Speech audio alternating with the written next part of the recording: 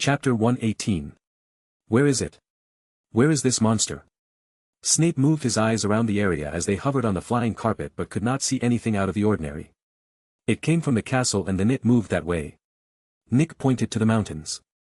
It was almost like it was chasing after someone. At one point, I heard it shriek in agony, but could not see who was attacking that beast. Then, I saw a blinding flash of light coming from that area. It completely surrounded the monster and then, the ghost made a troubled expression. And then what? McGonagall asked. Nothing. The monster was not there anymore. I don't know where it went. Could it be some sort of vanishing charm? Maybe someone sent this creature away, suggested McGonagall. Let's take a look. As Dumbledore spoke, the flying carpet took off and flew into the nearby forest, where Nick had told them the monster went. Not that they would need many indications to find its trail. Merlin, look at that devastation. McGonagall pointed down. Looks like my estimation of its size was accurate. Snape had a grave expression on his face. They followed the path of destruction until they realized something. The beast was changing directions here, Snape commented. McGonagall gasped. It was going back to Hogwarts. Luckily, it was stopped before it made it too far.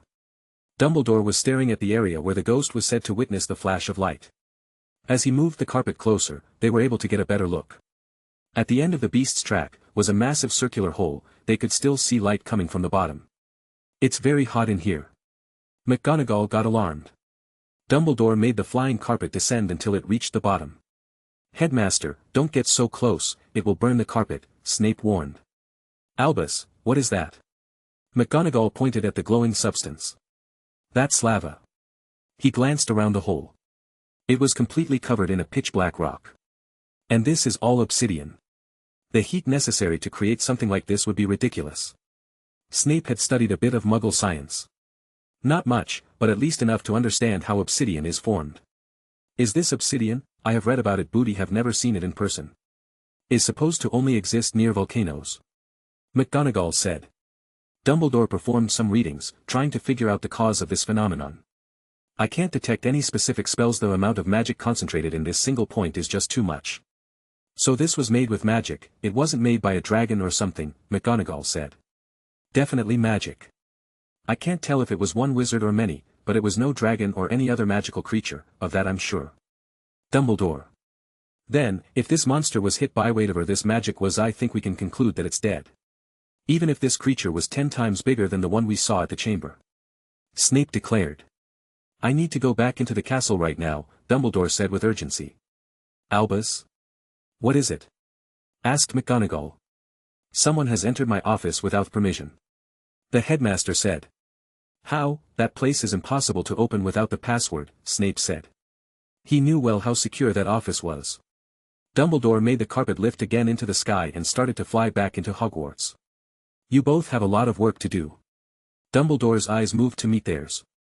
This is very important. What we have seen today no one must know about, not even the other professors. You want to hide all of this? Don't they deserve to know the cause for all these tremors we've been having all year, she exclaimed. We will tell them that the problem has been resolved. Give me some time to come up with some explanation that will not cause mass panic, said the headmaster. He is right. Snape added. If people found out that several giant basilisks have been hiding under the school, you can be sure they will close the school until it has been inspected. Brick by brick we will also lose all of our jobs. Minerva, there is no need to cause more dread in the hearts of the students and their families. We can assure them that Hogwarts is completely safe once more. That's all that matters. Dumbledore explained to her. McGonagall did not seem completely convinced but knew she had to relent on this one. Now, Minerva, I will need you to repair as much of the damage caused on the 6th floor as possible. And make sure to properly seal the entrance to the chamber. He then looked at Snape. And you, my friend, need to take care of all the damage that has been caused to the exterior. Just try to cover it as much as you can. I know I'm asking a lot of you. Snape frowned. He was indeed asking a lot. Just covering that hole filled with lava was going to take him days of work. I'll do what I can. I'll help the two of you as soon as I finish checking my office, Dumbledore said. You don't want us to be there with you. What if it's related to you? No. Snape dreaded the worst-case scenario. Cool to be. Albus, you can't go by yourself. We should call the order at least. McGonagall exclaimed. Now. Calm down. If I thought there was a chance that he was involved in this in any way. I would of course call the order. But I am sure that my guest does not have bad intentions. You seem to know who it is. Snape realized. Dumbledore smiled. I do have an idea. It was someone he had hoped to talk to for a while now. He had so many questions. Chapter 119. Harry escorted the three girls to the infirmary and left them there. Their clothes were dirty but did not have any serious injuries, just a few cuts and bruises from running through the forest. They had not spoken a single word to him after the fight was over. He couldn't blame them for being shocked after seeing all they had seen today. It would already be too much for an adult, but these girls are in their early teens. Harry held the 7 pieces of jewelry he had been previously wearing. The metal remained intact, but the stones were completely gone.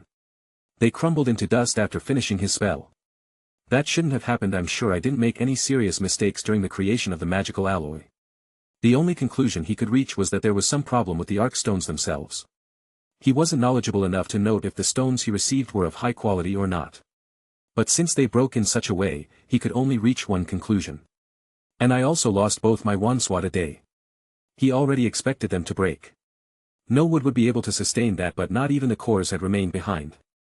I guess I went a bit overboard this time. He concluded. With his sister, Ginny, and Daphne behind him. He didn't want to take any risk of the beast surviving. So he went all out for a bit. Now he was going to need a pair of completely new wands. Let's see how that conversation goes. Harry stopped walking in front of the familiar statue of a gargoyle. Password, the statue requested. Move away and grant me access to the headmaster's office, Harry told it in a monotone voice. That is ink or dash. The statue stopped talking and froze. A moment later, it spun around, revealing the stairs that lead to the office. He did not know the password, but it was unnecessary. The moment he placed his name on Hogwarts Arkstone and tied his persona to the school guards, he gained the same level of authority as the headmaster himself. There was no door in the castle that would not open for him if he requested it. Of course, he knew this would alert the headmaster, but it was already too late to hide now. The events of the day had not gone according to plan at all. He was expecting a quick fight against one basilisk. He did not expect those 3 girls to get involved. He did not expect to find more than one beast. And he definitely did not expect to have to deal with a snake bigger than his mansion. The damage he had caused today was impossible to cover. Dumbledore was bound to find out and will link him to it. Myrtle will tell them that it was me, the one who went into the chamber, and the headmaster was clever enough to put the rest of the puzzle together. He was already suspicious of him since last year when Professor Nair disappeared. He will want answers this time. Also, he knew the old man well enough to guess that he would make sure to cover everything so no one else would find out. I'll leave the cleanup to you, Albus. Other than that, he had 2 good reasons to come into this office. Hey, you can't be here by yourself. One of the paintings of a former headmaster woke up in a bad mood. Harry glanced at it. Phineas Black, I'm not in the mood to deal with you today. How preposterous, the student addressing me Lee Dash. Sleep, Harry commanded. The figure inside the painting froze for a moment before closing its eyes and going to sleep. Another benefit of having headmaster's privileges. Here we are. Harry approached the big bird perch placed near a set of stairs. He opened a small box he had previously conjured and emptied its contents on a metal plate situated under the perch. I hope I got all the ashes. He did the best he could to collect all of Fawkes' ashes after the creature burned away in order to power the flames. He recalled that this plate had some enhancements that would make it easier for the phoenix to revive. And hopefully, that would be enough for him to recover. Get better, Fawkes, you did great today. He then went to the headmaster's chair and got comfortable. Uff. What a day, he sighed. His clothes were burned, he was physically and magically exhausted, lost his wands and the magical artifact that took so much effort to make. This was definitely more than what he was used to dealing with in this school. And is not even Christmas yet. He closed his eyes for a few seconds and felt incredibly relaxed. If it continued for too long, he felt like he was going to fall asleep. But then he heard the noises of the stone column moving away and someone walking the steps to the office. The steps continued to get closer and closer until they stopped a short distance away from him. Feeling comfortable, Mr. Potter? Harry opened his eyes and saw the figure of Albus Dumbledore, pointing his wand directly at him. We have much to talk about, I believe. The old man's expression did not show anger but was not the usual calm and kind grandfatherly demeanor that Harry had grown accustomed to over the years. This was Dumbledore in serious business mode. Harry smiled. Good evening, Headmaster. Yes, I believe we have a few things to talk about. Chapter 120. Why don't you take a seat? Headmaster. And you can put the wand down. As you can see, I am completely disarmed. Harry was able to get a closer look at the headmaster's wand now. It was made of some light-colored wood he didn't recognize. That's not the Elder Wand, of that, he was sure of. Dumbledore stared at him with his calculating gaze for a few more seconds. Very well, I will put the wand down, but I will keep it in my hand, I hope you don't mind. The headmaster took a seat in front of him. He never asked Harry to leave his chair, so this one remained there. Dumbledore's eyes moved around the room, maybe trying to figure out if Harry had taken something obvious from here until they stopped at Fawkes's perch. Fawkes, what happened to him? Dumbledore asked with a hint of sharpness in his voice. He came to help me with our ordeal. I really hope he can recover. Harry glanced at the plate under the perch. If Fawkes came to help, Yoha must have felt you were trying to protect the school. Of course I was. Harry had a tone of annoyance at the implication. You thought I was trying to destroy Hogwarts or something? My apologies, that came out wrong. I already knew you didn't have hostile intentions, but I cannot help but be wary after what I have seen. Dumbledore admired. Did you go into the chamber, Dot? Harry asked. Yes. We followed your steps. Went into the 6th floor bathroom, the chamber, found the basilisk, and then followed the tunnel outside the castle. You only found one basilisk. Dumbledore raised an eyebrow. Pardon? I found 4 of them inside the chamber. One ended up being eaten by the big one. The other 2 remained in the chamber. Did you look into that big hole underneath? Maybe it fell there. I will inform Severus to take a look for basilisk, you say? Dear Merlin, how is that possible? And what happened to the biggest one? Dumbledore could not help but shake at the mere thought of having 4 of those monsters underneath the school. I killed all 4, including the big one. That one took a bit more effort and the help of Fawkes. A bit of effort. I saw the hole that remained. What kind of magic did you use to create something like that? There was a mixture of wariness and genuine curiosity in his face. To put it simply, a very powered-up version of an incendio, Harry told him. Dumbledore knew that Harry was not going to give him all the answers he wished for. Harry noticed this. Even if I told you exactly how I cast that spell, you would not be able to create it, much less control it. I am the only one who can do it. A bold claim, some would call it an arrogant one. Dumbledore seemed dispersed with his answer. People had considered him the most talented wizard in the entire world. He was not used to somebody underestimating him. Let's move on, I'm sure there are more important things you want to know. But once we are done with this conversation, there is something I need to borrow from this office. Harry told him. You want something from my office? Dumbledore frowned after hearing this. Inside this room were a lot of dangerous artifacts that he didn't trust anyone else to protect. He wondered, what could this boy want from here? Let's leave that for later. Go on, ask your questions, Harry urged him to continue. As soon as he was done here, he wanted to take a shower and sleep for a few days. Very well, the one thing I want to know more than anything else is. Who are you? Dumbledore stared firmly into his eyes. That's a very philosophical question, Headmaster. But my name is Harry James Potter. If I hadn't already seen your name written on Hogwarts Arkstone, I would never have believed those words, Dumbledore admitted to him. You saw that? I didn't expect you to go down there that early. Harry made a pensive expression. I went there last year. Also saw your little workshop. Dumbledore said. What made you go there so quickly? Harry wondered where he had gone wrong. When we went to investigate the Acromantula's attack, I detected the use of an apparition. Those blasted detection spells again, I wish I had known more about them before. Harry wanted to smack Moody on the head for not teaching him about that. You probably already know this, but operating inside Hogwarts is impossible, except for the headmaster. The only way to do it without destroying the wards is by inscribing one's name in that stone, Dumbledore explained. So you went down there because of that? Said Harry. It sounded impossible for someone besides me to gain access to that place. But I could not think of any other possibility, so I went. You can imagine my shock when I saw your name written below mine. Wait, is that why you had the painting spying on me, Dot? Harry asked. I needed to know what kind of person you were. You did not reveal much, but it didn't seem like you had bad intentions. So I limited myself to keep an eye on you from afar. Dumbledore's eyes moved back to his. I know your name is Harry James Potter. There is no chance to deceive the Azkaban, but it doesn't make it more believable for a boy of your age to do the things you do. So there is more to it. There was a moment of silence. Seeing that Harry was still silent, Dumbledore spoke again. I can take a wild guess and say that it involves time travel, or perhaps something more dimensional travel. Harry flinched. Chapter 121. Seems like I am correct. Dumbledore had a satisfied smile. I don't really understand it myself, to be honest, but I think what happened to me was closer to traveling to an alternate timeline. Harry was knowledgeable about the existence of other dimensions, but he still wasn't sure about what occurred the day he did or why it happened. Alternate timelines. Mr. Potter, I hope you are aware of the dangers that lie in altering time. This is not something that should be played with. Dumbledore said with a stern expression. Don't give me that disappointed grandfather look, Professor. I did not come here out of my own will with a time turner or something of the sort. Harry huffed. Then what happened to you? How did you end up here? What is the last thing you remember doing in your time? Dumbledore leaned forward with interest.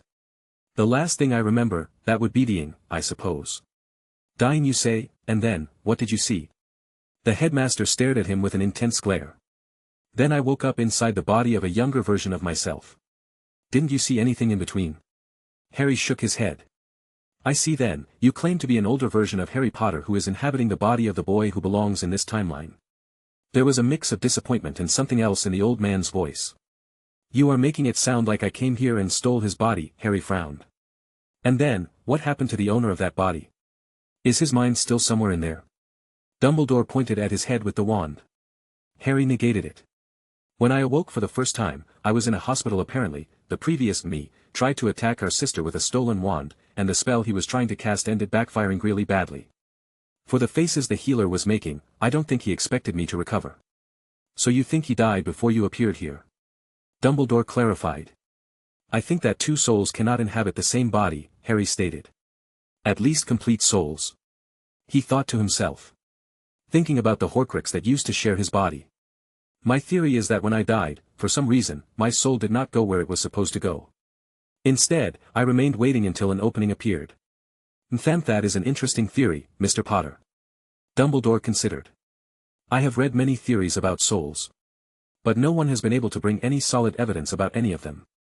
Yes, many wizards believe that the key to eternal life lies in the study of the soul. I'm afraid that I don't have any solid evidence to back my claims either. That's a shame. If you find anything else, I would appreciate it if you let me know. Dumbledore seemed more interested than anything else when it came to the study of the souls. Harry found this interesting as this was a very controversial topic in the country or even in the rest of the world. Does James and Lily know about your situation? The headmaster decided to ask. They do, of course. They are also my parents after all. I think they deserve to know. Dumbledore nodded. I agree, of course, but how much did you reveal to them about the future? That kind of knowledge can be very perilous if spread carelessly. I shared with them almost everything, but Harry raised his hand. Before you try to berate me, let me just say that my timeline was so different from this one that any knowledge I have about the future is completely useless. I see. Dumbledore remained silent for a moment. I won't pry on your past unless there is something specific that you feel I should know. If something comes to mind, I'll tell you. You have my word, or maybe my parents will tell you during one of your order meetings. The headmaster nodded while his expression remained still. There is one thing that has me curious. Thought. What kind of thing? How did you gain access to the foundation of the castle? As far as I am aware, the knowledge to access that part of Hogwarts is only passed from one headmaster to the next. Dumbledore glanced at him. The answer for that is quite simple. I was the headmaster of Hogwarts at one point, albeit for a short period. But I think is worth mentioning that the castle was no longer a school during the time I was in charge. It was instead a fortress. A fortress? That must mean that you were at war. Dumbledore looked worried now. Was it with him? Was it with Voldemort? Harry interrupted him. So he came back after all. The old man sighed. Yes, he came back. And you can be sure that Voldemort will also come back. I don't need to be a seer to guess that. I know that madman all too well. You must have had a tough life then, Dumbledore lamented. Is there something else you wanted to know? I do have a request once we are done with the questions. Of course, you must be very tired. There is one last thing that I wanted to ask of you is about the events that transpired today at Hogwarts. This whole matter with the basilisk. Yes. Harry asked but already knew what he was about to ask for his silence. I believe it would be for the best if we keep this matter under wraps. Now that this awful situation has been resolved, informing everything about the creatures that were living under the castle would only cause unnecessary distress among the students and parents. Dumbledore said. Harry smiled. The headmaster was not wrong. If this thing of the basilisk was leaked to the media, this school would probably be closed for good. Or at least until the ministry could guarantee that no more deadly beasts were hiding inside the castle walls. That would take a lot of time and personnel. An outcome like that one would be problematic for him as he still had a need for this castle and its resources. Besides, this was the best place to lure Voldemort to, as the boy who lived was here and Harry had a big advantage in Hogwarts. Very well, I agree to keep this matter a secret, but I have one condition. And that would be? Dumbledore raised an eyebrow. I'm sure that our beloved potions professor has requested to harvest the materials from the basilisk, Harry said. He did ask, Dumbledore admitted. Harry raised 3 fingers. 3 vials of basilisk blood and 3 of venom. Is all I want, he can keep the rest.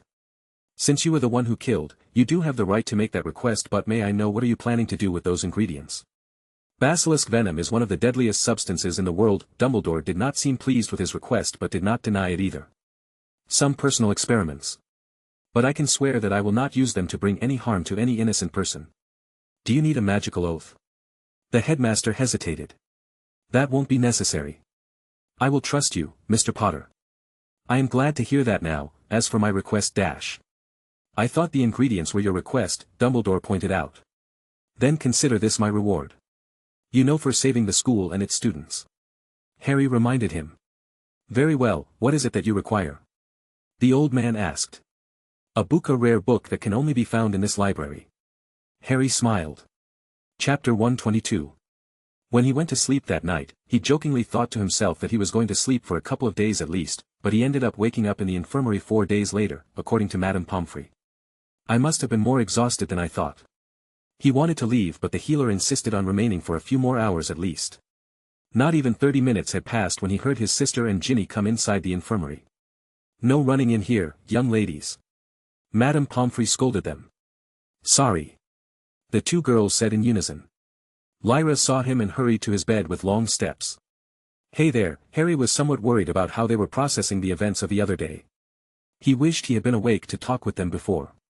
To him, things like life or dead situations or fighting giant monsters were nothing out of the ordinary, but for them, it was very different.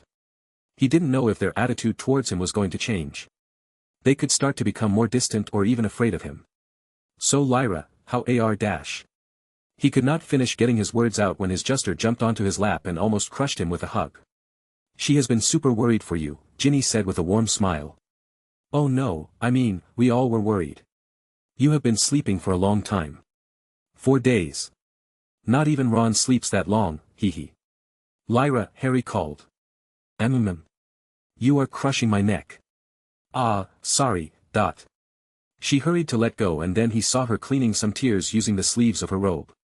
Daphne was worried too, but she would never admit it. Lyra smiled. The headmaster came to speak with us on the next morning, after that day, Ginny said. And what did he tell you? Harry asked. He could already guess what he wanted. He had those conversations with the headmaster at the end of every year. He wanted to talk about what happened that afternoon. You know. Lyra started. We didn't want to say much, but the headmaster already appeared to know everything. Ginny exclaimed. We were worried he was going to get you in trouble. But he promised that nothing bad was going to happen. Lyra added. That's okay, I talked with him before coming to the infirmary that day. The headmaster was told everything that had happened. Harry reassured them. That's a relief. I didn't know what we could say to him, Lyra said. But the headmaster asked us to keep our little adventure as a secret to everyone else. Ginny frowned. Right, he doesn't want anyone to know what happened. Lyra looked offended. Yes, and that would be for the best, Harry nodded. Dumbledore's motives may be different than his own, but they could agree on that part. But Harry, you are a hero. Lyra moved her hands for more emphasis. That's right, you saved everyone. You could become famous for like, the boy who lived, Neville. Ginny said. I have no use or desire for that kind of fame, I can assure you of that. Harry had enough of that in his past life. Nothing good comes from that. Ignorance is bliss. Trust me. But neither his sister nor Ginny looked convinced by this. They did not understand why he didn't want to be famous like their Professor Lockhart or Neville. Excuse me, Mr. Potter. Madame Pomfrey approached his bed. The headmaster is here and wishes to speak with you. Right, of course he is. He looked at Lyra and Ginny. I'll be out of here in a few hours, we can talk more by then. The girls had no choice but to assent. They could not let the headmaster wait. After they left, the old man approached his bed with a warm smile. The weariness from the other day was almost gone. He also had a thick book under his arm. I brought you some light lecture. Dumbledore placed a book on his lap. You found it. Harry read the cover. Time and Space. The title was vague and this book had no author. The reason was that the book was more of a compilation of different theories written by many different authors and compiled by several important figures of the Ministry. Is this the one you were looking for? Dumbledore asked. Harry nodded. If the answers I seek are anywhere in Hogwarts, they must be in this book. Glad to hear. You can have it for as long as you need, but don't let any other student see it. Understood. Oh, I also wanted to say that Fawkes had managed to revive yesterday. It seems like he will be making a full recovery. The headmaster smiled. That's fantastic news, Harry said back. It is indeed, and on another topic I have spoken with your sister, Miss Weasley, and Miss Greengrass about what happened the other day. Yes, they mentioned it. You told them to keep the whole thing about the chamber as a secret. Harry said. Well, I belie dash. I agree. Is best if no one knows about this. No need to cause panic for no reason. Dumbledore appears to be surprised by his words. He was expecting Harry to complain about this. Wise words, Mr. Potter, but nonetheless, I would like to tell you thank you for saving Hogwarts, Mr. Potter. Dumbledore had his best grandfatherly smile now. The world may not know about your deeds, but I will not forget the man, neither will those 3 girls. I'm looking forward to seeing what you accomplish in the future. The headmaster stood up and walked away. The future, huh? Harry glanced at the book again and read the title once more. Chapter 123. Mr. Potter, you are free to go. Madame Pomfrey informed him. That's great news. Do you happen to know where my robes are? Harry asked. He currently wearing some white hospital robes. Yes, I'll bring them to you. Give me a minute. Madame Pomfrey turned around and left. A moment later, he saw someone opening the infirmary door with a lot of care to not make much noise. She then slowly sneaked around while moving her eyes around. Harry smiled and kept the curtains of his bed close. The girl moved on her tiptoes with utmost care and Harry kept quiet. Once she was very close and looking inside the curtains of the next bed, Harry decided to speak. You know. Daphne gave out a yelp of surprise. I'm currently the only patient, Daphne. There is no need to sneak like that. Potter. She turned around with a scowl on her face. She quickly recovered and cleared her throat. Is that so? I mean, I don't know what I wasn't sneaking around. She stood back up and pretended that nothing had happened, regaining her noble demeanor. She walked to his bed and glanced over at him with her usual calm expression. I heard that you had woken up, so I thought I would only be polite if I came to visit. Did you bring me anything? Excuse me. Daphne seemed confused. It is customary for the visitor to bring a small token to the sick person in the hospital. Harry wasn't sure if that was true, but he always enjoyed messing with this girl for some reason. Surely, an educated heir of a most noble house already knows this. That's why I asked, what did you bring me? Of course, I knew that. Hold on. She desperately looked for something inside her robes. Here you go. She placed a small box in his hands. Oh, a chocolate frog. My favorite. He grinned. Daphne was about to say something when she heard Madame Pomfrey approach. The healer glanced at her and raised an eyebrow. Mr. Potter, here are your things. These robes are very damaged though. I trust that you brought a spare set, yes? I did, thank you, Madame Pomfrey, Harry told her. Well then, you can go now. And make sure to eat properly during the next few days at least. Madam, do you mind if I talk with my friend here for a few minutes before leaving? Harry requested. Very well, but don't take long. This is not a social gathering room. The healer gave him and Daphne a stern glance before she left. You wanted to ask me something before. Harry patted the bed next to him. You can sit if you want. Daphne glimpsed at the bed for a good second or two. No that's not. I just wanted to say. Is okay, Daphne, calm down. Harry placed a hand on her shoulder. Take control of your emotions with your clemency. Relax. She took a deep breath and closed her eyes. Okay, I'm better now. Good, then we can talk. How are you doing? Harry asked. I should be the one asking that, Daphne exclaimed. I don't know, to be honest. I still have nightmares about that monster chasing us. I see. Harry wondered if his sister and Ginny were also having nightmares. He did not consider it before, but perhaps it would be better to erase their memories of that day. It was still recent enough to do it. I can remove those bad memories if you want. You mean to obviate me? The headmaster gave us the same offer. He said that we were too young to deal with those things. Why did you reject him? Harry asked. Because I would also forget about what you did. I don't want that. Daphne raised her voice. Well, if you stick with me, you will eventually get used, I suppose, Harry told her, not thinking too much about the meaning of her words. You mean you are used to fighting monsters like that one? Daphne stared at him with her intense blue eyes. More than you are, at least. Harry gave her a mysterious smile but did not add anything else. Ugh. Fine. Oh, by the way, the headmaster told us to stay quiet about what happened. Daphne said. Yes, Lyra already informed me about that. She seemed upset about it. What about you? It seems unfair to you, but you don't seem the type who likes to show off his capabilities in public, she stated. Should I be a bit more like Professor Lockhart then? Maybe I should write a book about how I killed a few big snakes and be featured in the next Witch Weekly. Harry gave her a teasing smile. Daphne made a disgusted face. Please no. He chuckled. If it makes you feel any better, I got a couple of decent rewards for my service to the school. Really, you had the headmaster pay you? How did you not end up in Slytherin? It was my second choice. Don't let anyone in my house hear you say that, Daphne muttered. Now if you don't mind, I should get changed so I can leave this place, said Harry while he started to remove his hospital robes. Daphne hurried to turn around. What are you doing? I'll be outside. Harry waited for a moment until she was close to the door and took his burned robes. He opened the secret pocket and checked its contents. The box containing the basilisk eyes and the remains of his artifacts were still there. Good. He didn't think Dumbledore would go as far as to check his robes while he was sleeping, but didn't hurt to check. He finished dressing, took his book, and left the infirmary. Daphne was waiting right outside. I thought you may have left. What if someone sees us walking together? Harry asked. I'll say that you were stalking me. Daphne gave him a fake grin before her expression went back to her usual one. You know, I was thinking about something. Harry stopped next to her and waited. This whole thing about obliviating us. Daphne glanced at him. What about it? Did you change your mind? Harry, have you obviated me before? Because I have some holes in my memories from last year. Daphne looked at him with suspicion. No. He walked away. Wait. She ran after him. Harry, I'm serious, have you ever obliviated me? No. He walked faster. Hold, look at me. Harry.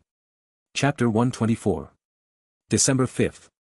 Harry entered the Great Hall on the next morning and went to sit at his usual spot, between his sister and Hermione. Good morning. There was a strain in his voice as he sat down. His muscles still felt sore and his chest hurt. This young body is still far from being completely developed. I must have pushed way past its limits that day. The good news was that Christmas break was around the corner and he will have plenty of time to recover properly. Good morning, Harry. His sister Lyra greeted him. Morning. Ginny said before taking another sip of her juice. Harry, there you are. Are you feeling better now? Hermione turned to look at him. Yes, I am all better. Harry wondered if the headmaster had come up with some excuse for his absence again. Hey, Harry. Lavender joined in. Your sister told us that you had a strong case of stomach cramps, was it? Hermione looked unsure. She said that you spent most of the day in the infirmary bathroom, Parvati added. Is this the Dungarian fever again? Asked Hermione with concern. Harry, I'm worried for you. Maybe you should change your diet. Harry glanced at his sister with cold eyes. Lyra made an apologetic gesture. Sorry, it was the first thing I could come up with. She whispered in his ear. Fine. He turned around to look at Hermione, Lavender, and Parvati. In any case, I'm all better now. No need for details.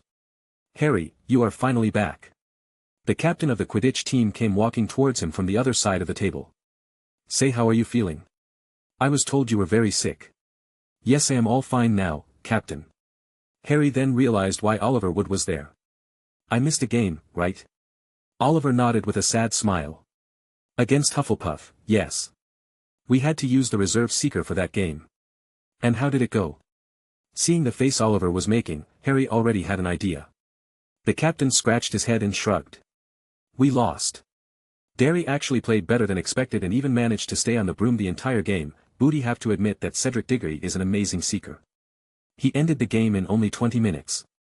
There wasn't much we could do, unfortunately. I'm sorry for not being there. Is okay, Harry, you are not feeling well. But I was wondering, we have a game against Ravenclaw next week, do you think? Of course, Captain. I'll be there. Harry assured him. Wonderful, I'll send you the training schedule. Oliver looked a lot happier as he left. That boy only cares about Quidditch, Lavender commented. That's too bad, he is kinda cute, Parvati added. Ignoring the girl's comments, Harry thought of something kinda important. I did assure him that I was going to play Booty have run out of brooms. I suppose that I could buy another one during the next break and use one from the school in the meantime. The brooms are old, but that should be good enough for one game. Harry, are you listening to me? He heard a voice to his right and turned only to find a frowning Hermione. Sorry, care to repeat? I was asking you if Lyra had given you the news about the tremors. The headmaster made an announcement a few days ago while you were in the infirmary. She asked. Noit must have slipped her mind. What did the headmaster say? He was curious to know what kind of excuse that man came up with to explain that. Then, you will be glad to know that the tremors are officially over. Lavender leaned forward. Lav, I was going to give him the news. Hermione huffed. The headmaster said the tremors were caused by some unusual planet alignment that was interfering with the castle wards and causing all the trouble. But that situation has already been solved and there should be no more tremors, thank Merlin. Parvati added. Pav. Hermione shouted. Mama, planet alignment, that's. Harry did not know what to say. That seemed like a poor excuse, but people seemed to believe it. I guess it goes to show how much influence that man has. But I can at least hope he consulted with Professor Sinistra. I went to the library and tried to find more information about planet alignments and their influence on wards but did not have any luck. Hermione looked depressed. And you won't find any. Harry thought. He also said that we are not allowed to leave the castle for the rest of the week, Lyra recalled. We can't go outside. No, we can only visit the inner gardens. How boring. Lavender frowned. The headmaster said that it was for our own protection until the wards recovered. Apparently, there was some damage on the outside of the castle too. He assured us that it would only take a bit longer. Hermione hurried to say. He probably said that to give Snape the time to fix the damage done to the landscape by the basilisk. Harry concluded. Well, it's not like we can go anywhere interesting. At least until next year when we can finally visit Hogsmeade. Parvati said with excitement. That's right, I had forgotten about that. Lavender cheered up immediately. We can start going on dates. Dates? Hermione looked alarmed. Lyra gave a mischievous smile and got closer to him. Oh. What about you, Harry? Are you planning on going on many dates next year? Harry sighed. Please, leave me out of this conversation. Chapter 125. Is there someone inside the office? Harry asked. The headmaster is currently by himself. The gargoyle answered. That's good, then open up. He told it. That is not the correct pass dash. The gargoyle stopped talking as the structure started to spin around, revealing a set of stairs. Harry went up and found Dumbledore writing something on his desk. Mr. Potter, it is very impolite to enter someone's office without permission, he said without lifting his eyes off the paper.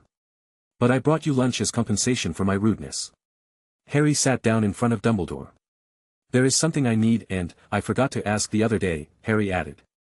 Dumbledore lifted his face from the papers, looked at Harry, and then at the table. And where is this lunch that you mentioned? He observed the empty table with an unimpressed face. Right, hold on, Pipsy. Harry turned around and called. Nothing happened. I don't think we have an elf with that name. Dumbledore commented. Papsy Pasty, how was it again, Pispy? Harry keeps saying names. You are starting to sound like Professor Lockhart when he tries to improvise a spell. Dumbledore smiled. Aha. Harry pointed his finger at the headmaster. So you knew he was useless. He was also my only candidate. Dumbledore said. Now about this lunch. Pisky. Harry just recalled the correct name and an elf appeared in the room. Master called. Yes, remember that lunch I ordered before when I went to the kitchen? Can you bring it here? Master never order any lunch from Pisky. The elf made a troubled face. I don't think you called the right elf. Dumbledore pointed out. Oh come on now, Harry sighed. Pisky, can you bring us some sandwiches, juice, and some of that delicious chocolate pudding, please? The headmaster requested. Of course, headmaster. The elf disappeared with a pop. Somewhere in the castle, there is an elf waiting with my lunch, Harry muttered. Oh well, he stood up and walked to the phoenix stand. Fawkes glanced at him and gave out a cry. The creature looked a lot smaller now and only had a few feathers. Hey Fawkes, doing well? Fawkes gave out a happy cry. Glad to hear. Harry grinned. He should be completely recovered in 6 or 7 more days, I believe. It was a good thing you managed to collect all of his ashes. Dumbledore commented. He helped me out quite a bit, is the least I could do. A pop was heard and 2 trays with food appeared on the table. Harry went to sit down. So, about my request. Dumbledore raised his hand. Before that, I would like you to promise me to not come into my office unannounced again. And no, the lunch that you didn't bring doesn't make up for that. Very well, I will not abuse my authority to enter your office, Harry swore. I rather you didn't abuse it at all, the old man frowned. Harry looked at him with an impassive expression. So, about my request, I need a new wand. Your wand is broken. Did it get damaged during your fight with the beast? I'm sure Mr. Ollivander can repair it in no time. It didn't get damaged, the wand is gone, and so is the core, Harry said. Gone, how is that possible? Are you suggesting a complete disintegration? The headmaster became more interested. Yes, I'm going to need everything new. Ollivander is not going to like that. He's going to want to know how it happened. Harry said. And how did it happen? Dumbledore asked. I channeled too much magic in a very short amount of time. Harry gave him a vague answer. I see, the old man did not miss this. He wanted to ask more, but it was obvious that Harry did not feel like saying much. In that case you will need a new core. Dumbledore's eyes moved towards the phoenix perch. I'm sure Fawkes would gladly donate one of his feathers for such a cause. He seemed to have grown fond of you. However, it will take at least a week before he is ready to do something like that. A week? I supposed I can wait a week, said Harry. At least, if he goes back with a core, Ollivander will complain less. That will still leave the matter of his secondary wand. He cannot reveal that to the old man. Having 2 wands is not exactly legal, especially for a student who has yet to pass his OWL-S. If I recall correctly, there is a duo of talented wand makers in Spain that I could visit during the summer vacations. Harry recalled. And they could make me something capable of channeling more magic than a normal wand. It would be worth the wait. What about your classes, would you be okay without a wand? Asked the headmaster. I just tell them my wand broke and can't do any practical work. It should be fine for a few days. Very well then. There are still 2 weeks left before the break. You should have your new wand before that. I assume you have no more requests. The old man gave him an intense glance. Come on, Professor. It's not like I ask for much after saving the bloody school. Language, Mr. Potter. You are still a student here. Right, how are things going with the basilisk materials? I would also have those stored at home during the break. Severus is about to be done with the reparations to the outside. Then he can go down into the chamber and process the 2 beasts. It may take a few more days. He is working hard, huh? Does he know it was me? Harry asked. NOI decided to keep your involvement a secret from both Professor Snape and McGonagall. The fewer people who know about your true nature, the better. I already have a hard time understanding the current situation myself, cannot imagine having to explain it to others, Dumbledore sighed. Welcome to my world, said Harry. Chapter 126. Harry stumbled upon a familiar blonde on his way for dinner. Hello, Harry Potter. Luna looked at him with her usual distracted demeanor. Hey, Luna. Are you going to the hall? She nodded. Then, do you want to accompany me? You can sit at the Gryffindor table. Harry offered. Is that really okay? I don't want to cause you trouble, Harry Potter. Is no trouble, and call me Harry. All my friends call me that. Is this a date? Because Daddy told me to at least wait until next year for those. Luna gave him an intense glare. Known he should have told you to wait much longer than that. Harry sighed. What are you thinking, Xenos? That's okay then. Luna got closer to him and waited. He realized she was waiting for him to walk. Let's go then. When the duo entered the Great Hall, the place was almost full. A lot of the students at the Gryffindor table stared at them when he brought Luna and had her sit between him and Lyra. Harry, that girl is from Ravenclaw, Hermione whispered to him. And you think I didn't notice that? Harry raised an eyebrow. Luna. Ginny called. Harry, she can't be here. You are going to get her in trouble. Lyra told him. Did none of you read the rules book? Harry asked with incredulity. I did. Hermione looked offended at the mere insinuation. Then, what are the rules about sitting in the Great Hall? Let's see. Hermione put all her focus on recalling the exact words. All students must sit at their respective house tables during the opening and closing events, as well as special celebrations like Halloween. See, on normal meals, you can sit at any table you want, Harry told them. Is true, she can totally sit here. Fred Weasley spoke from the other side. Yes, but don't go to the Slytherin table for reasons, George added. Wait, so it's allowed then? Asked Lyra. Of course, I usually go to the Hufflepuff table. I have some good friends there. Angelina Johnson commented. You also go for the cute boys, don't tell me otherwise, Alicia Spinnet bumped her elbow. Whoa there, you have plenty of cute boys here in the Gryffindor table. Fred complained. Yes, like my brother over here. George pointed to Fred. Look at that handsome face, you won't find another one like that in the school. Please, ignore my brothers. Ginny looked embarrassed. What is she doing here? Ron had just realized what was going on when he finished his first plate of food. Ignore them all, Ginny pleaded. Well, this is fun. We can visit the other tables. Maybe next time we can go to the Ravenclaw table with you, Luna. Lyra exclaimed. I don't mind. I always welcome the company. Luna answered. Okay, so no more complaints, can I eat in peace? Just as Harry asked this, something fell from the sky and landed on his pumpkin juice, splashing most of it on his face. Apparently not, Harry grumbled. What was that?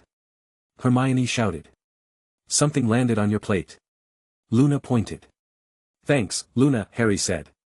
It landed on several plates. Lyra took off a handkerchief and gave it to her brother. Whoa, that thing is huge, what did you get? Ron watched with interest.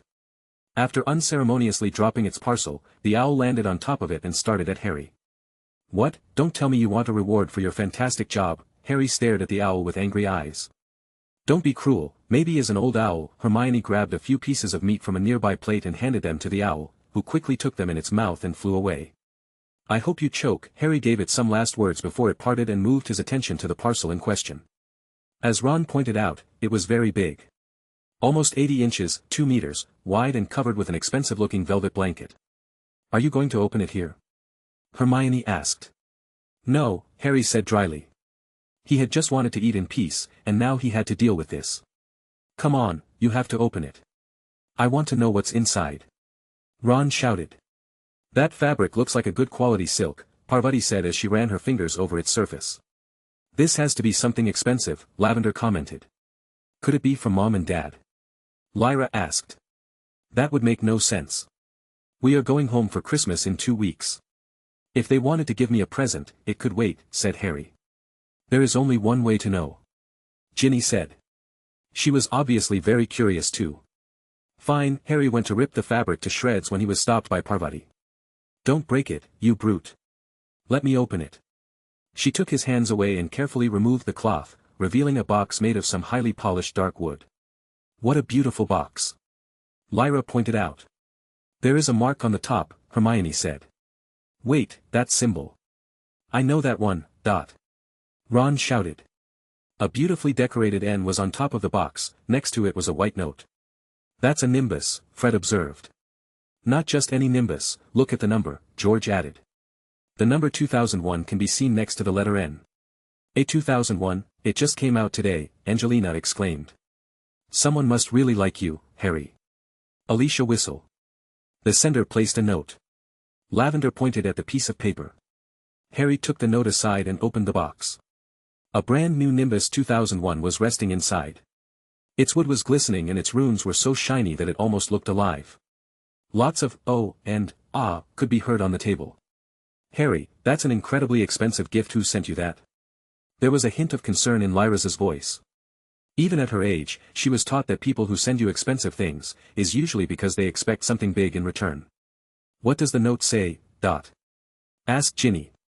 This is an invitation to a birthday party at the end of the year. Harry glanced at the name and it all made sense now. From who? Asked Hermione. Pansy Parkinson, Harry said. Chapter 127. Parkinson? Hermione asked. That pompous girl from Slytherin? Lavender said. Harry stared at the invitation card. There was no address written on it, instead, it had instructions about the day and hour that the invitation had to be used. This is a portkey, Harry concluded. A portkey to an unknown location, owned by the man who tried to have his mother kidnapped and his father killed. Harry, you are not planning on going, right? His sister asked. I don't like that girl. Of course, he is not going to go. That's a bloody snake. Ron proclaimed loud enough for most of the hall to hear. Ron, you are being extremely rude. Neville called him out. And this is for Harry to decide. It's not our business. Yes, Ron. And besides, not all Slytherins are bad people. Ginny told her brother with a face of disapproval. She had at least got to know Daphne a bit. She didn't look that bad. If you are not going to attend, I don't think you should keep that gift. Parvati pointed at the box. I don't think you should accept a gift this expensive, regardless if you are going or not, Hermione suggested. No way he is giving that back, are you crazy? Ron could not believe what he was hearing. I wasn't aware that you knew Parkinson, Lavender told Harry. I don't think I ever saw the two of you exchange more than 2 words. Now that you mention it, me neither. But then, why would she send him all of this? Hermione wondered. Oh, Mr. Potter, have you been doing something in secret with a certain Slytherin girl? Parvati said with a teasing tone. Lyra, lend me your wand, please. Harry completely ignored everyone's comments. Huh, oh okay. Lyra was confused for a moment, but then she remembered that Harry had lost his wand the other day. He also asked to use hers before operating them into the castle. She took her wand from inside her robes and handed it over to her brother.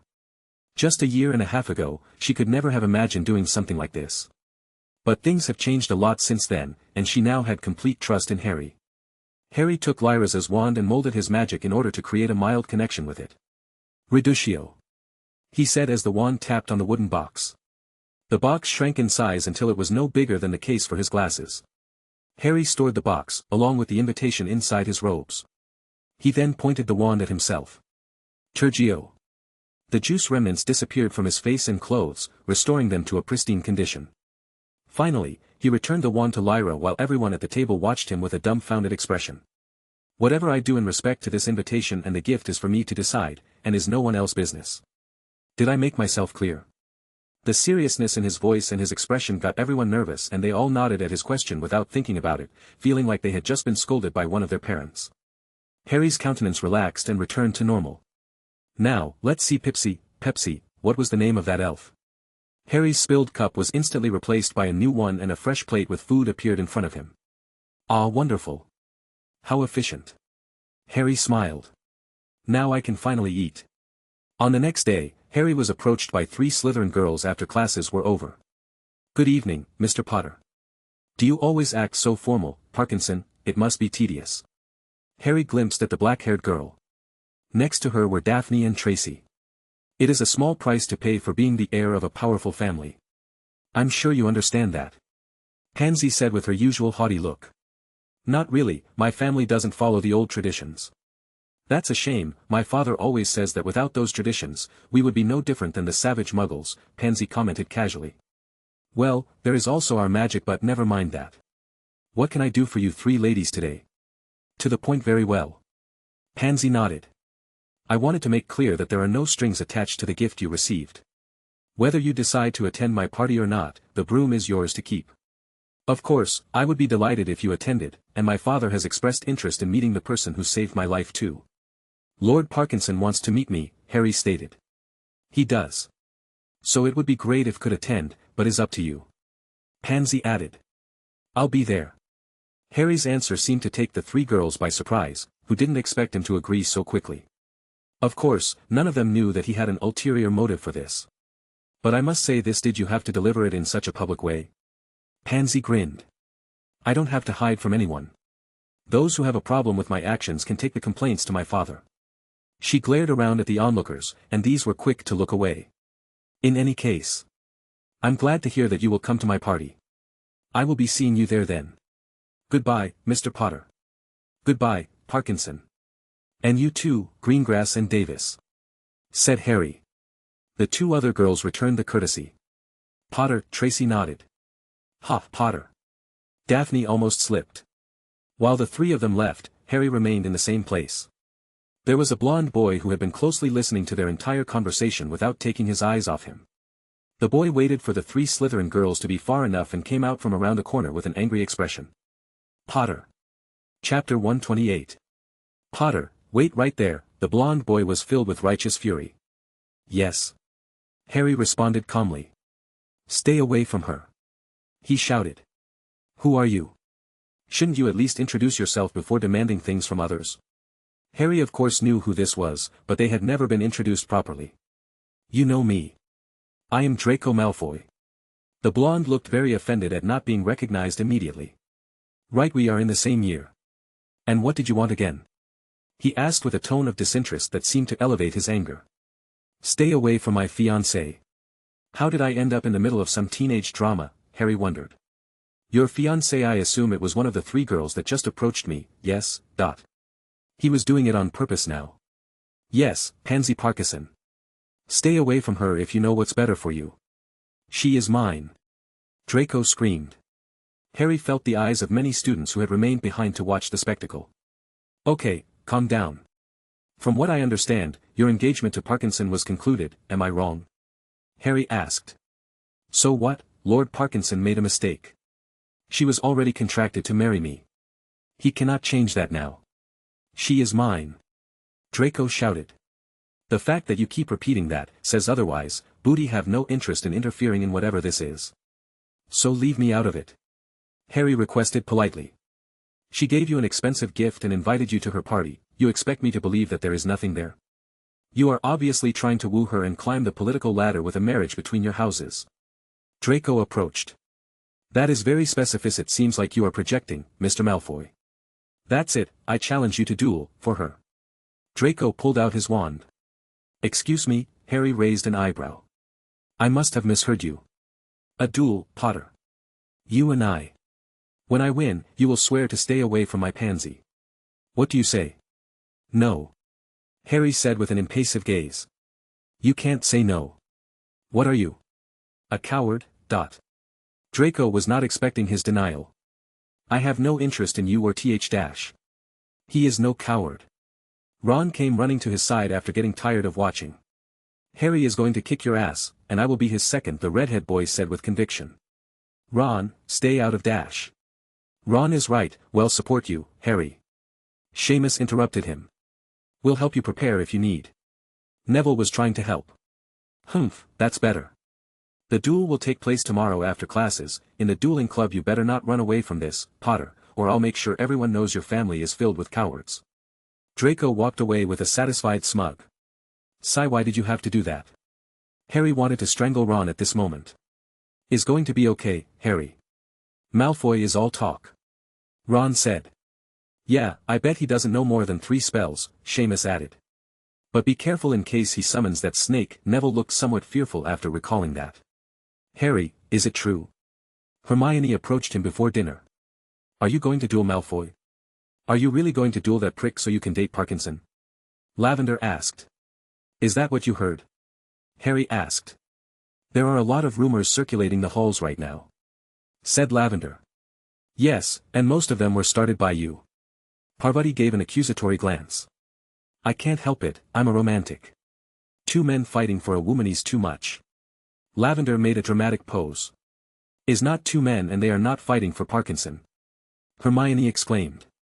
Right? She looked at Harry. Harry wanted to roll his eyes. He felt the attention of the entire school on him during dinner. And the next day, was more of the same. Everyone in class keeps stealing glances at him and whispering. Draco was giving his typical smug smile. For a moment, Harry felt that he was back in his original 2nd year. Once more under the judgmental eyes of a castle filled with teenagers. And he did not like it one bit. I'd rather fight that basilisk again. When classes were over, everyone was looking at him. You think he is going to fight Malfoy? He may run away. I wouldn't want to fight Malfoy either, he has a dangerous look. He heard the mutterings of his classmates as he made his way out. Once outside, he found the not-so-golden trio. Ready, Harry? Seamus asked. Of course he is ready to punch that smug smile out of Malfoy's face. Ron said with excitement. Is going to be okay, Harry. Neville tried to sound reassuring. Let's get this over with. Harry said. He wished for things to go back to normal as soon as possible. The group entered the dueling club. The massive classroom was filled to the brim. Not even the first class had this many students in there. Harry noticed that this time, they had made a more elaborate circular platform in the middle of the class. On top of it were Professor Lockhart and Professor Flitwick standing in the middle and Draco Malfoy waiting patiently on one side. There he is, the awaited opponent has arrived. Lockhart shouted while making a dramatic posse. We can begin this duel for love. Let's go. Ron said with enthusiasm while he followed Harry to the arena. He climbed onto the platform and looked around. Harry spotted his sister along with Ginny and Luna standing close to the platform. Hermione, Lavender, and Parvati were also close by. And on the other side, he saw 3 Slytherin girls looking with interest. Are you ready to start, Mr. Potter? Asked Professor Flintwick. Yes, let's get this. Wait a minute, I don't have a wand. Harry just realized. Chapter 129. You don't have AO, I remember that you mentioned it before. Your wand is being repaired at the moment, Professor Flintwick said. By Merlin, this is a serious problem. What is it? Is this contestant not ready perhaps? Lockhart approached to ask. Mr. Potter, is fine, Professor. Hold on, Harry walked to his sister's group. Luna was the closest one to the platform. She was holding her wand over her ear like he remembered her doing during her school years. Harry knelt down and took the wand out. I need to borrow this for a minute, Luna. That's fine. She didn't seem to mind at all. Mr. Potter, you can't just borrow someone else's wand and expect it to work for you. Professor Flitwick said calmly. He thought that a second-year student may still not understand this. You don't have a wand, what is this? What a poor excuse, Potter. Malfoy frowned. Thinking that Harry was trying to run away from the duel. I bet he broke it himself to get out of the duel. Some of the Slytherin students started to laugh. Harry held Luna's wand in his hand and formed a connection with it. Most people believe that wands are sentient and choose their masters, but in reality is nothing like that. Wands are more similar to gloves with very specific measurements. Once a person finds one that fits well enough, the wand will bond with the user. This is like making the glove adapt perfectly to the shape of your hand, up to the last fraction of an inch. This will make it so no one else in the world would be able to use that wand like the person who bonded with it. However, by taking control of your magic, it is possible to adapt it just enough to fit the glove, and thus make use of someone else's wand. This was no unique ability. Most adult wizards are capable of doing this to a certain degree. Many advanced sorceries require the wizard or witch to have a great deal of control over their magic and be able to shape it at will. However, the branch of magic that requires the most control is transfiguration, and that was something that Harry excelled at. Having been born with a natural talent for it and being trained by 2 of its greatest masters, Harry had taken this branch of magic to another level over the years. And his control over his own magic was such that even if the wand had a will of its own, it would not be able to distinguish between Harry and its original owner. A wave of electricity and wind came out of Luna's wand as Harry was holding it. Professor Flitwick took a step back in shock, for he knew what that meant. A perfect match, but that wand already has an owner, that's impossible. What was that? Lockhart almost fell to the ground. Draco panicked for a moment and considered if this had been a good idea. But he reminded himself that at this point there was no going back. He had to commit until the end. I am ready, Professor. Are you going to make the announcement? Harry asked with urgency. He wanted to finish this in a quick but also effective manner so Draco would leave him alone from now on. Ahais. One moment. Flintwick walked toward the center. The rules of this duel are simple. No use of any dangerous magic or any magic deemed illegal by the Ministry. The duel will continue until one of the duelist is unable to continue or until I, the judge, determine that the winner has become clear. He looked at both Draco and Harry until they nodded in agreement. I believe this duel has some additional stakes, Mr. Malfoy. Professor Lockhart addressed Draco. Yes, when Potter loses, he can't talk or be close to my fiancée anymore. Draco announced loudly. I'm not your fiancé anymore, you blasted idiot. Pansy shouted at him. And you, Mr. Potter? In case of your victory, what would you demand of Mr. Malfoy? Lockhart addressed Harry now. Just don't talk to me ever again, that would be enough. Harry declared. Agreed then, we can commence. Master Flitwick. Lockhart glanced at the small professor. Flitwick held his wand upwards. When the light touches the platform, you may begin. He cast a ball of light that flew in the air and started to slowly descend upon the platform, right in between Draco and Harry. When this one was just a few inches away, Draco made his move. Densajo! Mr. Malfoy! Flitwick shouted. Draco had started too early. Cheater! Several students screamed. A flash of light approached Harry's face. He just tilted his head slightly and let the spell fly by him. Then, he started to walk towards Draco. Flitwick never made a rule that forced them to remain away from each other.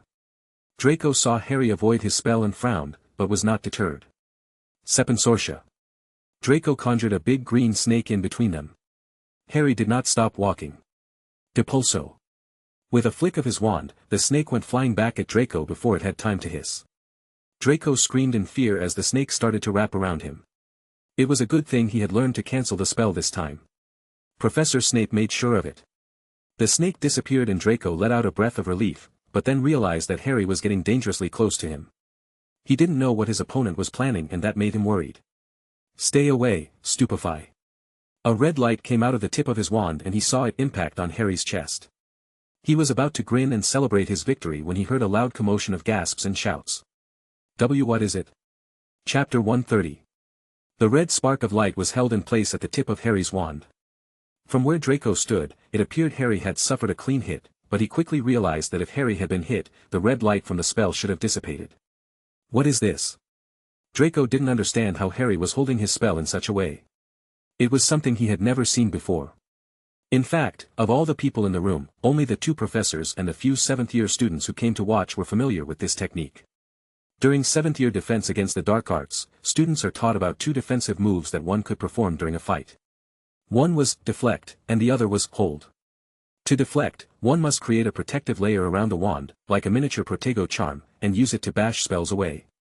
This allows for a gain in tempo, as the caster can use the momentum to throw their own spell while the opponent is recovering. The hold version is considered a lot more advanced. One needs to create the charm in a very specific shape to contain the opponent's magic. A slight mistake could lead to the spell detonating in one's face, and because of this, the hold is considered a much more dangerous option. That downside leads people to prefer deflecting spells or simply dodging them, while hold is rarely used, not even in professional dueling. The fact that Harry had opted for this was a show of how confident he was in his own abilities. Impressive, Mr. Potter.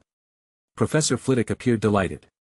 The main advantage of using hold over deflect was that it allowed the user to return the spell back to its owner. If followed quickly with another spell of your own, it would be an almost guaranteed victory. Which is exactly what they were expecting Harry to do next. Instead, Harry gave the wand a swift flick, sending Draco's stunning spell flying toward the upper part of a wall, where it fizzled and disappeared. The spectators were surprised to see this. They all thought that Harry was about to end the duel right there. Even Draco had a shocked expression on his face. However, Harry knew enough about Draco's personality to understand that ending the duel at that point would not have been enough to convince the boy to leave him alone. Had he left it like this, Draco would come up to him the next day claiming that he got lucky and demanding a rematch. After all, the blonde boy did not understand the complexity of what Harry had done. He would need something more impactful to get the message across. What kind of trick was that? Draco demanded to know. Harry ignored his questions and continued walking towards Draco. He was now just 5 feet away. The Slytherin boy was going into panic mode. His pupils were dilated, and his body was shaking, his eyes. Why is he looking at me like that? Have to. Draco gazed upon Harry's intensely bright green eyes. He recognized the look Harry was giving him.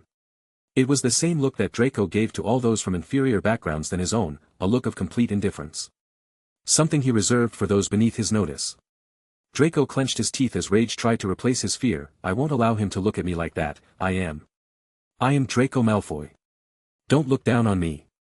He made a slashing motion across Harry's face. Defindo. Draco put as much magic and rage into that spell as he could muster. He wanted to cut Potter's face, maybe even cut his head if possible. Consequences be damned now. Harry didn't even flinch. As soon as Draco started moving his wand, he was ready to counter his spell. He followed Draco's motion with his wand, and as the cutting charm left Draco's wand, it was immediately grabbed by Harry's. This time, Harry did not send the spell away. With a follow-up upward slash, he flung the cutting charm at its new target Draco's wand. The charm had enough potency to cleanly cut the wooden wand, along with the tip of one of Draco's fingers. The blonde boy screamed as he fell down on his butt. Draco looked up and saw Harry towering over him, his wand aimed directly at him. The Slytherin boy could not take his eyes away from Harry's. The bright green color of Harry's eyes reminded Draco of the killing curse right now. He would never forget the day his father demonstrated this curse to him. He was told it was forbidden by the ministry, but he would need to learn it regardless.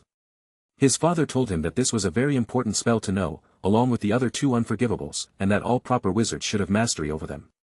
Draco listened to everything his father said. He wanted to be a proper wizard like him one day. At that time, the green light brought Draco a feeling of joy. But now, it made him feel nothing but dread. He is going to kill me, Draco thought as he stared into Harry's eyes. Pure white light appeared at the tip of Harry's wand. Reducto. No. Draco yelled, "This is it. I'm really going to die," he thought. "Mr. Potter, stop." Professor Flitwick yelled as he pulled out his own wand. "Daddy!" Draco called with a loud scream. "Just joking," Harry said with a grin. All the pressure and dread that Draco was feeling disappeared all of a sudden. Incarcerus. As Harry cast the spell, a white rope came out of his wand and wrapped tightly around Draco, preventing him from making a single move. Chapter 131. That was too much. Hermione complained. That was just right. Seamus argued with her. The group was sitting on the inner garden benches, having a discussion after the duel had concluded. "I still can't believe that Malfoy pissed himself like that," Lavender commented with amusement.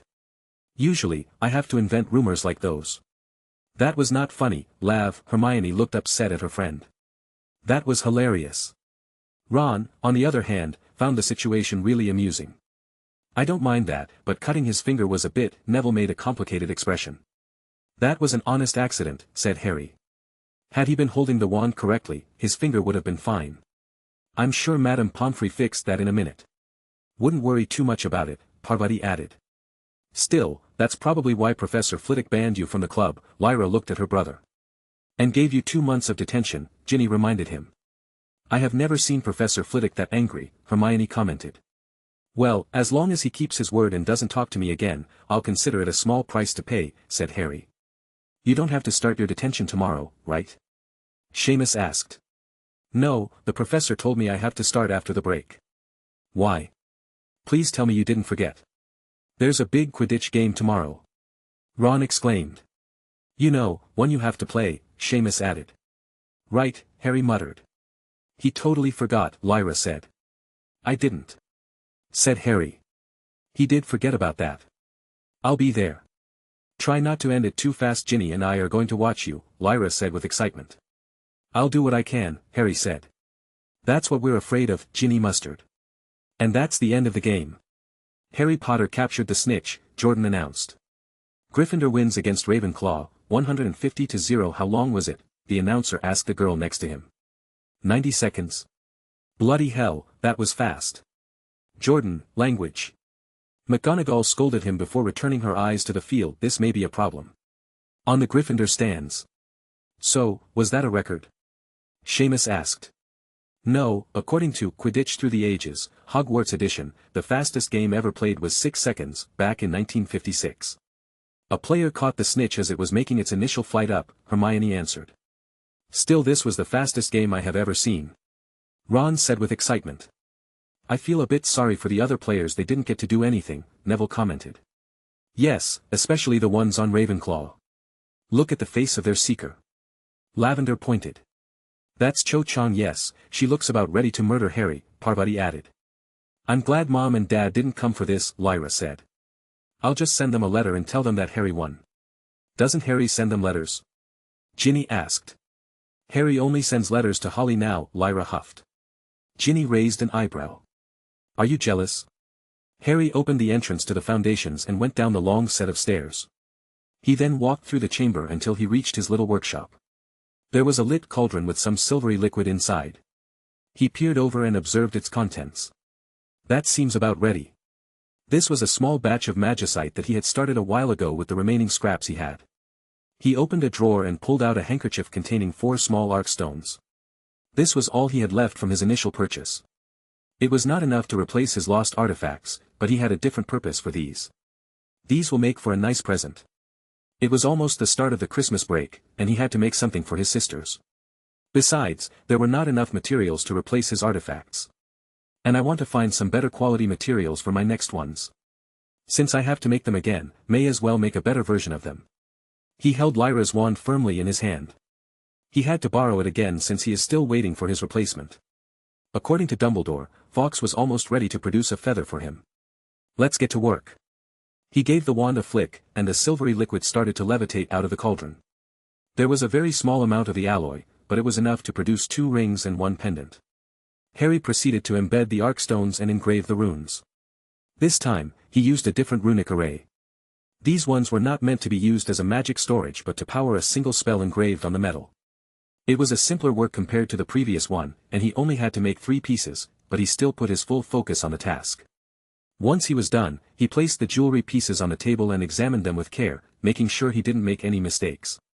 Other than the 2 rings and the pendant, he was left with 1 spare arkstone. He had another use for that one.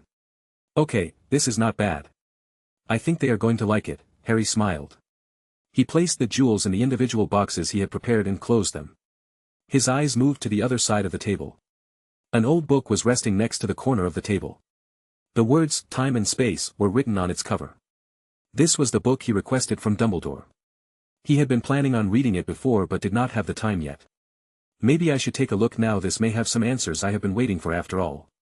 He opened the cover and started reading. Chapter 132. Mr. Potter, the headmaster would like to see you in his office, Professor McGonagall informed him on Saturday morning. It was a good thing he was alone in the common room. Hermione would have jumped to wild conclusions. Harry was about to order the gargoyle to move out of the way when he remembered his promise to the headmaster. Password, the statue demanded. Let's see. It was wine gums, whatever those are. It was the one that McGonagall had given him. Correct, you may come in. The gargoyle rotated around and revealed a set of stairs. Professor, you wanted to see me? Harry went inside the office and got comfortable. Yes, I wanted to inform you that, Dumbledore pulled something from a drawer. Your new wand core is ready. He placed the pristine phoenix feather on the table. Harry took the feather, red and orange lights shone over its surface. Thank you, Fawkes. I'll put it to good use. Harry glanced at the phoenix on his perch. He looked completely recovered now. Fawkes gave a cry that Harry interpreted as, you are welcome. Dumbledore smiled for a moment. Yes, we are expecting great things from you, Mr. Potter. However, his smile faded. I do have a less pleasant topic to speak with you about. Let me guess, is this about my duel with Mr. Malfoy? You think I went too far with my methods, Harry could easily guess. I do admit that was on my mind. I felt very concerned when I heard what happened during that duel. If it was a normal student, I would not intervene and just let the professors decide on the punishment, but it's you we are talking about. I may not know what you are fully capable of doing, but I'm sure you could have defeated a second-year boy without harming him.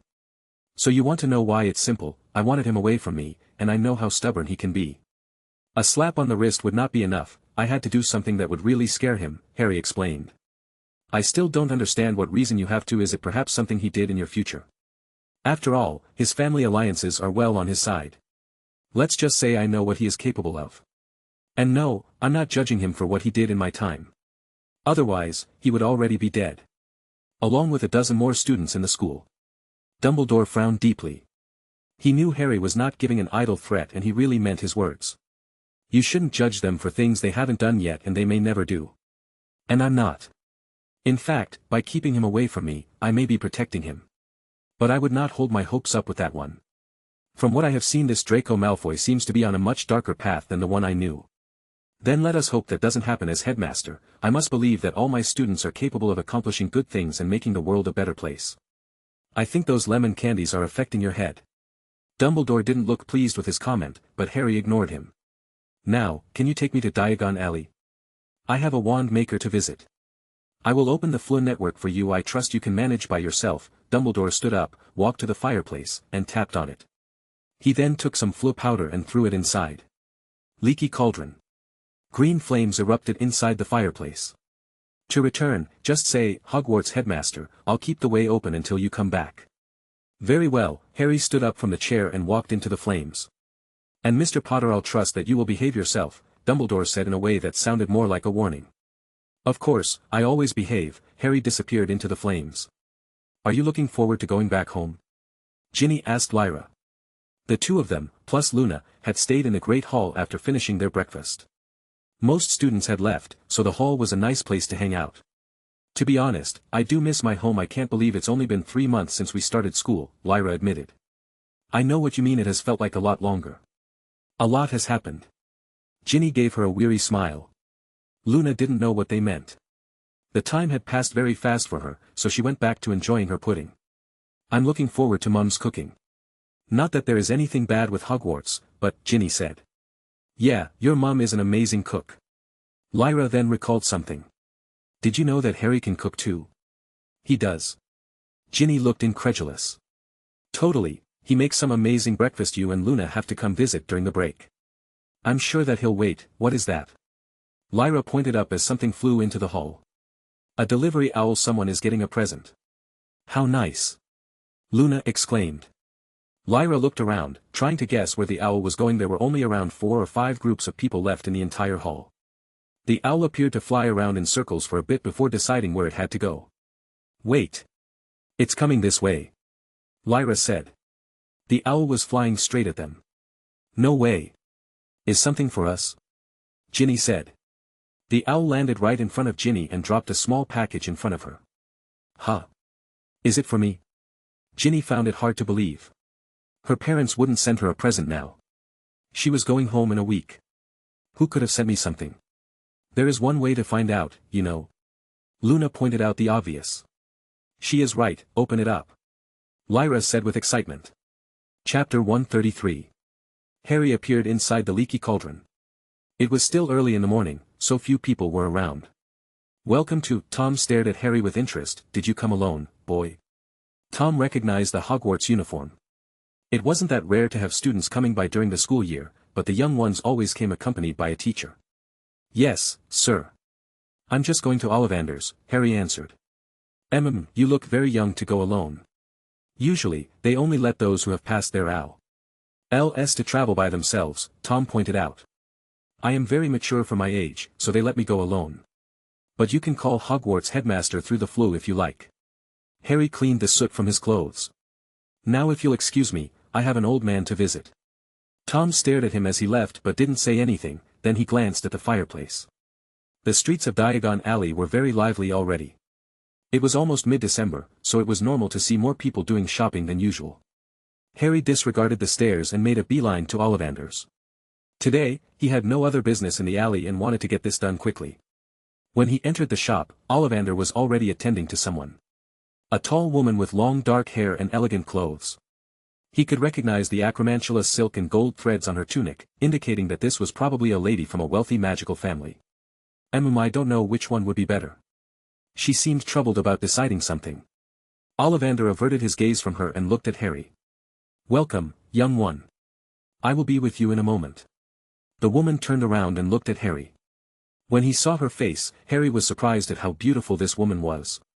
She appeared to be around his mother's age, with a perfectly proportioned face, dark eyes, and a kind smile. Hello, young man. I'm sorry for taking this long go, perhaps you can help me. Help with? Harry asked. You see, my daughter wanted to pick up a gift for a boy around your age. We decided on one of these wand holders, but I cannot settle on which one to choose, the troubled woman said. So you want me to help you choose a holster? Harry glanced at the 3 pieces on top of the table. He was familiar with those. Dragon hide, fire crab shell, and troll skin, Harry enunciated. Very good, young man, you have a good eye. Ollivander nodded in approval. Crab shell is immune to fire and very resistant to physical damage, while troll and dragon hide are extremely resistant to magic in general. Unless this boy is going to be working with dragons on a regular basis, I would discard that one. And between troll and dragon I would 100% choose dragon hide. It's a bit more difficult to carve enchantments on it but worth the trouble. I would suggest an invisibility enchant if he is still in school. Most schools would not allow holsters to be used. Wow, you are a very knowledgeable young man. The black-haired lady looked impressed. She moved her eyes to Ollivander. I'll take the dragon hide one. The old man placed the holster in an elegant box, and the lady paid for it. Thank you for your help, young man. I hope we meet again. She then walked to the door before stopping when she realized she had forgotten to ask for his name. Mr. Potter, ebony 11 inches, and phoenix core, isn't it? Ollivander asked with a knowing smile. It used to be at least, Harry muttered. Is there something else, my lady? Ollivander asked, noticing that she had remained at the entrance while looking towards them. Harry turned around and noticed the woman staring at him with intense eyes. She then looked at the old man. No, that would be all. Thank you, Mr. Ollivander, and you too, Mr. Potter. She gave him a mysterious smile and walked out of the door. Who was that woman? Her face was somewhat familiar, Harry thought. So, Mr. Potter, what can I do for you? I hope the wand I sold you is serving you well. Actually, no, that's why I'm here. I am in need of a new wand. Harry may have been able to word that better. Pardon? Ollivander looked shocked. What happened to the one I sold you? Did it break? Well, yes, it did break, Harry admitted. Show it to me then, I'm sure I can repair it in no time, Ollivander promised. Not this one, Harry thought.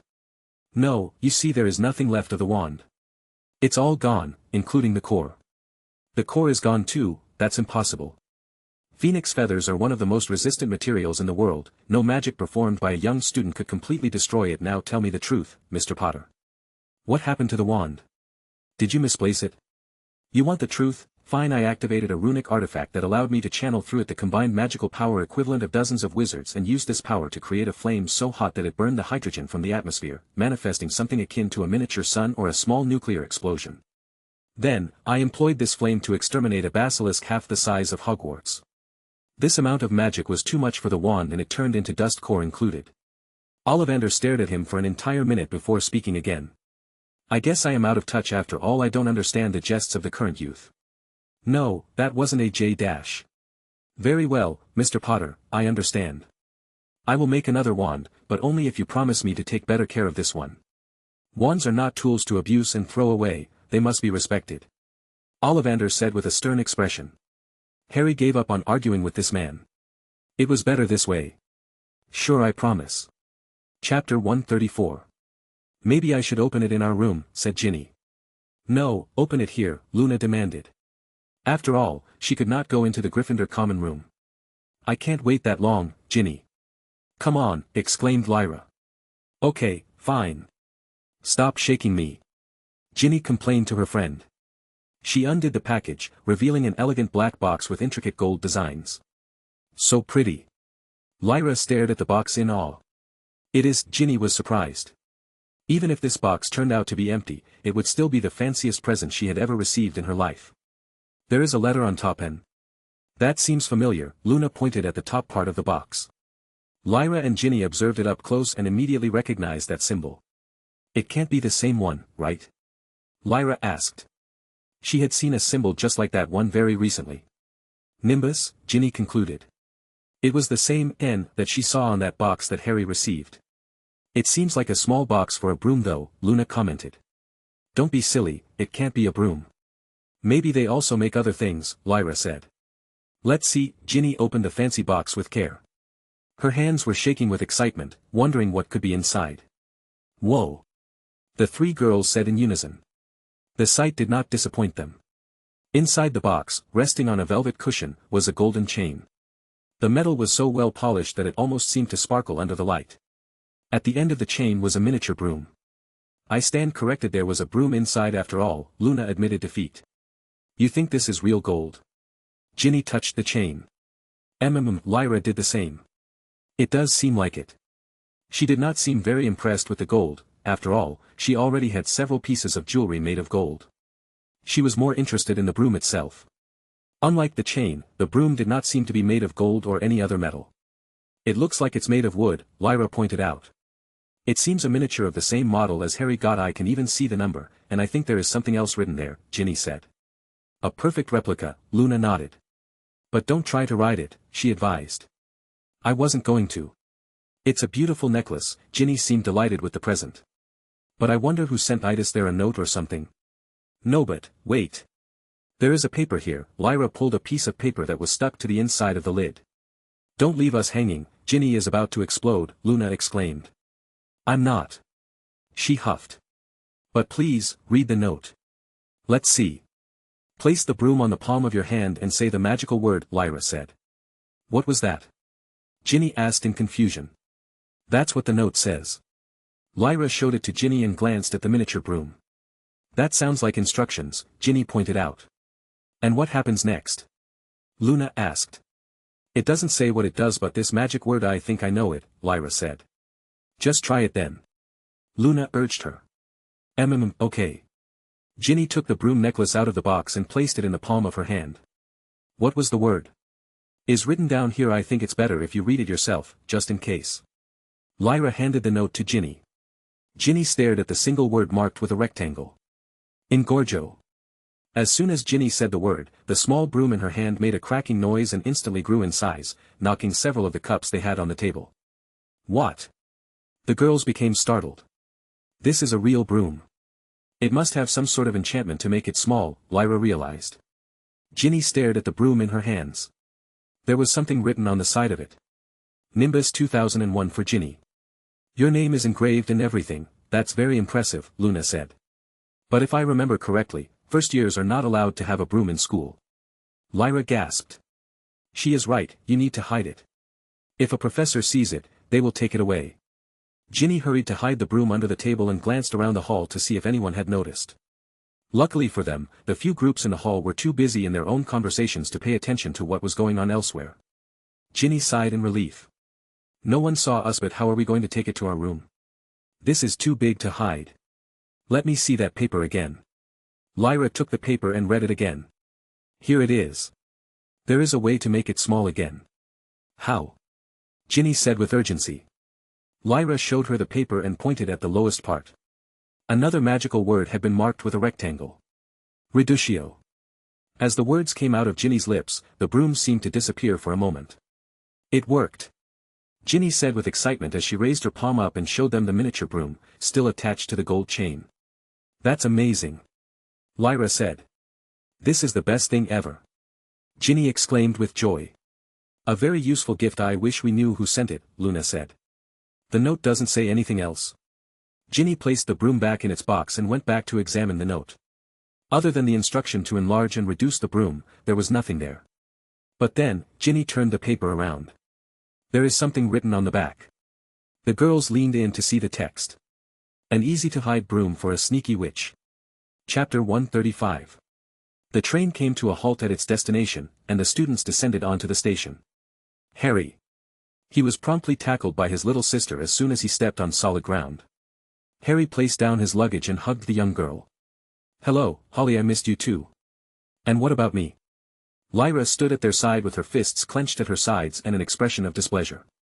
That would be difficult. I just saw you a minute ago, Harry told her. Yes, he just saw you. Holly pouted. Get your own brother. The little girl said while pointing at Lyra. Lyra was flabbergasted. I was talking to you. Lyra stared at her sister. And what do you mean by, get your own brother? He is my brother. Lyra pulled on Harry's arm. No, mine. Holly pulled on his other arm. Okay, what is going on? Harry did not understand how the situation had degraded to this. What happened to those two? They used to get along so well. James approached the group. Daddy. Lyra let go of Harry and jumped onto her father's arms. James grinned. Hello, dear. He then gave Harry a glance. Hey son. How was school? You know, mostly normal for Hogwarts, Harry told him. James' face became serious. He could tell there was more to it than his son was letting on. We can talk more at home. Your mother was busy preparing things, so she sent me here alone. Their father took the three of them home after saying their goodbyes to their classmates. Mom. Lyra ran through the kitchen and almost tackled her mother in the same way that Holly did to Harry. Lyra, careful. I was holding a knife, Lily complained. Oh, Lyra now noticed it. Sorry, Dad said that you were busy preparing something. What are you doing? She looked behind her mother. There was a cutting board with several vegetables being cut. As you can see, I was preparing dinner, Lily said with a warm smile before looking at Harry. Hello, Harry dear. Hi Mom, are you cooking alone? Harry asked. Mom, why are you doing this yourself? We have 2 house elves. Lyra looked confused. I wouldn't count Dobby for cooking, Harry muttered. We do, but I like to do some things by myself sometimes. Maybe it's because I grew up in a muggle house, Lily told her daughter. Didn't seem like she understood it yet. I'll go leave my things in my room, Harry said before making his way to his room and closing the door behind him. Dobby, he called. The elf appeared immediately with a loud pop sound. Master Harry, sir. Welcome home. Thank you, Dobby. Harry sat down at his desk and started to pull some small containers out of the secret pockets of his robes and place them on top of the table. Dobby approached and glanced at them with curiosity. One of the containers was an inconspicuous white box, while the other two were made of glass and had some vials with liquid inside them. The box contained the 2 intact basilisk eyes that Harry had secured. And the glass ones had the vials of basilisk blood and venom that Snape had collected from the chamber. I expected the old man to complain more before giving me these. Master Harry, what are these things? Dobby pointed at the container and asked. But he then realized something. Oh no, Dobby bad. Should not ask Master questions. The panicked elf was about to smack his head against the table when Harry had to stop him using his hands. Enough, Dobby. I already told you before to stop punishing yourself, Harry said with authority. Dobby seemed to come to his senses. Yes, Master Sir Harry Potter. Harry glanced back at the containers. These are some rare ingredients that I have recently acquired. And by rare I mean illegal. So, no one can know I have these. Do you understand, Dobby? The elf nodded vigorously. Dobby understands. Harry was sure that Dobby must have done a lot of shady stuff for Malfoy, so he must be used to this kind of thing. Do you remember the place where you hid all the things we took from the bad master? Dobby knows. Harry nodded.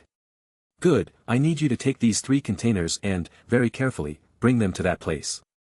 I will have need of them soon enough. Dobby can do, Harry Potter Master Sir. Okay, Harry sighed.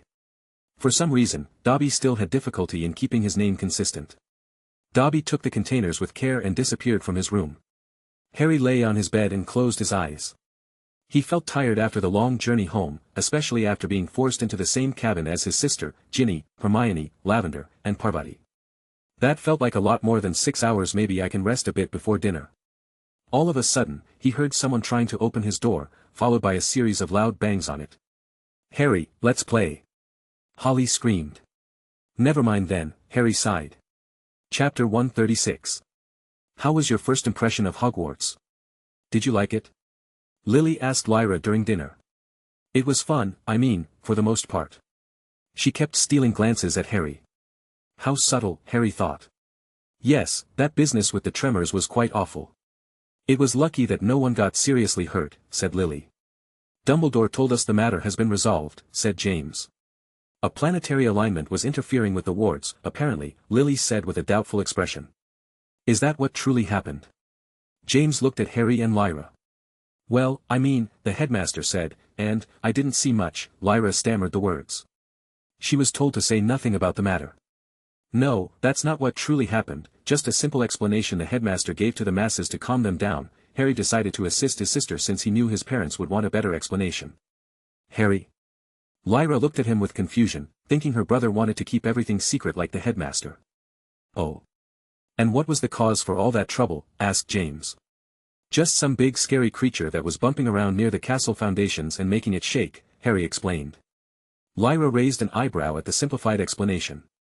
Describing the monster they saw as a big scary creature was not exactly inaccurate, but it felt like downplaying it a bit too much. There's a big scary creature in Hogwarts. Holly doesn't want to go there again. The little girl cried. Harry gently patted her head. It's okay, the scary creature is gone now. Your brother chased it away. Really? Holly asked. Really, Harry reassured her. She then seemed to recall something important. Oh. Like Neville Longbottom in the Cursed Castle. That made Harry chuckle. He was being compared to the fictional version of the alternative boy who lived. Something like that, he ended up saying. Lyra, can you take Holly out for a bit? We need to speak with Harry alone for a moment, Lily said with a serious expression. But I haven't finished eating yet. Lyra complained. It will only take 10 minutes, please, James said. I want dessert. Holly proclaimed. Go with your sister, Holly, and when you come back, you can have as much dessert as you want. Mipsy has prepared some delicious tarts, Lily told her. Yes, let's go. Holly dragged Lyra out of the kitchen. Lyra seemed like she wanted to complain but kept her mouth shut. Instead, she gave Harry and her parents a suspicious look, wondering how much they knew about Harry's abilities and how much they weren't telling her. So, Lily started once they were alone. About this scary monster you mentioned, can you tell us the truth? Yes, I confess, it's actually dead. I just told Holly that I chased it away because she's 6, said Harry. This is serious, Harry, James said sternly. We haven't forgotten about the things you told us about your past. Yes, and there was one particular creature you mentioned fighting during your original second year. A basilisk, Lily said. Is that the beast you mentioned now? Did you go to the Chamber of Secrets again? James asked.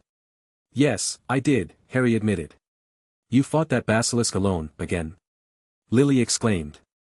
I did, but this time it was easier, he answered nonchalantly. Why didn't you call for help? You already knew what was down there, James asked angrily. Help from who?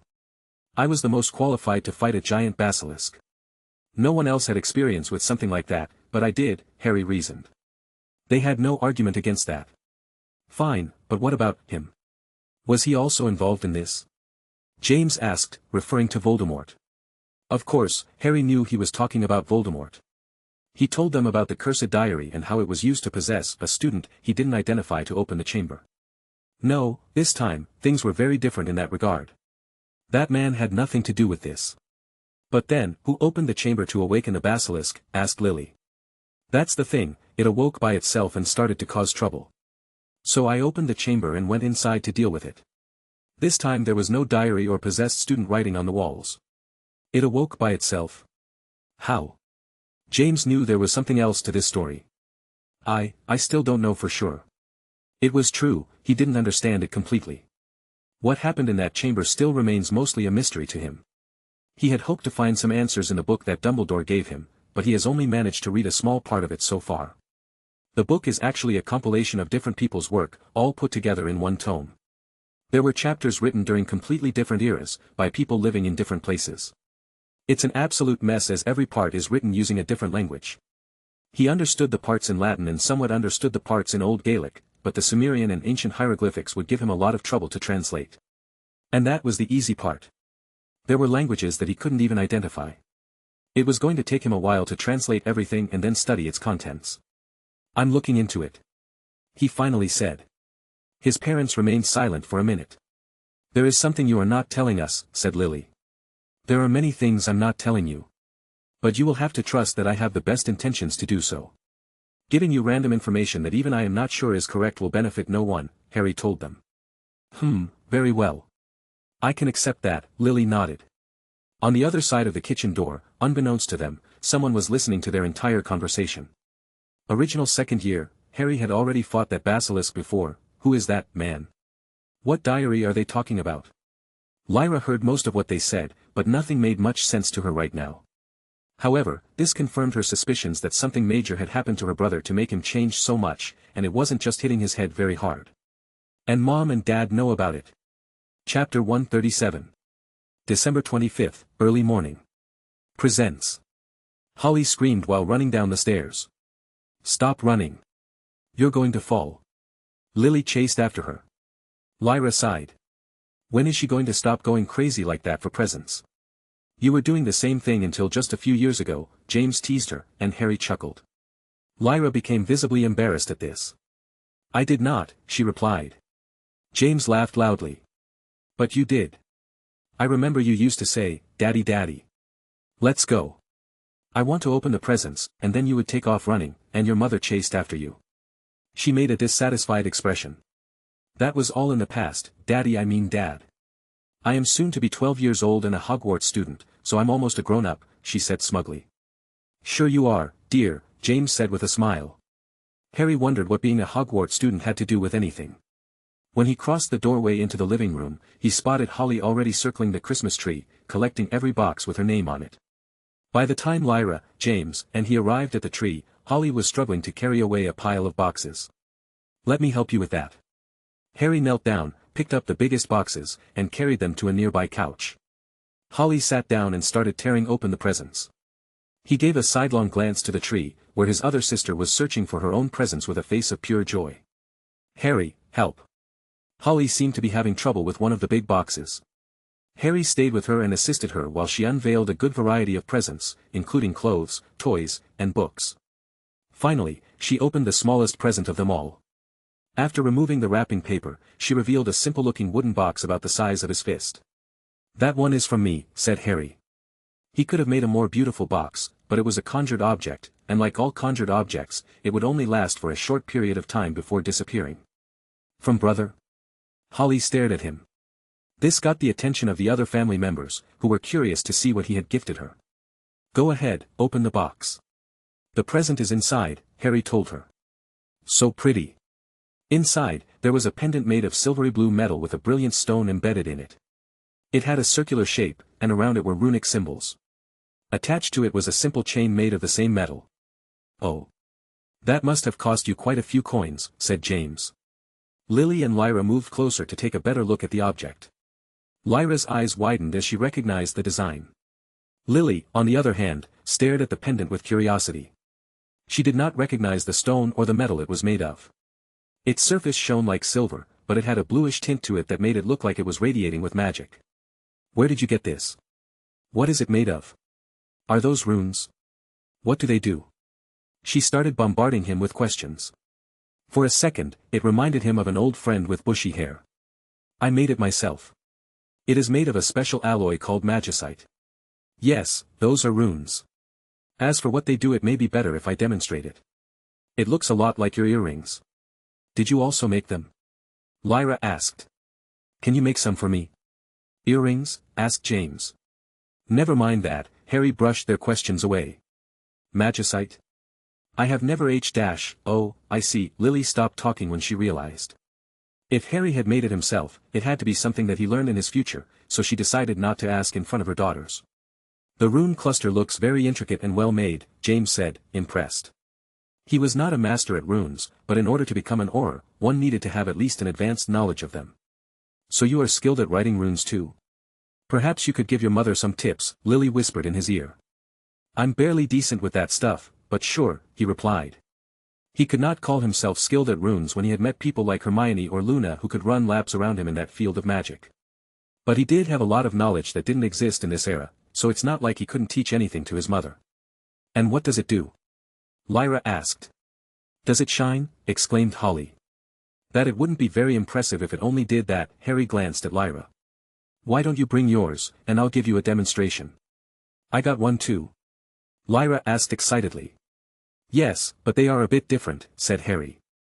I believe it's that small box over there. He pointed. Wait, you want to do a demonstration here in the living room? James asked with concern. He knew how destructive Harry could be. Harry, you can't do magic outside of school. Did you forget about that? Lily reminded him. I already removed the trace, Harry said nonchalantly. What? Lily looked outraged. Of course he did, James sighed. Chapter 138. Let's see, Harry looked at the coffee table next to the couch where he was sitting. There was a small box made of oak that was used to store sweets. He carefully emptied the box and placed it back on the table. What are you going to do with that? Lyra asked. While his family looked on with interest, Harry tapped the box with his wand. The box started to change shape until it became a small humanoid golem, around 30 centimeters tall, 8 inches. It had no facial features to be seen, just a pair of legs and 2 hands with 4 stubby fingers on each hand. Its body was composed of the same light-colored wood as the box it was created from. Wow! What is that? Holly stared at the tiny golem with wide eyes. That's kinda cute, Lily smiled. Very impressive. But what is it going to do? Asked James. The golem looked up at Harry and extended its arms with its palms up. It looks like he wants something from Harry, said Lyra. Holly, he needs to borrow the pendant for a moment, Harry told his sister. He wants this.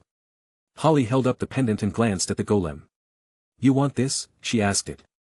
Of course, the golem did not have the capability to answer, so it just waited. Harry used his connection with the construct and made it move its little head to nod several times. Whoa, he said yes. She placed the pendant on its palms and wrapped the chain around it. Okay, you can borrow it, but don't lose it. My brother gave it to me. Lily and James chuckled at seeing their daughter talk with the golem. The construct turned around and walked to the end of the table before jumping down. Where is he going? Asked Lyra. The little golem took off running with the pendant in its hands, startling the 2 young girls, but then stopped once it had reached an empty part of the living room. Okay, we can do the demonstration now. Stay where you are, don't go close to the golem, said Harry while pointing his wand at the little construct. Harry, you're not going to shoot that little guy, right? Lyra asked with concern. Stupefy. Harry shot a red spark of light before his parents could say anything. They all saw the red spark fly at the golem, but before it could impact it, a white light emerged from the pendant and deflected Harry's spell. It shines, exclaimed Holly. A semi-sphere made of white light covered the golem completely, enveloping it in a protective cocoon of sorts. What is that? Lily asked. Some sort of protective charm, but I've never seen one like this, James added. Is a sanctuarium, it is indeed a protective charm, a very powerful one at that. It can stop any attack, magical or physical, including the unforgivable curses, for a limited amount of time. Harry claimed. That thing can stop the unforgivable curses. Harry, that's impossible, James said. Unlike the Protego charm, this forms a physical barrier. Harry conjured a knife and threw it at the white dome. The knife bounced off and landed on the floor. Unforgivable curses can go through magical barriers, but not physical objects, Lily realized. Is Goalie okay in there? Holly asked with worry. You gave it a name already? Lyra glanced at her sister. The golem is perfectly okay. As I said, nothing except the most destructive spells can go through that barrier. For a protection this powerful, there have to be some downsides, said Lily. Of course there are. It has several, in fact, the most important is that the person being protected by the sanctuary becomes trapped inside until the spell wears off. There is also little to no visibility in there. It only lasts for a short duration, maybe 5 minutes. It depends on what is being hit by. Harry explained. So you cannot be harmed, but you cannot escape either, and once the effect is over, you become an easy target. I see now, James was planning on asking Harry to teach him this charm, but these downsides made it impossible to use during a fight. This is meant to protect those who cannot protect themselves, Lily realized. This was the perfect thing to use on a vulnerable target, like a child or an injured ally who can't fight back. Yes, if anything were to happen, this will keep her safe while you deal with the threat. That's the idea, at least I hope you never have to use it, Harry said in a lower voice. You put a lot of thought into this, thank you, Harry, Lily said with a warm smile. They waited a bit longer, and after 5 minutes, the white barrier disappeared, revealing the little golem, completely intact inside, still holding on to the pendant. Goalie. Holly went running and grabbed the golem like a doll. It was very light since it was made from a wooden box. How can she get attached so quickly? Lyra exclaimed. The pendant arcstone will need 24 hours to recharge before it can be activated again, Harry explained. Does mine work the same? Asked Lyra. No, yours has a different charm. Harry took Lyra's ring and put it on one of his fingers. He moved the hand in front of his face with the ring pointing outwards. All you have to do is channel a bit of your magic into it to activate it. A translucent shield appeared in front of Harry. That's a Protego charm, James recognized immediately. It is. The charm is shaped like a shield and can be moved around. He demonstrated it by moving his hand. It is a lot less powerful than the one from before. But you can move around and use it to block and deflect while attacking. He then deactivated the shield and returned the ring to her. It may take some practice to use, but you'll get the hang of it. Why is mine different? Asked Lyra. Harry looked at his sister and lifted his wand up. Because unlike Holly, you have the tools to defend yourself. You just need to learn how to use them. But Professor Lockhart hasn't taught us anything yet. Lyra exclaimed. Not even a flipendo? Asked James. What's that? Lyra asked. Yes, that man is useless. But don't worry, I'll teach you a few things next summer, Harry promised her. I want to have a talk with Dumbledore about his selection process for teachers, Lily grumbled. Chapter 139. It's time for you to open your presents, Harry, his mother told him. That's right, you haven't opened any yet, and I can see that you have many, James gave him a mischievous smile. Harry. Holly came running to him with the little golem in her hands. The golem was still holding her pendant. Can I keep him? Holly, Harry sighed. He gave her a piece of priceless jewelry that contained magical technology yet to be invented, and she was more interested in a wooden golem that any senior Hogwarts student could make. I mean, she is 6. And now I have to explain to her that this golem is not going to last long. Holly, dear. Lily must have noticed his issue and approached her daughter. Harry made the golem using transfiguration. He transformed the candy box to make it look like this little fellow, but it will soon go back to looking like what it was before. Holly gasped. He's going to become a box. It was a box to begin with. Transfiguration can temporarily turn things into other things, but eventually, everything has to go back to being what it was, said James. Holly didn't seem convinced yet. Is there no way to make it permanent? Asked Lyra, trying to help her sister. I wouldn't say permanent, Harry spoke. But as long as you supply a source of magic, you can extend the transfiguration indefinitely. I remember reading a story about a dark wizard who caught his wife cheating and turned her into a pig, then, using an unknown method, proceeded to maintain the transfiguration for over a decade until she died. Yikes. Lyra looked disgusted. Harry, that was hardly an appropriate story, Lily complained. But it does give me an idea. He approached Holly. You know, Holly. Why don't you give me some time, and I will make a more permanent golem for you. He was lacking the materials at the moment. Really? And Golem won't have to go away? Holly asked. I suppose not. I'll have it ready for your birthday, I promise. Holly looked down at the golem. Okay, she placed the golem back on the table and waved it goodbye. Are you sure you can make that? Lily whispered to him. Of course, who do you take me for? He felt offended at the doubt. Lily chuckled. She found it amusing seeing how prideful her son was when it came to magic. Well then, it's time for Harry to open his presents, James said. Presents? Holly exclaimed. He said, Harry. You already opened all of yours. Lyra told her sister. Why don't you help me open some then? Harry offered while looking at the pile of boxes. He did not expect to get this many. Other than his parents, there were presents from Hermione, Neville, Daphne, and Parkinson. Lyra read the label on the box. She sent you another present? Did you say Parkinson? James said with a frown. Pansy Parkinson, she is a girl from Slytherin, Lyra clarified. She did not know why her father reacted like that. And what did this girl send you? Lily asked with curiosity. Harry opened the box, revealing a beautifully crafted wand holster made of dragon hide. He also noticed the runic engravings. This is the same model so that's who she was. It also has an invisibility enchantment like mine. That's not a bad gift. Those holsters are very expensive, said Lily.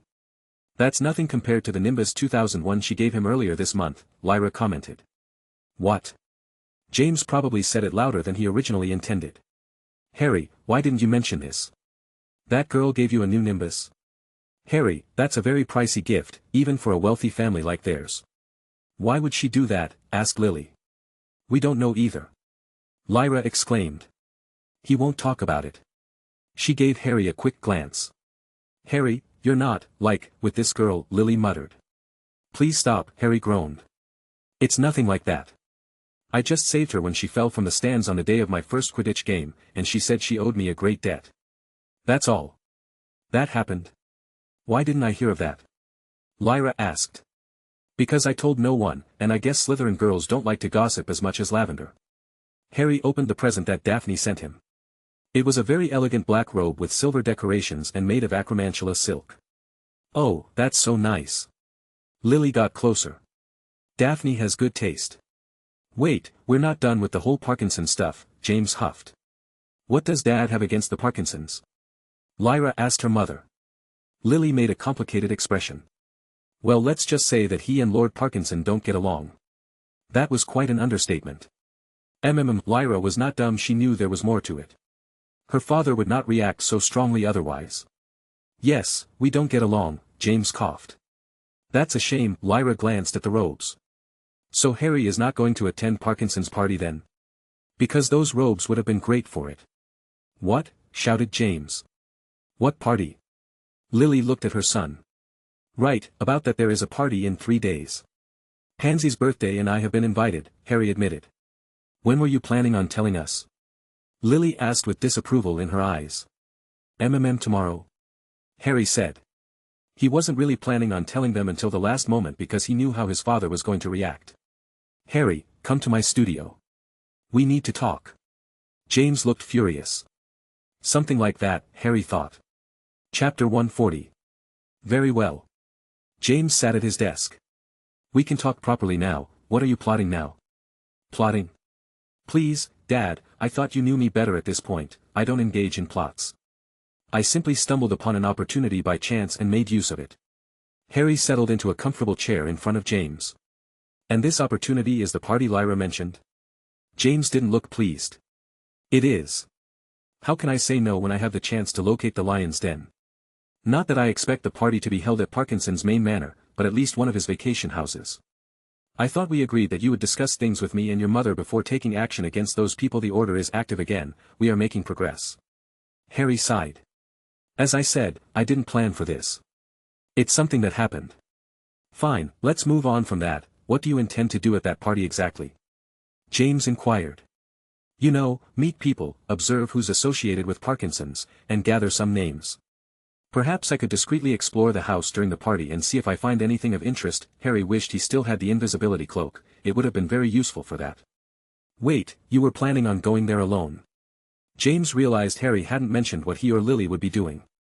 Of course, I would go alone. You are openly an enemy of Lord Parkinson, and Mom was nearly kidnapped by men sent by him. I won't put her in danger like that, Harry said firmly. And what about you? You would also be in danger, James frowned, displeased with the idea. Not as much as you two, I'm just an ordinary child as far as Lord Parkinson is concerned. And I'm attending as a guest of his heir, Pansy Parkinson, after saving her life. It wouldn't reflect well on him if he attacked me under those circumstances. You don't know him like I do, that man is ruthless. I wouldn't put it past him to try to kidnap you anyway just to get to me. I did consider that possibility, of course. But I will have my wand and know how to use it. It's not like I'm defenseless. Harry said. It would have been nice to still have his artifact, it was unfortunate to have lost that one. It was going to take a while before he could make another one. Just your wand, I know you are good, but that may not be enough. James stood from his desk and walked to a nearby cabinet. Harry glimpsed at him, wondering what he was looking for. Let's see, I think I still had some. Oh, there they are. James walked back to the desk with a plain-looking container. He then opened it up in front of Harry, revealing 2 black marbles inside. These are. Upon closer inspection, he noticed that the marbles were actually glass containers and some thick black liquid was inside. If you throw one of these to the ground, it will create a dark fog that could cover a big area, giving you a chance to escape. We always bring some of these items when we are expecting an enemy ambush. It can save your life if you find yourself outnumbered. James explained. That seems useful. Said Harry. Didn't the twins invent something like this in my time? Is kinda weird seeing it here now. But theirs was a bit different. Who came up with these? He decided to ask. James smiled proudly. It was your mother. She did. Harry knew his mother was talented at many branches of magic, including potions. But it was still surprising to hear. You should bring a broom with you. Combined with the smoke potion, it will give you an easy escape. James suggested. I will. But I'm sure it will not be necessary. Always prepare, Harry. For a moment, his father sounded like Alastair Moody. Always. He nodded. You mentioned before that the Order of the Phoenix is back on working. What progress did you make? James made a complicated expression. Well, we are still gathering some of the former members, but we have more information on Lord Parkinson now. Arthur was able to find out some things like which lords are the closest ones to him. That will help us find more if we investigate the people around him. And those lords are, Harry questioned. Walder McNair and Edward Knott are always next to him and accompany him everywhere. They are like his left and right arms. Evan Rosier and Corvin Yaxley are seen around him very frequently, but not as much as the others. Sorry Dad, but that's not much. I know, but we are making progress. Besides, it is doubtful that he will make any bold moves now. With Malfoy dead, all eyes are now on him as the leader of the conservative faction, James told him. I'm not worried about him trying to take over the country by force. I'm sure he doesn't have the magical prowess from the real Voldemort. Otherwise, it would be over already. But you need to keep an eye on other creatures like werewolves, giants, and trolls. He may try to recruit them to do the heavy work. James smiled. You are suggesting the exact same thing that Dumbledore did. Well, you know, we both know a lot about that man. That is what he would do, and Lord Parkinson has served him for many years, so he must also be familiar with his methods. James nodded. You can leave that to us. I guess you have a party to go now. Chapter 141. Be very careful, do you hear me? James told him. On the 28th, Harry was currently waiting for the port key to activate in a small clearing, 20 miles north of their house. The reason was for extra precautions, in case the port key could somehow store information about its jumping point.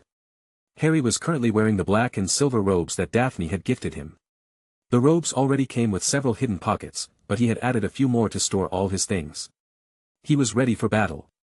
Harry, if at any point you get a bad feeling, I want you to get away from there immediately, okay? Lily said. Yes, I promise. I'll be back in a few hours. Harry glanced at his mechanical watch again. It was time. The invitation in his hand activated, and he felt a strong pulling sensation. The next moment, he found himself in a dimly lit room. The walls were made of stone blocks, and the few pieces of furniture appeared to be ancient. It looked like a dining room, but it was completely empty, and all the furniture had been moved to the sides, leaving a big void in the middle. A trap already? He considered. Under his robes, Harry activated his holster, and his wand immediately appeared in his hand. He was about to perform a scan of the area when he heard a voice. Mr. Potter, I presume? Harry's eyes quickly moved to the source of the unknown voice and found an old man wearing a black suit. Yes. Harry asked, not sure who this man was. Welcome to the Parkinson Villa, Mr. Potter, the old man greeted him with a polite bow. I am Julian, one of the family servants. Please follow me to the main party area. The other guests will be arriving over the course of the next hour. It was then that Harry realized why this room was empty. This must be the landing area for the port keys. They must have set them at different times to avoid accidents. He felt a bit silly for not reaching that conclusion earlier. But he was very inexperienced with these kinds of elegant parties. Harry walked to the entrance of the room while the old servant waited for him. Follow me, sir, the butler said before turning around and walking at a steady pace. Harry looked over the many objects displayed across the halls as they walked. The walls were filled with luxurious items hanging from them. Intricate paintings, and artifacts made of silver or gold with a variety of precious stones embedded in them. Were the Parkinsons always this rich? He wondered. Or perhaps Lord Parkinson was the type who would place his most expensive possessions right on the path he knew his guests would take, as a show of status and power. It was hard to tell since he had never, in his 2 lives, met this man. The one thing he knew for sure was that one day, he was going to kill him. After all, he would never forgive those who tried to harm his family or friends. But he couldn't just walk up to him and do it. The world was not at war like it used to be. So he was unable to employ the same methods as he would have during that time. If he acted in such a way, he would bring endless trouble to his parents and sisters, and he wanted to avoid that. Neither did he wish to bring harm upon the rest of Lord Parkinson's family. Unless he learned otherwise, they could be completely unaware of Parkinson's machinations and his acting as the fake Voldemort. Here we are, Mr. Potter. The old butler opened the door and showed him inside a much bigger room than the one he was in before. Not only was it bigger, but it was also much better illuminated, with countless candles attached to 4 massive chandeliers. The circular room was filled with round tables, but there was also a big empty space in the middle. This is a ballroom. Harry frowned as a terrible feeling invaded him. He was a person of many talents and skills acquired over the years, however, dancing was not one of them. Potter, over here. He turned to his left and saw Pansy sitting at a table with Daphne and Tracy next to her. He skimmed over the rest of the room and only found a few other groups of adults sitting down at the tables while a couple of girls wearing black dresses walked around with trays of drinks. It seems like many of the guests have yet to arrive, as that servant said. He could not identify Lord Parkinson among the dozen or so lords currently in the room since he had never seen him before, but he did spot Lord Greengrass and made a mental note to speak with him when he got the chance. While walking towards Pansy's table, he made sure to get a good look at the layout of the room. The double doors he used to enter were also the only exit, and that led into a maze of corridors. That's no good. I don't even know where the exit is since I came through a port key that took me inside the house. The good news was the several glass doors at the end of the ballroom, which appeared to lead to a massive balcony. Among other things, his Nimbus 2001 was currently shrunken and hidden inside his pockets, making this balcony his best escape route if things go south. Just need to make sure it's not locked. Good evening, ladies. Harry offered them a formal greeting as was expected of him. He had recently been learning how to behave properly in formal situations, but he still had much to learn. Pansy had a bright smile on her face. Welcome, Potter. Please, take a seat. She pointed at the seat to her right. He gave the other 2 girls a passing glance. Tracy was not paying much attention, while Daphne stared at him with a weary smile. Chapter 142. As the butler said, more people continued to enter over the course of the next hour. Harry recognized some of them, like Alecto Caro, Lord Bulstrode, and Edward Knott. Why is he sitting there? Theodore Knott glared at Harry with furious eyes, as he was currently seated to the right of Pansy. Because I asked him to, Pansy said with a tone that left no room for arguments. Harry received many nasty glares during the last hour, almost exclusively from the young male guests. He might still be learning about etiquette, but he at least knew what sitting on the right side of the host meant. He was being treated as the guest of honor, and many didn't seem to like that fact. Theo was just the first one who had dared to speak up about it. Fine, he decided to shut his mouth and sit down, not wanting to anger Pansy any further. Like most of the boys here, Theodore not had the desire to earn the engagement with the Parkinson family that the Malfoys had lost. And by giving Harry that seat, she was practically announcing who the first candidate was, making him the target of much contempt. Of course, Harry was not aware of all of this at the moment. After all, Slytherin gossip never leaves the Slytherin house. It is one of their unwritten rules. The ballroom continued to fill until only a few seats remained. At his table, most of the students were from the second year: Crabbe, Goyle, Millicent Bulstrode, Knott, Pansy, Daphne, and Tracy. The only exception was Flora Caro, who was currently in the third year, as well as her missing twin. The table next to theirs had older students, most of whom were boys Harry was able to recognize from the Quidditch team, like Marcus Flint, Adrian Pusey, and Cassius Warrington, as well as a few others. Who are we missing? Tracy pointed at the empty chair on their table. Zabini, Daphne was the first to answer. It seems like his portkey was left for last. Knott glanced at Pansy. Did he offend you in any way? Since the portkeys were arranged in order, it was inevitable that someone had to be last. But it was considered a mild disrespect to be left for last, so it was an honor left for the least welcomed guest. Let's just say, Pansy started. I did not like the way his mother attempted to approach his engagement proposal. Did Lady Zabini try to seduce your father? Asked Millicent with a grin. I believe she is looking for her next husband, Tracy added. Oh, there they are. Knott pointed at the door. Blaise Zabini entered with a young woman at his side. If Harry didn't already know better, he would have assumed that this was his older sister. The woman did not look a day older than 25. She was beautiful in an almost unnatural way, with her olive skin, long black hair, and a pair of clear amber eyes that were almost reaching a yellow color. Blaise and his mother came directly towards their table without stopping once to greet any of the other guests. Miss Parkinson, greetings. It appears we are the last ones to arrive. How rude of me. I beg your pardon. Lady Zabini glanced at Pansy with a provoking smile. Everyone at the table became tense after hearing her comment. She apologized for arriving late and called herself rude. But since the order of the portkeys was decided by the Parkinsons, she was essentially calling them out for being the rude ones. They all glanced at Pansy, wondering what her reaction was going to be like. Harry, on the other hand, was completely focused on Lady Zabini. But it wasn't just for her alluring beauty. Why do I feel something off with her? That aura, it reminds me of them. Do not worry much about it, Lady Zabini. We can all get careless sometimes. We just need to be more careful next time. The voice came from behind Lady Zabini. A gorgeous woman with pale skin and black hair stood there, looking at the other woman with barely hidden contempt. Mother, Pansy muttered. Lady Parkinson, Lady Zabini smiled at her. You didn't need to come all the way here. I was about to visit your husband's table next. Harry moved his eyes away from the dark-skinned beauty and stared at the other woman. He was not surprised to find out that Lady Parkinson was the same lady he met back at Ollivanders. It had become evident after receiving the dragon skin holster that he himself had chosen a few days back. Lady Parkinson appeared to be extremely angry at the other woman, and Harry didn't know what could have happened between the two of them, but he had heard some of the rumors surrounding Lady Zabini. She is also known as the Black Widow, and it is said that she has already married more than 5 times, but all her husbands die in mysterious circumstances soon after the wedding. There is no need to go speak with my husband, Lady Parkinson said with an icy tone. Your seat is on the other side of the room, she said while pointing at a faraway table. Lady Zabini smiled with amusement, not looking bothered at all by the treatment she was receiving. Then I better get going to my place. She leaned over and gave her son a kiss on the cheek.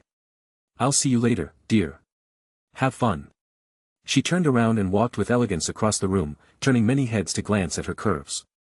Blaise Zabini sat down, looking very embarrassed by the whole situation. I had everything under control, Mother, Pansy huffed. Of course you did. But dealing with adults is our job. Lady Parkinson's eyes scanned the table until they stopped at Harry. Mr. Potter, it's so good to see you again. Chapter 143. Good evening, Lady Parkinson, Harry returned the greeting. Please, call me Aurora. No need to be so formal. Lady Aurora, then, Harry replied. He couldn't be that informal. Call me Harry, please. Can I call you Harry too? Pansy jumped at the opportunity. She didn't like calling him Potter. But in high magical society, you couldn't call someone by their name unless they permitted you. And you can use my name also. The girl said enthusiastically. Very well, Pansy, Harry said, starting to feel uncomfortable with this interaction. By the way, Harry, Lady Parkinson called for his attention. I truly want to formally thank you for saving my beloved daughter, but I believe my husband wanted to do that first." She glanced at a distant table, and Harry tried to follow her eyes. "He seems to be occupied at the moment, talking with some lords. Perhaps after dinner." "Of course, Lady Aurora," Harry said. He could wait a bit longer to finally meet this man. "Then, I will leave you children to have some fun and enjoy the party." She made a polite gesture and walked away towards her table. "Say, Potter," Bulstrode was the first one to speak, once Lady Parkinson was a good distance away. "Yes." Harry glanced at the huge girl. He did not know much about her, other than that she had a reputation for being violent. "Did it feel good to beat up Malfoy in such a way?" she asked, leaning forward. "I bet it did. Did you see how he wet his robes?" Nott chuckled. "Yes, we all saw that disgusting display." Tracy covered her nose by reflex at the mere memory. "He looked completely terrified and embarrassed after that. I was told that he barely left his room for the last week," Zabini added. "You were so brave and gallant, Harry," Pansy grinned. "No one has ever fought for me in such a way." "I was very flattered." Harry flinched. "Is that what she thinks happened? That my duel with Draco was just for her?" It wasn't completely wrong. After all, Malfoy was indeed fighting for her, or more accurately, for her money. But Harry just wanted to be left alone. Yes, Bulstrode rolled her eyes in annoyance. "But I wanted to hear what Potter thought." "I don't have much to add. I did what I had to do, nothing more." Harry gave her a vague answer. "Well, I'm glad that you did it." Pansy leaned closer to him, making the other boys frown. "Malfoy has been such an annoyance all year, someone had to put him in his place. Can we talk about something else?" Daphne sounded very annoyed. "Oi, Potter." Someone called him from the next table. Harry glanced over and noticed most of the older boys were staring at him with hostile eyes. The one who spoke right now was the Slytherin captain, Marcus Flint. "Is there something you need?" asked Harry. "I do, actually. First, you should address your seniors with more respect." "Only when said seniors treat me with the same respect," Harry answered. Marcus clenched his teeth. "And second, don't get too cocky because you won a duel against a second-year boy." "That's right, any of us could have done the same," Adrian Pusey said with a mocking tone. "You are all seniors, while Harry is just a second year, like Malfoy," Daphne pointed out. "Watch your mouth, Greengrass, this has nothing to do with you. We are talking to the Gryffindor over here."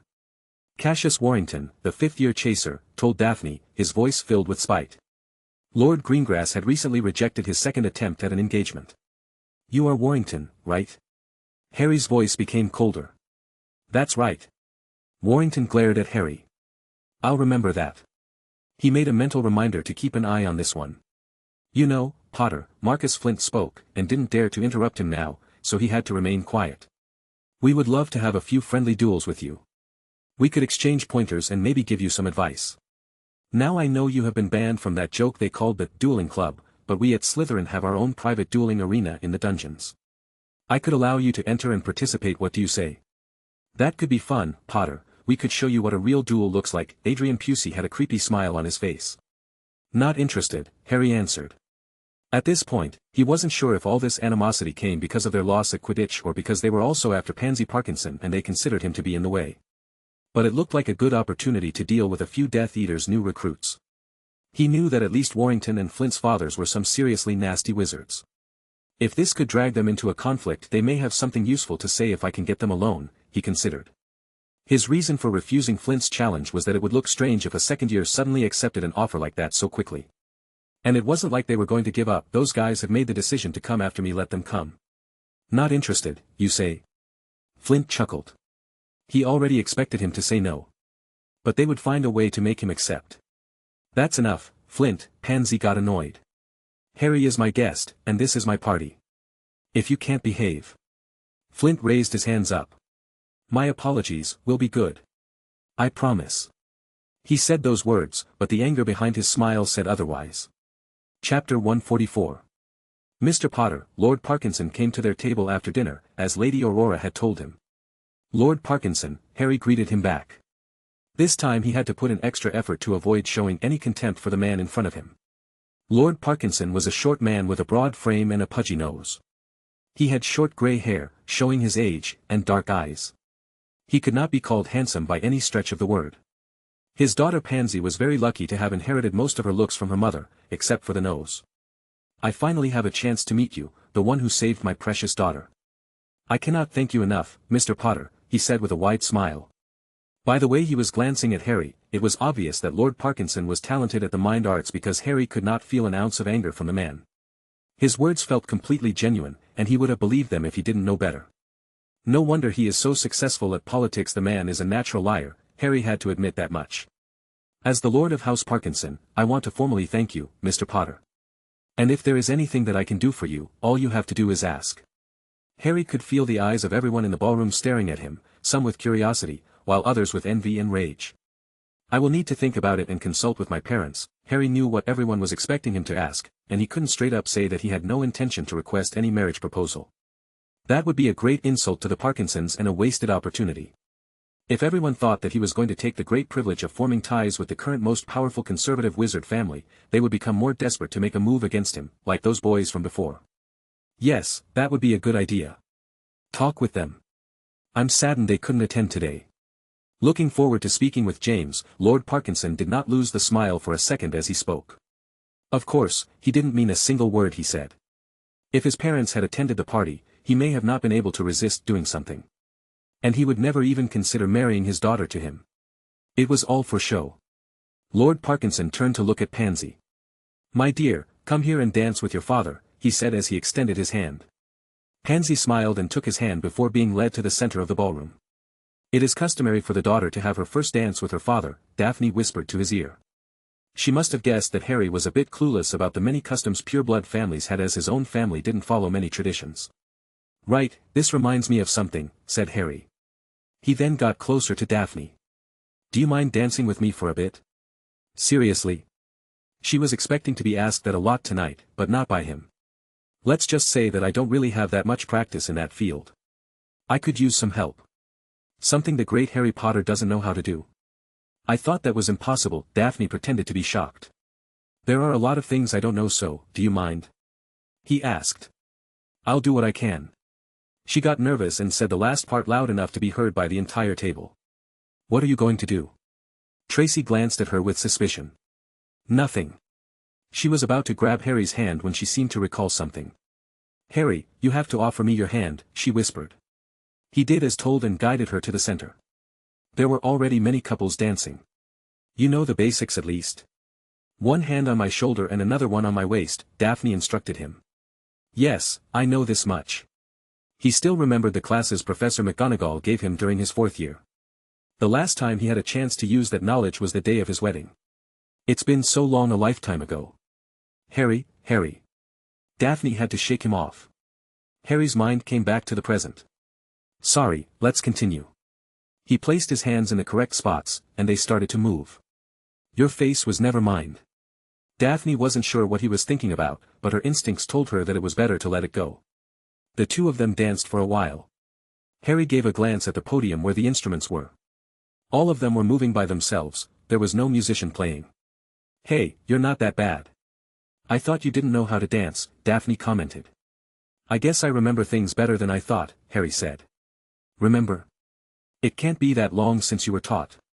My mother started my classes around 4 years ago. Daphne didn't understand how he could think he was going to forget that quickly. Say, do you think I can speak with your father alone tonight? I have a small request for him. Harry changed the topic. He'd rather not have her asking questions about his past. Daphne noticed this and frowned. I suppose we can go to his table after this song is over. You know, Harry, she seemed to be having trouble speaking about something. Yes. You know, you can tell me anything, Daphne. She sighed. You know, you have made a lot of enemies today. There are a lot of boys aiming to marry Pansy when she asked you to sit at her right. You know what that meant, right? Harry nodded.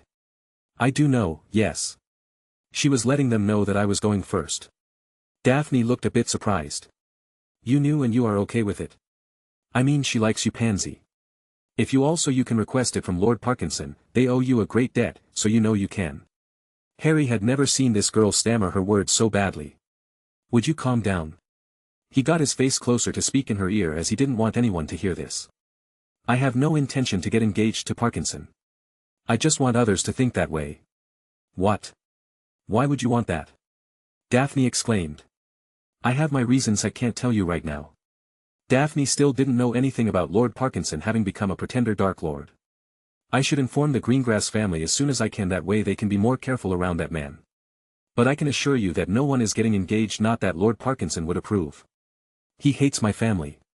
I will tell you more, but not now and not here. Is that so? I hope you know what you are doing.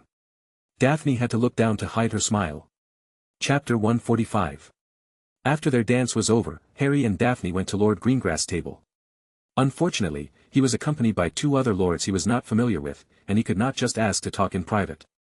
No one was aware of the Potter's connection to the Greengrasses, and it was better for it to remain this way. So Harry limited himself to exchanging the expected pleasantries and introducing himself to the other lords.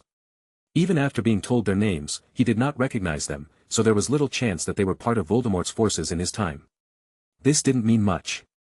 Maybe they weren't important enough to be seen on the battlefield, or they could be simple collaborators who didn't fully join the organization.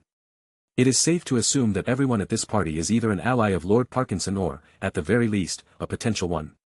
Even Lord Greengrass himself had to pretend to be on his side but was not yet willing to completely commit.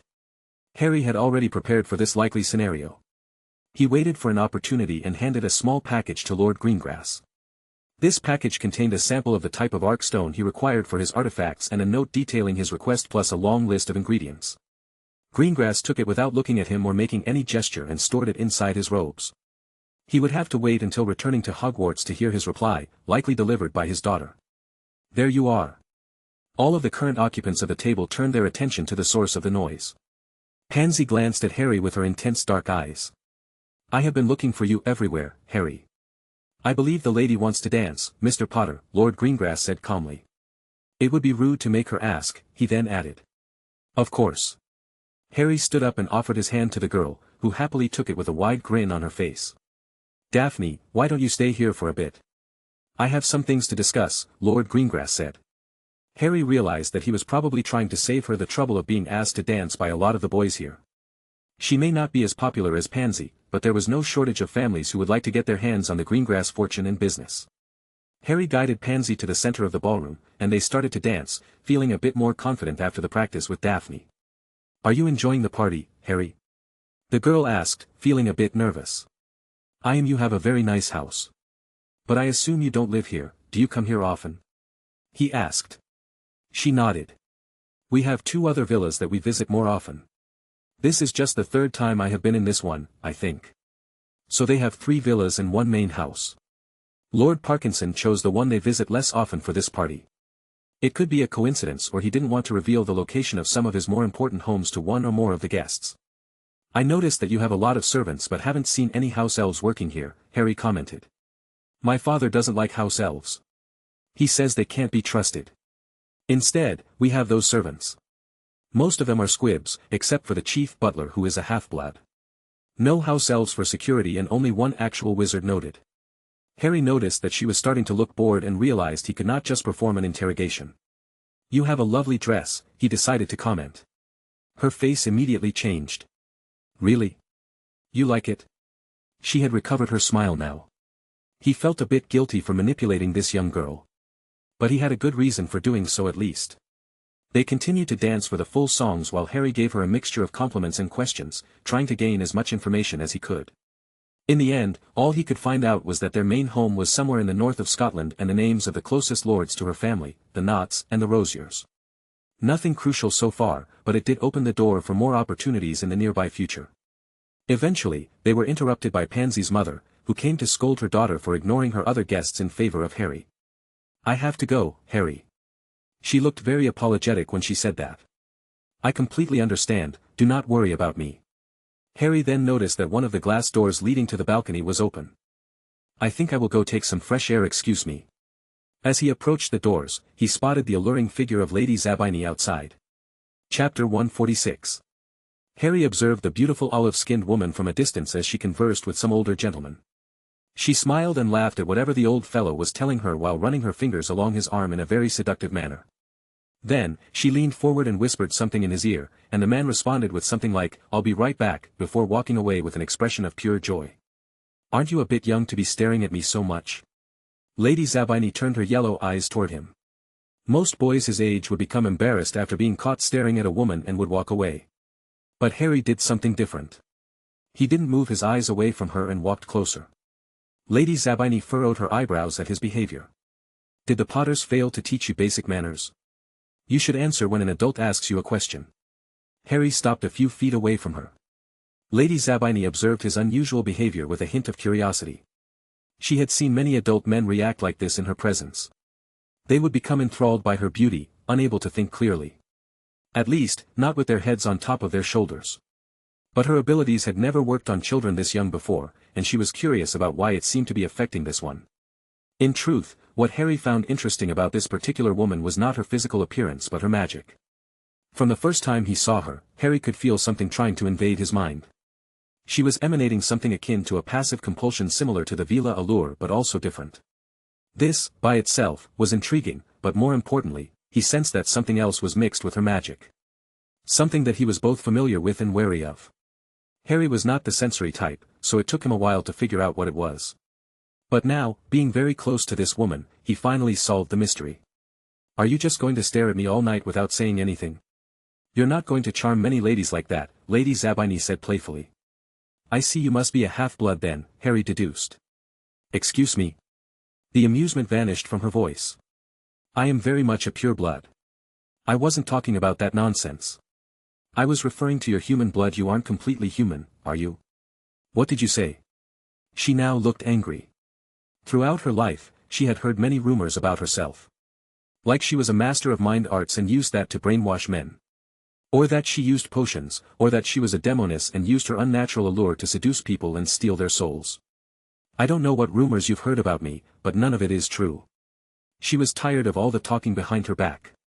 She had always been good at attracting people, especially men. After becoming an adult, she started to use her natural skills to elevate her family's poor status. Thanks to all the money she had acquired from her marriages to old men, the Zabines were one of the richest families in Britain. Harry raised an eyebrow at her response. That sounded honest. Wait, so you don't know what you are? It must have happened many generations ago, then. Is this some new prank? Because it's not funny. And I don't have time for this, so dash. I'm back, the old lord from before emerged onto the balcony carrying a couple of drinks. He then noticed Harry. What is this boy doing here?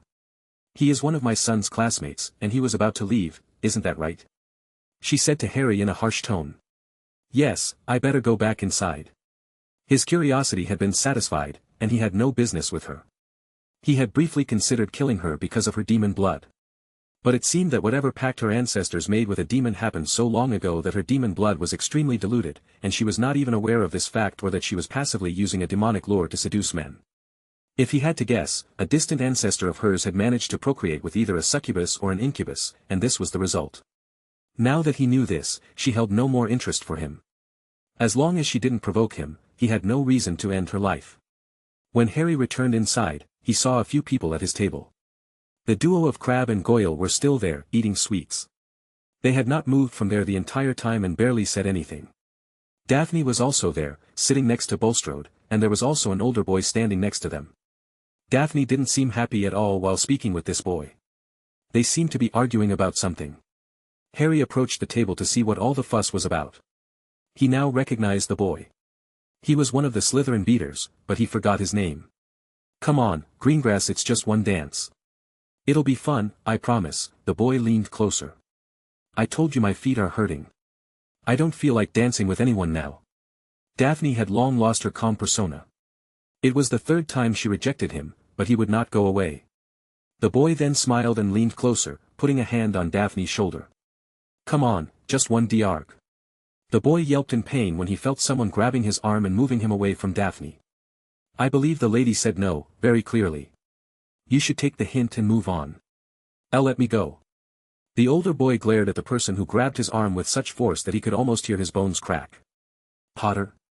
He thought it was Warrington at first since he was the one aiming the most for Greengrass. But he was shocked when he saw the second-year Gryffindor instead. Release me. Harry let him go.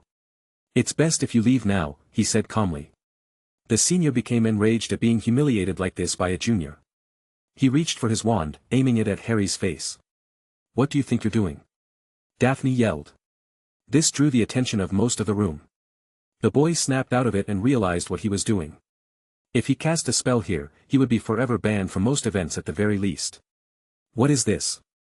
Lord Greengrass approached, accompanied by other lords. "Boy, have you lost your mind?" Lady Parkinson exclaimed. "Put that wand away." "Harry." Pansy came running. The senior quickly stored his wand back into his robes. "It's not what it looks like, we were just kidding around, and I wanted to show him my wand," he said, the first thing that came to his mind. "Tisk." Marcus Flint frowned. "That idiot," he huffed. He and Adrian were planning a way to provoke Potter into a duel, but in the end, it was one of them who was provoked into doing something dumb. "Now we won't be able to," Adrian Pusey started. "I know." Marcus spat. "Julian, I want you to accompany Mr. Derrick to the fireplace and open the FLU network for him. He is leaving." Lord Parkinson said it with a tone of authority that left no room to argue. "Certainly." The butter nodded. Peregrine Derrick knew he had made a huge mistake tonight. But his anger was all directed towards one person. "Potter, you are going to pay for this," he promised himself. Chapter 147. Once the boy was escorted out, the party returned to normal, and Harry sat down next to Daphne. "That was very reckless, Potter, to confront a senior like that," Bulstrode said. "I like it, you have balls." She then gave him a nod of approval. Harry ignored her last comment. Who was that guy? He knew he was a Quidditch player but did not know much more. Peregrine Derrick, a sixth-year beater from the Quidditch team, Daphne told him. "Is he always like that?" Daphne sighed. "He can be bothersome, but he never irritated me this much before." "That's because he is afraid of getting in trouble. I guess he took too many fire whiskies today," Bulstrode said. "I heard that he always goes for the youngest girls, like first and second years. But he knows better than offending an important family like yours." "I'm going to have to keep an eye on that one," Harry thought. "Lyra, Ginny, and Luna are still first years. If that guy dares to even look at them in a weird way, I may have to bury him in the Chamber of Secrets." "Harry, you are making a scary face again," Daphne whispered to him. "Nonsense, I don't have a scary face," Harry retorted. "You totally do. You are making one right now," Daphne said back while leaning closer to him without realizing it. "Look, if anyone is going to be making scary faces, it should be the Ice Queen of Slytherin." Her face gained a tinge of red.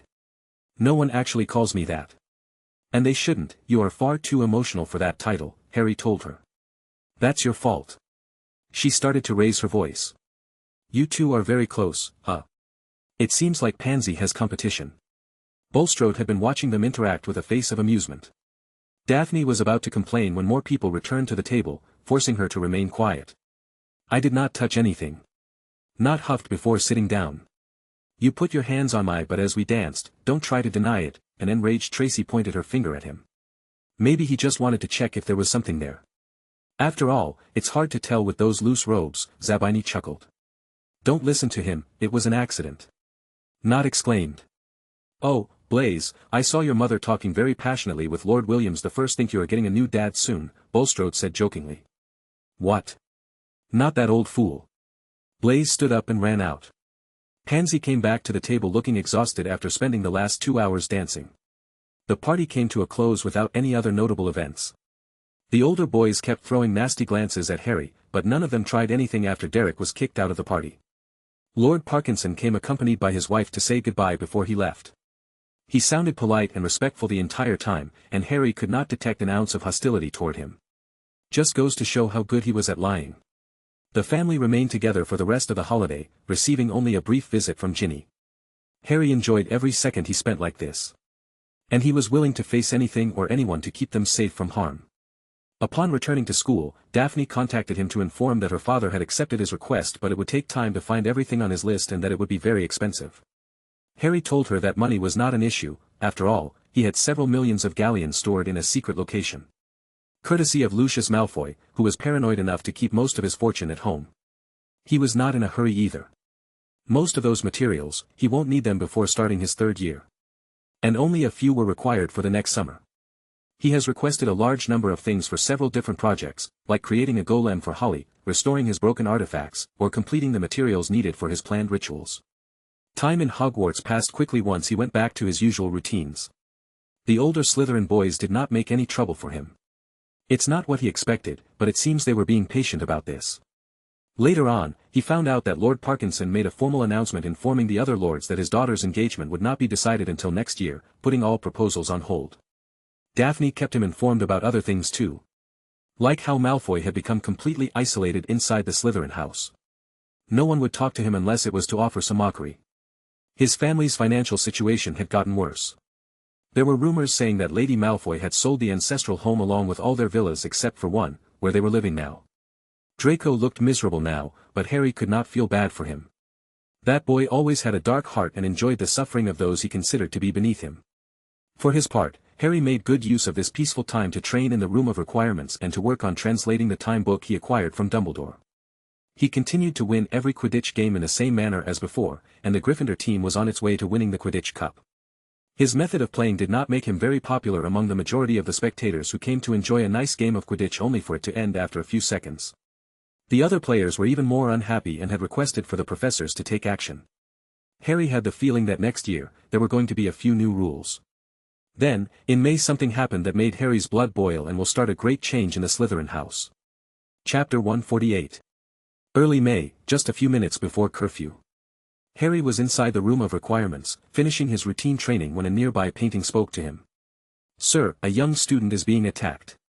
An old knight wearing silver armor suddenly appeared in the painting. Harry had been using the paintings and several elves to keep an eye on the castle after hearing some disturbing rumors about the older Slytherin boys. Dumbledore didn't know about this, but the paintings could not tell him either since Harry had made use of his full authority. But he was sure the old man would probe if he did. Since January, he had stopped 4 attacks on younger students, this being the 5th one. An elf popped into the room. "Master Harry Potter, sir." Dobby called. Harry now had a bad feeling. Dobby was only watching 3 very specific girls. "Who is it?" he asked his elf urgently. "Miss Luna, sir," Dobby said. "Take me there." Harry extended his hand, and the elf took it. They both disappeared from the room and reappeared in a corridor that Harry recognized as belonging to the 7th floor of the castle. "Get back here." Harry heard a boy's voice nearby. He pulled out his wand and ran towards the sound. He caught a glimpse of the boy entering an abandoned classroom and followed behind. Harry then found Luna on the other side of the classroom, looking at the boy with fear in her eyes. She didn't appear injured but was missing her shoes and having a hard time breathing. Finally, the boy was also huffing but not as much as Luna. "Now you are Min Dash." A red light hit the back of his head, and he fell down. "Luna, are you okay?" Harry asked the frightened girl. "Harry?" She looked confused at his sudden appearance. "It's me, you are okay now, Luna."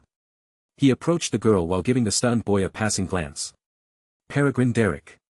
He had been expecting to catch this one much earlier given his reputation. But this was the first. "Is he dead?" Luna pointed at the older boy. Had this happened outside the school he may have been, he thought. "No, just stunned, don't worry about him. He is not going to move any time soon. Can you tell me what happened?" He knew she had not been hurt by him. Dobby would have stopped him if that was the case. But that was a last resort.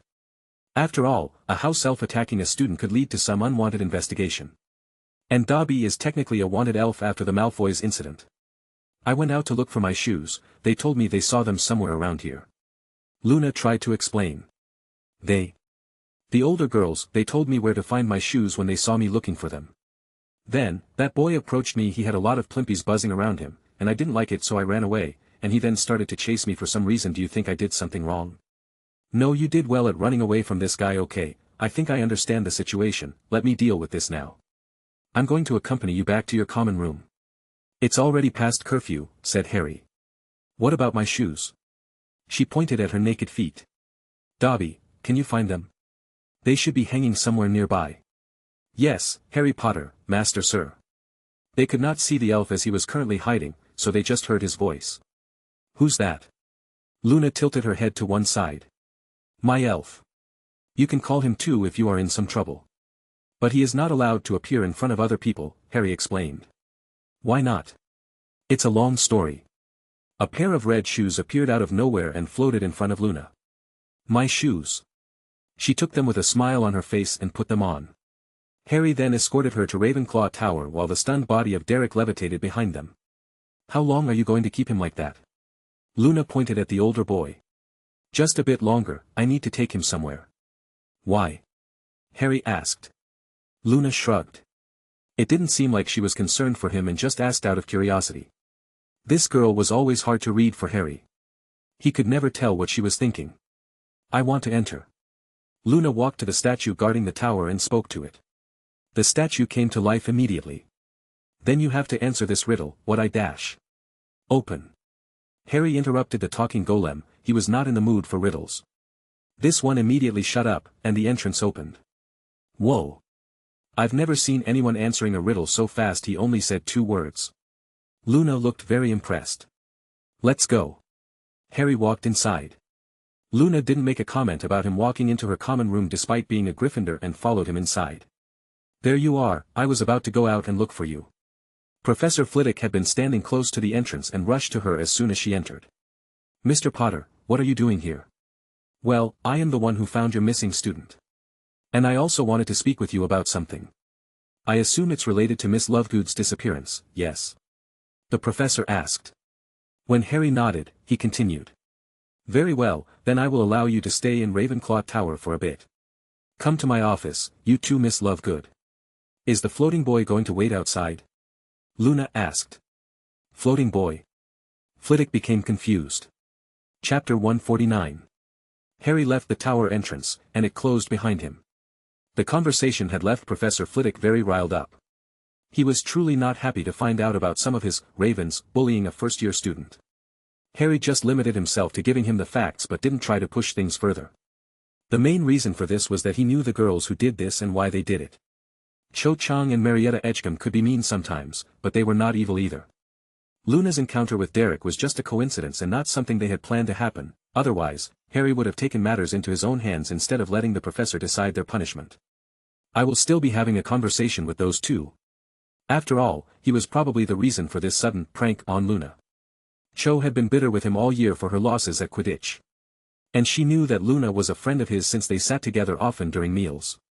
So it wasn't hard to reach the conclusion on why this happened. Dobby. He called once back in the corridor. Master? You think you can remember Luna's shoes? Their size and style? You know, the ones you just recovered a moment ago. Dobby remembers. Dobby has a very good memory. The elf said with excitement. Very good, Dobby. Tomorrow, I want you to make a trip to Diagon Alley and buy 2 identical pairs and one of those high-security suitcases. You can take the money from that place where we keep things. Of course, Dobby can do it. Harry then recalled something. Wait, send Mipsy to Diagon Alley, don't go yourself. Better not risk someone recognizing you there. Once you have the items, bring them here. If my parents see you and ask anything, tell them that I will explain later. The elf disappeared, leaving Harry alone with the stunned Derek. It was not hard to convince Flitwick to let him carry the boy directly to Snape since he was the one who knocked him down. Harry started to walk while making the floating body of Derek follow behind him. But after a few steps, he stopped and looked back. Finite incantatem. Derek's body fell back onto the hard stone floor with a thud, and he woke up. Whoa, what hap dash? Harry threw another stunner at him before he could get a grip on the situation. He then grabbed Derek by one foot and started to drag him across the floor with zero concern for his well-being. Much better, Harry nodded. Thud. Derek's head was hit against a wall as they turned a corner. It's going to be a long way to the dungeons. It was well over an hour after curfew when Harry arrived at Snape's door. Harry placed a hand on the pommel, and it unlocked immediately. What? Headmaster. Snape was startled. Dumbledore had never entered his office at this hour without notice, making him think it must be a very urgent matter. Not quite. Harry came inside while still carrying the older boy. He was a bit surprised to have made it this far, considering Derek was at least twice his size. I must be in even better shape than I thought. Potter? How did you open my door? What are you doing here at this time? Is that one of my students? Snape wasn't sure what to get angry at first. I'm not telling you. I came to deliver this guy, and yes, he is one of yours. Harry answered. Snape pulled out his wand, his eyes seething with fury. He does not remember the last time he was this angry with someone. Calm down, Professor, you are going to hurt yourself with that thing, Harry said while pointing at his wand and then walked to one of the shelves, looking for something. You better have an excellent explanation for this. Snape got closer to the stunned boy. Derek was in a terrible state after being dragged across 7 floors. His robes were torn, his skin was covered in bruises and cuts, his face was hard to recognize, and his limbs were bent in impossible ways. What in Merlin's name happened to him? Snape was shocked. He had never seen a student get this badly hurt. Ah, there it is. Harry finally found the type of glass bottle he had been looking for. He then used his wand to extract a set of memories and place them in the small bottle. This, of course, surprised Snape. Pulling memories like that was not easy and required the person to have a decent mastery of occlumency, otherwise, the memories would be an incomprehensible mess. You can go review this later in the headmaster's office if you need evidence. Harry placed the bottle filled with the memories he prepared about Derek on top of the table. But if you want to know what happened, I caught this waste of oxygen chasing after a first-year girl to assault her. What? Snape exclaimed with shock. That first year also happens to be a friend of mine. Harry added. Snape looked back at the destroyed boy. You did this to a sixth year. Not directly, but it doesn't matter now. Potter, you could end up worse than expelled for this. You cowl dash. Oh, please. Save me the poor attempt to scare me. Harry interrupted him. But let me tell you something, the only reason this thing is still alive is that I still have some respect for the old man, and I don't want to kill a student inside his school. Had this happened outside these walls, he would not be breathing right now. Snape took a step back without thinking after seeing the expression on Harry's face. He was used to seeing eyes like those. The eyes of a cold killer. How can a boy this young have eyes like those? He didn't understand it. Is this really Lily's son? He had to admit that he had been wrong about the boy. Since the first time he saw that face, he thought he was going to be another James Potter. A troublemaker, a prankster, and a bully, but the Harry he was seeing now was not that, it was something much more dangerous. Who are you? The professor asked. Chapter 150. I don't think this is the time or place to get philosophical, Professor. But if you are contemplating the idea that I am an imposter, then once again, I will ask you to take those concerns to the headmaster. He can vouch for my identity. Snape didn't say anything and didn't move from his place either. He appeared to be having some trouble processing the situation. Stop thinking so much, just take these memories, take that pervert to the infirmary, and then go see the headmaster. Harry started to walk away. Potter. I didn't say you could leave. He snapped back to reality and reacted by lifting his wand and pointing at Harry again. Harry ignored the angry professor. Snape could be very temperamental sometimes, but he was not going to shoot at his back like a coward. I said stop. Snape shouted. Harry stopped right at the door frame and without turning around, he spoke again. I can already imagine how this is going to go down. Despite everything, Dumbledore will not expel that boy because he likes to think that people can change if they are given enough chances. He likes to see the good side in everything, but you and I know better, right, Professor? Harry glanced back. Some people have no good side. I want this to serve as a warning. Keep your house in line, or the next time something like this happens, I will do it myself. He exited the office after saying what he wanted to say, leaving behind a shocked Professor Snape. It seems like I have been completely wrong. Snape muttered, still looking at the open door left by Harry. You are nothing like your father. He wondered for a moment if that was a good or a bad thing, before remembering that he had more urgent matters to attend to. On the next day, Harry expected to be called to the headmaster's office, but the call never came. He could not guess what Dumbledore was thinking, but could only hope that at least Snape took his advice seriously. Luna was left alone after that. Harry had no idea what Professor Flitwick could have told the girls, but it appeared to have worked, at least for now. By the end of May, Harry had to make another trip to the Chamber of Secrets. Accessing the chamber was much easier this time around. All the nasty protections set in place by Salazar Slytherin were completely removed and replaced by some much weaker and harmless ones instead. Myrtle was not very happy to see him again, especially when he destroyed part of her bathroom once more. This time, he made sure that no one was following him at least. Not that he expected to fight any more dangerous beasts, but you never know. Oh. They have done some cleaning down here. The debris had been removed so he had no trouble walking around. When he reached the innermost chamber, he noticed the ceiling had been restored and the holes had been covered. The chamber was still in a deplorable state despite this, but at least it won't collapse anytime soon. Still stinks, though. The rancid smell of dead basilisks made it difficult to breathe here. No matter, I didn't come here for fun. Harry tapped the stone tiles with his wand and transfigured a simple stone table. He then placed an old book on top and opened it. Let's see, he flipped through the pages. This was, of course, none other than the Time book, the one lent by Dumbledore. After months of translating it and studying its contents, he was finally confident enough in his knowledge to perform some tests. His main objective was to find the cause of what happened in this place a few months ago, which could in turn, answer a few other questions he had. The Time book contained the insights of many experts in the field of time and space magic. It talked about the dangers of time travel and how, when someone travels back in time, that person is at a constant risk of creating an entire parallel universe. If the traveler does something to change the timeline, no matter how small the change is, even if it's only something like breaking a window that was not supposed to be broken in the time he came from, then another parallel timeline will come into existence. The timeline where the window was never broken will remain the same, but now the traveler will be in a timeline where that window was always meant to be broken by him. Those two realities will now exist parallel with each other, covered but unable to interact with one another. Even small things could lead to big changes. Like his mother getting pregnant a few weeks earlier, meaning that he would be born earlier and not form part of the prophecy. Time travel has existed for several centuries already, and even with all the restrictions put in place by the ministry, there have been thousands of persons traveling in time since its conception. The amount of new realities spawning from all those travels is impossible to calculate. But what worried Harry was that once created, these alternate universes should have remained separated. But that doesn't seem to be the case anymore. Chapter 151. There are a few recorded cases of people claiming to have temporarily slipped into a parallel timeline only to return moments later. But there was no hard evidence that these things did happen. Some believe there are specific places where the walls between two realities become thinner, allowing people to accidentally pass through. Harry held his wand and performed a series of detection spells he had learned from the book. MMIC. It is as I thought after all. He confirmed at least one of his theories.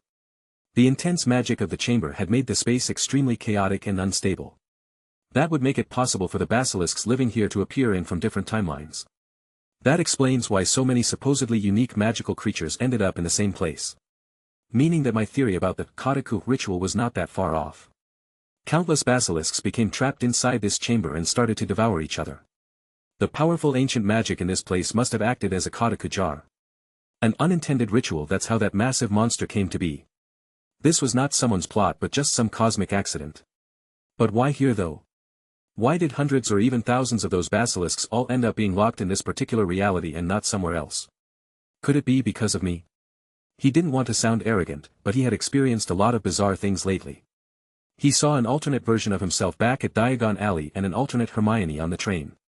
Not to mention the fact that he was here in the first place was already very strange. What if I am the cause of all of these anomalies? The last chapter of the book was written by one of the inventors of the time dust contained inside the time turners, and he was one of the first time travelers in recorded history. During his later years of life, he wrote a very complex theory called the convergence event. In it, the author reflected on the dangers of time travel itself and how one day, his invention was going to bring about the end of all existence.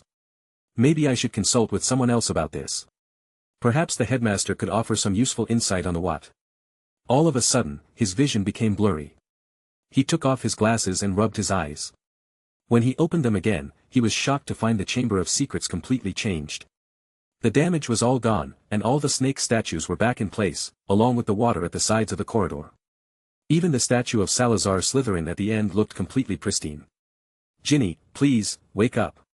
Two figures came into view at the end of the stone path. A young boy was kneeling next to an unconscious girl. Oh, not this. Harry became mesmerized by the familiar scene. Right, this also happened at the end of May, didn't it? He wasn't sure if this was the same day, but it looked like he was the one who had broken into a different timeline. If that is the case, then he should be about to appear. Harry glanced to the left of where his alternate version was. She won't wake. A handsome young man made his entrance, walking with confidence toward the two kids. Tom Riddle? Little Harry asked. What do you mean she won't wake? She is not. She is still alive. Tom interrupted him and got closer. But only just. It seemed like no one had noticed the second Harry standing in the middle of the corridor. Are you a ghost? Little Harry asked. I am a memory, Tom answered. A memory preserved in a diary for 50 years. Little Harry checked on Ginny again. She is cold as ice, please don't be dead. While he was distracted, Tom took the opportunity to steal the boy's wand. You have to help me, Tom, there is a basilisk down here. Little Harry said with urgency. Tom had a satisfied grin, confident that his victory was assured. It won't come unless it's called. Little Harry then noticed his wand had been stolen. Took him a while. Harry rolled his eyes. Was I ever that naive? Maybe I was. Give me my wand, Tom, Little Harry requested softly, still not realizing what was happening. You won't be needing it, Tom prevented Harry from grabbing his wand. Listen, Tom, we have to go. We have to save her. Little Harry exclaimed. I can't do that, Harry, you see, as Ginny grows weaker, I grow stronger, Tom told him. Little Harry was so confused. Yes, Harry, it was Ginny Weasley who op. Oh, shut up, Tom. Harry's patience had reached its limits, and he decided to do something other than stand there and watch as his lookalike made a fool of himself. And you? He pointed at little Harry. How long is it going to take for you to realize that he is the bad guy? Because it's getting bloody embarrassing. Both Tom and little Harry turned to look at him. What is this? Tom's eyes went back and forth between the two Harrys. Who are you? Little Harry became startled. Someone who shouldn't be here, but here I am for some reason, so let's make something useful at least. Harry gave his wand a flick, and Ginny's body started to levitate. Exoresco. He then used the drying charm to remove all the water from her clothes. Much better. Little Harry stared at him in awe. How did you do that? Why do you look like me? Well, you see, I am you. He then turned to Tom. Hello, Voldemort, or do you actually prefer to be called Tom now? Because that would be awkward. Chapter 152. You're me. Wait, you're Voldemort? Little Harry wasn't sure what to be more surprised about. I was getting to that part. Tom was losing his cool persona. But it's true, Voldemort and I are one and the same. He then used the stolen wand to write his name in the air and rearranged the letters to spell, I am Lord Voldemort. Little Harry gasped. It's really you then. You are the one behind all of this. You must also be the heir of Slytherin. Tom smiled. Who else but me would be worthy of such a title? He thought it was Draco Malfoy. Harry pointed at little Harry. I did not. He got embarrassed. It was Ron's idea, and threw his friend under the metaphorical bus. I do wonder why is there another Harry Potter now? Tom observed him carefully.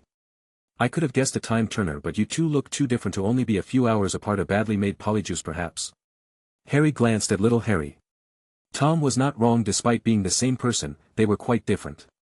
Harry's body was in perfect shape, unlike his malnourished counterpart.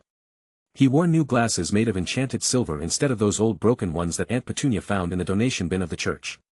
He also wore expensive, tailor-made clothes under his silk robes. His hair was well combed and secured in place with a charm that prevented it from becoming messy like it used to be. We do look different, yes, but we are the same in the end. However, explaining exactly who I am and how I got here would take too long, and I'm not sure I have that much time. No matter. One Potter or two, the basilisk will take care of you. Tom shouted. The basilisk? Little Harry got alarmed.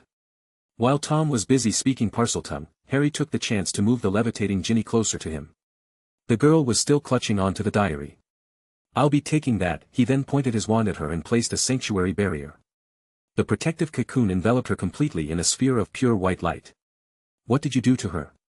Little Harry demanded to know. This is a protective barrier so she doesn't get more hurt than she already is. But you should be paying more attention to that. Harry pointed to the statue of Salazar Slytherin as its mouth opened and the basilisk emerged. Even though he was terrified, little Harry tried to speak with the snake using Parseltongue and convince it to go away. It won't work, it only listens to me, Tom said with a tinge of smugness. But then he noticed Ginny. What is that? We need to run. Don't stand there. Little Harry approached him before looking at where Ginny was. She is going to be okay in there. Of course, a snake of this size would not be able to break my protection, Harry assured him. That's a basilisk, not just a snake. Don't look into its eyes or you will die. Little Harry held on to his robes. Come on. We need to get away. Ha.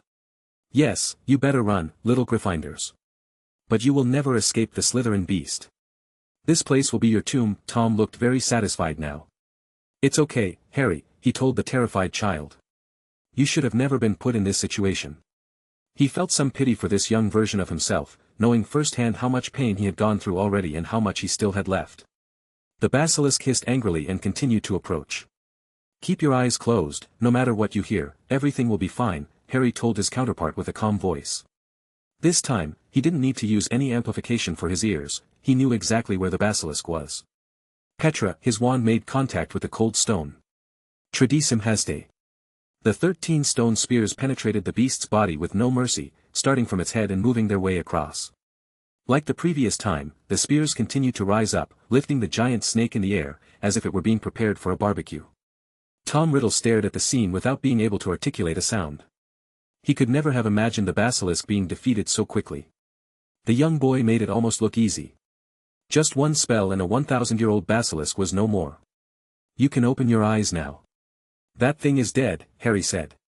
Little Harry hesitated for a moment but eventually opened them slowly. Wait. It's still moving. As he started to look up, he saw part of the beast move and started to panic. Reptiles will continue to move for a few minutes after they die, I assure you, that is dead. Isn't that right, Tom? How could you do this? Tom reacted. What the bloody hell? Little Harry was now able to get a good look at what happened.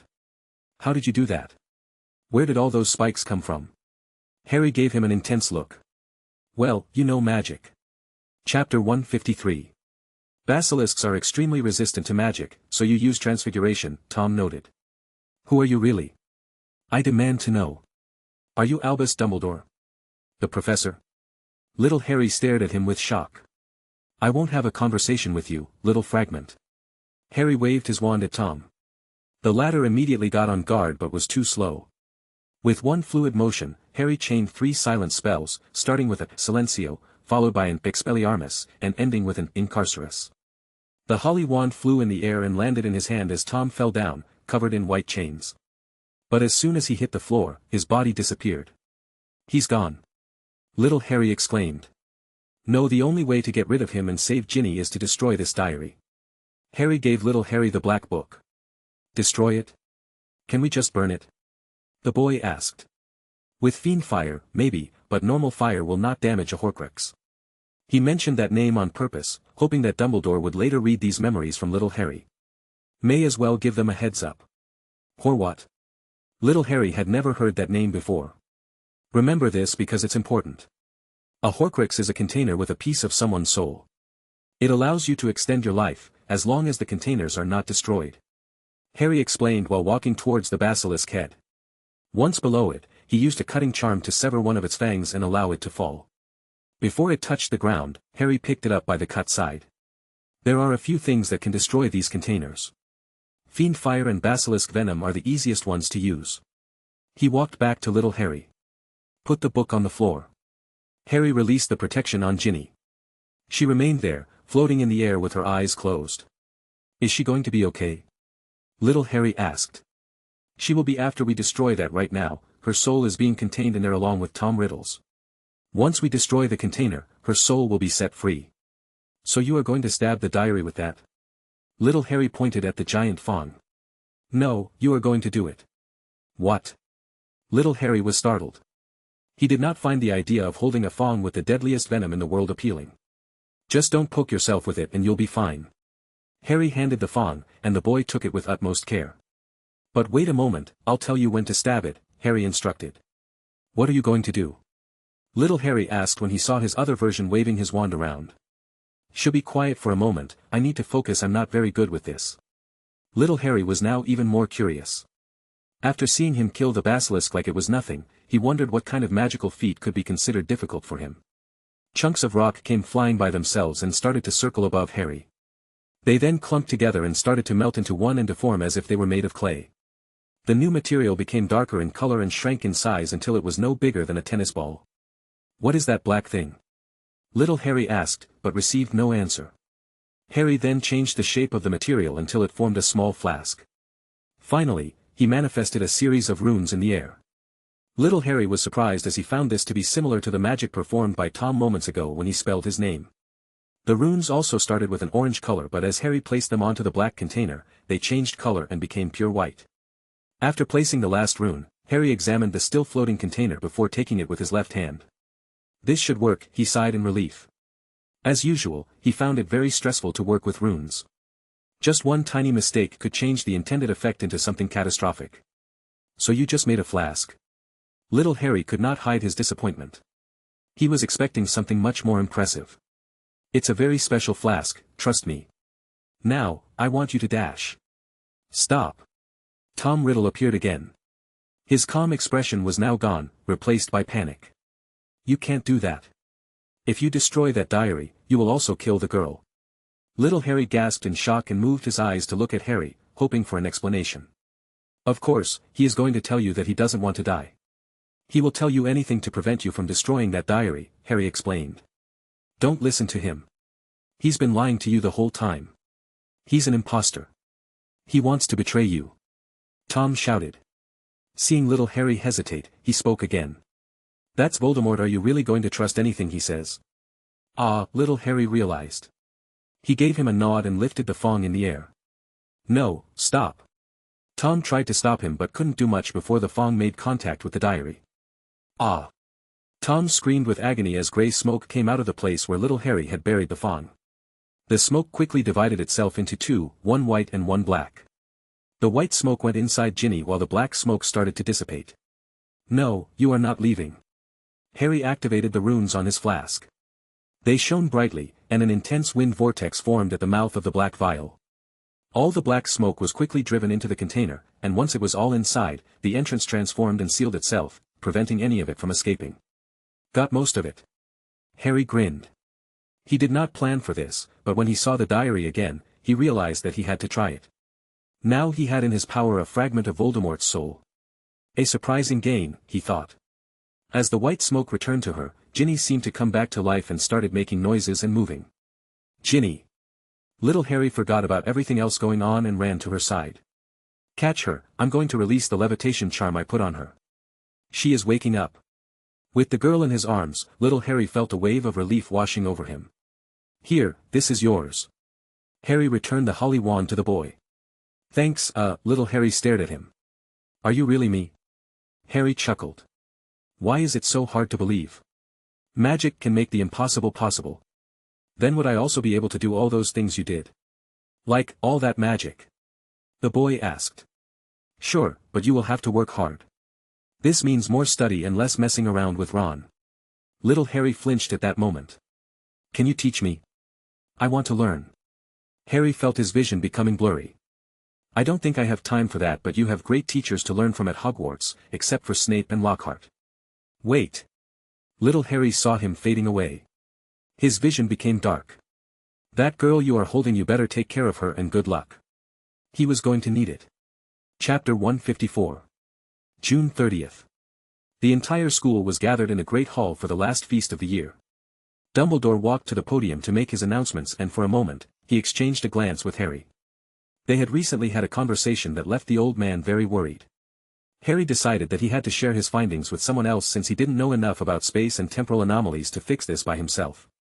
Dumbledore was able to understand the issue quite well since he was very familiar with the time book that he lent to him. Unfortunately, he didn't know what to do either since this was not his field of expertise. However, he did promise Harry to get into contact with someone who could know something.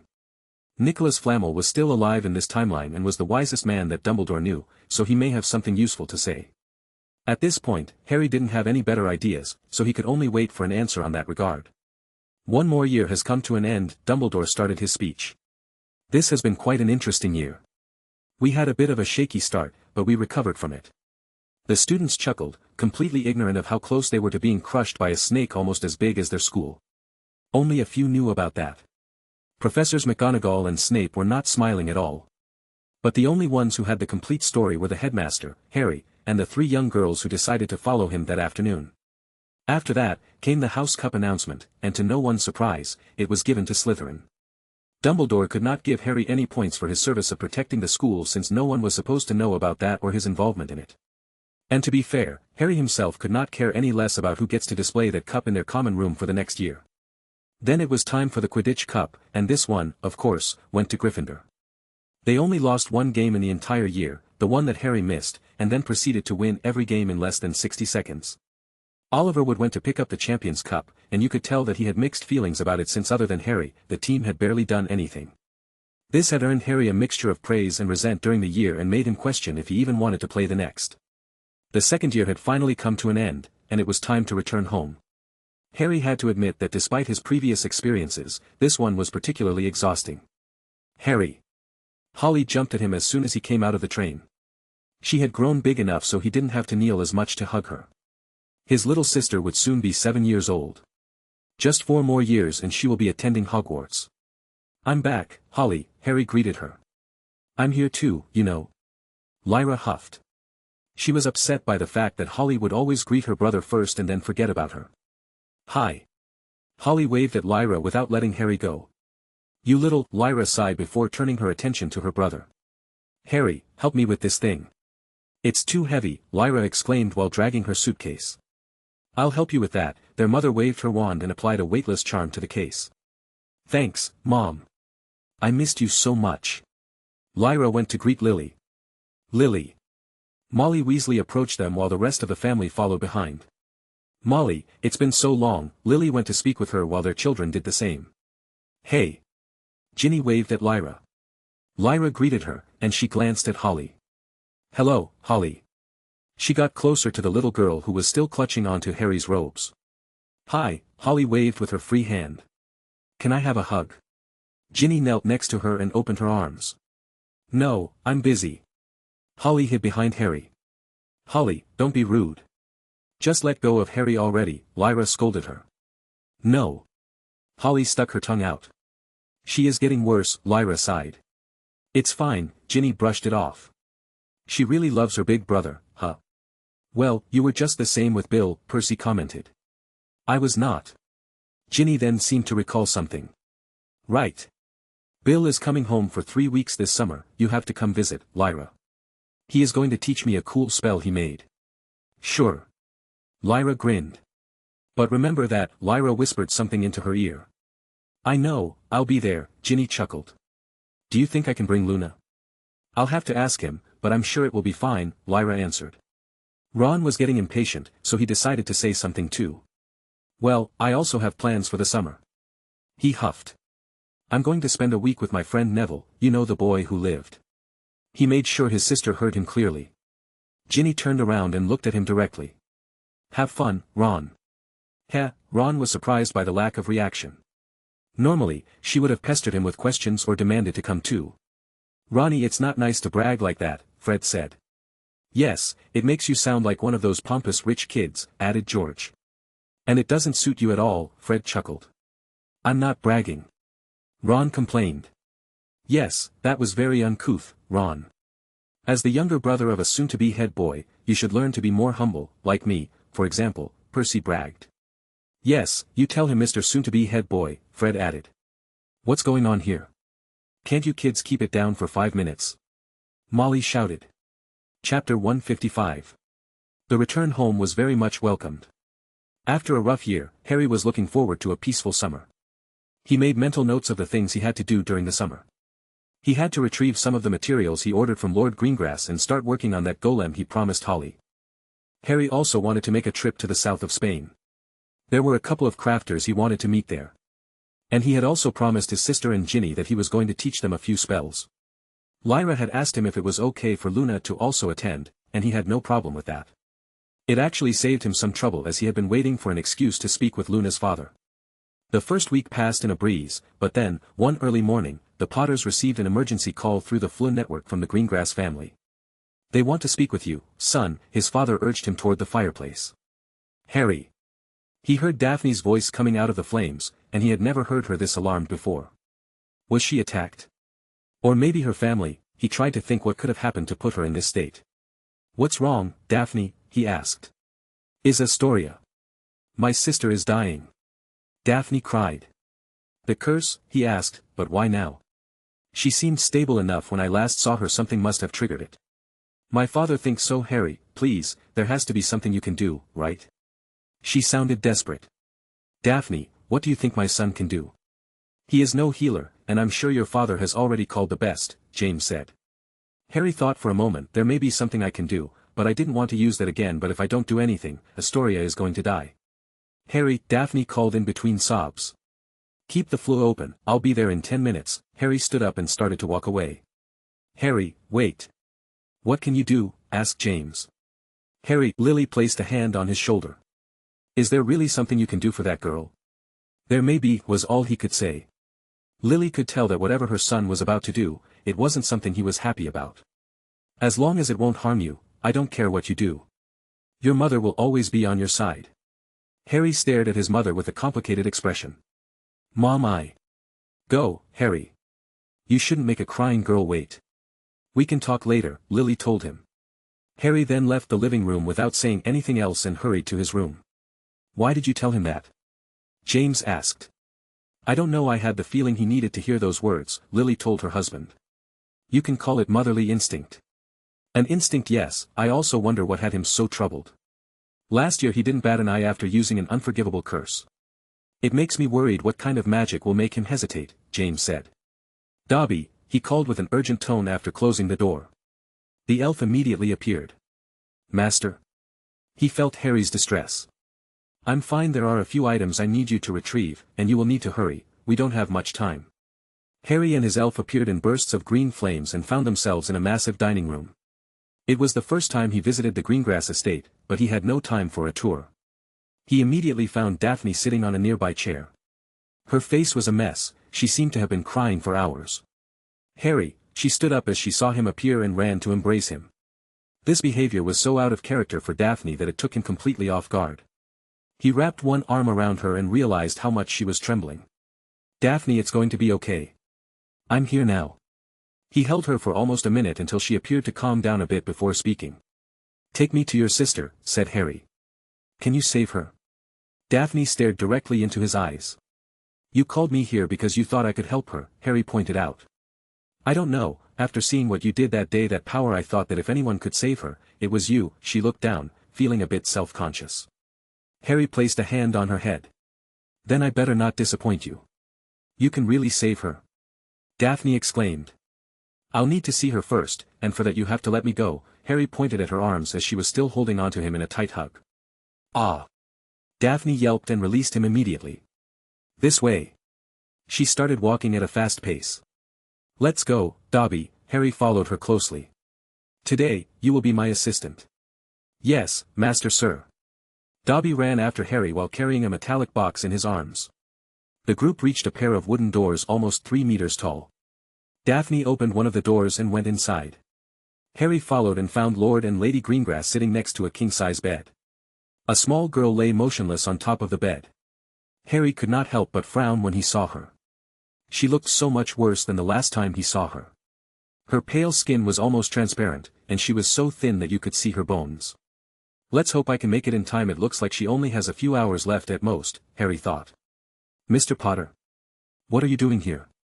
Lord and Lady Greengrass turned around and stared at him and his elf. Chapter 156. I called him, Daphne admitted. Lord Greengrass's eyes shifted from Daphne to Harry. Mr. Potter, I don't know what my daughter was thinking to bring you here, but there is nothing for you to do here. Please, go back to your home. Wait, Sebastian, his wife interjected, walking over to them. Daphne, why did you call Harry here? He can help Astoria. Daphne said with conviction. Dear, I know that he is an extremely talented boy for his age, but your father has spent a fortune bringing here countless experts of all kinds of healing arts to see your sister, and no one could do anything for her. Celine Greengrass looked very troubled. She knew her daughter had good intentions, but this was not helping. And what did these experts say? Harry approached the bed and made a quick magical scan. Astoria had barely any magic left, she was almost a squib at this point. Sebastian Greengrass gave Harry a hard glare. They all said that her curse was impossible to remove since it wasn't cast directly at her. But it was something placed on our bloodline. The curse is part of her magic, and there is no way to separate the two. He was angry but still explained the situation to Harry. Yes, that's what I thought. Healing will not help her. There are only 2 schools of magic that can save her, and none of their practitioners will answer your calls. They will never move just for money, Harry commented. What do you mean? Do you know someone who could help my daughter? Celine asked with hopeful eyes. Even if I did, she only has a few hours left, said Harry. A few hours? That's it? Daphne exclaimed. Celine gasped in horror. Sebastian didn't say anything because he already knew it was true. He knew his daughter was not going to survive the day. But you are in luck. I happen to be an expert in one of those 2 branches, Harry admitted. What kind of magic are you talking about, Mr. Potter? Sebastian sounded very skeptical. Well, the first one would be necromancy. He waited for them to calm down before continuing. A necromancer could separate her soul and body, allowing the curse to dissipate once it had nothing more to consume, before reattaching them. However, this would not return her to her previous self but instead turn her into something akin to a zombie. Her body will slowly decay and will have to be preserved with charms, and her mind will also be affected a great deal. That's horrific. Celine exclaimed. I will never allow a necromancer to turn my daughter into a monster. Sebastian shouted with fury. Yes, I wouldn't recommend that method, and I don't know enough about that type of magic to perform it either, Harry agreed. So, what is the other branch of magic? The one you are an expert in, Daphne asked. Demonology, Harry said. What? Have you lost your mind? Sebastian stood up. This is no time for jokes. Demonology? That's impossible. That's a myth, demons don't exist. Celine said, in a more collected tone than her husband. Father, Harry would not joke about this. And he is a lot more capable than you can imagine. Daphne shouted at him. This took Sebastian by surprise, as his daughter had never raised her voice to him in such a way. I can assure you that demons are very much real. You probably have already seen a few and didn't know about it, said Harry. I think I would remember that, Celine raised an eyebrow. Have you ever seen a Dementor? Harry asked. Dementors? The creatures protecting Azkaban? Those are demons? Asked Daphne. They are not from around here, that's for sure, Harry answered. Some madman brought them here 5 centuries ago to protect his fortress. He is right about that, Sebastian said. What do you mean? Asked his wife. Demonology is not a mythos real, he glanced at Harry. Is also the most forbidden branch of magic in the world. Just the mere mention of practicing it will turn you into a wanted man in all nations covered by the ICW. Yes, that's why I have some conditions before I do anything, said Harry. So, you claim to know about that magic and that it can save my daughter? Sebastian asked. I do, and yes, it is probably the only thing that can save her at this point. Sebastian Greengrass looked at Harry with his intense silver eyes. And where did you gain knowledge about this kind of magic? I doubt the Potters passed it on, and your father is one of the most righteous men I have ever met. And there are definitely no books about this in the forbidden section of Hogwarts. My 2 conditions are these. Harry ignored his question and raised one finger. 1. Whatever happens in this room, you will not talk about it with anyone outside it. If you do, you will bring death upon yourself and my family. He raised a second finger. And 2. You will not ask me where this knowledge came from, not now nor ever. This is ridiculous. Sebastian shouted.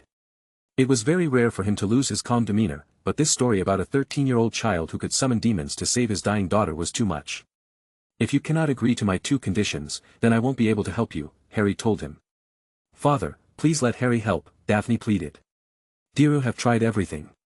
We had men dressed in strange clothes dancing around our daughter's bed, or that one spitting salt on her way tried everything out of desperation. Let's give him a chance, what do we have to lose? Celine tried to reason with her husband. Sebastian remained silent for over a minute after that. He then looked directly at Harry, like he was trying to discern something. Until he eventually spoke again. Very well, Mr. Potter. I'll agree to your conditions. Chapter 157. Do you require some sort of oath? Sebastian inquired. Your vows of silence will suffice, Harry replied. He knew that the contract would prevent them from speaking. Asking for a magical oath at this point would be insulting. And having this man as an ally could prove very useful. You have my word, Mr. Potter, Sebastian assured. You have my word, Harry, added his wife, Celine. I won't say anything. Daphne exclaimed. Then we'd better get started, Harry said, glancing down at the floor of the room. It was made of small pieces of high-quality wood, forming a complex pattern. Wood is no good, I need stone at least, he mumbled as he approached the closest wall under the watchful eyes of the family. He tapped his wand against one of the many stones forming the walls of the room. The stone came loose from the wall and floated in the air. Harry directed the stone to the center of the bedroom. Engorgo. The stone grew 10 times in size. Harry tapped the giant stone again and, without uttering a word, it started to change shape by itself. Is that a chantless transfiguration? Sebastian asked, wide-eyed. This was not something he expected a young student to be able to perform. There were 2 main ways to use transfiguration. One was to chant an already known spell. This would help circulate the magic and mold the object into the desired shape and material while the caster focused on the wand movements and a clear mental image. The second was chantless transfiguration. The caster had no help here and must do everything by themselves at the same time. They had to mold the material with their magic like a master potter working a piece of clay to create something beautiful. Harry's family had always been talented in this type of transfiguration for some reason, and Harry himself was one of the best among them. Daphne glanced at her parents and noticed how impressed they were by this little demonstration. If only they had seen what he did, how would they react, she wondered, as she had never told her parents what happened that day with the basilisk. Harry finished forming the stone into a big platform with a diameter of around 2 meters, 5 feet, and rested it carefully on the floor. On top of the platform were engravings depicting a very detailed magical circle with a pentagram inside and several runes on the outside. The three observers got a good look at the platform when Harry walked to one side. "Those runes look a bit strange," Daphne commented as she saw them.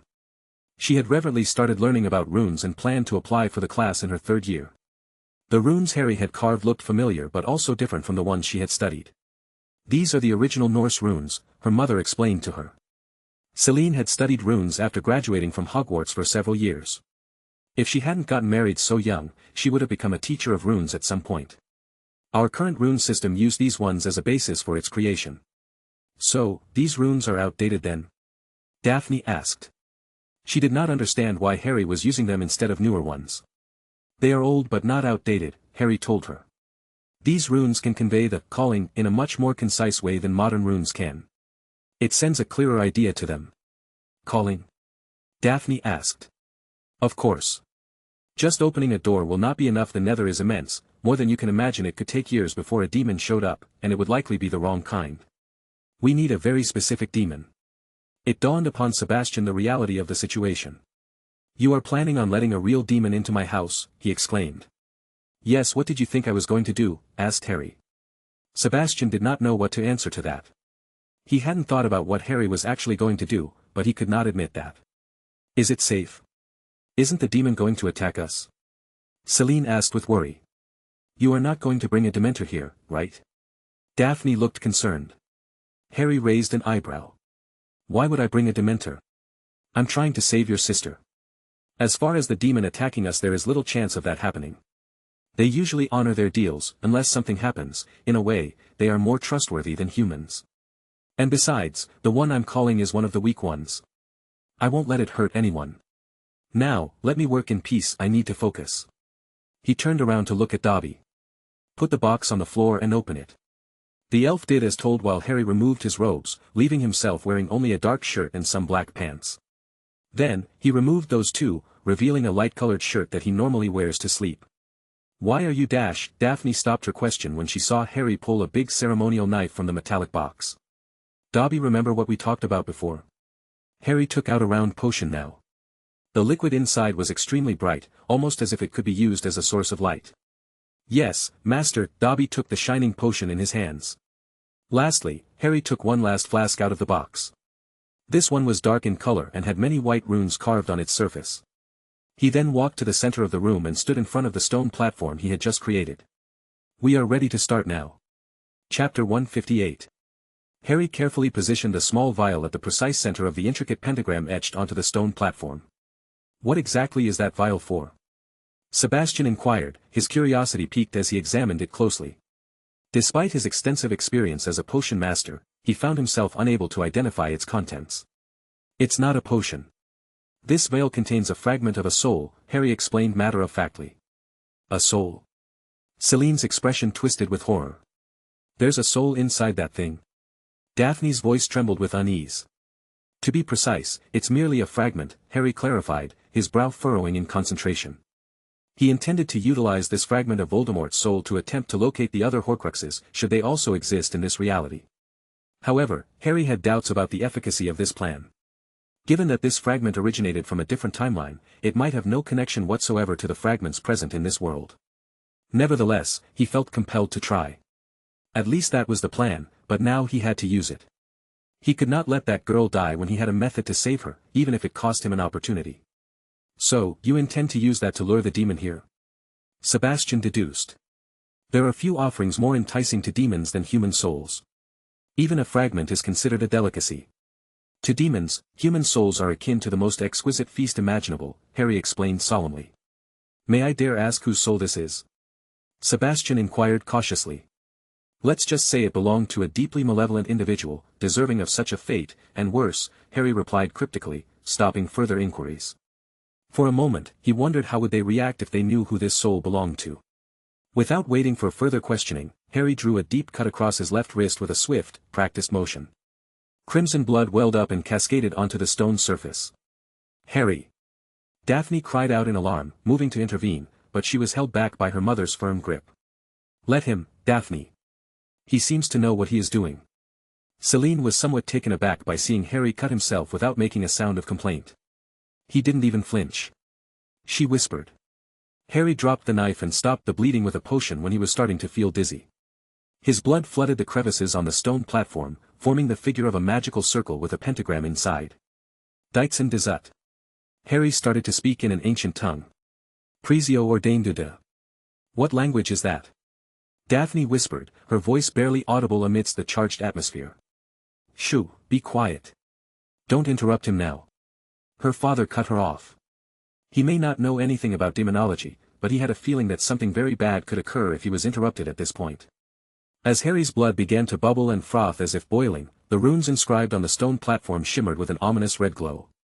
Zetas, Harry's voice grew louder, infused with urgency. Contractua bet. The mist coming out from the boiling blood became thicker and thicker until it turned back into a red liquid and formed a circular shape that stood floating in the air. The liquid looked almost like blood, but they could all tell it was something else, something not from this world. The gate is open, Harry declared, his gaze fixed upon the ethereal portal that materialized within Astoria's bedroom. At that moment, the vial containing Voldemort's soul began to levitate, drawn by an invisible force. Harry had his wand ready already. A wisp of pure white light formed at the tip of the wand. The surface of the gate rippled and 3 strange fingers emerged from it. Daphne and her mother gasped in horror at the sight of the inhuman appendages, their minds recoiling from the unnatural sight. The hand, with its crimson, leathery skin, and elongated claws, extended tentatively at first, then swiftly lunged for the vial. Harry acted immediately and poked at the hand with his wand. As the white light made contact with the red skin, the creature on the other side of the gate let out a shrieking sound that pierced their ears and immediately retracted the hand back to where it came from. Sebastian was unable to keep his calm. He was truly scared. He had never seen something like this before. A demon, yes, but not the one we need. That one tried to get greedy and went for the vial. We will need to wait a bit now, said Harry before glancing at Astoria. The young girl had not moved or made a noise the entire time. Let us hope she can last a bit more, Harry muttered. They continued to stay in the room without moving from there for 30 minutes. It was only then that the gate reacted again. Another hand came thought. This one was very different from the previous one. This hand had smooth dark skin and 5 human-looking fingers. Harry grinned. This is the one, looks like we got lucky. But this is, Celine, along with her husband and daughter, stared in disbelief at the creature coming out of the infernal gate. Not because it was hideous or monstrous, but because of how human it looked. This is a demon. Daphne found it hard to believe. Chapter 159. After the hand, a human-looking torso came through the gate. A female torso with almost pitch-black skin. She had no hair, and her eyes were closed, but she looked almost completely human, though something was off. She wore no clothes, but her big, exposed breasts had no nipples, and her skin was just too dark to be human, almost reaching a charcoal black. That woman is a demon? Asked Celine. She doesn't Sebastian's words died in his mouth when he saw this woman open her eyes. They were completely round in shape and had a solid yellow color, no pupils, iris, or anything that a normal human eye could have. This one thing alone had made this creature completely inhuman looking, but then she opened her mouth. Instead of teeth, she had thousands of long filaments hanging from her mouth, kinda similar to those seen on a blue whale. The creature let out a loud shriek that no animal on earth could muster. They then noticed that the creature was now paying attention to them, and instead, her attention was solely focused on the vial resting at the center of the circle. That's the payment, go do your job, Harry ordered the demon. The female humanoid moved her eyes to Harry as if she had just noticed he was there. Harry pointed at the bed where Astoria was resting, and the demon moved her eyes there. Her yellow eyes opened widely as if she had just found something very interesting. Can she understand English? Daphne didn't know why she asked that. Considering the weirdness of the situation, this creature understanding their language would not be that strange or important. But Harry answered anyway. No, it can't. Some demons can speak human languages, but this one can only read basic intentions. Our intentions? How Tcha? Daphne screamed. Daphne, what is it? Celine heard a crunching sound and looked back at the demon. The creature moved towards the bed, and as it did, more of its body came out of the gate. At first, they had only seen a floating torso poking out of it, but now they saw the rest of it. The human-looking torso of the creature was connected to an insectoid body. The elongated insect body had a black exoskeleton and countless feet that kept tapping on the wooden floor. By the time the human part had reached Astoria's bed, its insect body was still coming out of the gate and twisting around to fit in the massive room. Wait! Stay away from my daughter, you demon! Sebastian rushed to his daughter's bed. "Let the demon do its job, Lord Greengrass. It's not going to hurt her, just eat her curse," said Harry. "Eat the curse?" Celine asked. "Yes, this type of demon can feed on all sorts of powerful energies, including curses. Wizards and witches from the East have been using them for centuries now." Beads of sweat were starting to fall from Harry's face. "Let it do its job, I won't let it harm Astoria." "Harry, what's wrong?" Daphne had recovered a bit from her fright when she saw Harry acting strange. "I'm fine," he said while clutching his arm. "Let's get this over with." Sebastian took a step back, letting the humanoid part of the demon climb onto the bed and get closer to Astoria. He was well aware that this was his daughter's last chance to survive, so he had no other choice but to trust Harry's decision to bring this monster to his house. Daphne and Celine remained quiet and watched in horror as the demon got its human-like body on top of Astoria and opened its mouth widely. The long white filaments inside its mouth started to move, and the demon made a strange noise. Harry had to do his best to ignore the increasing pain in his left arm and pay attention to the demon, just in case it tried something. But that was very unlikely. He understood this demon well enough. The centipede demon feeds on powerful sources of energy with the filaments inside their mouth. At this moment, Astoria had almost no magic and no life force left.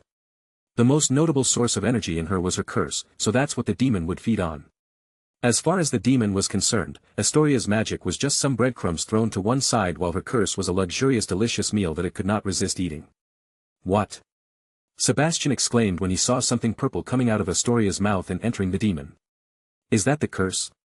It was the only thing he could think of. The strange purple mist continued to leave Astoria's body as the demon was happy to devour it. The event lasted less than a minute, but for the family watching, it felt like an eternity. As soon as the curse was completely consumed, the demon seemed to lose all interest in Astoria, much as Harry had hoped. The creature closed its yellow eyes and moved away from the bed. Sebastian, Celine, and Daphne felt a bit relieved to see this, but they would not feel completely at ease until this demon left their home. The centipede did not need to be told what to do next. The only thing left of interest for it was the vial with the soul fragment. The creature turned its body in the altar's direction and started to move at a slow pace. Harry clutched at his arm, and his breathing became more erratic. "Not now," he pleaded. The centipede demon used its human hands to grasp the vial, but when it was about to leave through the portal something changed. Chapter 160. Harry clenched his left arm as a wave of intense pain invaded him. Tendrils of black ink moved across his skin, breaking it apart and forming intricate marks on its surface. He was accustomed to feeling pain by now. He could break a few bones, and his facial expression would barely change. He could withstand the effects of the Cruciatus curse without screaming, but this was a different type of pain. The brand was not just being engraved into his flesh and bones but also his very own soul, tearing it asunder and changing it. "I had hoped but I didn't get rid of this damn thing, it followed me here attached to my very being." Harry lamented. The pain continued to increase until Harry could not help but scream out loud. "Harry!" Daphne exclaimed, alarmed. She had never seen him like this before. No matter how difficult the situation got, Harry always maintained his poise. "What's wrong with him?" Celine asked, not understanding what was happening. The demon had not even touched him, so he couldn't have been injured. From where Sebastian was standing, he saw a brand appear on Harry's arm. It started on his left shoulder and continued to grow across the surface of his skin, forming an intricate shape. The demonic centipede noticed the change in Harry and suddenly became very interested in him. Its yellow eyes opened widely, as did its mouth. The tendrils inside it moved around very fast as the demon made a guttural noise and approached Harry. "Stop!" Daphne yelled at the demon, afraid it wanted to hurt Harry. "Stay away from him." She took out her wand and pointed it at the creature. The infernal gate started to ripple again and changed color towards a golden tone. The family glanced at it, expecting with dread to see a new demon trying to make their way into their home. But instead, the only thing coming out of the gate was a soft voice. The voice began to speak in a bizarre language they could not identify. "What is that?" Sebastian shouted. The sounds coming out of the gate were piercing into his mind and bypassing all his mental defenses with no effort. What he was hearing were not words, but there was a hidden meaning there that he was unable to understand. "Get out of my head!" he shouted. The centipede demon switched its attitude immediately after hearing that voice. Its curiosity was then replaced by shock and then anger. The centipede demon glanced at Harry with its intense yellow eyes and hissed at him. Not even a second later, the demon lunged with its human arms at Harry, as it was trying to grab him. "Dobby, now!" Harry shouted the command to his elf. The little house elf did not hesitate after hearing the order and threw the shining potion he had been holding in his hands, as his master had instructed him before coming into the Greengrass residence. The potion impacted Harry, the demon, and the gate. The glass container shattered into 100 pieces, and a wave of blinding light rushed out, filling the room completely. They all heard the demon let out a blood-curdling scream but were unable to see anything. The light prevented them from seeing but did not hurt them in any way. In fact, they all felt warm and protected under its embrace. This event only lasted for about 10 seconds, and then there was absolute silence. As their vision returned to normal, they did not hear the demon or the strange voice again. When they were finally able to see again, the hideous creature was nowhere to be seen, and neither was the infernal gate. They only saw Harry, kneeling on the ground next to the stone platform, which was now cracked in half. Daphne ran to his side while her parents tried to make sense of the situation. Harry was still clutching his left arm and looked to be in deep pain. "Are you hurt?" Daphne looked at him up and down but could not find any visible injuries. "We have some strong healing potions, I can bring you some." "No, just need a moment," Harry breathed with difficulty. "I'll be fine." "Is it over?" "Is it really gone?" asked Sebastian while clutching his head. What was that? That presence peeking thought the infernal gate had been trying to enter his mind. In a way, it had been a lot more terrifying than the centipede demon. "Yes, the demon is gone, and the gate is closed. You are all safe. Master Harry." Dobby looked at him with concern. "I'm okay, Dobby, you did a good job back there." Harry gave the elf deserved praise before he glanced back at Sebastian. "You should go check on your daughter." The Lord gasped. So many terrifying things had happened in the last few minutes that for a moment, he had forgotten why they were doing this in the first place. Both parents ran to Astoria's bed to get a close look at her. "She is breathing," Celine noticed with relief. She was alive. Some color had returned to her skin, she was still pale but now looked more natural at least. "She looks much better now," Sebastian said with a smile. Astoria moaned, and her eyes moved. "She is waking up," Celine exclaimed. Daphne stood up after hearing this and ran to the bed. "Astoria," she called. Astoria opened her silver eyes with some difficulty and glanced at her family. Good morning." The family cried tears of happiness and relief. Chapter 161. Astoria. "You are awake." Daphne had an unusually wide grin on her face. Astoria tried to speak more, but her eyes started to close again. "It's okay, my love," Celine told her. "You must be very tired. Rest now." Astoria moved her head a bit as if trying to nod, and then her eyes closed again. "She is going to be okay now," Sebastian looked at Harry. "Is the curse gone?" If the curse wasn't gone, she would be dead already. Harry decided not to say that. "Yes, the curse is gone. But her body and magic will need time to recover. I'm sure you have many potions to help speed up her recovery." Harry stood back up with difficulty. "Dobby, my shirt." The elf hurried up to bring him his clothes. Harry glanced at his left arm, the pain was almost gone. The brand was very faint now that the gate had been closed and that entity was far away, but it was still visible. It's never going to disappear completely now, he knew this for sure.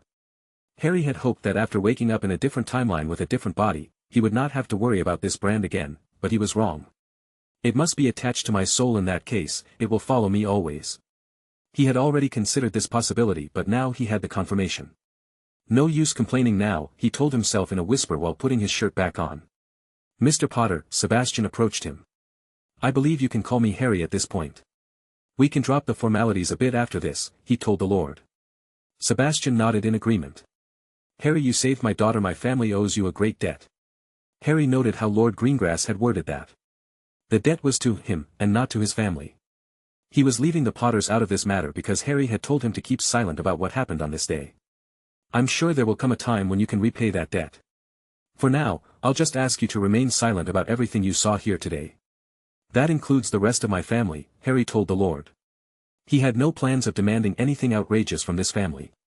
And he would not have minded brushing off this debt, but to a pure-blood lord like this one, that would have been a great insult. Like telling him that his daughter's life was worthless to him. "I understand," Sebastian said, and then Harry saw the man smile for the first time. "Thank you." Harry put his robes back on and looked back at Sebastian, who was still standing in the same place. "Is there something you want to say?" The Lord looked troubled. "You don't have to answer me, but about that brand on your arm. I couldn't help but see it. You are familiar with these types of brands, Harry stated matter-of-factly. Already knowing what brand had this man seen before. My brother was foolish enough to join him, the Dark Lord, Sebastian lamented. Dear, Celine spoke softly. She knew how little he liked to talk about his younger brother. He paid for that with his life already. But I saw that brand on his arm a few times. I remember well the feeling it gave off. And it reminded you of this one, Harry pointed at his left arm. Harry saw the Lord nod. If you're worrying about me being involved with Voldemort. Of course not. Sebastian interrupted him. That was not my intention. Harry shrugged. That's fine. You are not wrong, the brands have many similarities. Sebastian was surprised that Harry admitted this much. Of course mine has nothing to do with Voldemort. It was given to me by someone else, someone much more dangerous. More dangerous than. Sebastian looked at the empty space that the demonic gate had occupied a moment ago. He recalled the gate doing something strange when Harry was clutching at his arm. Then there was that voice. Who was that? What did it want? Sebastian thought. Harry saw his expression change and knew what he was thinking. It's best if you forget about that. Many have gone insane just for thinking too much about it. Harry looked at the bed where Astoria, Daphne, and Celine were. You have your family back together. Enjoy the moment. Who knows how long it will last this time? He thought to himself. Harry walked to where the elf was standing. He turned around and waved his wand. The stone platform lifted in the air for a moment before returning to its original shape and size and placing itself back on the wall. The knife returned to the box, as well as all the shards of glass left behind by the potion Dobby broke. We are done here, Harry declared once the room was clean again. Wow, Celine stared at the display of magic. He can clean too. Daphne looked shocked. No one would be able to tell what happened here today by just looking at it. Come on, Dobby, we are leaving, Harry told the elf, and this one picked up the metal box. Yes, master. Wait, Harry. Daphne called for him as he opened the door to leave. Huh. Harry turned around and for a moment was reminded of his little sister Holly. As Daphne threw herself at him in the same way, except she was much bigger. Thank you so much. Daphne exclaimed. Harry's body was extremely exhausted by the ritual and by having his brand reactivated, so when a girl his own age jumped at him in such a way. Daphne heavy, he managed to say before collapsing on the ground under her. Chapter 162. We are all ready. Lyra announced loudly as she got in front of him. Harry lifted his eyes from the book and glanced at his sister. She had barged into the library, accompanied by Ginny, Luna, and for some reason, Daphne. Good for you, have fun. Harry returned to his book, not really sure why she felt the need to inform him of that. What do you mean by, have fun? Did you forget your promise already? Lyra huffed angrily with her fists at her hips. Huh, Harry gave the girls another glance and remembered the conversation he had with his sister about teaching them a few spells this summer. Right, he put the book down. So you remember now? Well, good. We are ready, teach us. Lyra exclaimed. He was still recovering from the day's experience. Not from summoning the demon, that didn't take much of a toll on him, and after drinking a blood-replenishing potion, he would have been back in top shape. What caused him to be in this state was the awakening of his brand. He still felt tired even after resting for several days, his limbs ached as if he had run 3 marathons in a row, and his arms still felt very sore. But I did make a promise, I suppose it will be good for those girls to learn to defend themselves. That would give me some peace of mind at Hogwarts at least. Let's go to the gardens then, Harry stood up from the couch. Are we not going to that room you used last year? Lyra asked, and Ginny elbowed her side. That was a secret, remember? Ginny whispered to her. No, there is no need for that, and it would be a bit cramped, Harry told her. The group walked out of the library, and Harry noticed that Daphne stayed a bit behind the rest. He assumed she wanted to tell him something, so he did the same and got closer to her. How is Astoria doing? He asked in a soft voice. Daphne smiled. Much better. Father hired a team of healers to stay at her side. They said that she should be in perfect shape very soon. That's great news. Was there something you wanted to tell me? He asked. Yes, actually I was planning on sending you a letter, but this is faster. My father told me the full list of materials you requested will be ready in 2 weeks. But we already have most of them, so if you are in a hurry to dash. No need. I can wait 2 weeks. Send the amount to pay and I'll have my elf collect it. I'm not sure if my father will not accept the payment after what you did for us, Daphne whispered. He will. What I did for your family was a personal favor, this is a business transaction. Let's not mix them. He cared little for coins. Even after paying for this purchase, he would still have a mountain of gold, thanks to Lord Malfoy's generosity. Having Lord Greengrass owing him one was more valuable than that. I will tell him what you said. Daphne looked satisfied with his answer. I didn't expect you to be here though. He recalled his sister telling him about Luna but never mentioning anything about Daphne. Lyra told me to come, Daphne said with a tinge of coldness in her voice. Harry noticed this. Is she mad because I didn't invite her myself? I honestly didn't even remember about this. I had more important things on my mind. I didn't think you would be interested. I'm only going to teach them some basic stuff. I have learned some things at home, but you see a dash. Wow. Luna interrupted Daphne and got closer to her, her eyes scanning the air surrounding Daphne's head. What is it? Daphne took a step back, attempting to create some distance between her and the strange blonde. You have a lot of raxperts flying over your head. Luna sounded very shocked. I have what? Daphne looked very confused now. Raxperts is the name of one of the creatures that only Luna can see, Ginny explained. She sometimes says things like that. Don't let it bother you, Lyra added. That's not true. My daddy saw a Nargle last summer. Luna informed her that she was not the only one who could see them. So, only your family can see these creatures? Daphne looked a bit suspicious. That sounds crazy. Luna asked her directly. I have been called that a lot. She seemed unfazed. I wasn't going to say something that impolite, Daphne told her. She is not exactly making things up. Luna has a peculiar gift, Harry spoke. She does? Asked Lyra with shock. I do. Asked Luna, equally shocked. She can perceive things that cannot be glimpsed with naked eyes, Harry said. You mean like magic? Daphne asked. Harry gave her a nod. Something like that. The truth is that even he didn't understand exactly what Luna's ability was. But he knew she wasn't just making things up. His best guess after knowing her for so many years was that Luna was somehow able to see souls and spirits and her brain interpreted it in that peculiar way. Oh, so your family must have some bloodline ability. That's incredible. Daphne was truly impressed. That type of magical ability was incredibly rare, even among old magical families. So, I'm not crazy? Luna asked. You are a bit crazy. But someone else with your gift would have gone insane already, Harry told her. Okay then. Luna shrugged and continued to walk, not seeming to care that much about what Harry told her. Wait. Daphne went after her. You said before that I had a lot of, she forgot the name already. Raxperts. Luna glanced up. You have a few more now. What does it mean then? Is it bad? Daphne asked.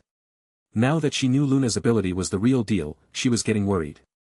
Huh? Luna stared at Daphne with a blank expression. How should I know? I have never seen this many before. She turned around and continued to walk. Daphne was left standing there, completely baffled. But why would you mention it then? Lyra tapped her on the shoulder. Don't think too much about it, Daphne. Ginny approached her. Yes, it is best to forget about it. Last year she said I had some gulping plimpies running around me. I still don't know what she meant. I don't think Luna knew what she meant, Lyra added. Chapter 163. Alright, give me your wands, I will remove the trace, Harry told them once they arrived at the garden. Mine was already removed last year, Daphne said. Daddy also removed mine, Luna added. Hold on, what? How did that happen? Lyra questioned the girls. She believed only her brother would do that kind of stuff. Some seniors removed the trace on my first year, Daphne explained. They do this for all new Slytherin students. Why? Lyra asked. Everyone knows the whole thing with the trace is the Ministry's way of controlling Muggleborns. It should not apply to students who live in magical houses, Daphne answered. My brother said the same, Ginny commented. But Mom and Dad refused to remove mine. They are very strict when it comes to obeying the law. What about you, Luna?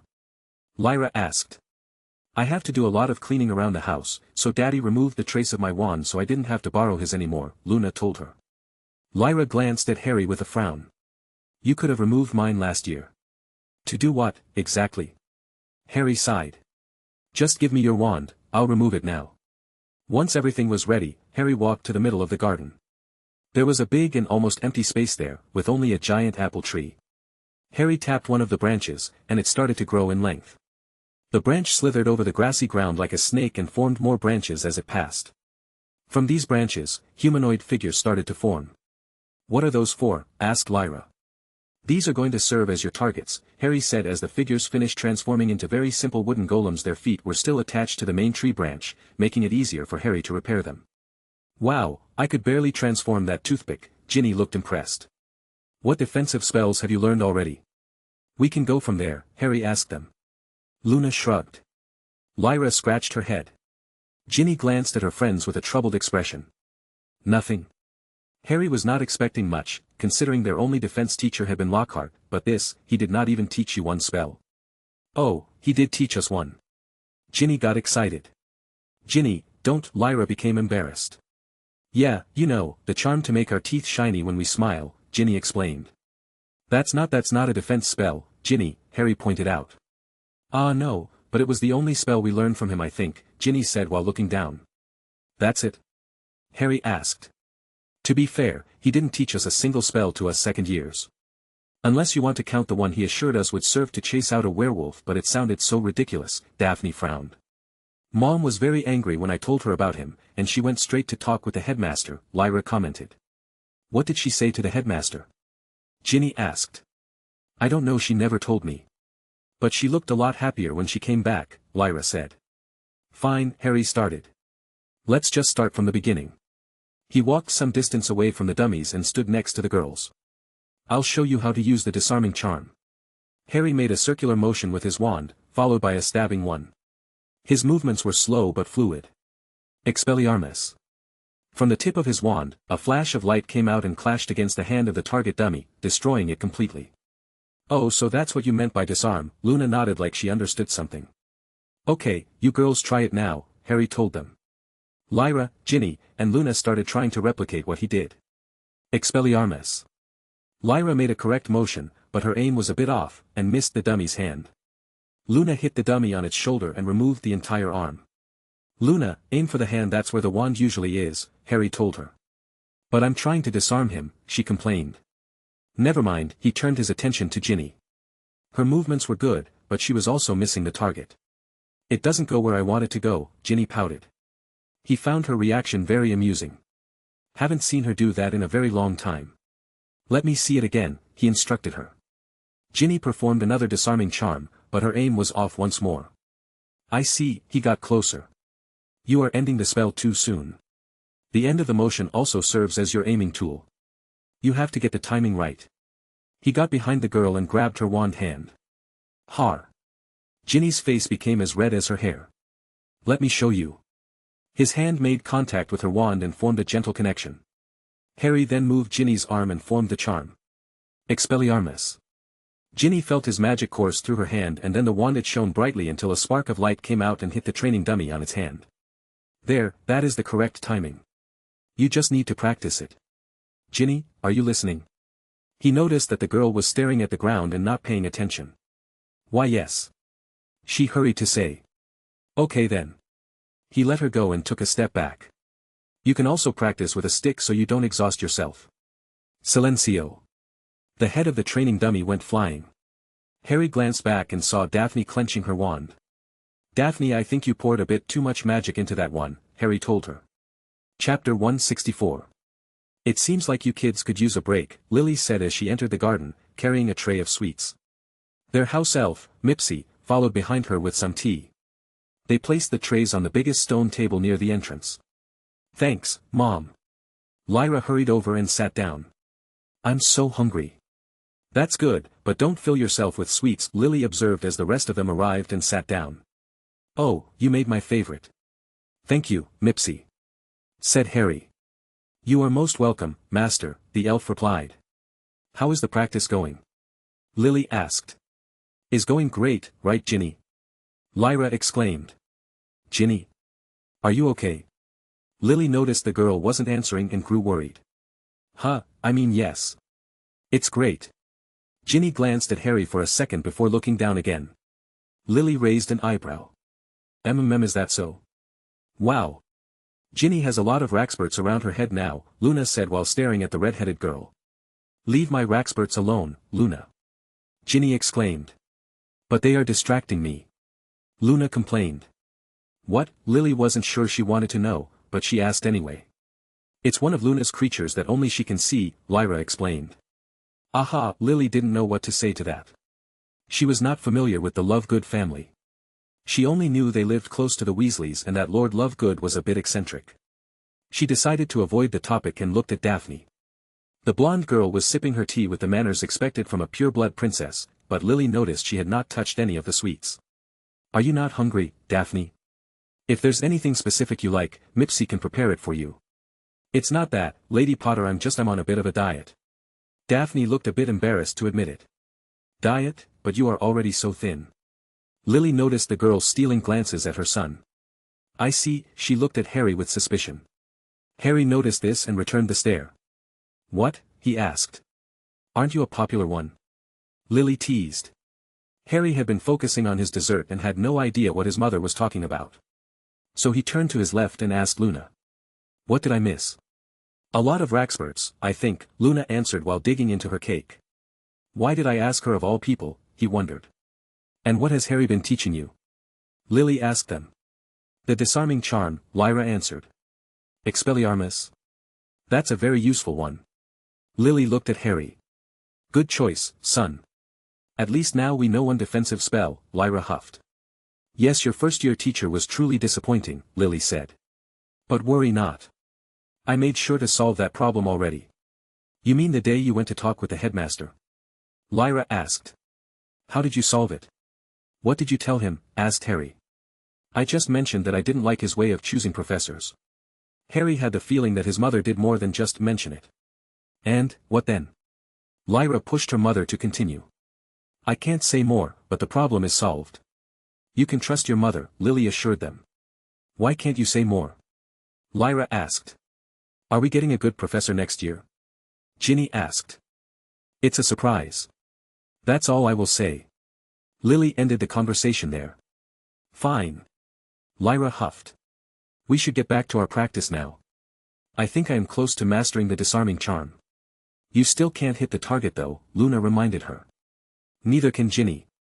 Lyra exclaimed. But Harry helped her with that, right? Luna glanced at Ginny with her innocent eyes. Ginny covered her face.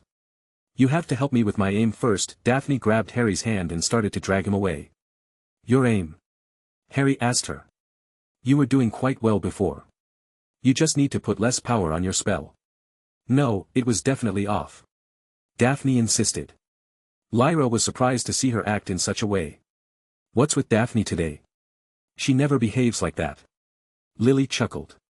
Oh, your brother is very popular. So, do you remember everything I said? James asked his son. Of course, Dad. We'll only be there for a few days, Harry told him. Why are you giving him the instructions? I am the adult here, Lily huffed. Well, I suppose you are right, James said, not wanting to upset his wife. He handed her the port key in the form of a large coin. This was a special type of port key, an international one that allowed them to go through magical Britain barriers and enter a different country. Harry had initially planned on making his trip to Spain by himself but then discovered that minors were not allowed to travel alone, except for very specific circumstances. So in the end, it was decided that Lily would accompany him since James was currently busy, working on a case involving some missing persons that he couldn't talk about. I always wanted to visit another country.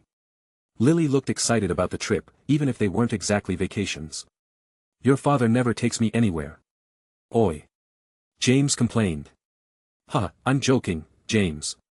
Lily knew well that the reason for not going out too much was because of the danger of encountering some Death Eaters. Despite what the ministry usually says in the newspapers, Britain has become a very dangerous place after Voldemort's first appearance, and even after going missing, there has been a lot of activity from Death Eaters and other dark wizards. Now I want you to be very careful. I haven't heard about any Death Eater movements over there, but France had 2 raids last year, said James. We will not be going into France, said Harry. I know, but the Spanish magical community you are visiting is a very old one, which means there is probably a lot of shady stuff going on there, James warned them. I want to see them try anything. Lily huffed. Our son has taught me some very interesting spells recently. James sighed. I don't want to know. Chapter 165. Harry and Lily walked through the streets of Barcelona wearing casual Muggle clothing to avoid attracting attention to themselves. This is so exciting. It's been so long since I visited a foreign place like this, Lily said, appearing to be in a very good mood as she looked around the streets. I'm glad you're having fun, Mom. But pay attention too, we are about to enter the oldest part of the city. We are bound to cross paths with other wizards and witches, Harry said, his words not loud but audible despite the noise around them. Lily assumed he had used some charm on his voice. Hey, wait a moment, I'm supposed to be the adult here, she complained. Harry ignored her mutterings and focused on finding the entrance since he was not very familiar with this place. Are you sure it's around here? Lily scanned the area. The two of them had left behind the busy city streets and ventured into the oldest area, called the Casco Antiguo. The city was extremely old. Even though it wasn't formally recognized as a city until the 13th century, parts of it had been around since much earlier, and this was the oldest part. They were walking on cobblestones and surrounded by old, gloomy stone buildings. The upper parts of the buildings extended forward, so most of the natural light became blocked. There, to the left, Harry said. They took a turn and found themselves in an alley with no exit. Lily was unable to see or hear anything here. This is it, Harry said, tapping his wand against some of the small stones decorating the walls. They then heard a crack, and the end wall of the alley parted ways, revealing a dark corridor. Lily was a bit dubious but still followed Harry through this dark place. Whoa, she exclaimed. After just walking for a few seconds, the narrow corridor disappeared, and she saw the alley in all its glory, with shops, the street's enchanted lights, and all the wizards and witches walking around. Welcome to the Callahan de Palmera, or Palmera Alley if you prefer, said Harry. For a moment, Lily felt like a kid again, visiting Diagon Alley for the first time. Most of the shops were made of stone, giving it a much more rustic feeling than its English counterpart, but it was beautiful in its own way. It looks more ancient than Diagon Alley, Lily commented. That's because it is. Diagon Alley was built around the 16th century, and this hidden space has been around since the 6th century more or less. That old? Lily was surprised to hear this. Even Hogwarts Castle had not been around this long. Of course, back then, this was not a commercial alley. It was just a house. A hidden place for a witch called Palmera. Her family inherited the place after she died, and during the Spanish Inquisition in the 12th century, they started to rescue wizards and witches who were being persecuted by muggles. The refugees decided to stay here and expanded the place to create this magical community. You seem to know a lot about this alley, Lily noted. She had read about other magical communities, but it was hard to find much information in books. These communities tended to be secretive when it came to foreigners.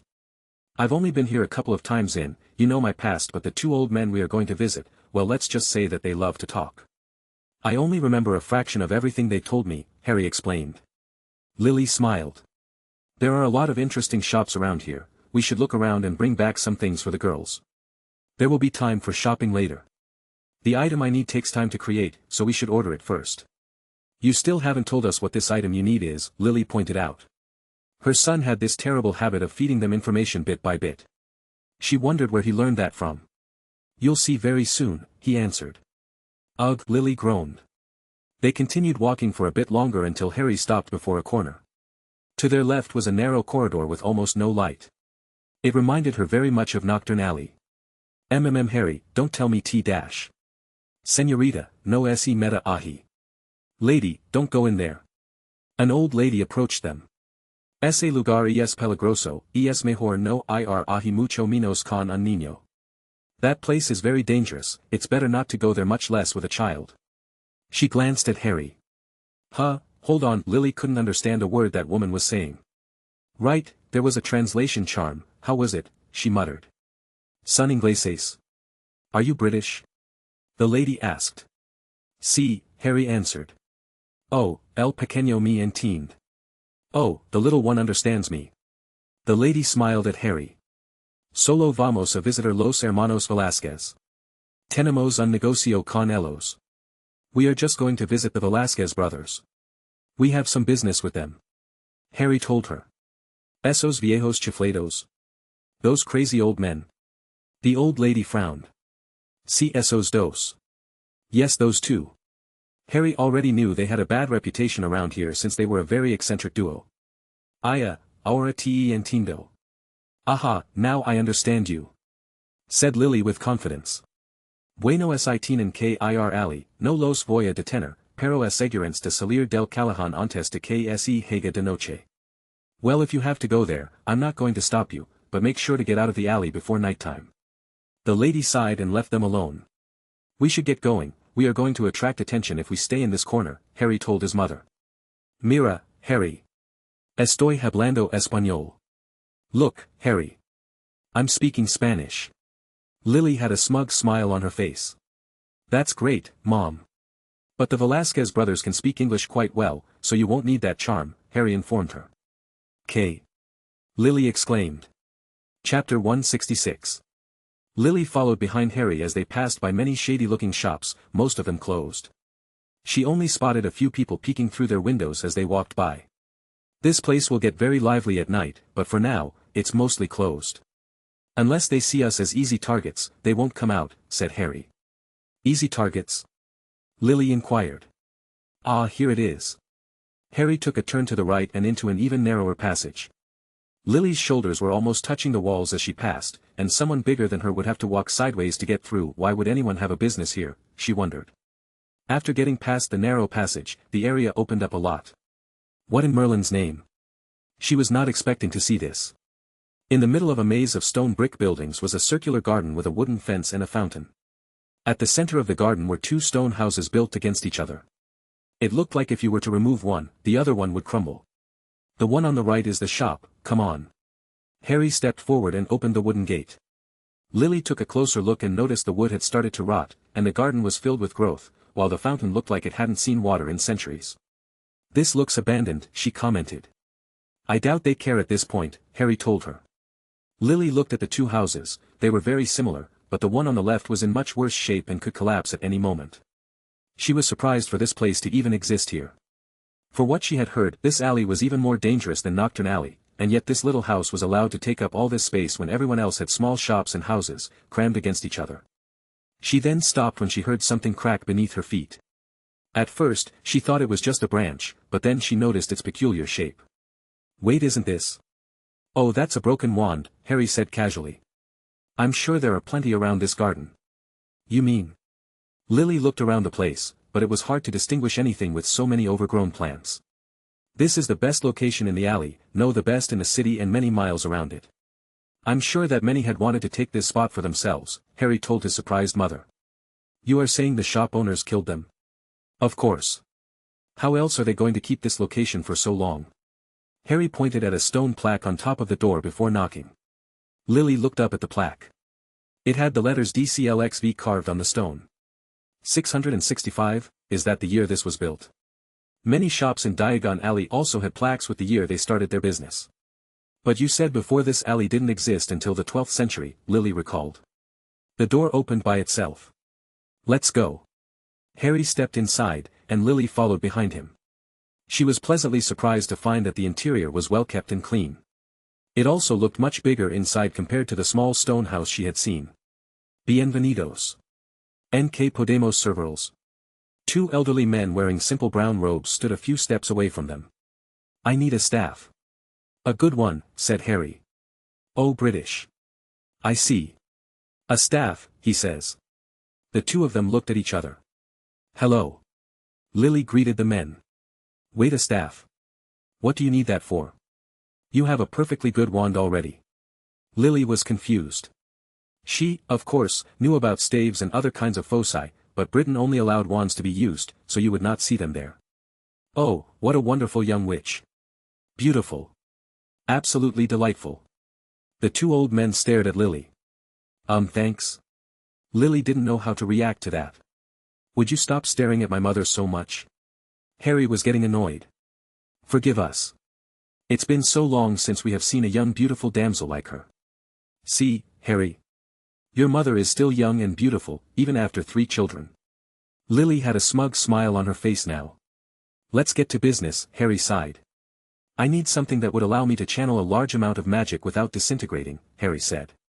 How large are we talking about? Yes, it would help to know.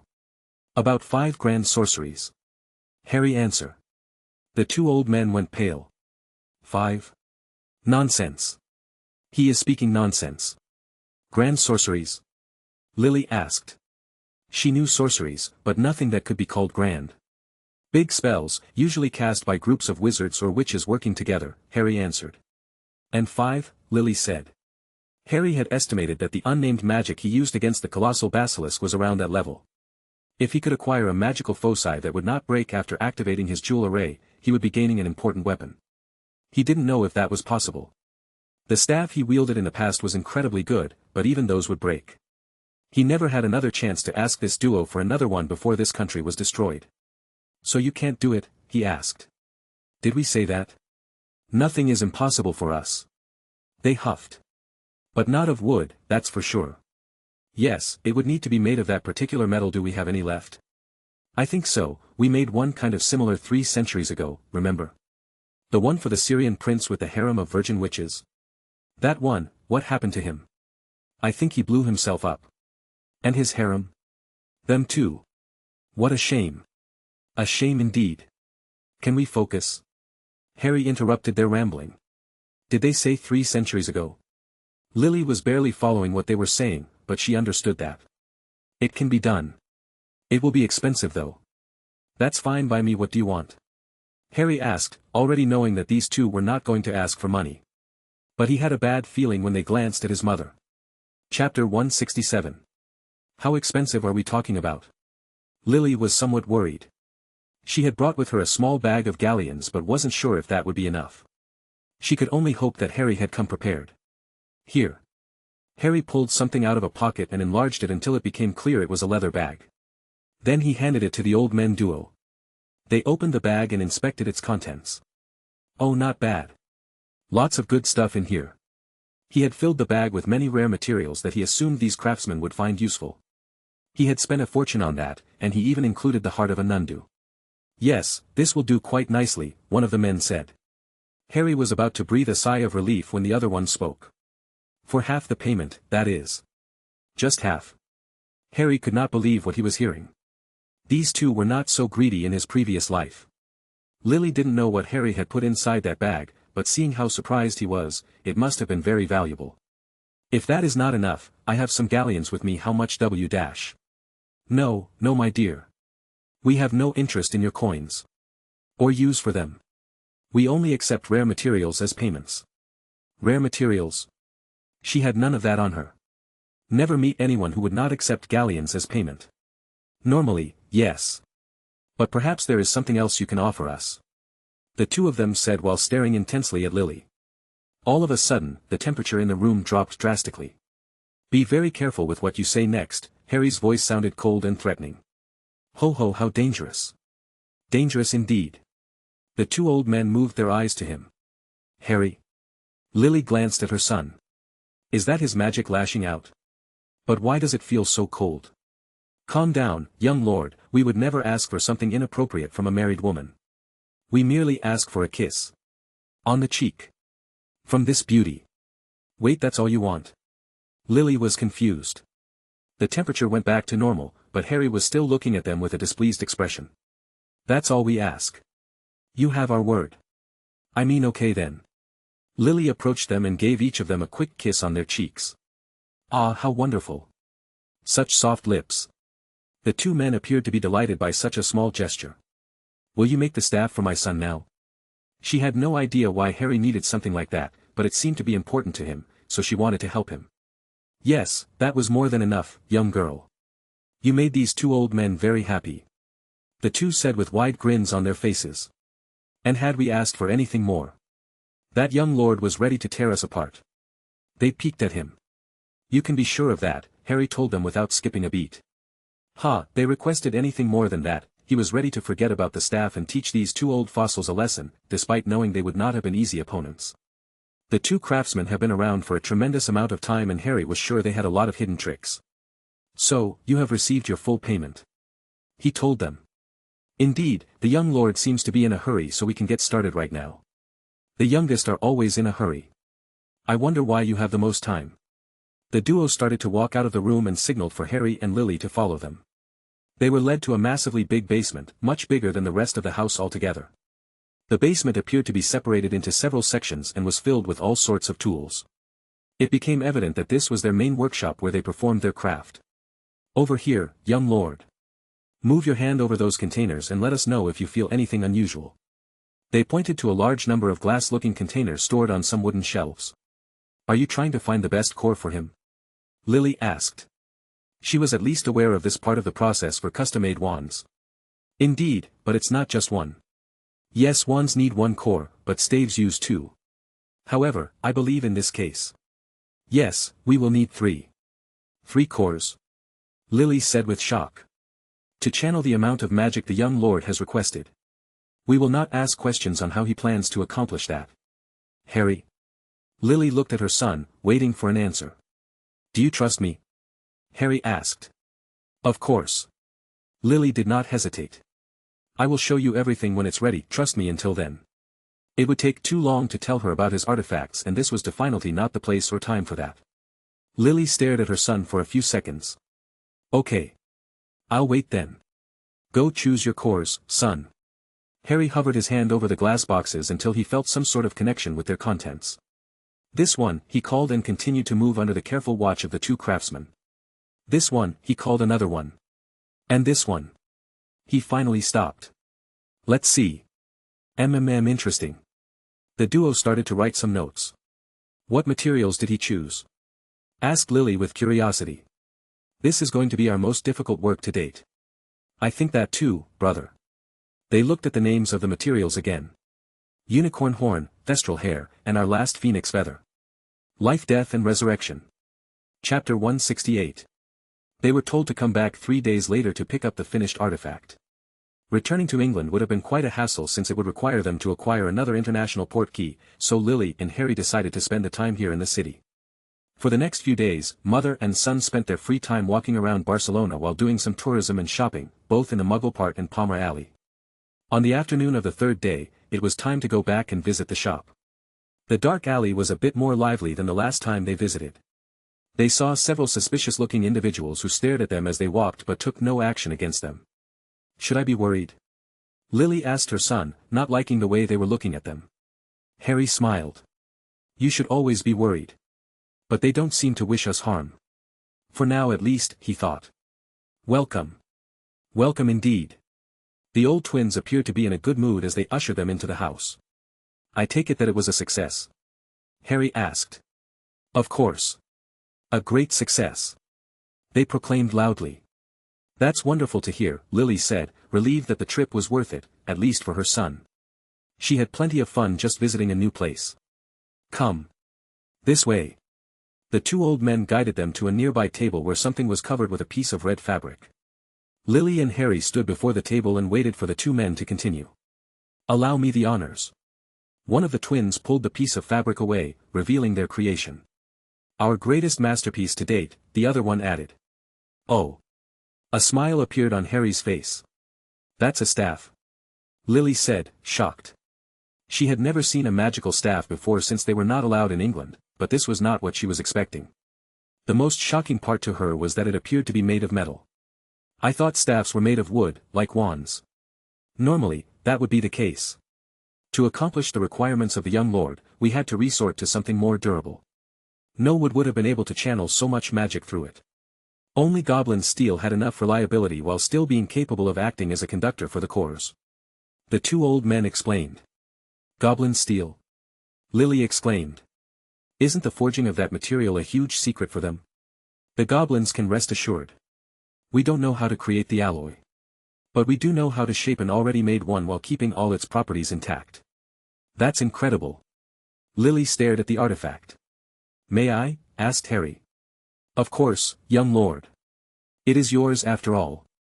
Harry picked up the staff from the wooden stand where it was resting. It felt heavier than he expected, considering it was made of goblin steel, meaning they must have done something to increase its density and durability. The surface was silver and completely pristine. 4 rows of runes had been carved vertically across its surface, except at the handle where it was completely smooth and comfortable to hold. The 3 cores were all secured inside the metallic casing and could not be seen, but Harry could feel them in there, waiting for him. On the tip of the staff were 3 crystals he was not able to identify. They are called dragon opals. They can only be found on a small island north of Norway. They are the most resistant magical crystals in the world, very rare ones too, the 2 men explained. Harry focused on moving his magic through the staff and creating a connection with it. It was very easy to do. After all, this was something made specifically to match his magic. The crystals on the staff started to shine with an intense green light, and a wave of energy came out of the artifact, pushing everything away while sparks of lightning jumped across its surface. Harry had to control the reaction that otherwise would have destroyed the small house and hurt everyone inside. A perfect match. I was expecting nothing less. The twins smiled with satisfaction.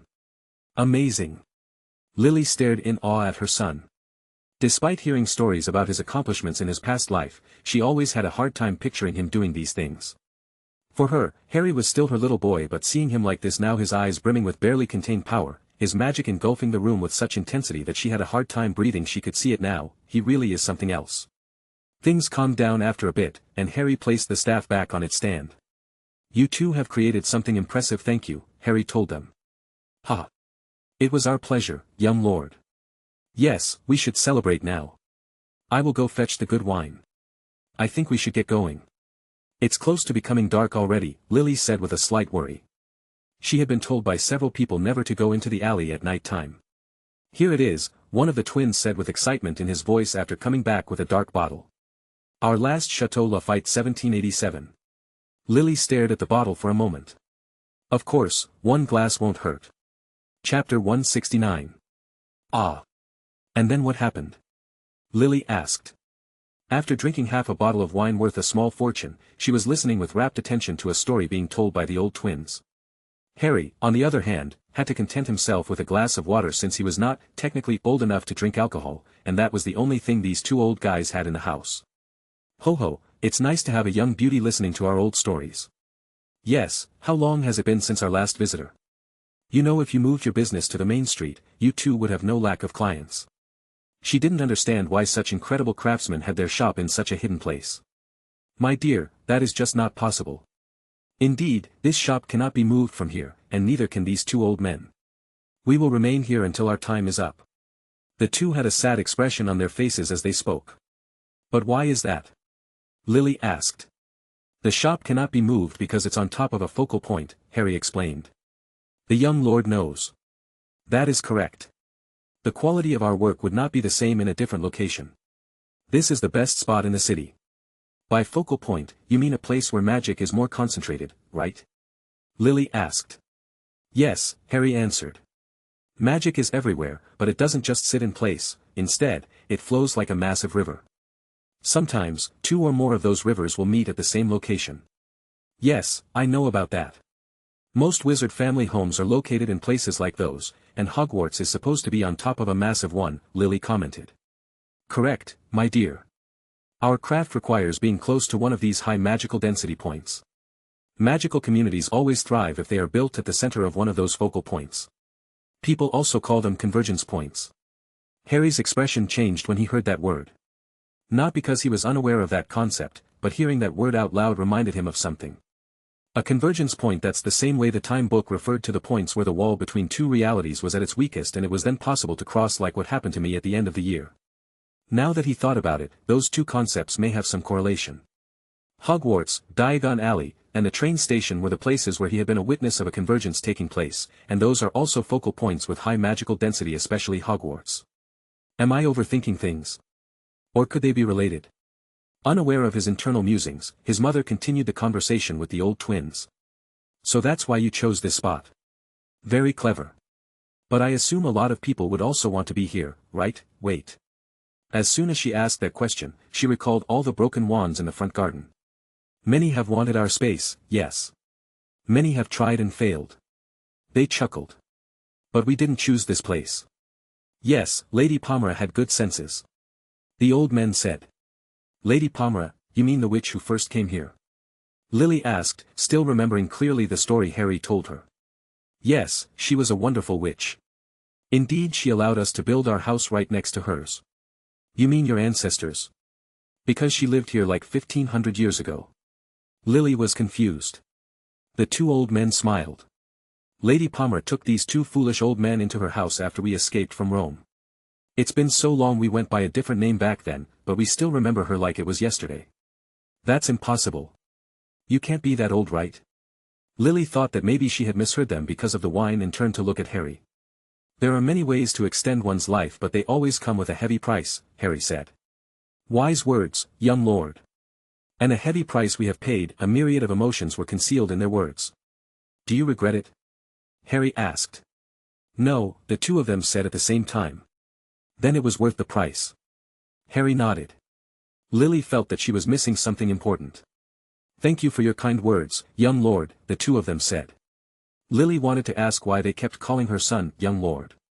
At first, she thought they were just being polite to an heir from a noble family, but would two wizards this ancient even care about English magical nobility? They never referred to her as lady, even though she is the lady of House Potter. We should get going, it's getting late, Harry suggested. They had to return to the inn and pick up their things before going to the designated spot to use the portkey. Wait. But I have so many questions. You two have been alive for over a millennium. The amount of wisdom you must have is. They laughed at hearing this. My dear, we have indeed seen and learned many things in our long life. But we have also forgotten just as many. What do you mean? That you don't remember anything? Lily asked. We wouldn't say anything. We know a great deal about the crafting of staffs and a few other topics. But the human mind is very limited in how much it can store, even with the help of magic. They explained to her. But surely there is something important you must have learned after all this time. Lily insisted. There are some things, of course. Wisdom comes and goes. But your instincts honed over the years will only improve. Lily raised an eyebrow. Your instincts, that's it. Do not underestimate a person's instincts, especially ones honed over extreme periods of time. It is thanks to those instincts that one is able to discern things that others would miss, like gauging the power of an individual, regardless of how innocent they could look. They both glanced momentarily at Harry. Those are the kind of things that allows us to live this long. Chapter 170. Are you that disappointed? Harry asked after leaving the garden. The sun was completely gone, and the sky was dark, but the streets still had some light coming from the surrounding houses. Lily turned around and got another glimpse of the two old houses, one leaning against the other. She now knew the abandoned house on the left belonged to the witch Pomera and her descendants. I mean, they have lived for so long. If it were me, I would have wanted to learn. I don't know everything. They probably did, but only what was truly important to them stuck for the rest of their journey, Harry told her. How do you think they did it? How did they live for 1500 years? He shrugged. If I have to guess, they found a way to bind their bodies to the focal point here and use its magic and their own souls to extend their longevities for as long as possible. So they really can't leave the house, Lily recalled their words. There was probably a time when they were able to move around the city, but the leash continued to get shorter. By the looks of this garden, they haven't been able to leave the house for at least a century or two. They sacrificed their souls and freedom to live longer. Doesn't seem worth it, Lily considered. Everyone has different definitions for what is worth it, Harry reminded her. I suppose they appear to be happy enough. The two of them walked through the dark alley in silence until Harry spoke again. How drunk are you after all that wine? Lily was surprised by the sudden question. Huh. I'm fine. It would take a lot more than half a bottle to get your mother drunk. That's good because we are being ambushed. What? Lily noticed a flash of light behind her and moved aside. A red flash passed next to her head and impacted a nearby wall. Lily immediately pulled out her wand and scanned the area, trying to find the attacker. There. Lily pointed her wand and shot a silent stunner. The red light impacted someone, and they heard the sound of someone collapsing on the floor. Got him. Lily celebrated. Hija de puta, they heard a female voice yell. That was good, but not that useful. There are at least 3 enemies. Stunners are only good for duels. Renervate. They could not see where they were, but they heard the same female from before. We are back to 3, Harry pointed. Lily glanced at her son. He was standing with his arms crossed and his usual calm expression. Wait, are you not going to do anything? Are you telling your young innocent son to go fight these evildoers for you? Lily raised an eyebrow. He was not taking this seriously at all. I want to see what Lily Potter can do. Don't worry about me, Harry told her. The last time, she was too distracted while trying to protect him. But now, she could focus on defending herself against the 4 enemies. He only had time to teach her one spell, but it would surely come in handy now. Of course, he knew she was in no real danger for as long as he remained close to her, but one day he may not be there and he wanted to make sure she could take care of herself. What? You are going to let Lily felt something and moved her wand forward. Protego. A couple of spells hit her shield and broke it. Lily did not waste time and went for cover. She had 1 enemy behind and 2 more in front. Take the solitary one first, she thought. A light, bombarda, against the wall near the duo of thieves served as a distraction. The man and woman hidden in the shadows made a yelp of surprise when the wall next to them exploded, and they were forced to take a few steps back and duck for cover. Meanwhile, Lily sent a silent lumos behind her. The small ball of light illuminated the alley just enough to show her the position of the solitary thief. This was no moment to hesitate, she had a small opening to take this man out. Silencio. Stupefy. Incarcerus. She cast the 3 spells in one fluid motion, as her husband had taught her. The thief went down quickly, making it clear that these people were not duelist experts by any means and instead were just 3 opportunistic thieves looking for some easy prey. With one down, Lily focused her attention on the other 2. She could not use a stunner now as they would be able to dispel it from each other, and she was not confident in being able to take both of them at the same time. I'll have to use the spell he taught me, she felt a bit troubled. Don't start doubting now. A moment of hesitation could kill you, Harry shouted at her. Protego. Lily blocked the incoming spells, and it was time to fire back at them. Devulsa. She made a cutting motion, and a wave of purple light came from her wand. The male thief tried to use a charm shield, but that only stopped half the spell. The reason Harry chose this particular lethal spell to teach his mother was because it was half a charm and half a curse, making it easier for her to learn it since Lily was already a master in charms. It was also a tricky spell to block, as people would often confuse the motion for a different charm and try to block it with a protego. That was a deadly mistake as this would only block the charm while letting the curse pass by. Aw! The thief screamed as some purple liquid splashed onto his chest and started to dissolve it. His partner panicked and made another fatal mistake. She tried to remove the liquid using her robes. The curse spread to her and started to consume her. Lily flinched at the macabre spectacle but did not look away. I did this ICA-. She was startled as all of a sudden, some masked man with a knife appeared on her side and tried to stab her. She could not react in time to save herself, but then the man went flying and was smashed against the closest wall with a loud crunching noise. What was that? She did not understand where that man came from. She looked at her son's expression and realized what had happened. You told me there were only 3. I said at least 3, but you should never lower your guard. I could have also been wrong in my detection. I could still be wrong, and there could be more attackers around. To be honest, I'm not that great at detection. Lily could not argue against that. She had indeed gotten careless. Constant vigilance, that's what Moody always said. Constant vigilance, Harry agreed. Chapter 171. Harry landed close to the house. He would have used flu powder to travel here, but Luna's father was a very paranoid man and believed there was some conspiracy involving corrupted fairies leaking information to dark wizards. Funny enough, he wasn't completely wrong about that one. Apparition would have been risky since he had never been in this version of the Lovegood house, and things could be in a slightly different position compared to what he remembers. A humming sound could be heard when Harry tapped the property wards. This was a non-intrusive way to inform the home occupants of his presence. He was looking forward to his conversation with Xenophilius. It didn't take long for Luna to send him an invitation after he requested to speak with her father. The girl didn't even know what he wanted to speak about, but she had always been very carefree with these things. Harry felt the magic moving around the ancient wards, and the wooden house that had been previously in sight disappeared.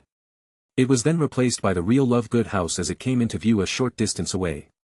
Had someone entered the property without permission, they would have wandered around for a very long time before finding the real place. The Lovegood family home was more similar to a tower than a typical house. Wizards used to employ these kinds of buildings a lot in the past as they were easier to defend. The tower was surrounded by a well-kept garden, filled with flowers of all kinds and colors, giving the otherwise gloomy tower a picturesque appeal. Harry had no doubt this was Luna's doing. The door of the tower opened up by itself. I guess I'm being welcomed, Harry told himself while walking towards it. Daddy! Harry is here. He heard Luna calling from upstairs as he crossed the entrance. I'll be down in a minute, Pudding, her father answered. The blonde girl came down the stairs while jumping. Hi, she greeted him with excitement. Hello, Luna, have you been practicing what I taught you?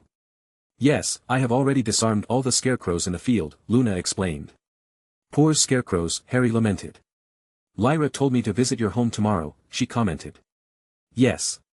He had agreed to give the girls a few more classes until the end of the summer. After all, he had plenty of free time even with his own personal daily train. Today she went to the Weasleys. Ginny's oldest brother is also there, I believe. Ah, there he is. Xenophilius descended the stairs and glanced at him with interest. The man had long blonde hair like his daughter and was wearing a flamboyant yellow tunic that would make Dumbledore proud. "Let us take a seat in the kitchen, we can talk there," he said with a mischievous smile. Harry and Luna followed him, and the three of them sat down at a small circular wooden table. "Very cozy for an old tower," Harry commented after looking around the kitchen.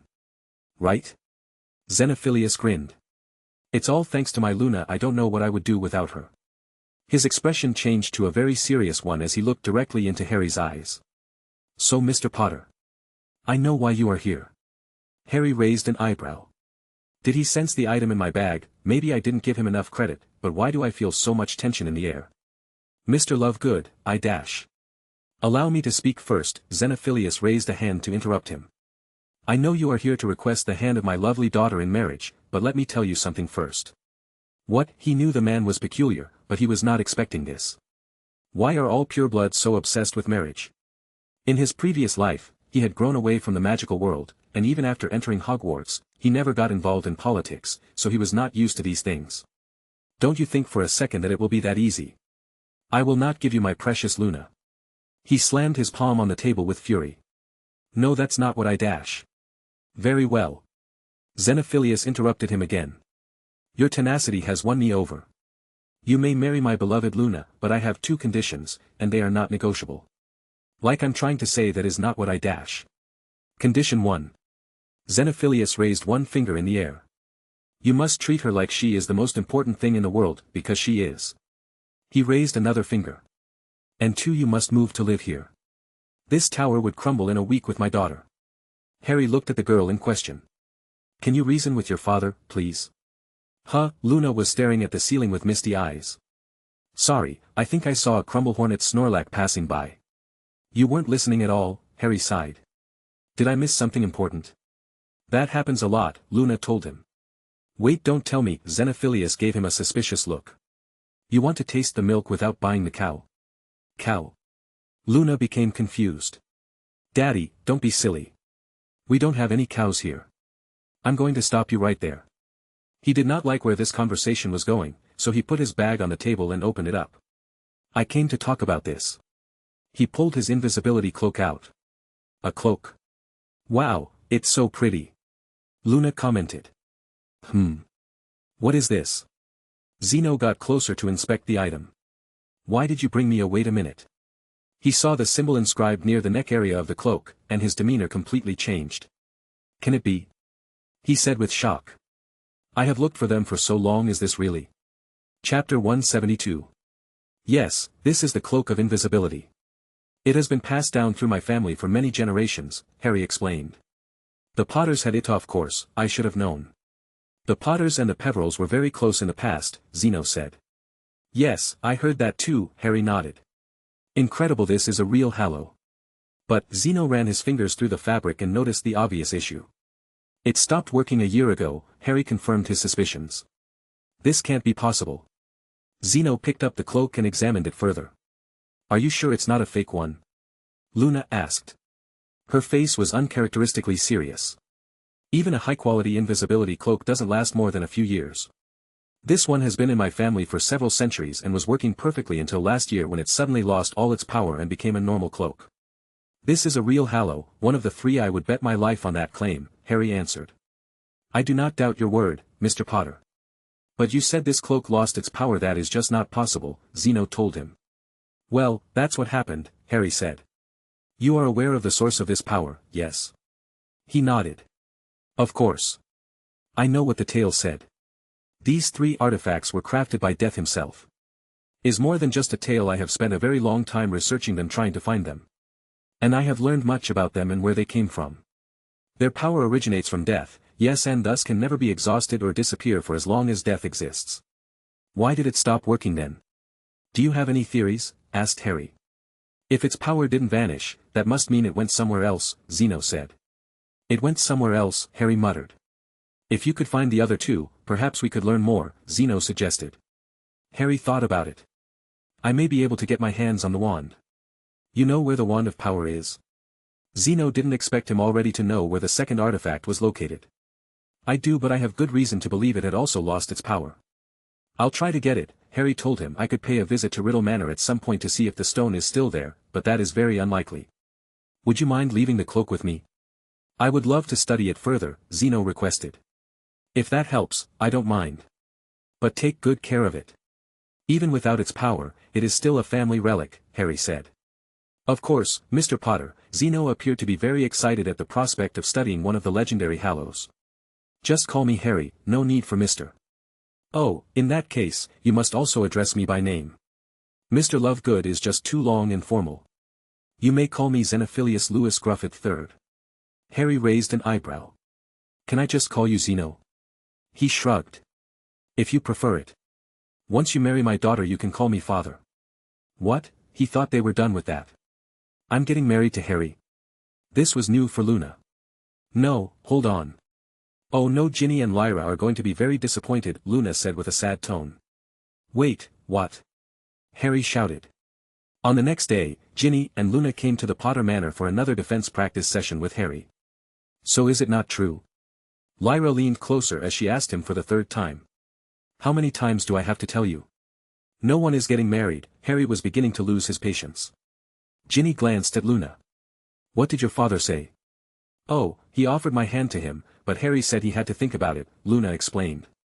I did not. Harry noticed a tiny smile on Luna's face and realized she was messing with Lyra and Ginny. This must be her version of a prank, I guess.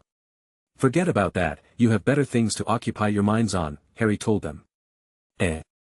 But, Lyra muttered. Today I'm going to teach you the stunning charm. Harry aimed his wand at one of the training dummies. Stupefy. A wisp of red light impacted the chest of the dummy, creating a lot of sparks. Isn't that a bit boring? Lyra complained. Boring? Harry questioned her. Yes, I mean, yesterday Ginny's brother taught us this bat bogey hex. Lyra waved her wand at the dummy and was surprised when nothing happened. The bat bogey hex won't work on a wooden dummy. It has no bogeys, Harry informed her. Oh, that makes sense, said Ginny. What were you thinking? It's so obvious, Luna taunted her. Shut up. Lyra became embarrassed. Harry, did you know my brother's jinx? Ginny asked. This was supposed to be something her brother had created, so how could Harry know about it? No, by the way she formed her magic, the wand movements, and the name, I was able to figure out what the jinx is supposed to do. He just said the first thing that came to his mind. Amazing. Ginny looked at him. Her amber eyes were filled with admiration. Stop it, you are making me feel guilty, Harry thought. In any case. Lyra spoke again. Can you teach us something like that? You want to learn something flashy and eye-catching? Harry asked. Yes. Lyra shouted with excitement. Ginny did not say anything but was also looking with a lot of interest.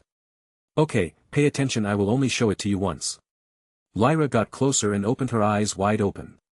Lumos Solum. Ah. My eyes. Lyra shouted. Chapter 173. The Potter family was having dinner one night when James had some news for them. I will be gone for the next week. I have an investigation to perform in France, James announced. You are going to Paris? Lyra became instantly interested in the conversation.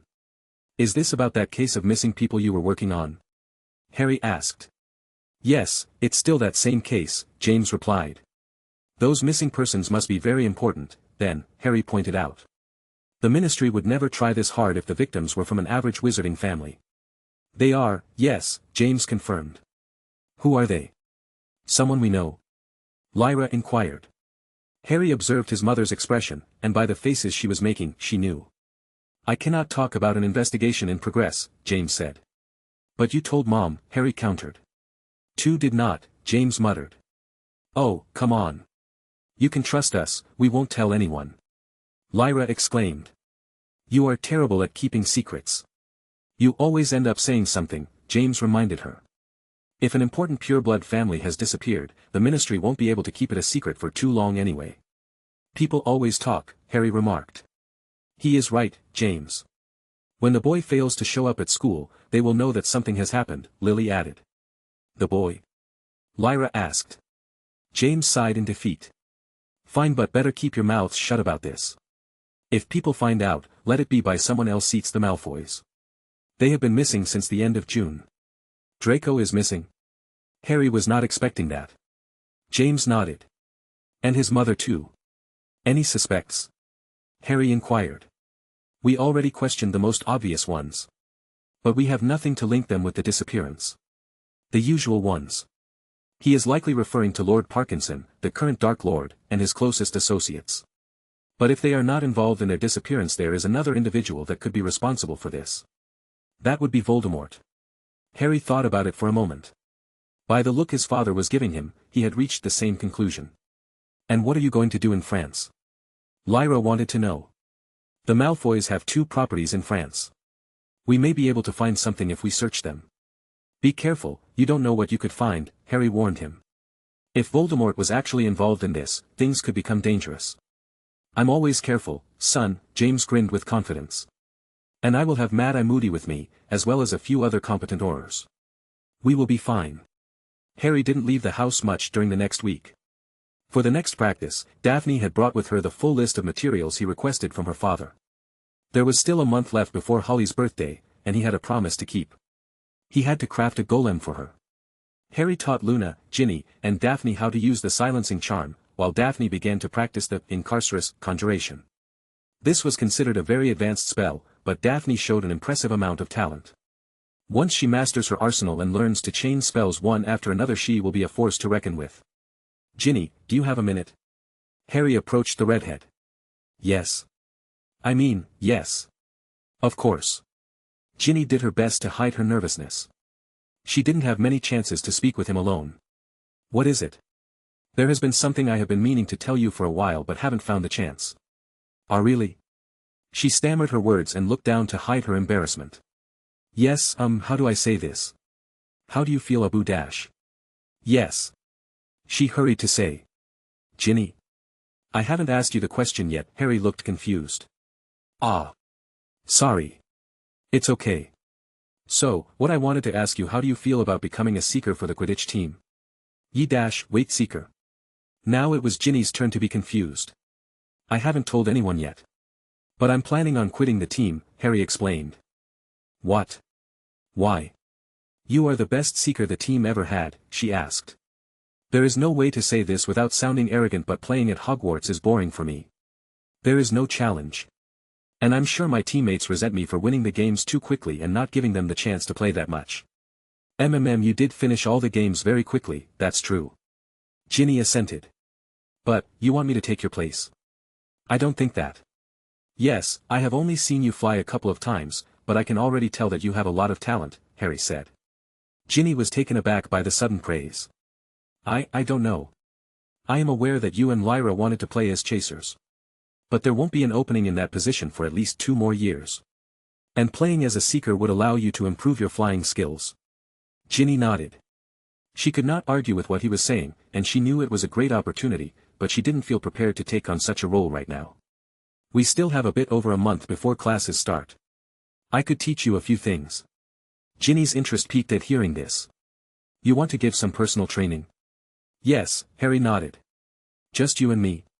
Ginny asked. Well, of course. I'll do it. Ginny shouted. Chapter 174. On the next day, the Potter family received some concerning news. James had been seriously injured during his mission in France and was currently in Estimungos. They rushed to the hospital, and upon entering his room, the family found Alastor Moody standing next to his bed. Dad. Daddy. James. Oh. Looks like your family is here to see you, James, Moody said, his magical eye scanning the crowd for any threats. James, though visibly tired, managed to smile. I'm sorry for making you all worry. I'm fine. Harry observed him carefully. He seemed fine at first, but then he noticed his left leg was covered in bandages. It also appeared too thin for a normal leg, giving Harry an unpleasant feeling. Your leg, he said. It was hit by a very potent dark curse, but it's fading already, he noticed with relief. Ah, yes. That was nasty curse, James replied, not seeming inclined to elaborate on the details in front of his daughters. Don't worry, boy. Your father won't be needing one of these, Moody tapped his prosthetic leg. The healers did manage to remove the curse. He'll be walking soon enough. James, is that true? Lily stared at her husband with concern. I may need to use a cane for a while, but the healers said they will be able to regrow all the muscle and bones in less than a week, and then I'll need at least 2 or 3 more weeks to recover completely. That's a relief, Lily turned to Moody. What about you, Alastor? Were you hurt too? Just a few scratches. I got lucky, can't say the same about my other men, Moody said somberly. You mean, Lily didn't need to finish the question. Moody shook his head. Well, I'll leave you for now. You seem to be in good hands, Moody said. Oh, before I forget, Amelia contacted me. She will come by tomorrow to visit you. I understand. She is going to need my full report, James replied. Moody bid farewell to the family and left the room. When can you leave the hospital? Asked Lyra. I think in about 6 or 7 days. You don't have to return to work so soon, right? Lily asked. James shook his head. I still need to speak with my boss. But they should let me free until my leg is completely recovered. Does it hurt? Holly asked with concern. Not anymore, my love. They gave me a lot of medicine, James reassured her. His eyes met Harry's for a moment. Lily, can you take the girls out for a moment? I need to speak with Harry alone for a few minutes. Okay, Lily didn't question it. She knew her husband wouldn't have asked for this if it weren't important. Let's go, girls. But I want to stay with Daddy. Holly complained. I know, dear. But why don't we go buy something delicious to eat from the cafeteria and bring some to your dad? Maybe some sweets too. Lily suggested. Holly was already at the door. Let's go. Lyra looked back at Harry, suspicion filling her eyes, but she didn't say a word. Harry noticed this. He knew his sister sensed that something was off with him. It made sense, after everything she had seen him do. But for now, at least, she hadn't demanded any explanation, and he wondered how long that would last. After the girls left, Harry closed the door and secured the room with a few charms. So, what happened there? Harry asked. James sighed. As planned, we went to investigate the 2 Malfoy properties. The first one was completely empty, and I really mean empty, not even a piece of furniture was left. The Malfoys are probably hurting for money. It wouldn't be surprising if they sold everything that was non-essential to them, Harry remarked. Yes, that was our conclusion too, James admitted. And then? What happened at the second house? James took a moment to gather his thoughts before continuing. That one was different. There were signs that someone had been living there until very recently. We did not find any traces of the Malfoys, even after using all sorts of tracking spells, making it clear that whoever had been living there, had not been the Malfoys. And then, an ambush. 5 individuals, we don't know where they came from. We made sure the house was empty, even Moody scanned everything with his magical eye. They must have apparat in, Harry suggested. Apparition or a flu entrance are the most likely scenarios. But that means we must have triggered some alarm that alerted them to our presence in the house. But still, even in that scenario, we should have had the advantage. Counting me and Moody, there were 10 Aurors. 9 were veterans with many years of combat experience, we only managed to take down one of them while they killed 8 of us and almost got me too. If it hadn't been for Moody's quick reaction. They were that good.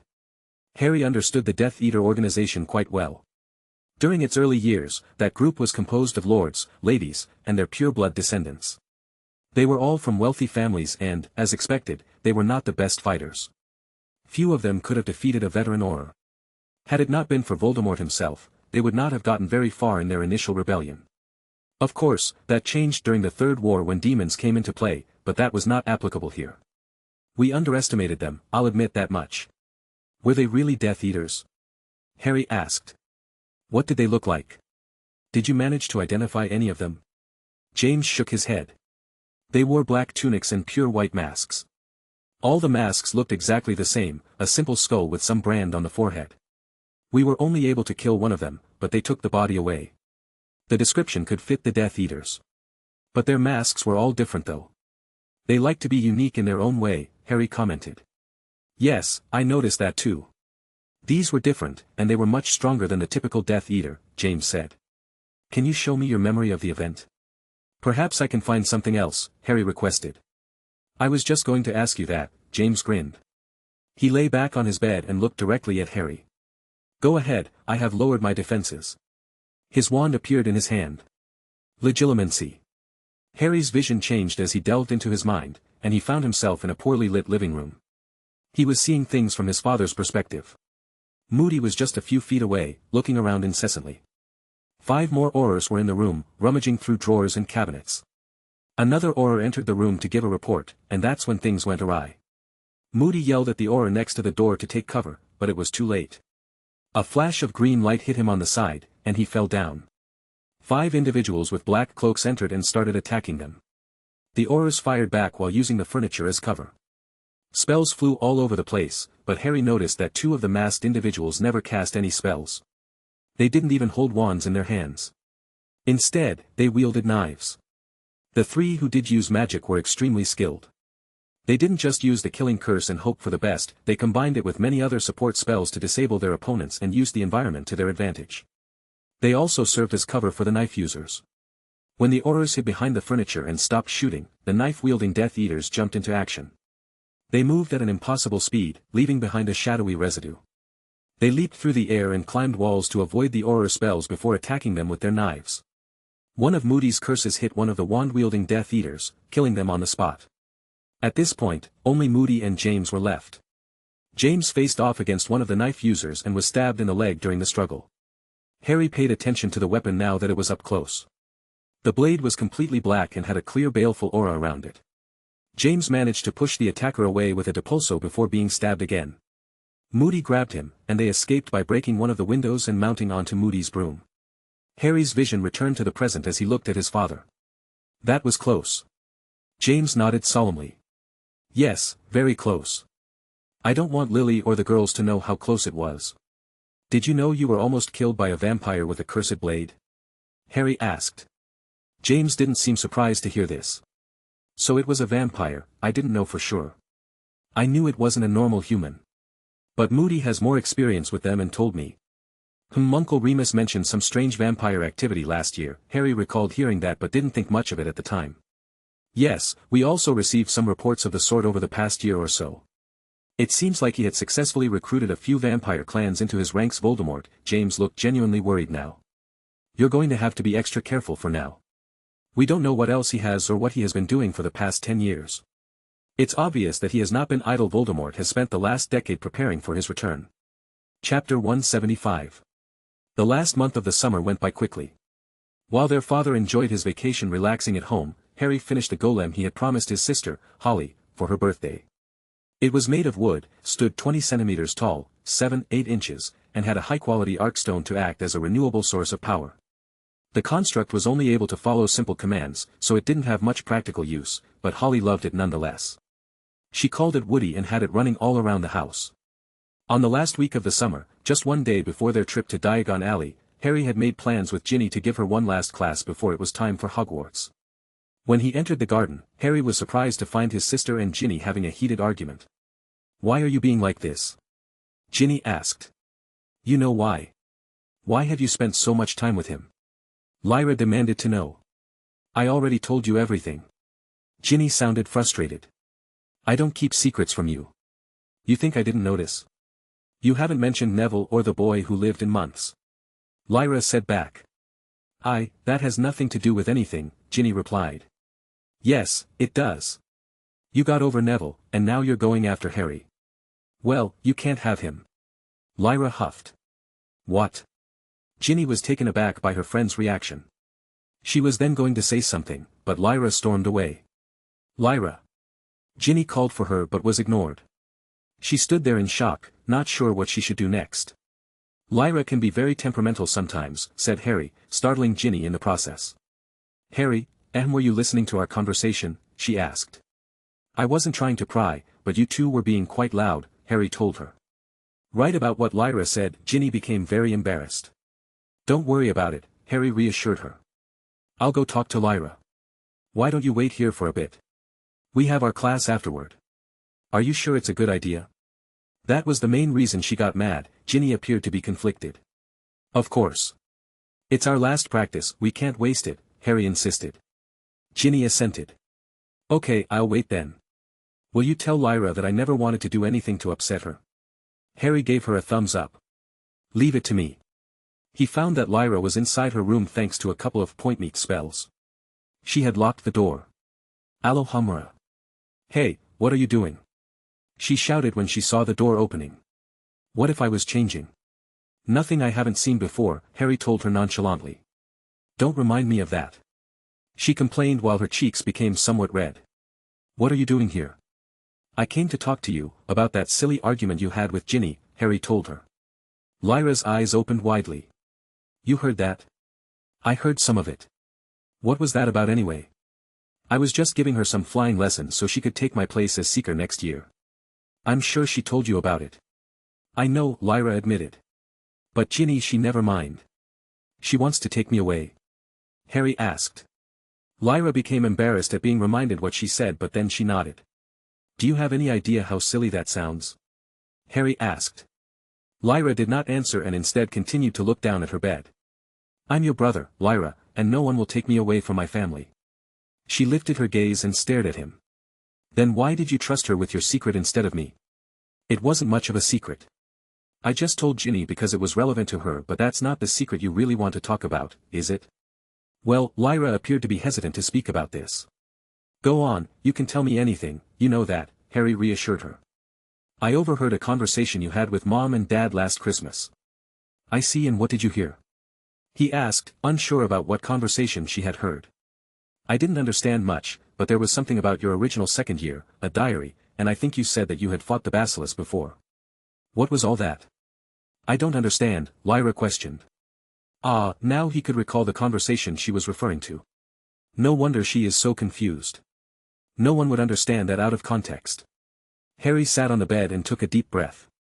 It's true, there is a big secret about me that I have not told you. I knew it. Lyra perked up. What is it then? I can't tell you right now, Harry said. Why not? I know I'm not the best at keeping secrets, but come on. Lyra exclaimed. At least you admit that much, but it's not that simple. This is not a random gossip that Lavender and Parvati would comment about. If this information ended up in the wrong hands, our entire family could be in mortal danger. Do you understand? Harry's serious tone startled her. Is it that bad? Lyra already knew this was something important, but not like this. Yes, it is. I don't like keeping things from you, but if you want to get involved in this, you will have to show me that you are truly ready, Harry told her. Okay, what do I need to do? She asked. Do you know what occlumency is? Harry asked her. I do. It's some type of magic that is used to protect the mind. Dad said he was going to teach me when I was older. He said it was very important. It is very important, yes. There are people out there who can enter your mind and steal all your secrets. Occlumency is your only defense against such an attack, Harry explained. Will you teach me, then? Harry nodded. And when I learn this occlumency? Once you can protect yourself, I will reveal everything. In truth, he did not want her to know much, not because of a lack of trust, but because he did not want to see his sister involved in the upcoming war. If he is lucky, everything will be over before she comes close to mastering occlumency. Lyra appeared to be satisfied enough with this deal, at least she had confirmed her brother was keeping a big secret and had promised to tell her in the future. Now that this matter is resolved, can you go back and fix things with your friend? Harry asked. I suppose I think I owe her an apology. I'm sure it will be fine, Ginny knows you are very hot-headed and get easily carried away, Harry told her. Never mind, she had no defense. Say, Harry. Can I join in the flying practice? Sure, I don't see why not. This is the last lesson thought. Harry said. That's great. Let's go then. Lyra looked excited now. Chapter 176. 1 week before classes, Dumbledore's office. The headmaster of Hogwarts was not having a great summer. First, he had been stressed trying to locate his mentor, Nicholas Flamel. The man had become more elusive over the years, if that was possible, always going on some long trip and becoming unreachable in the meantime. After a month of trying every method he knew, Dumbledore finally managed to establish contact and secure a meeting with the man. It did not go as well as he expected. Nicholas, despite his centuries of knowledge, did not have enough understanding about the complexities of time magic to offer any useful insight that could explain the bizarre recent events. He did, however, promise to put him in contact with a friend of his who was a true expert on the matter. Dumbledore could only hope his mentor understood the urgency of the situation and did not delay things too much, as he usually does. Headmaster, what am I going to do? Dumbledore's mind stopped wandering for a moment. He adjusted his glasses and looked at the frantic divination professor, wondering what he could possibly tell her this time. Sybil, without knowing the cause of this issue, I have no solution to offer at the moment. But how am I going to teach classes like this? I have lost my gift. She exclaimed. Dumbledore sighed. This was her fourth visit to his office this summer. During the first and second visits, she claimed that her visions were getting muddier and less accurate. He attributed this to stress and told her to take some time to relax. But during her third visit, she claimed to have become completely unable to predict the future any longer. Now that was concerning. To be fair, Trelawney had never been the most gifted diviner he had ever met, other than that one time she made a prophecy about Voldemort. Her predictions rarely came true, even the ones about the weather. The reason he kept her around was that, even with her flimsy predictions, she at least knew enough theory to teach the students, and that was good enough for him. Even if she had somehow lost her gift, it wouldn't have been a big deal in the grand scheme of things. But it soon became obvious that this was not an isolated incident. Through Hagrid as an intermediary, he received a message from the Centaur tribe who lived in the dark forest. They wanted to meet with him and discuss some urgent matters. He had been headmaster for a very long time, and this had been the first time the Centaurs requested to meet with him in person. That went to show the severity of the situation. Centaur diviners were considered among the best in the entire world, so when they informed him that, like Trelawney, they had become unable to see the future, or as they said it, they couldn't hear the whispers of the stars, that was very concerning. "Headmaster, are you listening to me?" Trelawney called him again. "Oh, my apologies. I got lost in my thoughts again." Dumbledore considered for a moment. "Perhaps you can still do your class as usual. Just teach the theory to the children. But what if my gift is gone forever? What am I going to do then? I'm afraid it's more complex than that. I have spoken with other diviners, and they are all in the same situation as you, Sybil. Now I am sure there is nothing to worry about and that this is just a temporary issue that will be solved soon enough." The professor didn't seem that convinced. "I don't know, Headmaster, my instinct tells me that this is just the beginning of something much worse." "Don't be so pessimistic, Sybil, I am sure th. All of a sudden, the fire in his fireplace lit up with green flames coming out of it. "Albus, Albus, are you there?" The headmaster turned around and glanced at the fireplace. Very few people in the world were able to contact him in such an invasive way. But he was very familiar with this voice. "Cornelius, what is the matter?" He noticed the minister's alarmed tone. "Albus, there you are, you need to come to the ministry right now, it's an emergency." "Emergency?" Dumbledore frowned. Could it have been an attack? Did he? What kind of emergency? "Something happened to the Hall of Prophecies. You have to come quickly." Fudge demanded. "The Hall of Prophecies?"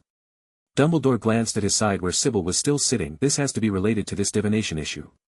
"Very well. Open the floor, I'm coming through." The headmaster's eyes moved again to the divination professor. "Perhaps you can come too, Sybil. This may be connected to your issue." The two of them appeared in a big office. The Ministry of Magic and a few of his attendants were waiting for them. "Ah, there you are, Albus, finally. Wait, who is this?" He pointed at the redhead woman. "This is my divination professor. If there is an issue in the Halls of Prophecies, she may have something useful to add," Dumbledore said. "Oh, that's fine, whatever. Let's hurry, I have a press conference in an hour, and I don't know what to say." Someone had leaked the issue to the press, can you believe it? Fudge looked outraged. "What is the issue, exactly?" Dumbledore asked. "It's best if you see it yourself. Come on, let's go." Fudge and his attendants escorted the headmaster and professor to the Hall of Prophecies, deep inside the Department of Mysteries. "Let's see what you make of this," Fudge asked his assistant to open the door. Dumbledore and Sybil entered the hall. He was very familiar with this place, as he had visited often, especially after that foreboding prophecy made by Trelawney. He now looked at the hall, and it took him a few seconds to process what he was seeing. On a usual day, the crystal spheres would have some white mist inside them. This was the prophecy that was contained inside the glass ball. Once activated, this would start to shine with a bright white light. Once the prophecy was completed, the sphere would go black. How could this have happened? Dumbledore's eyes moved around the hall from one sphere to another, hoping to find a different one, but they all looked the same. "They are all clear." The crystal spheres were now all completely clear. There was no color to them and no white mist inside them. There was nothing inside them. "The prophecies," Trelawney picked up one of the spheres in her hands. "They are all gone, all the prophecies are gone." Dumbledore grew alarmed. "Gone? How can they be gone? What does this mean?" "You know what it means, Headmaster." Trelawney looked at him directly. "This means that this is what I was afraid of, fate has abandoned us." Chapter 177. The students rushed into the great hall with excitement and joy. Harry walked to his usual seat next to Hermione. Lavender and Parvati were already in the middle of a discussion about the new defense against the dark arts professor. You think it's going to be another handsome man? Lavender asked. Another? I thought you didn't like Lockhart, Parvati questioned her friend. Not as a teacher, but I won't deny he was good-looking, and our first-year one, Professor Nair, was also nice, Lavender added. I suppose, but I do wonder what happened to Professor Nair, though. We never heard any news about him after he left at the end of the year, Parvati said, turning to her other friend. What do you think, Hermione? I think that as long as we have a competent teacher, I will be happy, Hermione answered. What a mature answer, said Parvati. But you did have a crush on Lockhart. Yes, Hermione is growing up. You think she is going to have a boyfriend this year? Lavender teased her. Maybe. I bet she'll receive a few invitations to Hogsmeade at least, Parvati said with a grin on her face. Hey, don't talk like I'm not here, I hate that. And instead of worrying about me getting a boyfriend, why not find one for yourselves? Hermione huffed. I'm sure I will find one soon enough, Parvati said, with a smug expression. Actually, I have already been asked, Lavender commented, taking the other girls by surprise. How? We just got here. Hermione asked. Yes, and we were together on the train. I'm sure you didn't talk with any boys, Lavender added. It was this summer. I have been exchanging some letters with a fourth-year boy from Ravenclaw, Lavender confessed. How come we only found out about this now? You can never keep your mouth shut, Hermione was confused. That's right. You can never keep quiet about anything. Parvati exclaimed.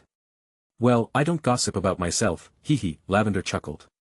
Ah, how lucky. You guys can go to Hogsmeade this year, Ginny and I still have to wait for another year. Lyra commented. Was there anyone in particular you wanted to go with? Lavender asked. Don't answer that. She will tell everyone. Hermione warned. Is not like that. Lyra hurried to say. I just mean I wanted to go with my friends. I mean, spending all year in the castle gets boring. Can't argue with that, Parvati nodded. What about you, Ginny? Lavender gave her a knowing grin. Anyone you wanted to go with? The redhead became visibly embarrassed and stole a glance at Harry. I don't know. Look, the sorting is about to begin, Harry pointed out, hoping to end this conversation. Where is Astoria? Ah, there she is. Lyra waved toward the group of first years. Astoria, good luck. A friend of yours? That first year, Hermione asked. Yes, but she is going to be in the second year actually, Lyra said. How so? Is she some sort of genius? Lavender asked. She is the same age as Ginny and me, but she was too sick to attend school last year, Lyra explained. Oh, that's terrible. I'm sorry to hear it, said Hermione. But she is fine now, and she still received private tutoring at home, so the headmaster agreed to let her start in the second year, Lyra added. That's great. Now let's hope she gets sorted into Gryffindor, Parvati said. That would be unlikely. Her sister is in Slytherin. I think most of her family is in that house, actually, Lyra recalled. Her sister? Hermione asked. Astoria Greengrass. Professor McGonagall called her name out loud.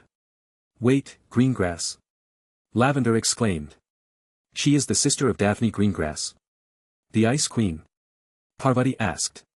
The black-haired girl sat down, and the professor placed the sorting hat on her head. Just a few seconds later, it had reached its decision. Ravenclaw. Oh. She didn't go to Slytherin, Lyra was the first one to be surprised.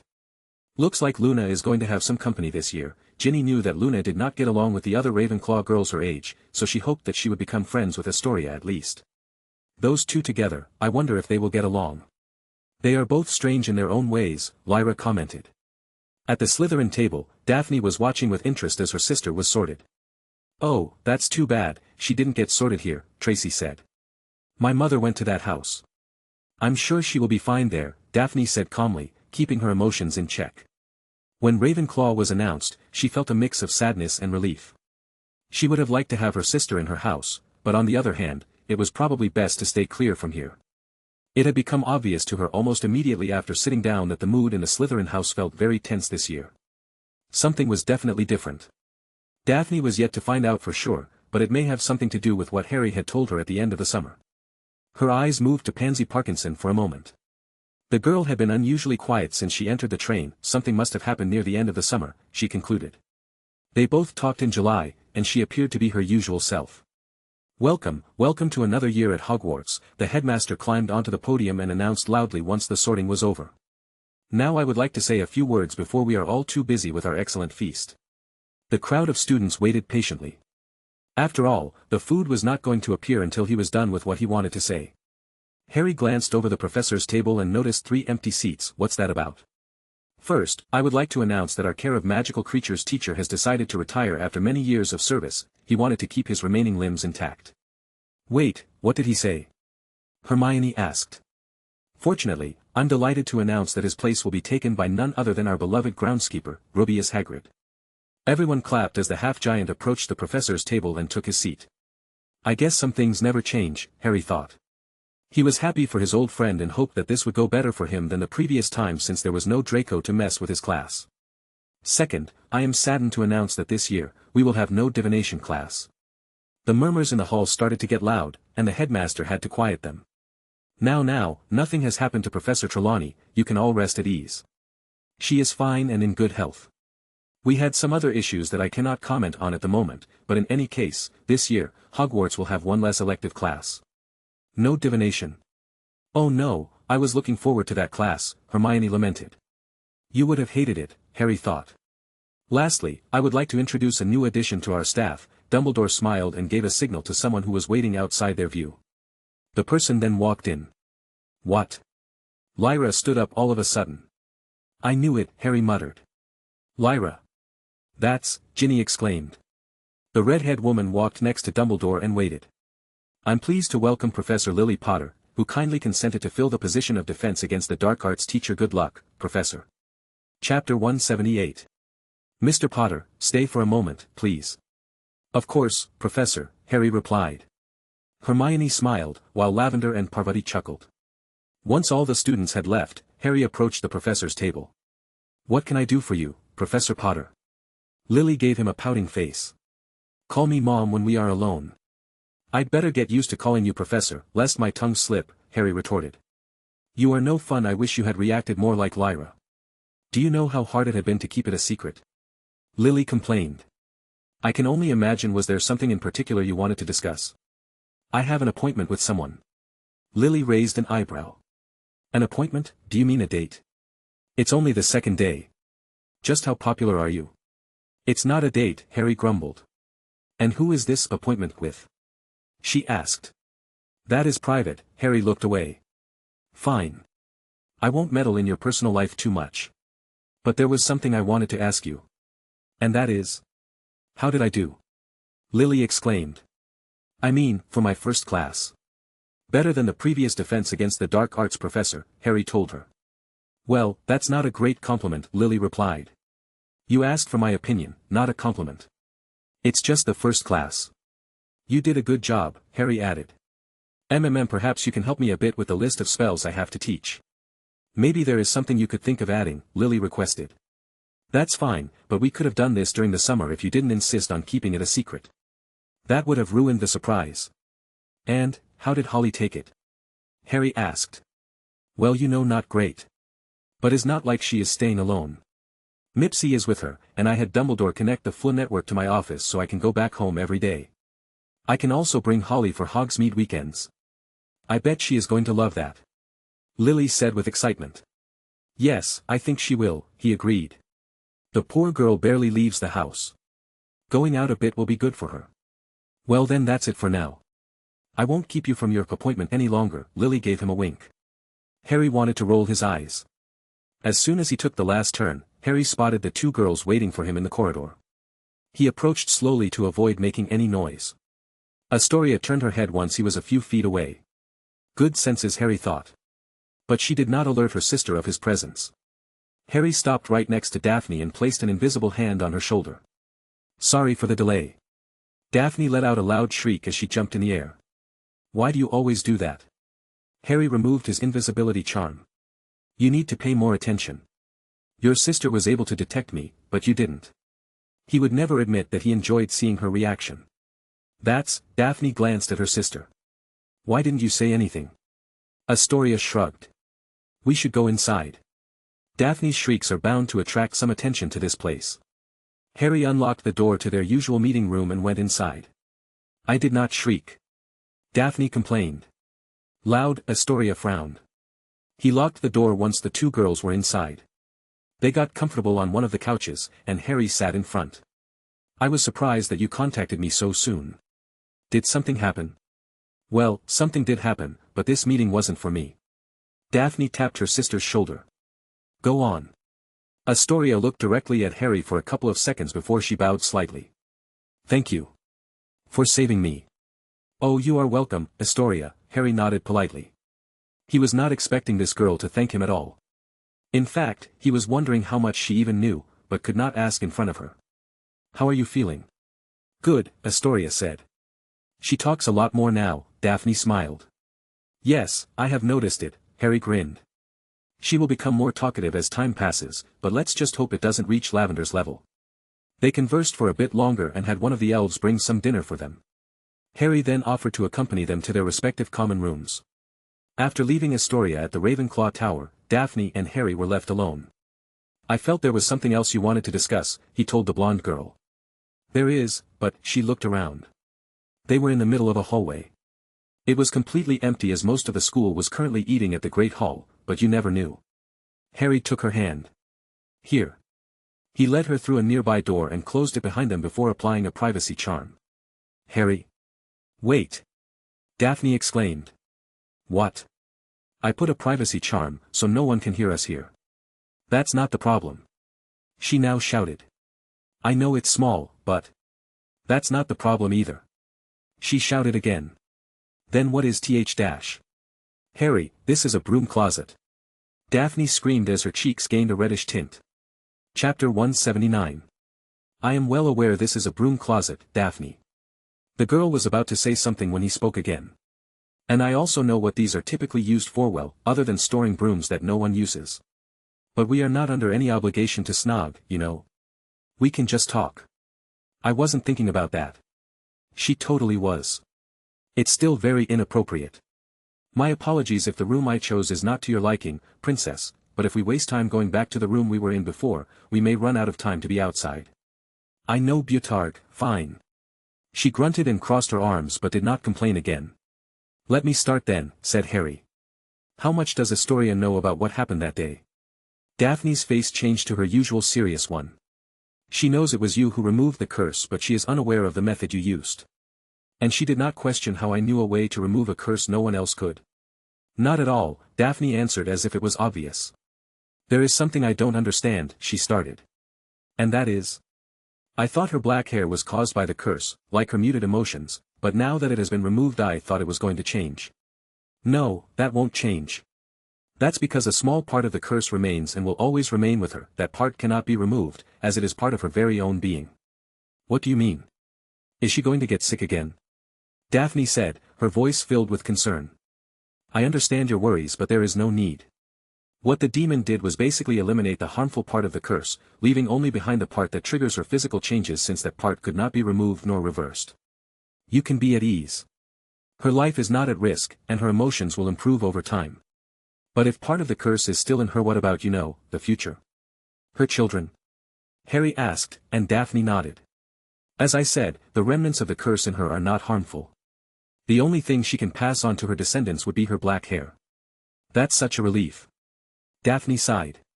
A huge weight has been lifted from her shoulders. Thank you, Harry. My family will never be able to repay you for everything you have done for us. But if there is anything that you need, I'll let you know. Ah, there was something else I wanted to tell you. It's about the Slytherin house. The older students have been acting a bit strange since yesterday. And Pansy has been a lot quieter than usual. Strange, do you know what that is? Harry asked. No, but I can try to find out, Daphne said. Be careful, remember Parkinson dash. I am aware, but I have known Pansy since I was 5. I know what to do. At the end of the summer, Harry had decided to inform the Greengrass family about Parkinson's connection to the previous Dark Lord and his current acting as a fake one. He was worried about Daphne being too close to some of the most dangerous wizard families, so he wanted to warn her at least. I know you can handle yourself. Just don't take any unnecessary risks. And let me know if you find anything important. I will, Daphne said with confidence. Well, if that is all, we better get out of here before some prefect finds us here. Won't that be embarrassing? Daphne made a panicked face. Hurry, open the door. Mr. Potter. As he was about to leave the area close to the dungeons, a painting of an old wizard riding a hippogriff called for him. It's not curfew yet, Harry grumbled.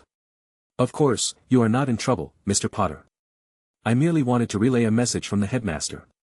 He wishes to see you in his office. Right now? Harry asked with a hint of incredulity. Yes, right now the password is mint berries. Is this day never going to end? The first day of classes was usually tiresome, but it was getting excessive. Very well. Let's get this over with. Harry pulled his wand and apparat away. In the blink of an eye, he was in front of the statue leading to the headmaster's office. Password, the stone bird asked. You have an ugly face, Harry answered. That's incorrect. The voice stopped as the gargoyle moved around, revealing a set of stairs. Harry chuckled. It didn't matter what he told the construct. As long as his intention was to enter the office, this one was bound to make way for him. His level of authority was equal to the headmaster's, and as far as Hogwarts was concerned, this was also his office. I do wonder if that thing has the capability to be offended. He muttered as he went up. The office was very dimly lit as he entered, with just a few candles doing their best. Mr. Potter, you came, Dumbledore called with a tired voice. You know you are making me break your own school rules by coming here at this hour, right? Harry looked around the office for a bit before he sat down. He noticed a large volume of open books on a small table in the corner. You never cared about curfew anyway. The paintings may not be able to tell me where you are, but they can tell me where you are not, Dumbledore said. Fair enough, you seem to have been busy. Working on something? Dumbledore glanced at him. I have been looking for answers. Tell me, Harry, what do you know about fate? Chapter 180. Fate? He was not expecting to be asked about that topic. You mean like divinators and their prophecies? Dumbledore nodded. I'm not sure if I ever believed in them, Harry told him. Even though you were the subject of a prophecy yourself? Dumbledore asked. He knew at least that much about his past as the boy who lived. I always considered that a self-fulfilling one. It only worked because you and Voldemort believed in it so much you let those words influence you and manipulate you. That's what I believe, at least. Many think the same way as you do. Harry, prophecies have always been a controversial topic. But I can assure you that divinators who possess the gift can truly glimpse into the future. I have seen it many times, Dumbledore promised him. Harry shrugged. He also had this conversation many times, but it didn't change his opinion. Why are we even talking about this? What happened? Dumbledore sighed. The old man looked tired enough to collapse at any minute. During the end of the summer, I heard from the lips of many diviners they have all become unable to glimpse into the future any longer. It's like they all lost their gift at the same time. All of them, that's. And it's not just that. The other day, I received a call from the minister. Something had happened at the Hall of Prophecies. Harry flinched at hearing the name. That place brought back many unpleasant memories for him. This was one of his worst failures, when he let himself be lured into a trap that cost Sirius his life. What happened to the prophecies? Harry asked. The crystal orbs have all gone clear, meaning that all the prophecies contained in them had just vanished. Professor Trelawney said there was no more fate. Dumbledore appeared to have a hard time saying that. No more prophecies. He never cared for them, but other people did. Wait, the boy who lived prophecy. Dumbledore shook his head. It doesn't matter anymore. Neville is no longer tied by those words. Does the public know about this? Harry asked. No, Hermione leaked bits of information to the prophet, but they didn't have any specifics. We told the public a story about a small accident occurring in the Department of Mysteries, but that everything was under control. They know nothing about the prophecies being gone. Then we can expect that Voldemort will continue to aim for Neville. Harry noticed the expression on Dumbledore's face change. Even if the truth is released, that won't change his mind. Voldemort will still want Neville dead. He won't take any risks, no matter how small those risks are. He is an extremely cautious man. You are right, of course. He is that type of person. Is this what got you so obsessed? Harry pointed at the pile of open books in the back. Yes, I'll admit it. I have been trying to find some answers to why this is happening. But no luck so far. It's like this is the first time something like this has happened in thousands of years of magical history. It's possible. I mean, there always has to be a first time for everything, Harry told him. I suppose, but people expect me to have all the answers and I don't have them this time, Dumbledore lamented. There is a chance this is also related to that other matter, Harry suggested. The one at the chamber. If that is the case, we may have some answers soon. Oh, did you find anything? Not me, but my mentor promised to put me in contact with one of the greatest experts in time-related magic. I will make an appointment for that expert to visit Hogwarts as soon as is possible. Harry nodded. Let me know when that happens. I want to be present. Of course. I will. The headmaster glanced at the mechanical clock on the wall. My apologies, it seems like I made you miss your curfew. I will write you a note in case the professors complain. Before I leave, there was something I wanted to request from you, Professor. A request, what is it? Dumbledore asked with curiosity. Can I borrow your old wand? You know the one I mean, the one you got from Grindelwald. Dumbledore's eyes opened widely for a single moment before they went back to normal. I shouldn't be surprised you know about that. No, you shouldn't, Harry agreed. That wand won't be of any use to you, I'm afraid. I already presumed it wasn't working, otherwise you would have been using it last year, Harry said. You know that too. Dumbledore made a pause and then he appeared to remember something. The cloak. He just recalled that the Potters had the cloak of invisibility in their possession. Yes, my father gave it to me. And as you were suspecting just now, it also stopped working last year. The Hallows lost their power. I had assumed the wand had merely stopped answering to me for some reason. Why didn't you mention this earlier? Dumbledore questioned. A lot of things happened last year. Harry said in his defense. And besides, there was someone who I wanted to speak with first, someone who had spent a large portion of his life researching the Hallows and knew more about them than you or I. And what did this expert tell you? Not much for now, but he assured me that the power from the Hallows cannot just disappear, so if it's not contained in these objects anymore, then it must have gone somewhere else. What about the stone? Dumbledore raised his tone. That was the Hallow he had the most interest in but could never get his hands on. Do you know where it is? I know where it was in my time. Where? Tell me. I must find it. Dumbledore was almost shouting. Calm down, Professor. Use your heed. If the wand and the cloak are powerless now. Dumbledore regained his wits. My apologies for that poor display, Harry. It's fine. I tell you what, I was planning on visiting that place sooner or later. Why don't I take you there? Harry suggested. Right now. This weekend.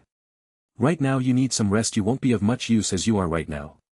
Harry offered. Chapter 181. Harry closed the door and secured it. Sit down and get comfortable. Lyra took a seat on a fancy-looking leather sofa. Harry, how did you find this room? It's so nice. Do we have permission to be here? This was the room he normally used for his meetings with Daphne. He decided to bring his sister here for her first occlumency lesson. I found it by chance, and no, we don't have permission to be here, so try to keep silent about it. And I really mean try. Is this where you bring the girls? Lyra made a poor attempt at teasing him. He wondered where she was picking that up. Hopefully not from Lavender and Parvati. Yes, this is where I bring the girls.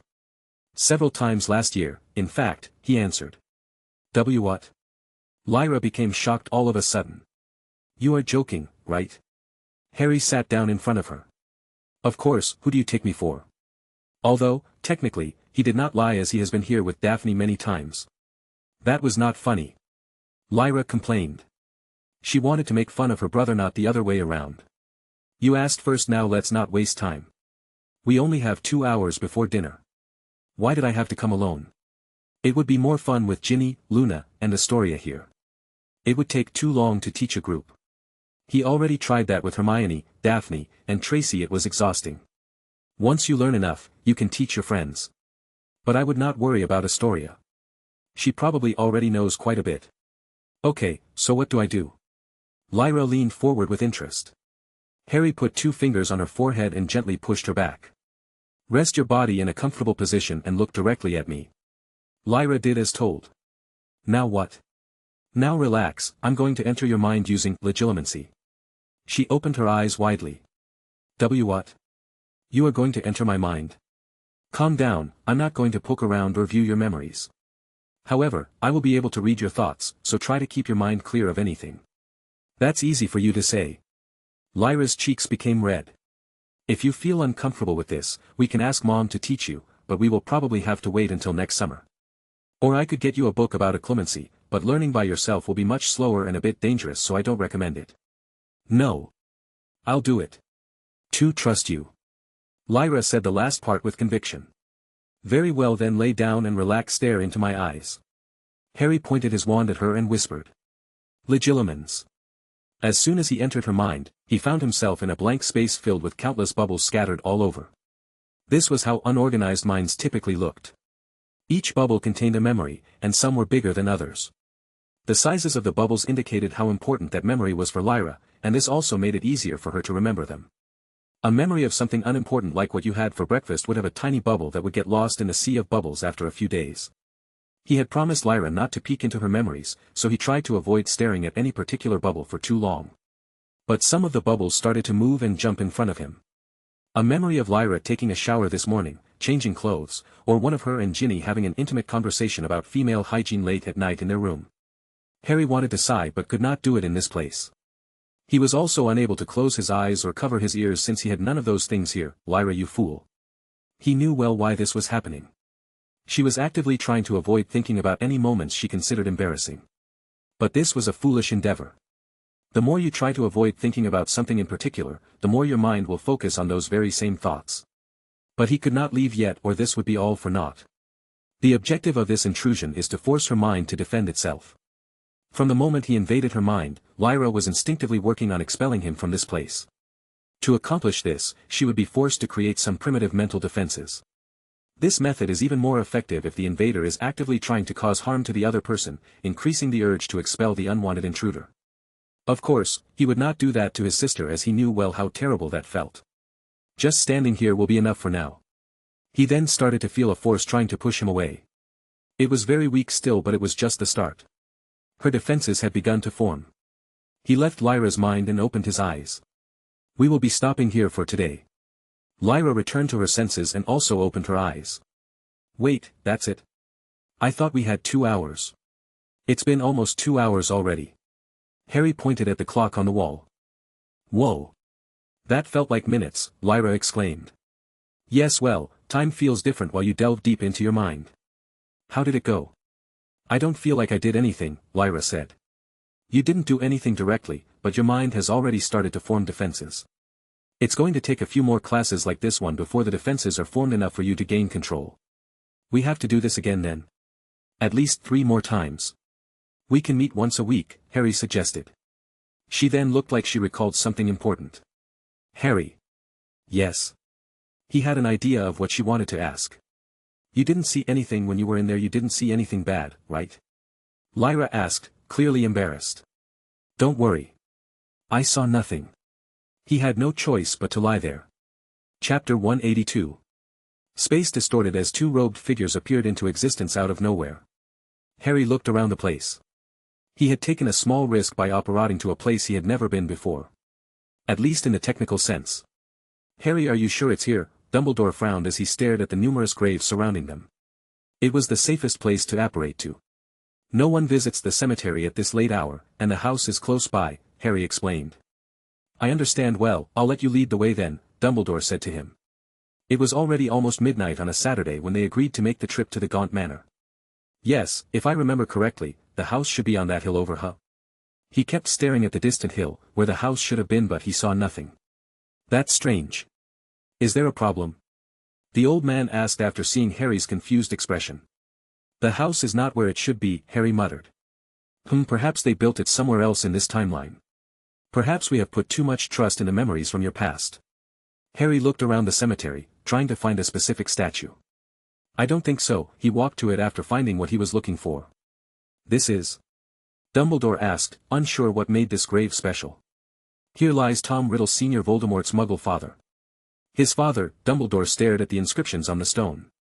It wasn't just him, but several members of the Riddle noble house had been buried here. If this is here, then Harry spotted another large house on the opposite side. Could it be that one? Maybe I got it wrong. It's worth taking a look, I suppose, Dumbledore said.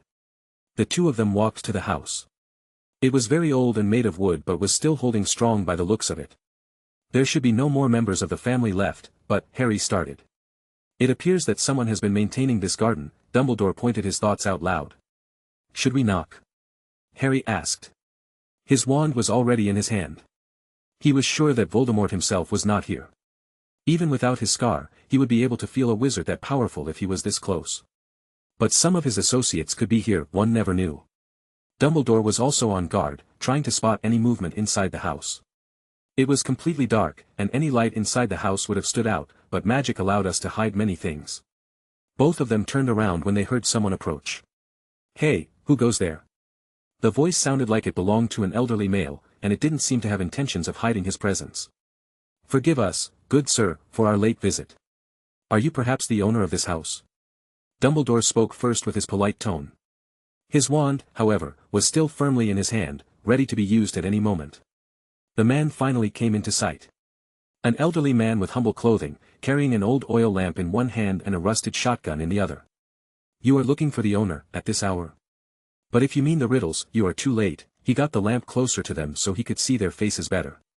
"Who are you?" "I am Professor Dumbledore, and this is my grandson, Harry. We came indeed looking for the, riddle family. Yes, if there is anyone left, the riddles," the old man grumbled. "I don't know what business you have with that family, but they have been gone for a very long time. Do you know what happened to them?" Dumbledore asked, hoping to learn something new about Voldemort. The old man considered for a moment. He was not the talkative type, but he hadn't talked with anyone in years now. Harry glanced at Dumbledore and moved his eyes to his wand. Dumbledore shook his head. "Tsk," Harry complained. "It would have been quicker to just stun him and read his mind. I used to work for Lord Riddle as the caretaker. They hired me after I returned from the war. It feels like it was a lifetime ago." The old man started talking. "One day, something terrible happened. The Lord went mad and killed his wife. I don't know why it was. They seemed to get along, and then—" "Were they the only ones living here?" asked Dumbledore. "No, they had a boy, creepy little thing that was. It may sound wrong for me to say it, but it's the truth. I always felt there was something wrong with that boy. After his parents' death he was taken to an orphanage out of town. He never came back here to reclaim this house or its contents. I guess he is dead too by now. I see no one else has come to this house since then." Dumbledore inquired. "Yes. The house has been occupied by other families, but none have stayed for more than a year. They all said the same: there is something wrong in that house. The last family left 10 years ago." The old man stared at Dumbledore for a moment. "I hope you are not planning on buying this place. I'm telling you, that would be bad. Just let this damn house rot. If you want this house to rot, why are you taking care of it?" It was Harry who asked. "Ha! I am the caretaker. That's what I do. But I only take care of the garden, nothing else." Harry was surprised to hear this. If the house itself was not being maintained, it should have crumbled away already. There is definitely magic involved, but from who? He doubted Voldemort had any sentimental value for this place, so it must have been something his mother did. She may have been a squib, but she still came from an old wizard family. "My good sir, rest assured, as we have no intention of buying this place. We are very grateful for your help," Dumbledore said. But wait, wasn't the ring found at the Gaunt Manor? Harry realized that they had the wrong house. He was not that familiar with this place, and both houses were very close to each other. "Excuse me, sir, but does the Gaunt family sound familiar to you?" The old man stared at Harry in shock. "Now that's another old name I haven't heard in a while. Where did a young boy like you learn of that name?" My grandpa," he glanced at Dumbledore. "And I like to read about history and old English families." "Well, you are in no luck. That family is long gone too, and their house." "They have a house here where?" Dumbledore asked. "They used to. It was bigger than this one. The biggest house in the town. You could see it from here." He pointed in the distance. "Right on that hill." "What happened to that house?" Dumbledore inquired. "Well, I believe it was 2 years ago it was burned." Chapter 183. What a mess. Harry observed the remains of what was once the Gaunt Manor. Most of the property had completely collapsed, with only a small part still standing. A police perimeter had been set around the area, warning onlookers against approaching, for fear of the house collapsing. "I don't think this was done by a few children," Dumbledore commented. This was the story the caretaker told them. 2 years ago, some rascals from the nearby town came to the house to have some fun and accidentally set it ablaze. Of course not. Even in its abandoned state, this was a pure-blood wizard manor. It must still have some protections remaining. The idea of some muggle kids going inside and starting a fire is ridiculous. This was done with magic. I agree we should proceed with caution. From what I know of the Gaunts, they were a very dark family. Some old traps may remain in place." Harry tapped the entrance door with his wand, and it fell backward with a loud thud. "Lumos. Multiple spheres of light came out of his wand and spread over the house, illuminating its interior completely. Dumbledore continued to cast detection spells as they moved. The part remaining is like 20% of the house. We will be lucky if anything useful remains here, Harry commented. I don't think this part of the house survived the fire by luck alone, Harry. Dumbledore pointed at the walls. Harry looked more closely until he found what he had missed. The room was not burned equally. While the entrance was almost turned into charcoal, some of the walls and furniture inside were in much better shape. I believe that something in here had protected this part of the house, Dumbledore said. Harry noticed a pattern then. He followed the path that was least burned. The more he followed it, the fewer burns he found. Finally, they came across a corner of the house that was completely intact. There, that cabinet looks good as new, Harry pointed. Indeed, whatever protected this room is in there. Dumbledore's words also contained a warning. This magical object or artifact was powerful enough to protect itself from a massive fire, so it stands to reason that it could also be very harmful to handle or even get close to. Look at that. Harry used his wand to call attention to one particular drawer but didn't get too close. The cabinet appeared to be in pristine shape, but the top right drawer had a small hole burned in it. Something came out of there. And it was hot enough to burn its way out and leave such a clean hole, Dumbledore pointed out. Yes, that could be the origin of the fire. Harry knelt down and tapped on the wooden planks. Several planks of wood separated from the ground and melded together while starting to change shapes. Dumbledore stared with interest at Harry's work until it was finished. Impressive. You can create them very quickly. The mass of wood had transformed until it formed a humanoid golem, almost the same size as Harry. Thanks, I'm getting really good at making these golems. He had gained a lot of practice recently. I assume this fellow will be opening that cabinet for us? Dumbledore asked. Yes, let's take a few steps back, Harry recommended. The duo stood a safe distance away and let Harry's golem take the risk. He had a mental connection with the construct, so there was no need to speak any orders out loud. Harry directed the golem to open the drawer that had the burned hole in it. As the golem pulled it open, some yellow substance was squirted out by some mechanism inside the cabinet and landed on the golem's face and chest. The parts touched by the viscous liquid started to dissolve immediately. Some kind of acid, Dumbledore concluded after observing it carefully. Very nasty, and it didn't use any magic, so the detection spell would not have picked up this kind of trap. Dumbledore had been relying on these same detection spells since they entered. Perhaps you can make another golem to escort us out. We may have been fortunate to not trigger anything else so far. I assume most traps were destroyed in the fire. But we are not done yet. The golem was damaged but could still move. Harry had it pull the entire drawer out and empty its contents on the ground. Let's see, he moved the golem and used it to better examine the contents while Dumbledore watched with rapt attention. Jewels paper oh. Look at that box. The golem picked up a small metallic box. It had a velvet cushion inside and a melted hole on the side. That thing came out of this box, Harry said. It's a box meant for a ring. Dumbledore pointed out. There is a symbol at the top, Harry observed. That is the Gaunt emblem, Dumbledore added. The Gaunt family ring was in there. He must have recalled it somehow. And in doing so, it started a fire. Damn, the stone we were looking for was on that ring. The resurrection stone was part of the Gaunt family ring? Dumbledore was surprised to hear this. Yes, but I doubt Voldemort knew that he had one of the Hallows in his power. He would not have used it to make one of his Horcruxes. Dumbledore appeared to be thinking something. Did he actually turn the resurrection stone into a Horcrux or just the ring part? I didn't think about that. Harry tried to recall the events of his past. Dumbledore found the ring and was cursed when he put it on, and then, after destroying the Horcrux, they were still left with the intact stone. There is a good chance he only managed to use the ring and not the stone. That would make more sense. Turning a Hallow into a Horcrux should not be possible. Those are not artifacts that a mere mortal wizard could meddle with and alter in any way. Dumbledore pointed at the bottom of the drawer that the golem took out. And look at that. Harry followed his finger and saw it too. There was a second burned hole at the bottom of the drawer. His eyes moved back to the cabinet. There is something still in there. Chapter 184. Harry guided the golem back to the cabinet and opened the lower door. The two of them waited for a minute. No traps, Harry said. It does seem like it, Dumbledore agreed. Someone is going to have to look inside because the golem can't see, and if it tips, the entire cabinet is going to be a mess, Harry commented. Indeed, that seems to be the case, Dumbledore agreed again. Harry glanced at the man. Well, old men first, he pointed at the cabinet. That is a very impolite way to speak to your headmaster, young man, Dumbledore reprimanded him. What do you mean by impolite? It's the law of life. Besides, aren't professors supposed to protect their students? Harry huffed. I don't remember ever teaching you anything, and yet you call me professor, Dumbledore remarked. In a different life, you were my mentor and taught me many things. That should count for something, right? Harry said. Dumbledore sighed. I suppose, and I was the one who wanted this the most. The old man took a step forward and approached the cabinet. The golem moved out of the way but stood close. Harry kept it there in case something actually happened and he had to move the old man out of the way. A small light appeared at the tip of Dumbledore's wand, and he used it to search the interior of the furniture.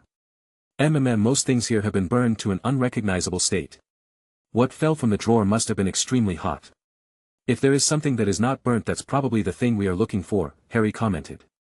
Oh! Dumbledore exclaimed. He then used his free hand to move something out of there. Careful, don't touch it with your bare hands. Don't want to get cursed again, Harry warned. Again? Dumbledore raised an eyebrow. He used his wand to move the black stone out, and Harry could get a good glimpse of it. Yes, that's the one.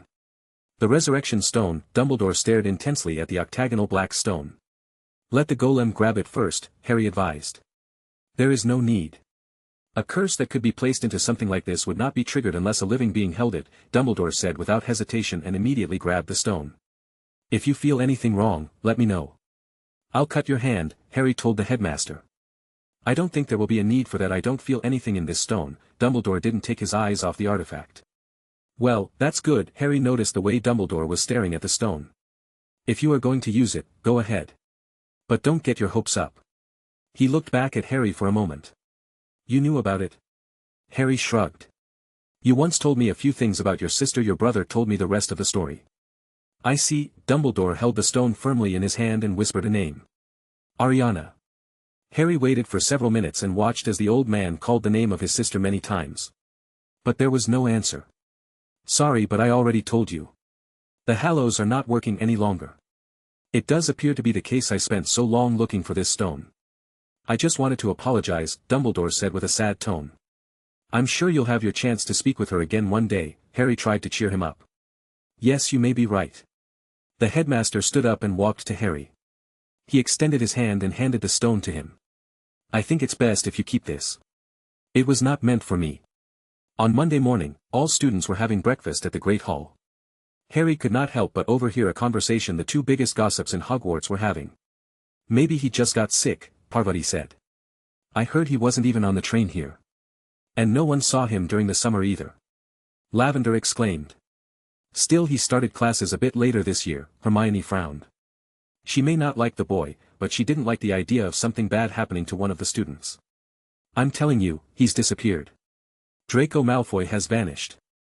Lavender said it a bit too loud. Wait, is that true? Ron became excited upon hearing the news. I thought it was weird he didn't come to bother us yet, Seamus added. Did something happen to Malfoy? Neville asked with concern. I asked around, and no one knows. No one has seen him, Lavender said. Harry felt Lyra's gaze on him. He returned the look in a way that said, keep your mouth close. They were not meant to know about their father's investigation. Right at that moment, several owls entered the hall to deliver their letters and newspapers. Two of them landed in front of Harry, and he barely managed to move his cup out of the way before it was hit. Why do they always aim for my cup? The first paper he got was from Zeno's paper, The Quibbler. He did not ask for a subscription but was apparently gifted one anyway. The front cover spoke of the usual conspiracy theory. This time it was werewolves moving around the countryside and stealing cheese. Wait, what? The cover of the Prophet was a lot more troubling. What is it? Lyra heard him and got her head closer so she could also read the paper. The newspaper headline read, Breaking News, 5 Azkaban convicts are discovered to be innocent. They had innocent people in there. Oh, that's terrible. Hermione had also leaned towards Harry. I had read about that prison. What a cruel place. Harry continued to read the article until he reached the names of the innocent men being released. A cruel place for cruel people. Augustus Rookwood, Avery Jr., Corban Yaxley, Mr. Jugson, and Mr. Selwyn. 5 known Death Eaters. He looked over at the Slytherin table and spotted several happy faces among the senior students. This must be Parkinson's doing. I hope the order gets to work because that man is planning to make a move soon. Chapter 185. Expelliarmus. A flash of light shot out from Ginny's wand and impacted the target dummy's hand, making the stick it was holding fly away. Very good demonstration, Miss Weasley. Ginny felt embarrassed when she felt the eyes of the entire class on her and rushed back to her seat. Professor Potter. A student raised his hand. Yes. Do you have a question? Lily gestured for the student to speak.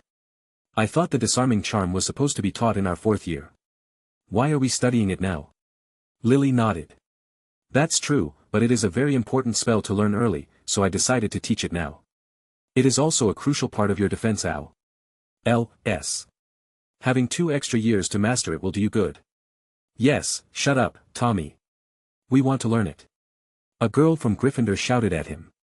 It looks like bravery is not present in all Gryffindors. I know, what kind of coward doesn't want to learn a new spell? Some of the Slytherin students started to mock him. I just wanted to point that out. The student was starting to regret bringing that up. Hey, Gin. A blonde girl next to Ginny tapped her shoulder. When did you learn to do that? Well, Ginny wasn't sure what to say. She now wished Professor Potter hadn't called her for a demonstration.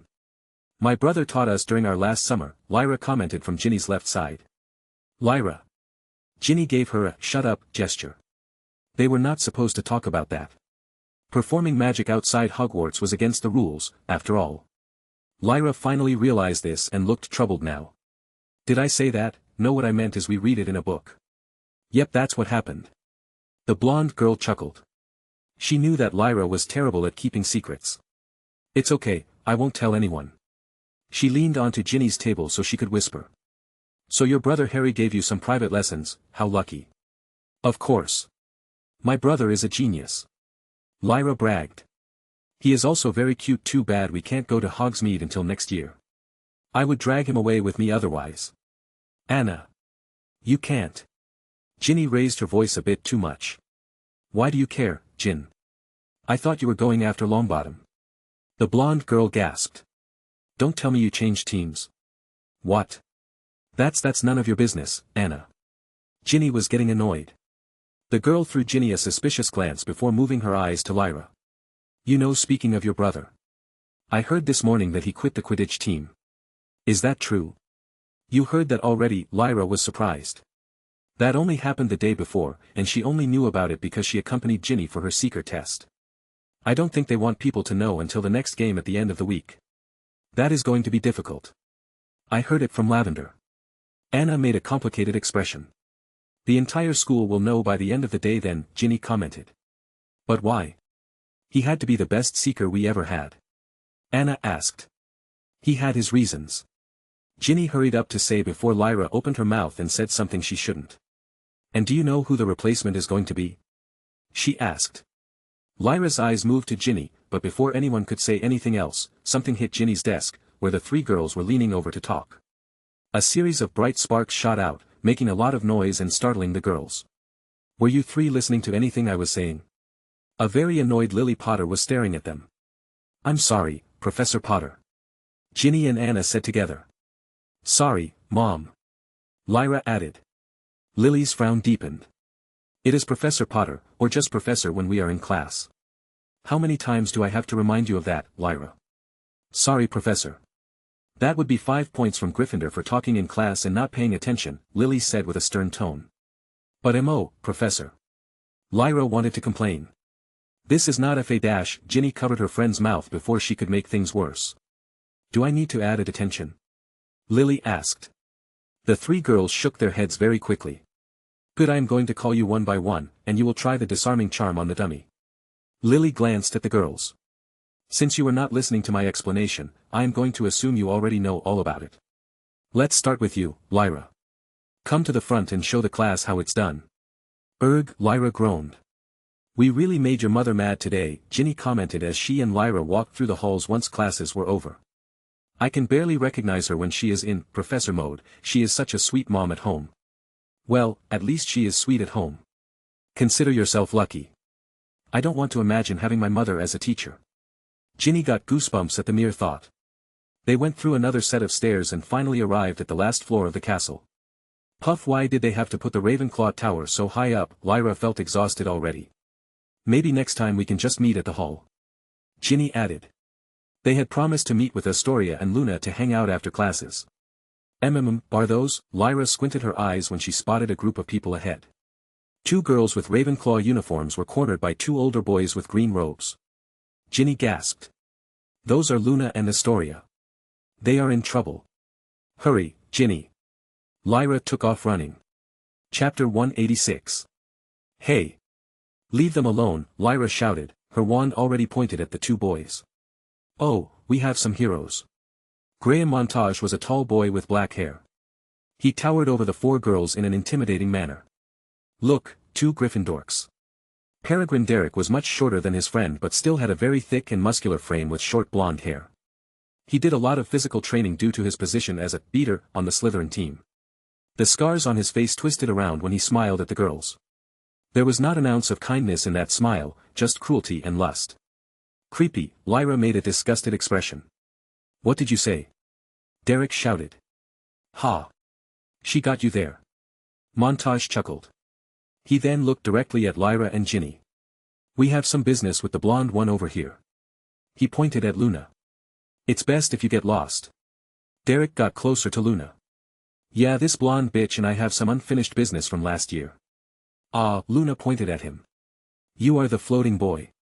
She just realized. Astoria was just glancing at Luna and the Slytherin boy. There was not a hint of worry on her face. Floating boy, Derek's face contorted with anger. It's best if you leave, Montage warned Ginny and Lyra. Even I cannot stop him when he gets like this. You think we are going to abandon our friends? You are crazy.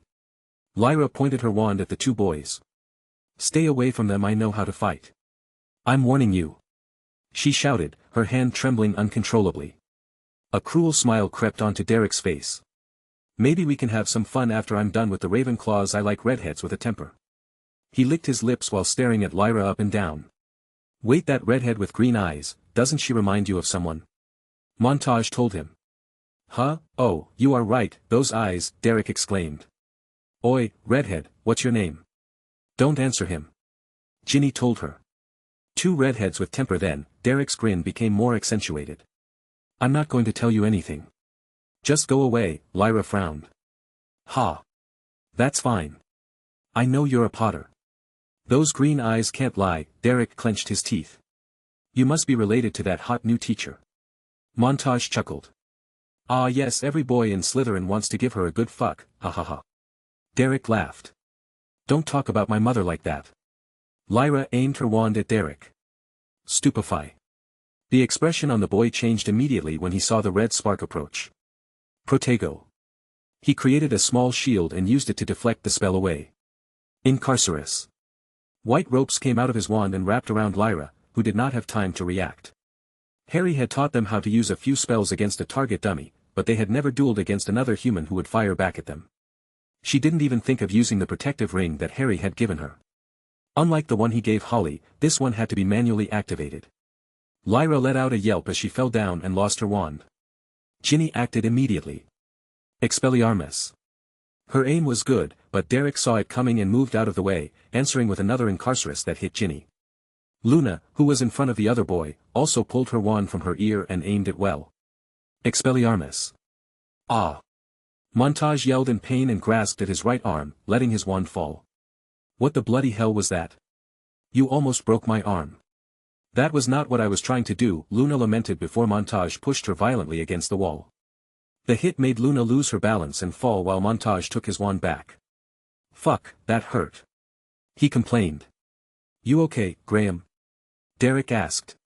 I'm fine. That blonde one almost broke my arm with an Expelliarmus. Montage moved his gaze to Astoria. What about you? Aren't you going to fight? Astoria shrugged. I think this one is harmless, Montage told his friend. Now what? Now it's time to get some payback. Derek approached Lyra. Do you see these scars, girl? He pointed to the several scars across his face. Your damn brother gave me these when he dragged me across the entire school. He screamed. He should have done worse, Lyra muttered. Oh yeah. I could have had them removed, but I decided to keep them, as a reminder of what I have to give him back. Derek had a cruel smile on his face as he got closer to Lyra. Maybe I'll give some to you. That will send a message. Lyra was trembling now. You can't. You'll get expelled. If you touch us. Ginny warned him. A good memory charm and you won't know who did what. Who is going to get expelled then? Derek asked. We should take them to a classroom. People may come through here, Montage warned his friend. Right, but before the 10 appetizer. Derek lifted his wand. Oi, Derek, what are you doing? Not Montage's eyes opened wide. Suddenly, he couldn't speak. He tried to move towards his friend to warn him, but he tripped and almost fell down. Derek didn't notice this. He was busy staring at the terrified face of Lyra. I hate those eyes, he spat the words. I want to see them in pain. Derek clutched at his throat. He couldn't speak any longer. Hey! What's going on here? Someone came running through the hall and yelled at them. Montage and Derek didn't recognize who he was, but by the band on his arm, they assumed he was a prefect. Neither of them could speak, so they just ran. Montage had a lot of difficulty moving and had to be helped by Derek. Ginny looked at the approaching figure, whom she had recognized immediately. Percy! Help! Ginny shouted. Chapter 187. Harry left the castle's foundation and went through the giant painting into the hall. He was done checking his project. The current batch of magicite was much bigger than the previous one because he was planning on making a few extra pieces of protective jewels for his family and closest friends, as well as some other project he had in mind. Can't wait to see the final product. Hopefully, this next one lasts me longer. His last jewel array didn't even last an entire year. After months of work, it was a shame. Harry had only turned the first corner when 2 house elves appeared in front of him. Sir. Mr. Potter, students are in trouble, sir. He heard another noise behind him. Master Potter. Harry, sir. Dobby butchered his name once again. My sister? Harry asked the elf. There were only 3 girls this elf was guarding and his sister was the most likely to get in trouble. All of them, sir. Dobby looked extremely nervous. All of them, what could have possibly happened now? He thought. Okay, take me there then. He did not want to waste any precious time, so he extended his hand and allowed the elf to bring him away. As soon as he appeared, he could already hear a heated argument. Harry assessed the situation and quickly grabbed Dobby before moving behind a column, away from their eyes. Master. Dobby didn't understand what they were waiting for. He thought they had come here to rescue them. Don't intervene. I want to see how they handle this. Harry ordered the elf. With a quick glance, he recognized the 2 boys. They were part of the Slytherin team and were also present at the Parkinson's party. Montage and Derek, I believe. That guy didn't learn his lesson, it seems. Stay away from them, I know how to fight. I'm warning you. He heard Lyra shouting. Oh, for Merlin's sake you should have shot them 10 times already. Why did you even stop to talk? Harry wanted to smack her head. By the time Lyra used her stunner, Derek was more than ready to counter her. Lyra didn't react in time and lost the fight in just 1 spell. Didn't even use the ring I gave her. He could not feel too disappointed though, as he was already expecting this result. After Lyra went down, Ginny made her move. Was she waiting for her turn to attack? It was 2 against 1, what a wasted opportunity. And Ginny went down as easily as his sister. I can see that they are in dire need of some real training, they'll have to make some room in my schedule to teach them a few things. Luna was the most interesting one, she didn't even aim the disarming charm at the wand. She went directly for the arm and almost broke it. If she likes ripping arms so much, perhaps I should teach her a more efficient method, Harry considered. Luna lost, and Astoria didn't even put up a fight. Harry wasn't sure if that girl had the chance to learn a single spell yet. She had only been able to use her magic very recently after all. Now it's time to get some payback. He heard Derek threatening his sister. Master. Dobby looked worried but couldn't disobey his order. Do nothing. And don't give me that look, Dobby. I'm not going to let that waste of oxygen touch my sister. Have some faith in me for Merlin's sake, Harry told Dobby. He was impressed by how Lyra stood defiant in the face of a stronger opponent until the end. He decided that it was time to intervene before those boys used something harmful. First, he disabled Montage and then silenced Derek, who was about to use an unforgivable on Lyra. That one is going to cost you extra. Harry frowned. He was about to show himself and chase them away when he heard Percy yelling. Derek and Montage took off running in the direction he was in, so he took Dobby and Operat away before they saw him. He reappeared back in the corridor he was in before being called by the elves. What a mess. He conjured a piece of parchment and some ink. Before you go back to your normal duties, I have something else for you to do, he told Dobby. Master Harry is not going to punish those evildoers who attacked the miss. The elf asked in disbelief. Harry moved the ink to write a short message on the parchment before he turned to look at Dobby. Punish them? His eyes had turned colder. The elf felt the temperature in the hallway drop all of a sudden. You mean the boys who attacked my friends, insulted my mother, and tried to use a cruciatus curse on my sister? Dobby took a step back and looked into Harry's eyes. Master, this was the first time Dobby had ever seen his master this angry. Yes, Dobby. I am going to make them pay, and their families too. But first. He handed the piece of parchment to the elf. I want you to give this to Daphne once she is alone. Then, you can go back to your duties. Make sure those girls are okay. Yes, master. Dobby took the parchment and disappeared to carry out his duty. Harry opened his robe and took a small metallic stick from his inner pocket. The stick then grew in size until it became a long metallic staff, around 120 centimeters, 47 inches, with 3 green gems on its head. Can't use my wand for this. So tonight, I will be testing you. I think the Slytherin house is going to remember this night for a long time. Chapter 188. Dialogue. Hogwarts, 10 p.m. All students were in their common rooms by now. It was still a weekday, so most of them were already in their own bedrooms, preparing to sleep. The entrance to the Slytherin house was the most secretive of the 4. The dungeons were composed of a confusing set of identical corridors. If one wasn't paying a lot of attention, it would be easy to miss the snake decorations on one particular stone wall. If a Slytherin student stood in front of this wall, a door would appear, and after speaking the correct password aloud, it would open. Bombarda Maxima. Harry was not in the mood for passwords tonight. The wall exploded into hundreds of pieces, revealing a marble staircase that descended further. The office belonging to the head of the Slytherin house was near the entrance, meaning that Professor Snape must have heard the noise. Unfortunately for him, Harry had sealed the entrance to his office. This was not a normal lock that could be removed with a simple Alohomora. Harry had made full use of his authority over the castle to block that particular office. Nothing short of physically destroying the door or wall would allow Snape to leave now. The professor would surely spend quite a while trying every option before resorting to blowing up the door. But even if he died, would never make it in time. Clank, the sound of metal hitting the marble stairs could be heard with every step that Harry took. As he descended the stairs, he also tapped them with his staff, and a wall of marble rose up behind him with every tap. Harry was blocking the only entrance to the dungeons, further and further as he descended. When he took the final step into the narrow corridor that led into the common room, there was no longer an exit to these chambers.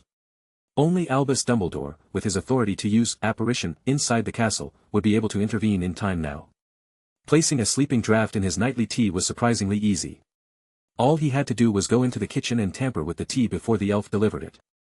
He could hear some commotion coming from the main common area of the house. Harry applied an invisibility charm on himself as well as a silencing one on his shoes. What was that noise?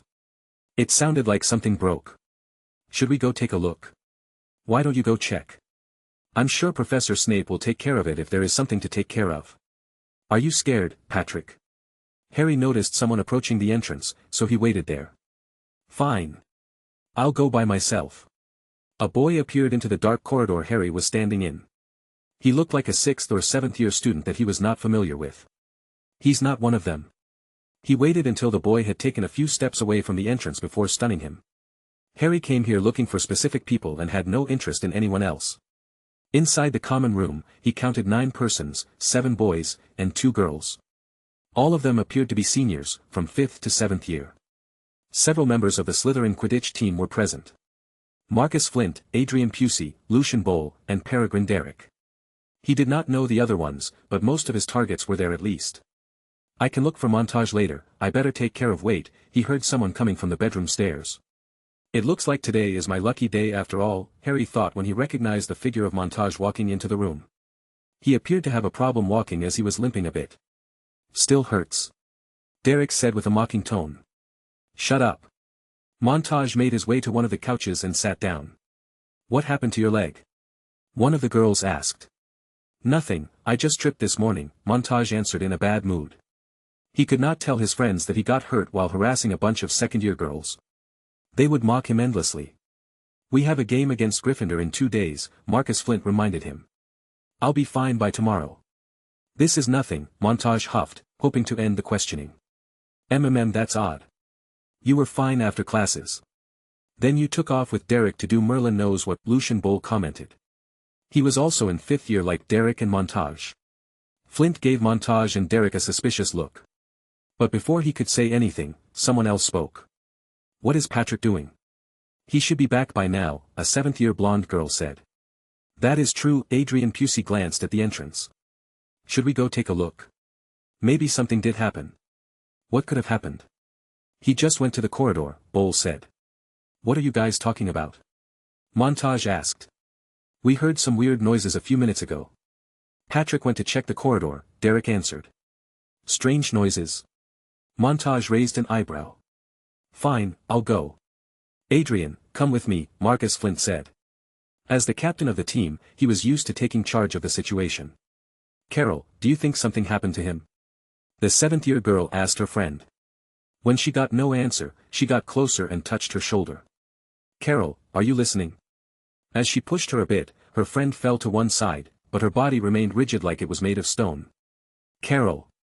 She exclaimed in alarm. This got the attention of everyone in the room. Chapter 189.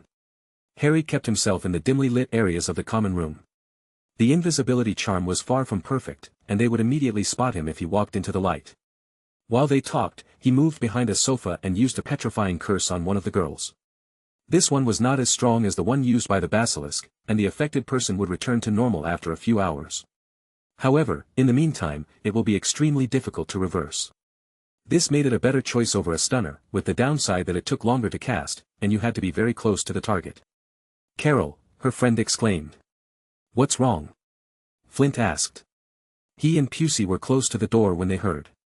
It's Carol, something is wrong with her. Derek and Montage were the closest, so they stood up and went to take a look.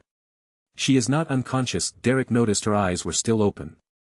It's like she is frozen, Montage added. She has obviously been hit by some spell, Flint concluded. By who?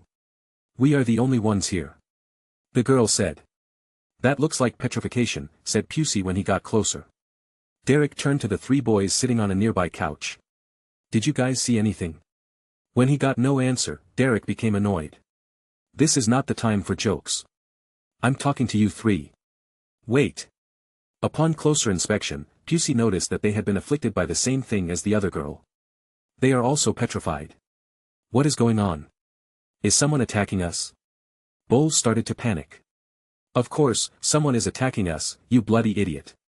Flint shouted. Get your wands out. The remaining girl went to stand up when a flash of red light hit her at the back of her head, and she fell down. I saw it. Pusey said. I saw a stunner coming from there. He pointed to a corner. Some of the boys shot a couple of stunners and a cutting charm to the corner but didn't seem to hit anything except the furniture. Harry moved again, this time closer to the stairs that led to the dormitories. He had taken care of the 3 boys and 2 girls who had nothing to do with his visit. But if he left things as they were, it would just be a matter of time before more students came here to check on the noises. His staff made a soft, clank sound when he touched the wall. The stone came to life and morphed, increasing its width until the 2 entrances to the dorms were completely sealed. He is over there. Derek shouted. Another barrage of spells hit the wall where Harry had been moments ago. He is using a disillusionment charm or an invisibility cloak, Montage said. I'm tired of this game, show yourself. Flint shouted before lifting his wand up. Hominum revelio. Find him. Pusey exclaimed while he frantically looked around. Bowles caught a glimpse of a bright silhouette moving towards the entrance. There. He is trying to escape. The other 4 Slytherin boys turned their heads. Do you think we will let you go after this? Pusey threw a stunner at the figure. Flint's revelio had made his figure shine brightly, but they were still unable to identify him. Escape, Harry deflected the stunner with little effort. I have no intention of escaping. The 5 boys stood there in shock when they heard that voice. That voice, I know who that is, Montage spoke first, and by the faces of his friends, they also recognized it. Potter. Derek screamed with rage. Harry cancelled the invisibility charm since there was no more use for it. Flint smiled. I'll admit. You have some courage to come here alone and attack us. But this is going to cost you. You are also an idiot, Pusey added. Now that your little trick has been exposed, you have no chance against the 5 of us. Harry was next to the exit. He moved his staff and tapped on the wall. As he did with the entrance to the bedrooms, he transfigured the wall surrounding the door to close the hole, leaving them now in what was essentially a sealed chamber. The 5 boys were yet to realize how trapped they were, and their attention was instead driven to Harry's weapon. "What's that thing, a staff?" Bull asked. "I have seen a staff before but never one made of metal," Pusey added. "Where did you get? Never mind that. What do you think you are doing?" Flint pointed his wand at Harry. Harry's eyes moved from Derek to Montage before going back to Flint. "At least 2 of you know why I am here." Flint glanced at Derek and Montage. He knew these 2 had been up to no good today, but they would not talk about what happened. "What did you do?" "Come on, Captain, who cares? Let's just beat him up and be done with it," Montage said. "I knew it." Bull pointed at them. "Shut it, Bull. It's not like you never came with us for a bit of hunting before," Montage reminded him.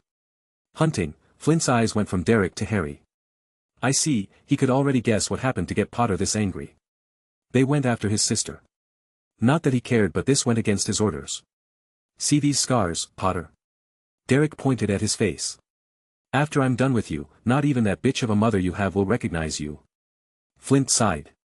"I told you not to do anything until I got permission." He knew their parents were planning something big on Hogwarts this year, but he had not been given the full story yet. He just had been told to avoid doing anything that called for attention. "Fine, it's too late to stop now. Let's take care of this and make sure that word doesn't get out." Flint moved his wand towards Harry. Incarcerus. White ropes flew at Harry. He caught them with his staff and flung them back, hitting Bull in the face. "Arg!" Bull yelled as the ropes tightened around his face and neck. Flint was shocked for a moment after seeing his spell deflected with such ease, but he recovered quickly and made haste to free his friend before he suffocated with the ropes. Meanwhile, Montage, Pusey, and Derek went on the offensive. Montage tried the disarming charm, Pusey used a cutting charm, while Derek went directly into a Cruciatus curse. Harry smacked away the 2 charms and blocked the curse with a conjured brick. He moved his staff up before bringing it down with a descending motion. Ingorgo. The staff grew in size until it almost touched the tall ceiling, and then it descended and landed on Montage's shoulder, making a loud crunching sound when it shattered his bones. The boy let out a tremendously loud scream and went down on his knees. Pusey and Derek threw more spells at him but were too slow. Harry retracted his staff and used first a silencio on Derek before pointing the tip of the staff at Pusey. The 3 green crystals on the end of the staff shone brightly with an eerie green light. Incendium. A splash of liquid fire impacted Pusey's chest. Harry had to ensure he avoided his face, or he would have died instantly. The boy started to scream and tried to remove the burning substance, but that only burned his hands, leading to more screams. The effect only lasted for a few seconds before the liquid disappeared, since Harry had intentionally put very little magic on that spell. Still, this was dark magic, and those burns were not going away anytime soon. His attention went back to Derek, who had been staring at his friend's burns without being able to do anything about it. Gladius. The staff transformed into a long blade. Derek panicked when he saw Harry move quickly toward him. He tried to cast a silent tripping jinx followed by a silent stunner, since he was still unable to speak. Protego. Harry blocked them with a small shield that manifested before his blade.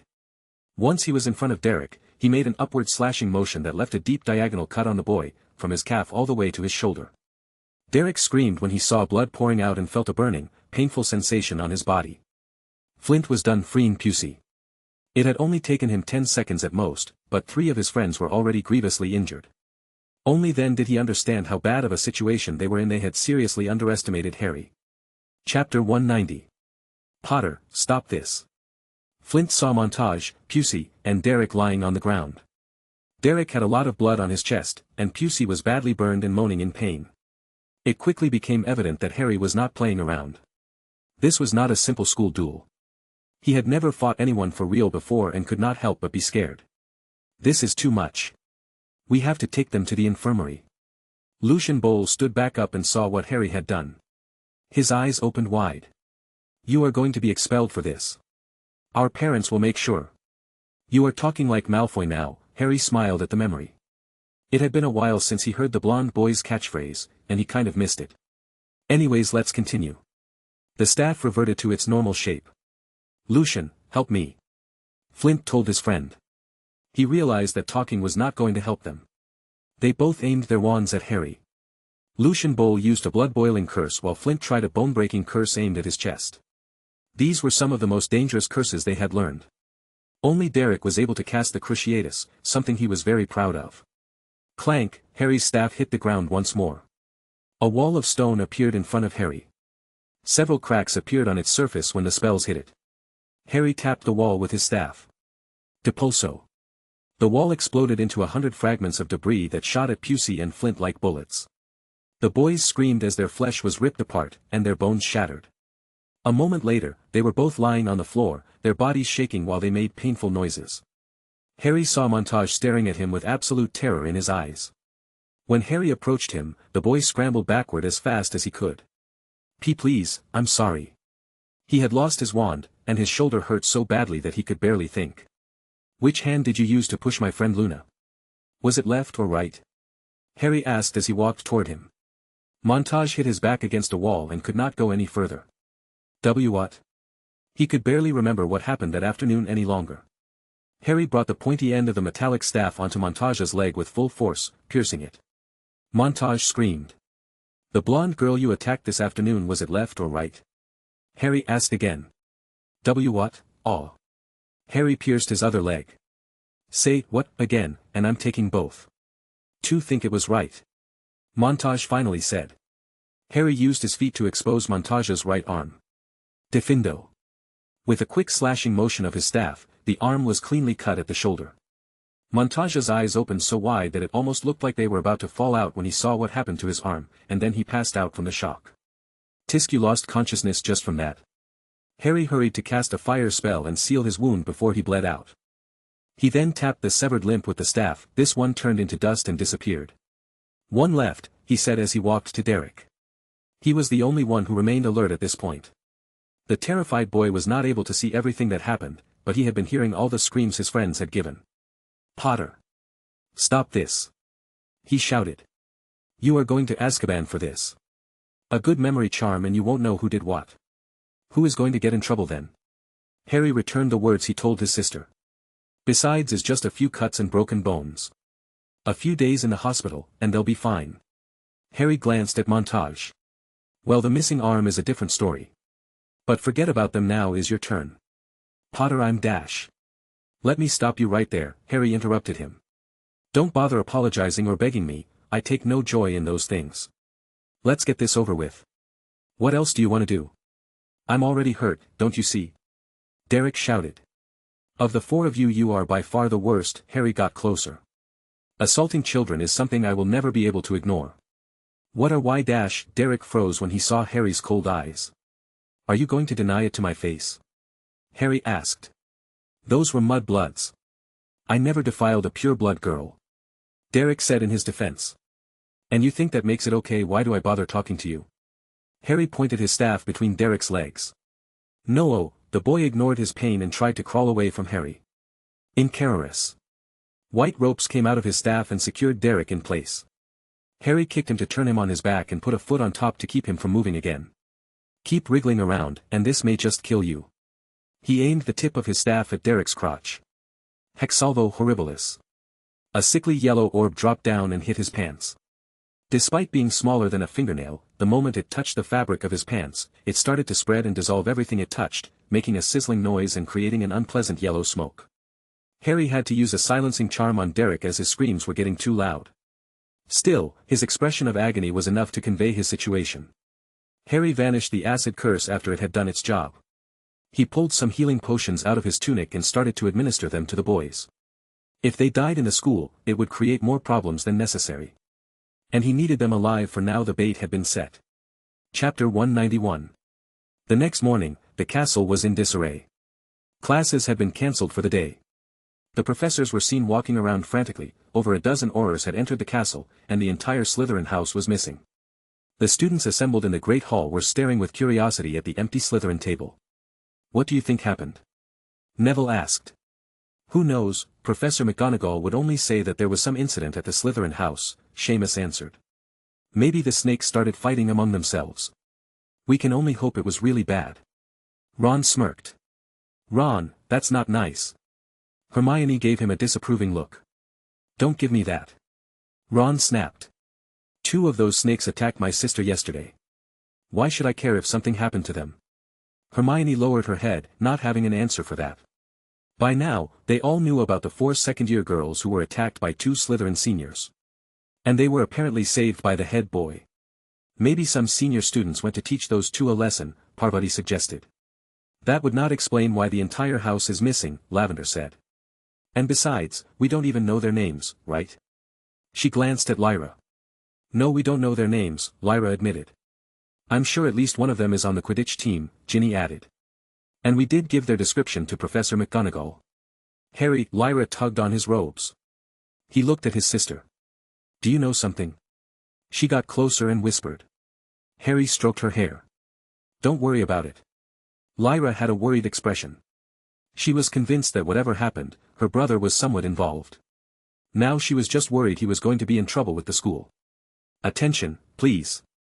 The headmaster entered the hall, accompanied by 3 people, 2 men and 1 woman. Dad? What is he doing here? Lyra exclaimed. Working, most likely. The ones next to him are Auror Dawlish and the head of the Auror department, Amelia Bones, Harry answered. You know them. Attention, please. Dumbledore had to raise the volume of his voice to silence all the murmurs. These gentlemen and lady behind me are from the Auror department. They have to ask some questions to a few students present in this hall. I will be speaking some names, and I want you to accompany us for a few minutes. Is that clear? Dumbledore looked around the hall, his eyes stopped for a moment on Harry before they continued. Well then, Percy Weasley, Astoria Greengrass, Luna Lovegood, Ginny Weasley, Lyra Potter. Wait, why are they calling us? Lyra exclaimed. Calm down, Lyra, said Ginny. They probably just want to ask us about yesterday. We already spoke with the professor, Lyra said. Yes, but the Aurors may want a formal statement, Harry clarified. Dumbledore mentioned the names of several senior students from different houses and then glanced at Harry again. And finally Harry Potter.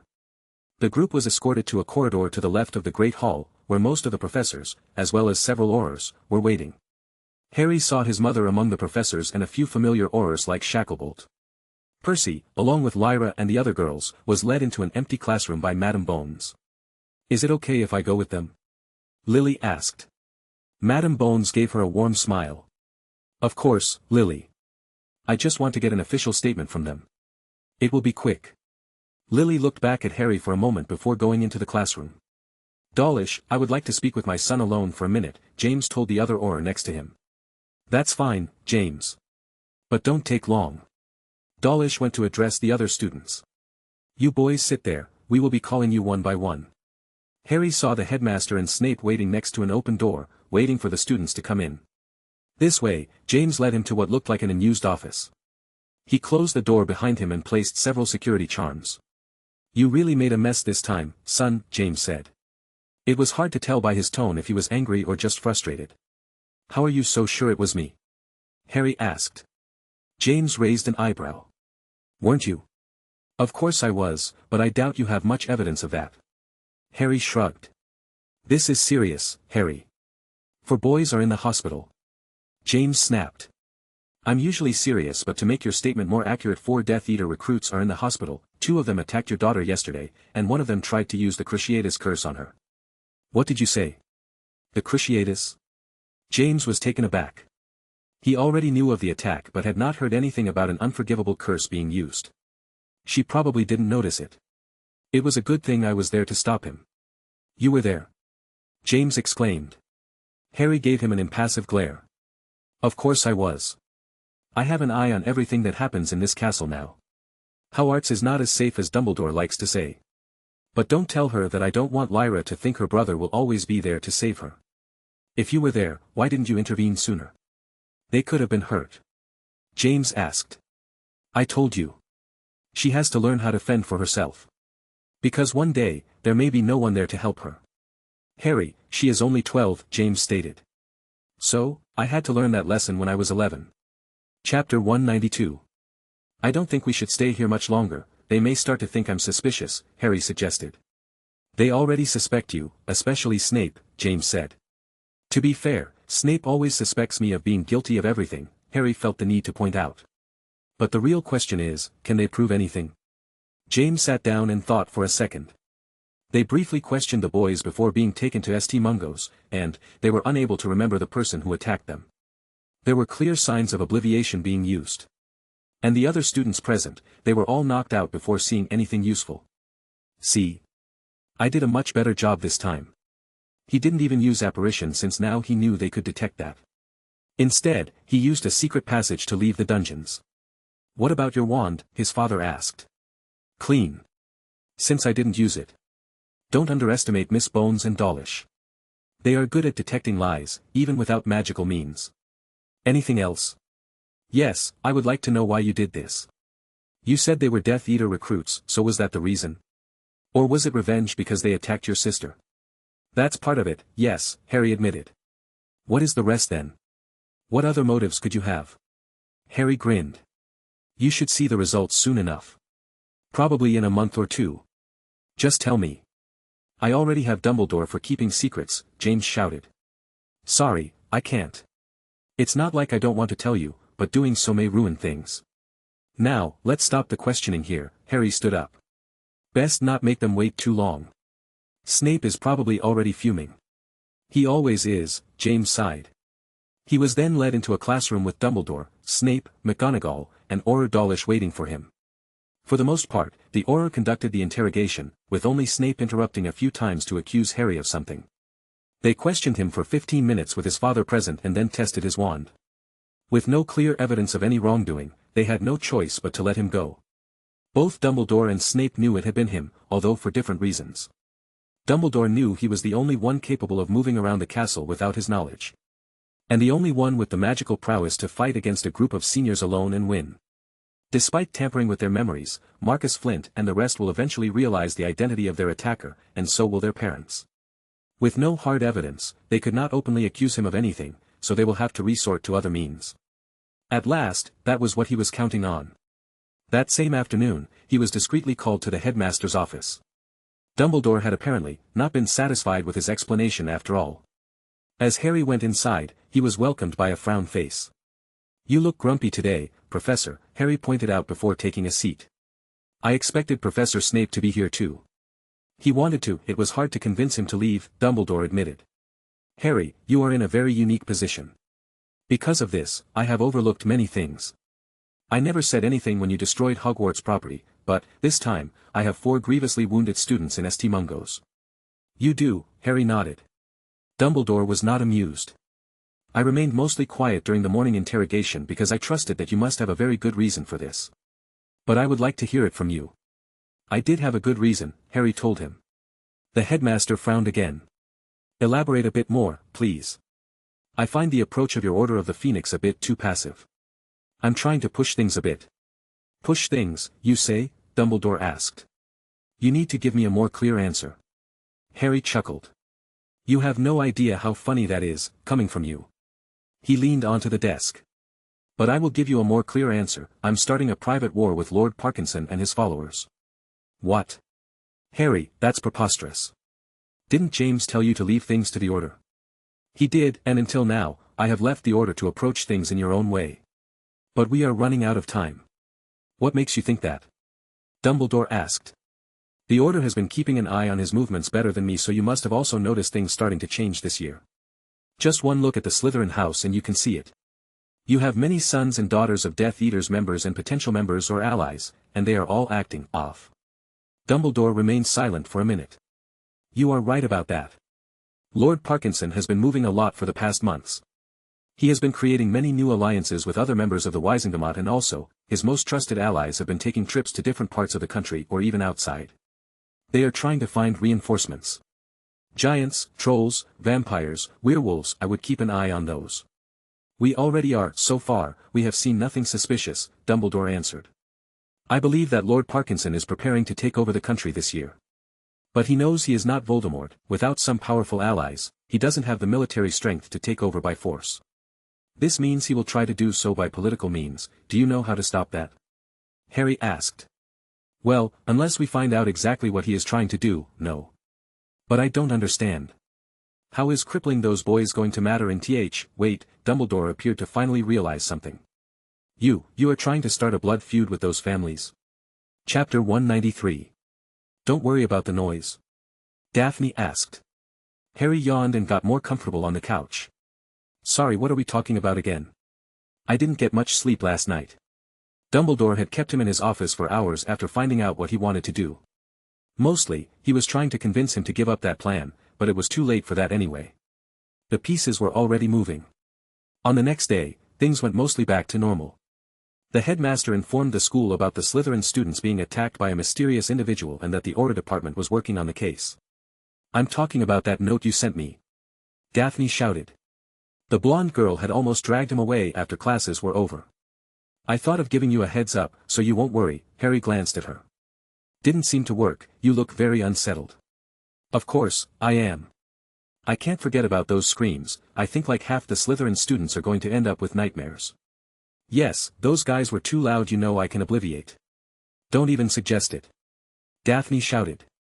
"I'm not even going to ask why you came to terrorize my house. I already have an idea." Daphne knew those boys well enough and the things they usually did. It wasn't surprising that they ended up the way they did after provoking the wrong person. But their families aren't going to stay quiet and do nothing. 4 of those 5 are all heirs of their houses. "I know. I'll deal with that when the time comes." "I hope you do. Is there something else?" "I would like to rest a bit here." Harry closed his eyes. Daphne considered for a moment. "I suppose not. I still don't have any more news about, you know, but now it's going to be more difficult to." "Are you sleeping already?" Daphne frowned. She then stood up from her sofa and approached Harry when she got no answer. She stopped for a moment when she was next to the couch that Harry was resting on and looked closely at his face. "How can you look so peaceful now?" She could still not figure out how could a boy of her own age do the things that he did. But she did have her own theories. Her eyes went to his silver glasses. "Maybe I should take them out. Shouldn't sleep with those on." With a bit of hesitation, she extended her hands and took the glasses off his face. She put them down on the nearby coffee table before looking back at Harry. A hint of a smile appeared on her face. She felt some satisfaction thinking that at least Harry trusted her enough to sleep in front of her. Her eyes moved to his face. "He looks even more handsome without glasses. Wait, what am I thinking?" Daphne's cheeks became bright red. But she glanced at him again. "I may not get this chance again." Her blue eyes moved to his lips. Her face leaned closer and closer to his. Her heart was pounding very fast. Daphne was merely inches away now. "I am awake, by the way." Then Harry spoke, all of a sudden. "Ah!" Daphne let out a scream and clumsily fell backward, landing on her butt. Even so, she stood up surprisingly quickly. "Sorry, I just remembered I have something. I'll let you rest." She rushed out the door. Harry watched her leave without saying a word. After she closed the door, he sighed and laid back on the couch. "What a troublesome girl. Don't give me more headaches." "What is this place?" Lyra asked. "When you asked me if I was busy on the weekend, this is not what I was expecting," said Luna. "This is much better." "What were you expecting?" Ginny asked, but immediately regretted the question when she saw Luna's face. "Don't answer that." "This is..." Astoria looked around the massive room with curiosity. "This is the room of requirement. This is where you will be doing some extracurricular defense classes," Harry told them. "Extracurricular classes?" Lyra frowned. "It's not optional for you," Harry added. "But I already have good grades," Lyra complained. "I don't think this is about the grades, Lyra," Ginny told her friend. "I'm going to teach you how to actually defend yourselves," Harry told them. "You mean if we are attacked like the other day?" Ginny asked. "I don't think that's going to happen anytime soon. The guys from Slytherin look always terrified now," Lyra commented. "It's not about if, it's about when. During the summer, you learned how to cast a few different spells, but never learned how to use them in a real scenario. But before we get to that, there is something else I want to say. The location of this room is a secret only a select few know and must remain like that." All 3 girls looked at Lyra. "What?" Lyra asked, feeling all eyes on her. "I won't say anything." "Now, you have promised me to remain silent about this room," Harry said in a stern tone. "Of course," Ginny said. "I was only going to tell the Nargles, but it's probably better this way. They would probably tell the blibbering humdingers and make a mess." Luna shrugged. "Promise." Astoria raised her hand. Lyra got interrupted. "And you must also promise to shut Lyra up when she starts to talk too much," Harry added. Chapter 194. 2 more months passed after that. Marcus Flint, Lucian Bull, and Adrian Pusey returned to school after spending almost a week in St. Mungo's. Marcus and Lucian did not have visible scarring from their injuries, but Adrian had some visible burns on his chest and neck area. Burns inflicted with cursed fire were not easy to remove. As for Montage and Derek, they never came back. Many stories started to circulate about them. About Montage having lost his arm and Derek having been permanently castrated with a dark curse. There were also many rumors about the person or persons responsible for the attack, since no one had been officially punished for it. A few started to mention Harry, since he was one of the students being interrogated, along with some other seniors. But those rumors quickly faded and were replaced by more fantastical ones, like Neville Longbottom awakened his full power and took revenge against the Slytherins. Or the ghost of the founder, Salazar Slytherin himself, came back from the grave to put some order in his house. Only a few knew the truth, but the parents of the 5 affected students were desperately looking for the real responsible one. And they wanted blood. 2 weeks before Christmas break. Space distorted around inside the main chamber and 2 figures appeared. Why did you have to use apparition? Daphne felt a bit disoriented. The entrance to this place has been closed.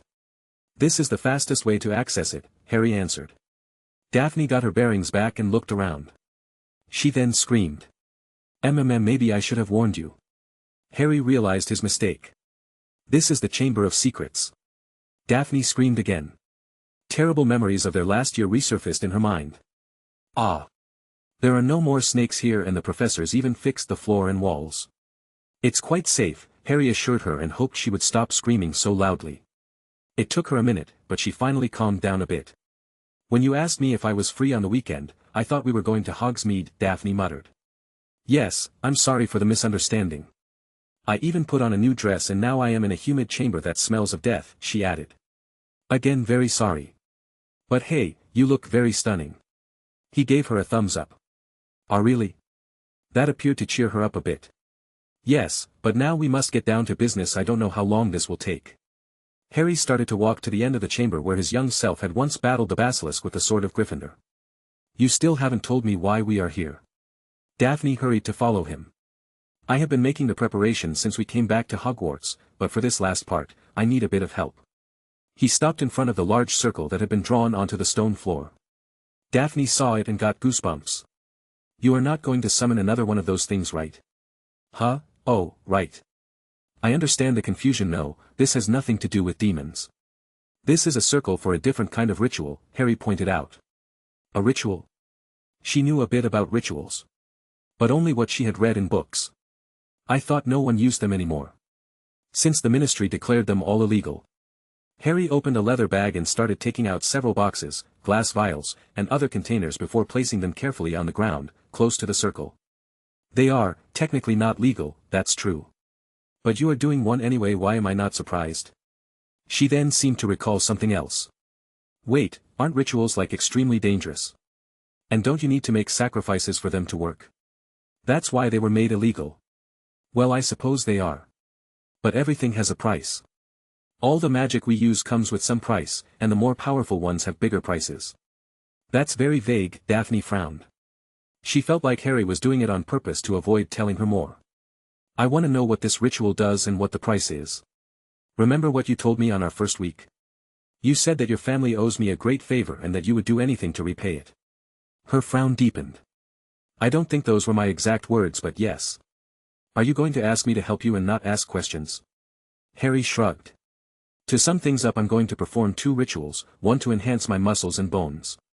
The other one is to enhance my reflexes and perception. The prices are not as harmful as you think. Daphne knew him enough to know that this was going to be as much detail as she was going to get. Fine, what do I need to do? Harry smiled. Thanks. He went over the materials, naming each one of them and making sure she remembered them. These are some of the ingredients my father acquired for you. She recalled some of the listed items. Yes. Now what you need to do is to place a specific ingredient in one of those small circles surrounding the big one. You will place them exactly when I tell you. Timing is very important. This is why he didn't ask Dobby to assist him. He loved the elf but would not trust him with a task this precise. Dumbledore would have been a better choice than Daphne, but the old man would not have helped him. He understood rituals much better than her. And would be able to guess that Harry was going to have to sacrifice many years of his life to successfully perform these rituals. Now, we can begin. Harry took off his robes. Chapter 195. What are you doing? Daphne asked nervously. Harry threw his robes to one side and glanced back at Daphne with his usual calm expression. See the inner circle? She hurried to move her eyes away from him and stared at the large drawing on the floor. On closer inspection, she noticed there were two distinct circles, one on the inside and another one on the outside, and they were connected by some lines. What about it? Nothing with magic can enter that circle, except for myself and the exact ingredients at the precise moment. Anything else has the risk of interfering with the ritual. I understand then the robes have magical enchantments, as well as the wand, and wait, you are not going to take off all your clothes, right? Normally, you would have to take them all off, but I will keep my underwear. I already made sure there is nothing there that could cause trouble. Daphne looked a bit relieved to hear that. She didn't know how to act if he were to.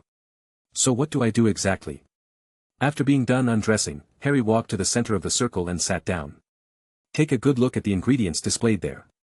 I will need you to place them in one of the small spaces around the big circle. When I request an ingredient, you will place it. Do not delay and do not stop to ask questions. Daphne nodded. She didn't know much about rituals, but she at least understood that if something went wrong, Harry would be in danger. The fact that he entrusted her with this task meant he had a lot of confidence in her. This made her very happy, but she did her best to keep her impassive expression. Harry then went into a detailed explanation about all the ingredients being used and their order. Daphne got goosebumps when she saw some of them. There were things like basilisk blood, venom, and even its eyes, along with some other nasty things. I'm ready. She told him once the explanation was over. Let us begin then. Harry put his right hand on the inner circle. First ingredient, dragon heart.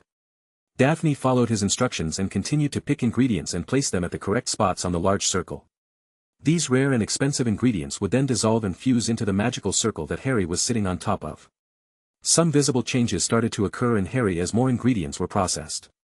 Daphne saw his body shake, and his muscles became more defined.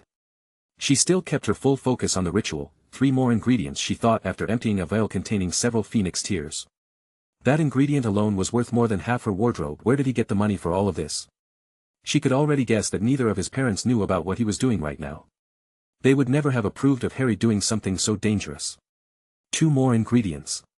Daphne thought. Harry finally called the last ingredient basilisk venom.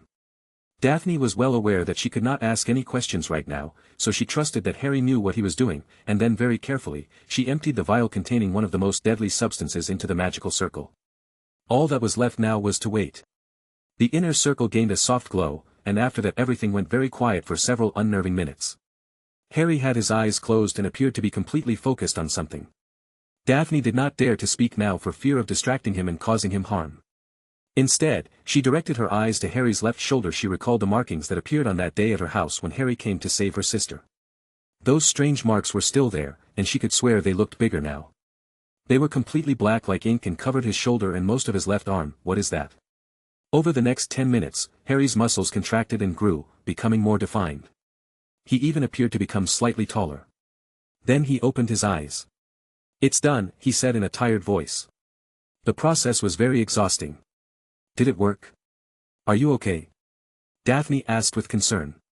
He gave her a warm smile. Never felt better. He moved his arms a bit. I feel much stronger. The ritual should have also made my bones more resilient and increased the speed at which my body heals itself. That's amazing. Daphne's eyes scanned his naked torso until she took notice of what she was doing and hurried to look away with a light blush on her cheeks. It is, he remained concentrated on examining the results. We will take a short rest and then we can perform the second ritual. Ah, right. She almost forgot there was still another one. Harry took notice of the concern on her face. The next one will be faster, Daphne. It will also require fewer ingredients. He tried to ease her worries a bit. That's good. You are not planning on doing more of these in the future, right? She decided to ask. Harry shook his head. Of course not. Trying to do too many rituals on yourself can lead to catastrophic results. I don't plan to. Ugh. Harry put a hand on his chest and leaned forward. Harry. Daphne heard his painful grunt and grew concerned. Is nothing, I just felt a bit of pain in my chest, Harry said with a frown. Is that normal? She asked. No, it's not, he thought. It's okay, I just need to. Ugh. This time it was much worse and it almost made him fall on his face. Did something go wrong during the ritual? He mentally went over the entire process but could not find any issues or mistakes. Harry. Daphne was now starting to panic. He was about to say something when he felt the sudden urge to vomit. Daphne screamed when she saw Harry vomit a mouthful of blood on the floor. Chapter 196. Harry. Daphne wanted to run to his side but wasn't sure if entering the magical circle would make things worse. Wand. Harry said with difficulty as he tried to stand up. Your wand? Hold on, I think it was over here. She hurried to his pile of clothes where she recalled him leaving his wand holster. Harry let out some painful noises before more blood came out of his mouth and nose. What is this? It's like my entire body is rejecting the magic from the ritual and destroying itself in the process. He could feel his muscles trying to tear themselves apart and his organs starting to fail. He was dying and very quickly. Here. Daphne came back with the wand but stopped at the edge of the circle. Harry did not have the vocal capacity to explain to her that once the ritual was over, it didn't matter if she entered the circle. So, with a lot of difficulty, he took a few steps closer to her. When he was about to reach her, his legs gave up, and Daphne had to grab him and hold him up. Harry, what happened? Did something go wrong with the ritual? Should I go call Madame Pomfrey? Daphne stammered nervously while trying her best not to let him fall. Harry managed to stabilize himself a bit and placed an arm over her shoulders to avoid falling. Wand. Daphne hurried to place the wand in his free hand. Madame Pomfrey would not be able to save me, neither would St. Mungo Si have a few minutes left at best. There were only 2 persons he thought could have a chance to save him. And only one of them was in the British Isles. Since he was in no shape to attempt bypassing the international barriers, that left him with only one choice, and it wasn't a good one. I have to try. I wonder if she will actually help me. Harry lifted the wand, and it felt like it weighed 100 pounds. Daphne opened her mouth to speak, but before she could say anything, she felt a pulling sensation and disappeared from the chamber. Ah!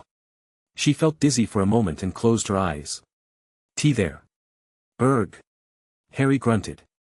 Daphne quickly opened her eyes again when she heard him vomit more blood. Harry, wait! She then realized that they had operated into a different location. It was a dark and humid-looking alley. Her eyes followed the direction that Harry's wand was pointing. It looked like an old shop that had not been maintained in decades. The windows were incredibly dirty, making it impossible to see what was going on inside. Even the letters on the sign were gone, leaving it as a shop with no name. You want to go in there? She asked him with a dubious face.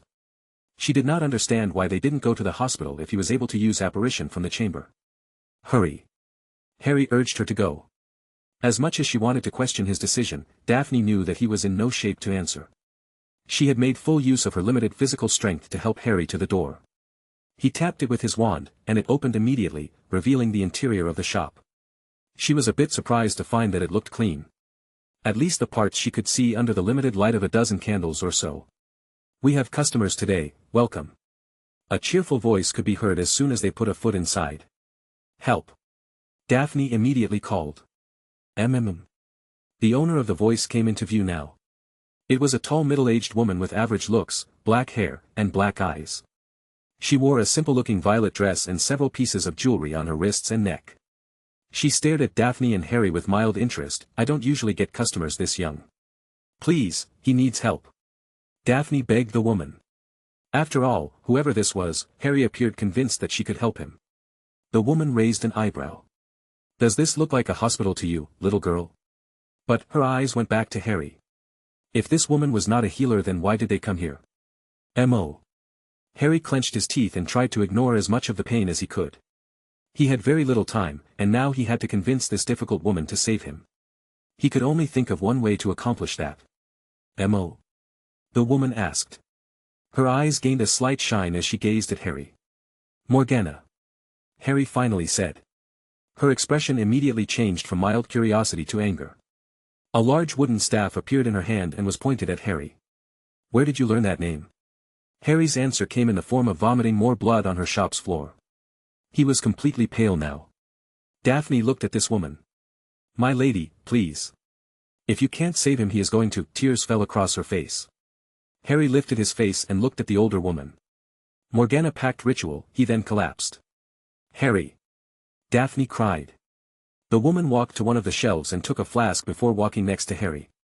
She used her staff to flip him over. Then, she opened his mouth and dunked the entire flask down his throat. Daphne saw some of the liquid spilling from his lips and gasped loudly. Are you giving him blood? Unicorn blood. This will keep him alive until I find how to save him. But. Her eyes moved to Daphne. He better have a good explanation once he recovers, or I'm killing both of you. The door of the shop closed by itself with a loud bamf noise. Chapter 197. Daphne watched the woman work with rapt attention. She had seen healers of all kinds work on her sister, but never one like her. The woman had left Harry lying in the middle of her shop and then used her own blood to draw some symbols on Harry's chest and then started to chant in a language she had never heard before. She could do nothing but watch now. Not wanting to speak, in fear of interrupting the process, even though she had so many questions. The first one being, who is this woman, what is this strange shop? Or why did she get so angry when Harry mentioned that name, Morgana? The woman stopped chanting, stood up, and walked to another shelf. The rectangular shop was completely surrounded by shelves that go from near the floor up to the ceiling. There must be thousands upon thousands of objects stored on those shelves. Let's see. Where did I put that? The woman muttered as she went through some shelves. Daphne was not surprised she was unable to find something. None of the flasks, vials, boxes, or other different objects had any labels on them. How is she supposed to remember what is where?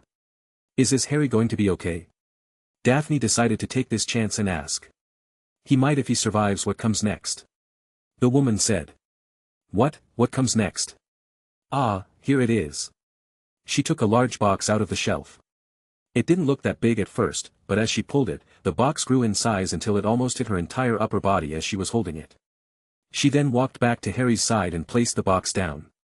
Your foolish boyfriend performed a ritual that conflicted with a previous one. Now he has two sources of magic inside his body, fighting a war, and killing him in the process. But wait, no, he is not my boyfriend. Daphne shouted at the older woman. The woman laughed. Young love, how adorable. Daphne's cheeks became completely red. She screamed and fell on her, but when she saw what was inside the box. You are very loud, little one, the older witch said before placing what looked like a dead human baby on the floor. What? What are you doing? Daphne pointed at the baby. Oh, this? We need to remove all the magic this boy added to his body. Now, ritual magic is, how can I describe it, sticky perhaps. Sticky? Daphne had no idea what this odd woman was talking about. Indeed. The moment we remove it from him, it will try to attach to someone else. And so we need a container for that. A dead human baby, Daphne frowned. The witch grinned. You are wrong in two things. She used her own thumbnail to make a small cut on her finger and then rested it against the baby's forehead, leaving a bloody mark. All of a sudden, the baby's eyes opened, and started to flail his little arms and legs around, but did not cry or make any sounds. Daphne's eyes opened wide at seeing this bizarre spectacle. He is alive. It is kind of. But as you can imagine by now, this thing is not human. Daphne noticed that this baby was extremely weird. What is it then?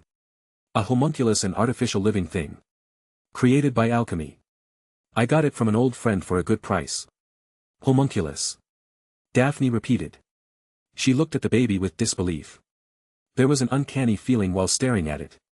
Just one look was enough to know that something was very off with this baby. I better begin. The sooner we start, the better for him. She took out her staff and started to chant again.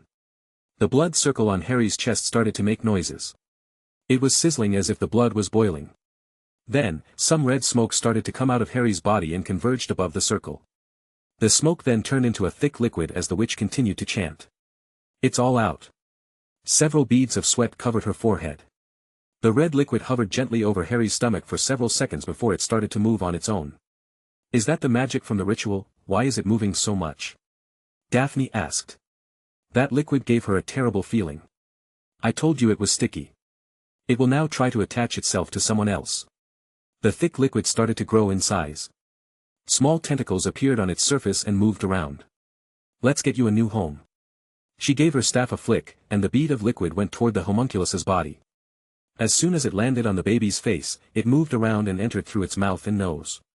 They both stared at the homunculus baby in silence for a few seconds.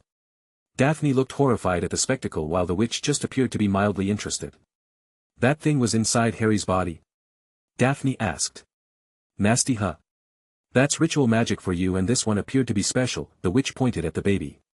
This one thrashed around with violence as its body started to decay. Less than 10 seconds later it stopped moving. Is it dead? Daphne stared at the unmoving little body. The witch gave her staff another flick, and the box from before came flying and pulled the small body inside. It is that ritual was particularly nasty. Even if nothing had gone wrong, the witch glanced at Harry. The boy would not have lived more than a few years. What? Daphne exclaimed with shock. Did Harry not know this, but he made that ritual and he was going to do another one on top of that? She did not understand why he would do something like that. Your boyfriend should be fine now. The witch told Daphne before moving her eyes to the pool of Harry's blood beneath him.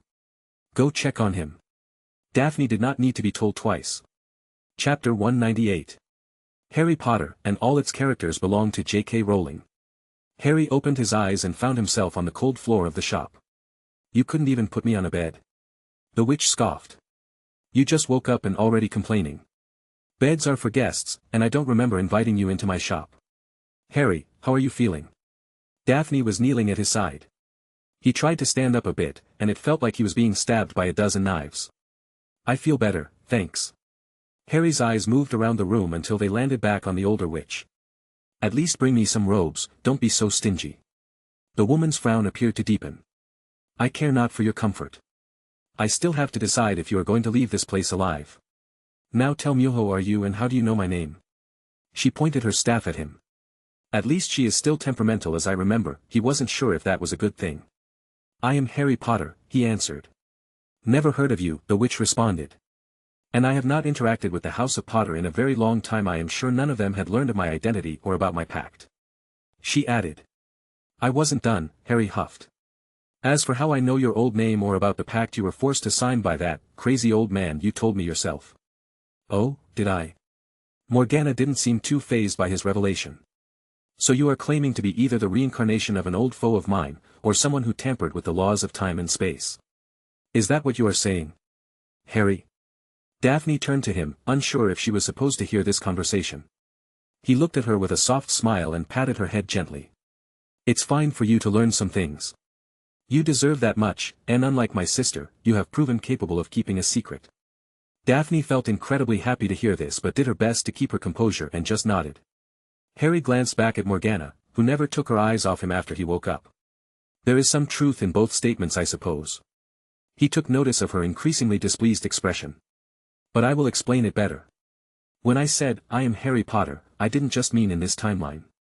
I was originally born in a different one. You traveled from a different timeline. Morgana became immediately interested, rather than surprised. The same could not be said about Daphne. You are like from the future. She exclaimed. That was one of my theories. She had thought long and hard about Harry's knowledge of magic. And one of the first things that occurred to her involved time traveling. I am from a future. Not this timeline's future. I don't know what is going to happen here.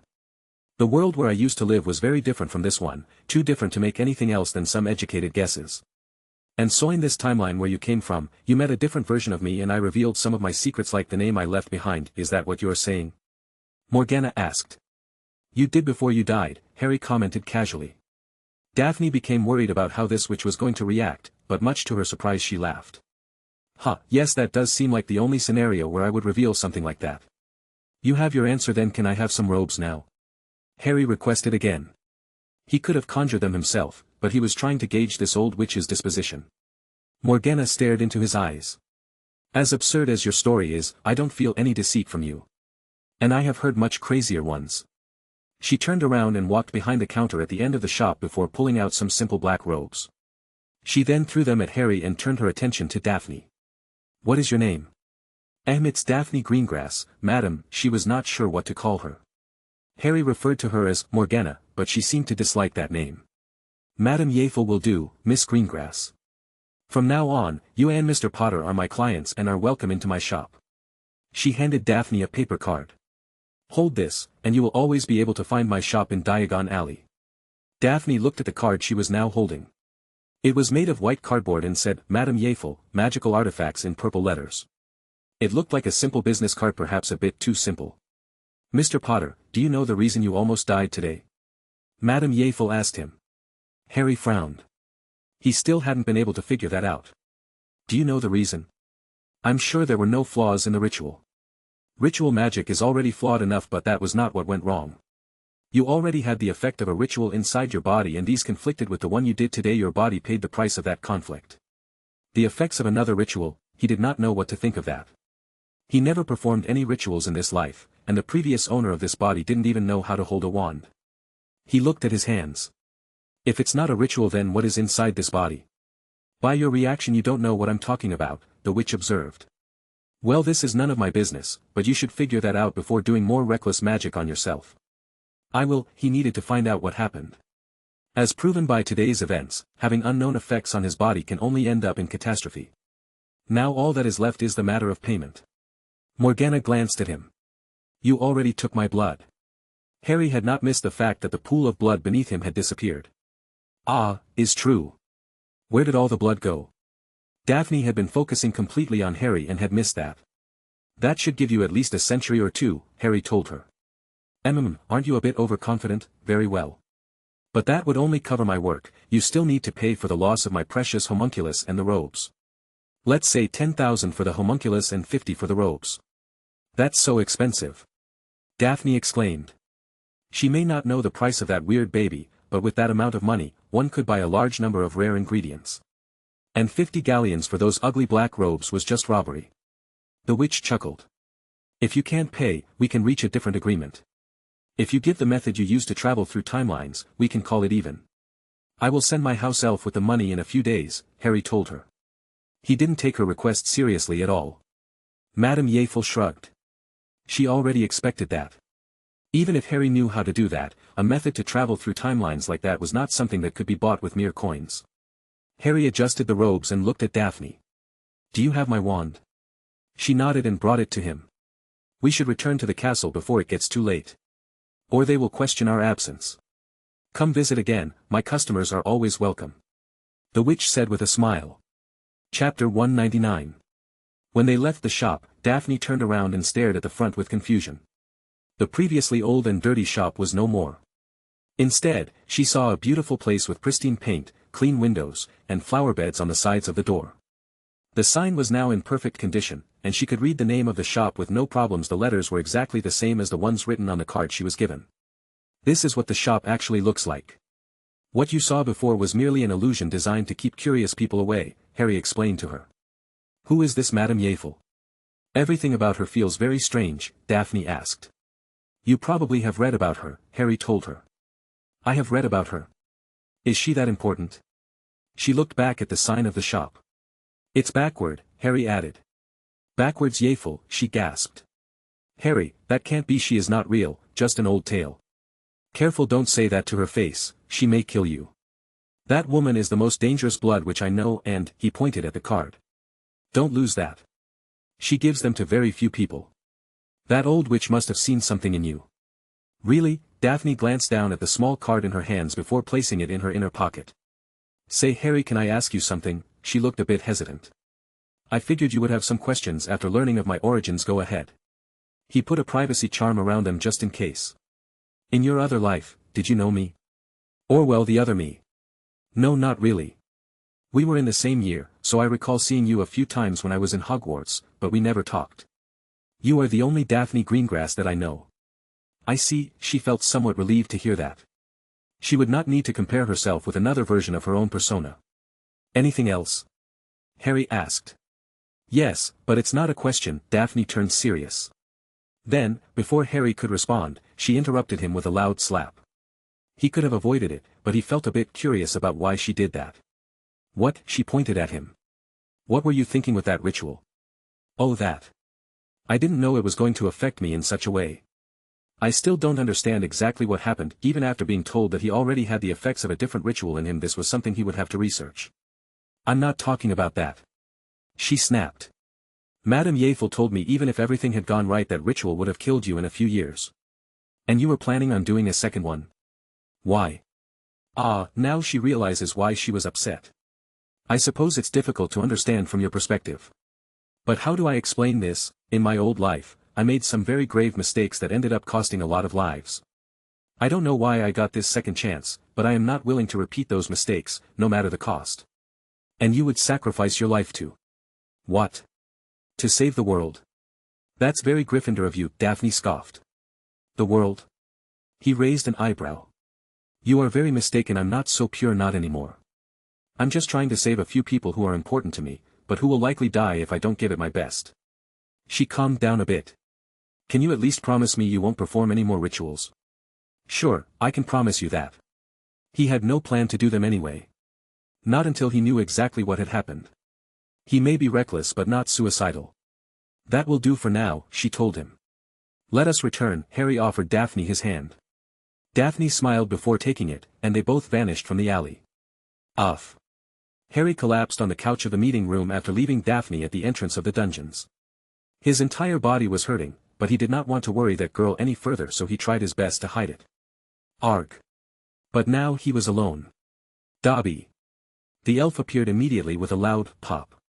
Master Harry. Dobby approached him. Seeing his master resting on the couch like that was not normal at all. Dobby, do me a favor, bring me a case of healing potions. The best one we have in stock. Immediately, Master Potter. Dobby nodded enthusiastically. Dobby will bring them in a second. Wait, Dobby, one more thing. Master. And a bottle of fire whiskey, Harry grunted. Just in case the potions were not enough. Dobby promptly returned with the items. Here, Master. He brought him a large wooden box and a bottle on top. Harry glanced at the bottle. It was an expensive one. Now that I think about it, I never put any fire whiskey in there. Where did Dobby get that bottle? Bah, no matter. He put the bottle aside and opened the wooden box. There were a dozen flasks filled with a thick green liquid. It looked disgusting, but they were very effective. He downed one flask in a single sip. That feels better. But is still so gross. Then he decided to open the fire whiskey. Thanks, Dobby, that will be all for tonight. Understood, Master Harry Potter. The elf looked content to have been of use. Oh, before you go. Can you bring Daphne some food to her room? But don't let anyone see you. The poor girl had not eaten anything since breakfast. Dobby can do. The elf disappeared, and Harry took another sip of fire whiskey. Ah, this is good stuff. It's been long since I had some. He lifted the bottle and read the label. Wait, this is a 1940s reserve. Didn't Dad have one of these? Chapter 200. Master, wake up, dot. Harry grunted and opened his eyes a bit. He felt terrible, but at least the room wasn't too bright. Master? Dobby called again. Give me a moment. It took him a few seconds to regain his bearings. He was lying on a couch inside the meeting room, surrounded by a dozen empty flasks and one empty bottle of fire whiskey. Right, I remember now. His body wasn't hurting anymore, but he still had a terrible headache. An improvement, at least, he thought. Let's see, today is Sunday, right? He asked, hoping he hadn't passed out for several days again. Yes, Master. It is Sunday morning, Dobby confirmed. I see, and why on Merlin's name are you waking me up on Sunday morning? Harry grunted. Dobby took a step back. The barmy old man wants to speak with Master. The headmaster, this better be important. Or I swear I will pull him by his beard, dot. Harry attempted to stand up and grabbed onto the armrest of the couch. As he did, his fingers pierced the leather, and the entire armrest snapped loose with a loud crack, causing Harry to lose his balance and fall to the floor, along with several of the flasks. Master? Dobby stared at him in confusion, not really understanding what happened. I'm fine, it must have been an old couch. He stood up without help this time. So I must go to his office, I guess. Yes, he said the password was. Never mind that. Harry brushed it off. Where is my wand? He asked while looking around. Here, Master, Dobby will bring it. His wand had somehow ended up on the other side of the room. Okay, Harry took the wand and gave himself a quick look over. He was wearing the black robes Morgana sold him. That will do. It was Sunday, so he didn't need to dress in uniform today, and he also didn't feel like going to his room to change. But before I go see the old man, I need to do one stop. He gave his wand a flick and operated away. Moaning Myrtle screamed. You! What are you doing here? You're still angry with me, huh? This was the only bathroom he knew would be empty. It's not like he could go around the school using apparition. Did you come here to destroy my bathroom again? The ghost yelled. Can you calm down? I have a headache already, and no, I didn't come here to destroy anything. Harry entered one of the stalls and started urinating. If I was completely full. Why you degenerate? This is a girl's bathroom. Stop with the screeching already. Harry put a hand on the wall of his stall, and it made a loud cracking noise before toppling over, breaking 2 more walls in the process. Both he and the ghost remained in silence after that, looking at the broken stalls. Well, I was done anyway. He lifted his wand. You! Myrtle screamed at him. You, destroyer of bathrooms. He heard the ghost raging before operating away. Harry stood before the gargoyle that guarded the entrance to the headmaster's office. Password, the construct asked in its usual monotone voice. I forgot to wash my hands, annoying ghost, Harry complained. Encore. Just open already. Harry shouted. My headache got worse. The gargoyle spun around, revealing a very familiar set of stairs. Before he could take a step inside the office, Dumbledore already greeted him. Here he is, Harry Potter. I hope this is important, Professor. I'm not feeling great today, Harry grumbled. He arrives late and complains. Is this level of impoliteness normal for your students, Mr. Dumbledore? Harry heard a very acute voice he was sure not to recognize. When he finally entered the office, Harry quickly spotted the headmaster standing next to his desk, and he also saw a tiny man standing right on top of the desk, looking directly at him.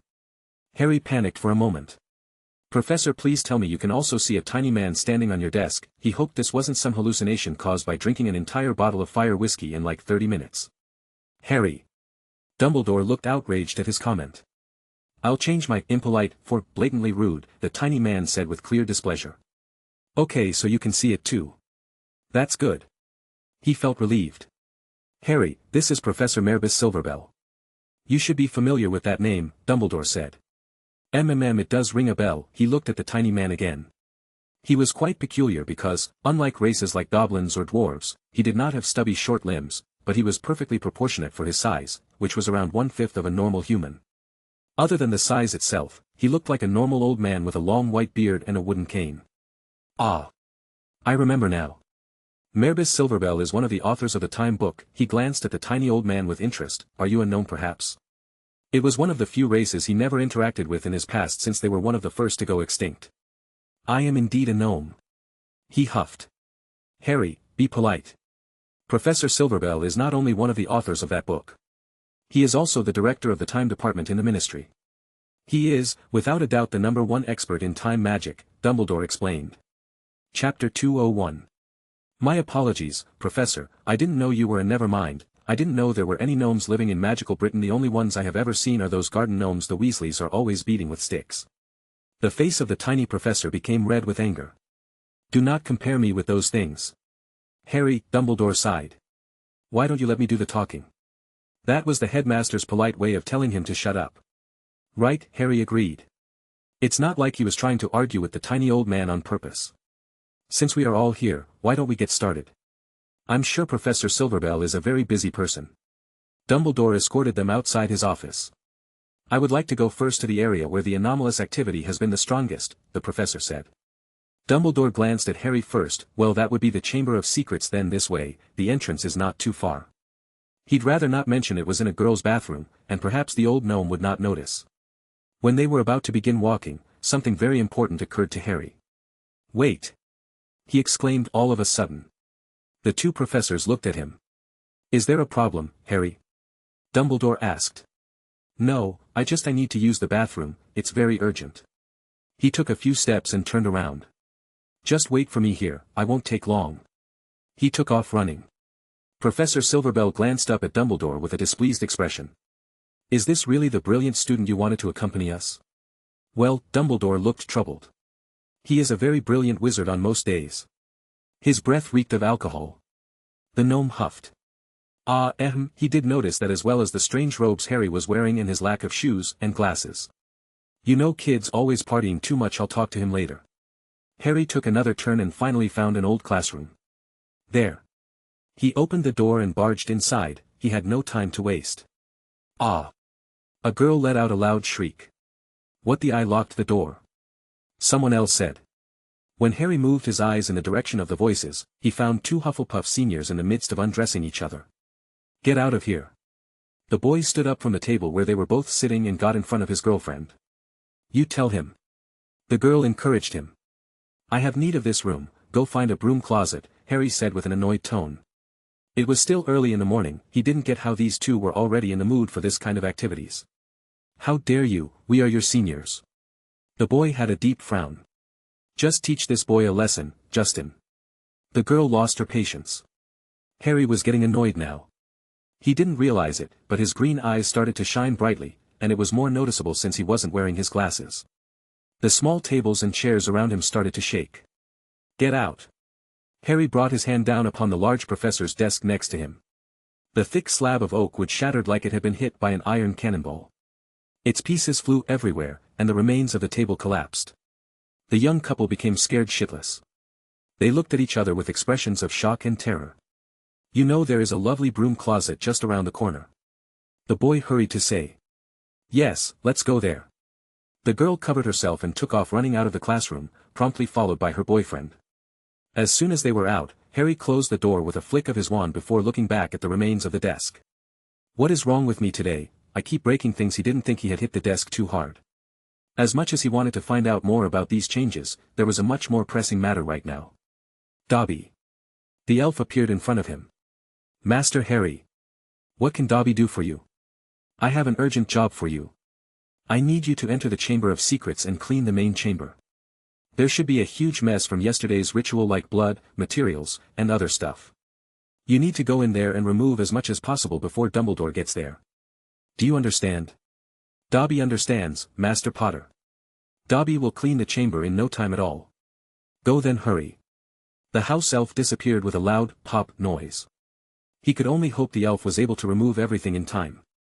Harry went back to Dumbledore and the little gnome. He noticed that both of them appeared to be mildly upset. Did I take too long? He wondered.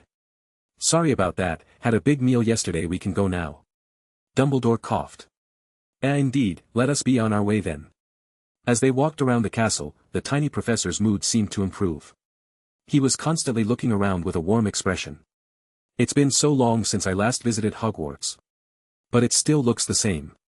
Yes, the castle has barely changed since its creation, nearly 1,000 years ago, Dumbledore commented. Such a wonderful place. The gnome added. Would you like to do a short tour? We can take a longer route. Harry suggested, hoping to give Dobby a bit more time.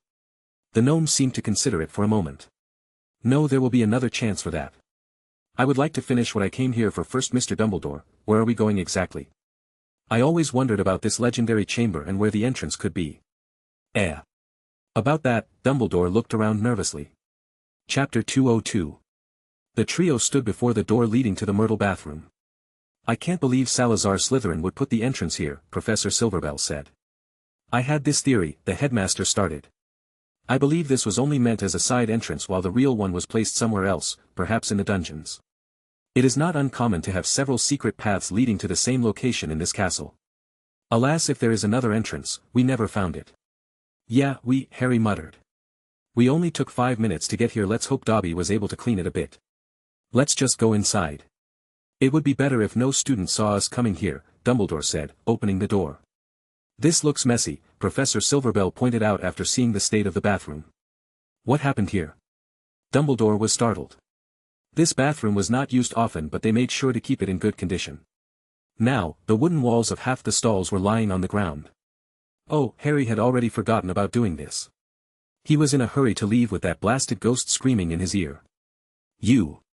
The enraged ghost of Myrtle appeared, floating in the air and pointing at Harry.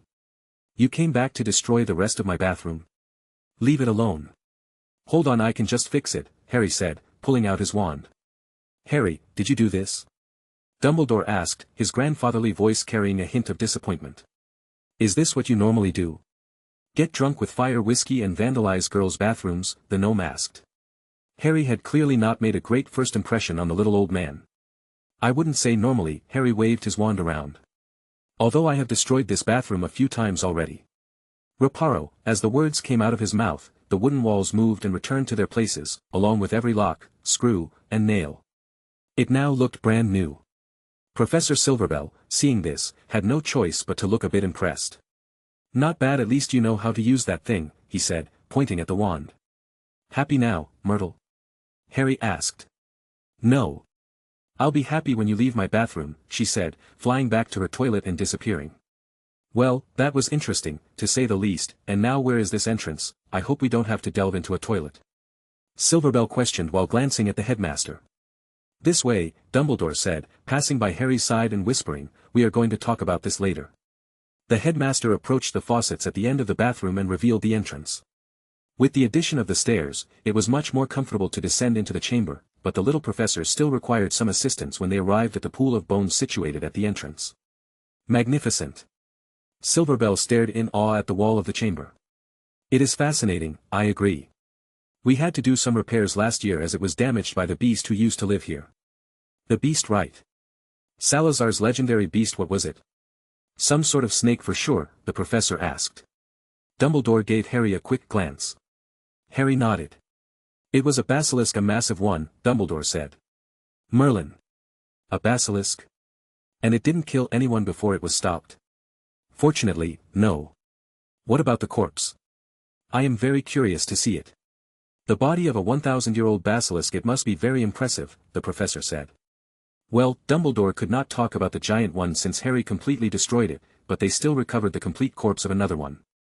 My potions master dismantled the corpse to obtain its materials, but we still have its skeleton stored somewhere in the castle. I can show it to you later, but now we should move to the main chamber. Dumbledore walked past the circular door and entered the large chamber, with Professor Silverbell and Harry following closely behind. While the little gnome gasped loudly at the sight, Dumbledore and Harry stared at the set of robes lying on the stone floor. Damn it, Dobby. You forgot my robes. Harry lamented.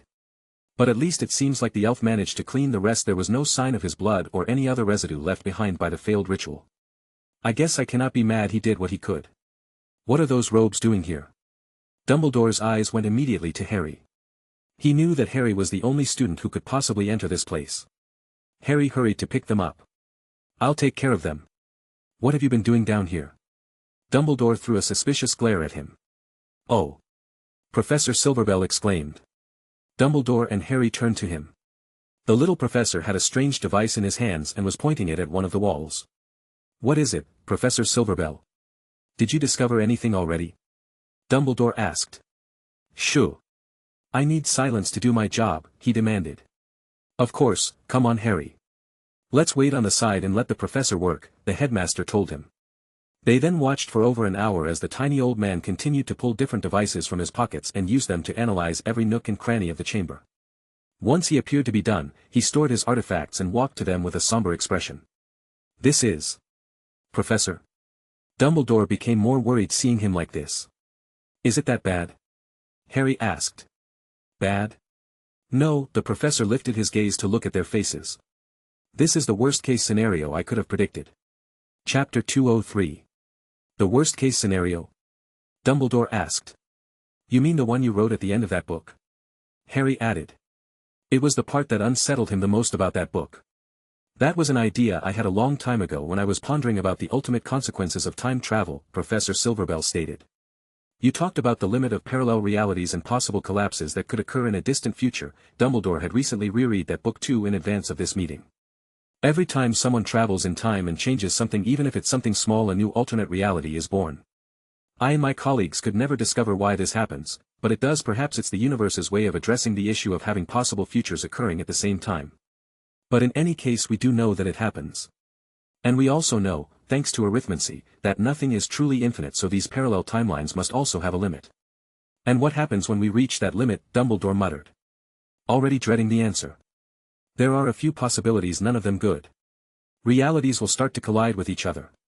Perhaps only enough to make more room, but perhaps a chain reaction would commence, and then it will continue until only one timeline is left, or none. That's a grim picture, Dumbledore said. But according to you that was not supposed to happen until a very distant future, Harry pointed out what he said in the book. Indeed, I did my calculations back then and I'm still confident in them. If we kept abusing time travel at the same rate, we should have maybe 300 or 400 years before a collapse event occurred. Or it should have been that way at least, the professor said. But you think it is happening now? Dumbledore asked. I don't think I know it is happening now. I could even tell you when it started if examined a few more points of convergence, Professor Silverbell said. I can think of a few places for that, Dumbledore said. But why is it happening now? That's what I would like to know, Harry asked. I would love to know that too. Some major anomaly must have occurred to trigger this reaction, Silverbell concluded. An anomaly? Harry didn't like the sound of that. So if I understand this correctly, Dumbledore started. Countless timelines or realities are colliding against each other and being destroyed. And if we don't find a way to stop this, we will eventually be one of the realities that are destroyed. That is correct. Collisions could happen at any moment, but it will need a powerful one to destroy a reality. I have detected that thousands of collisions happened at this point of convergence this chamber. They weren't strong enough to destroy the realities themselves, but it is possible for things from one reality or timeline to enter another one during one of these collisions. This is very dangerous. The tiny professor explained while he looked around the place. And how do we stop this from happening? There has to be a way. Dumbledore was not willing to just give up and wait as their world collapsed. The old man considered the question for a moment. There may be, if this was caused by some anomaly, then by eliminating the anomaly that triggered this situation, it may stop it. But then again it may not. In that case, we can only hope to be the one reality that survives. Dumbledore glanced at Harry, who had been quiet for a while. What do you think, Harry? Oh, he got a bit distracted with his own thoughts. Well, Professor Silverbell is the expert. I will trust his word. I would like to examine other points now. I may gain some useful information then, the professor said. I recommend taking a look at the Hogwarts Express, Hogsmeade, and Diagon Alley too. Any point with a high concentration of magic can create a convergence, right? Harry suggested. Professor Silverbell nodded. That is correct. Timelines tend to stick closer in places with a lot of magic. Let's hope nothing happens. Dumbledore was extremely worried.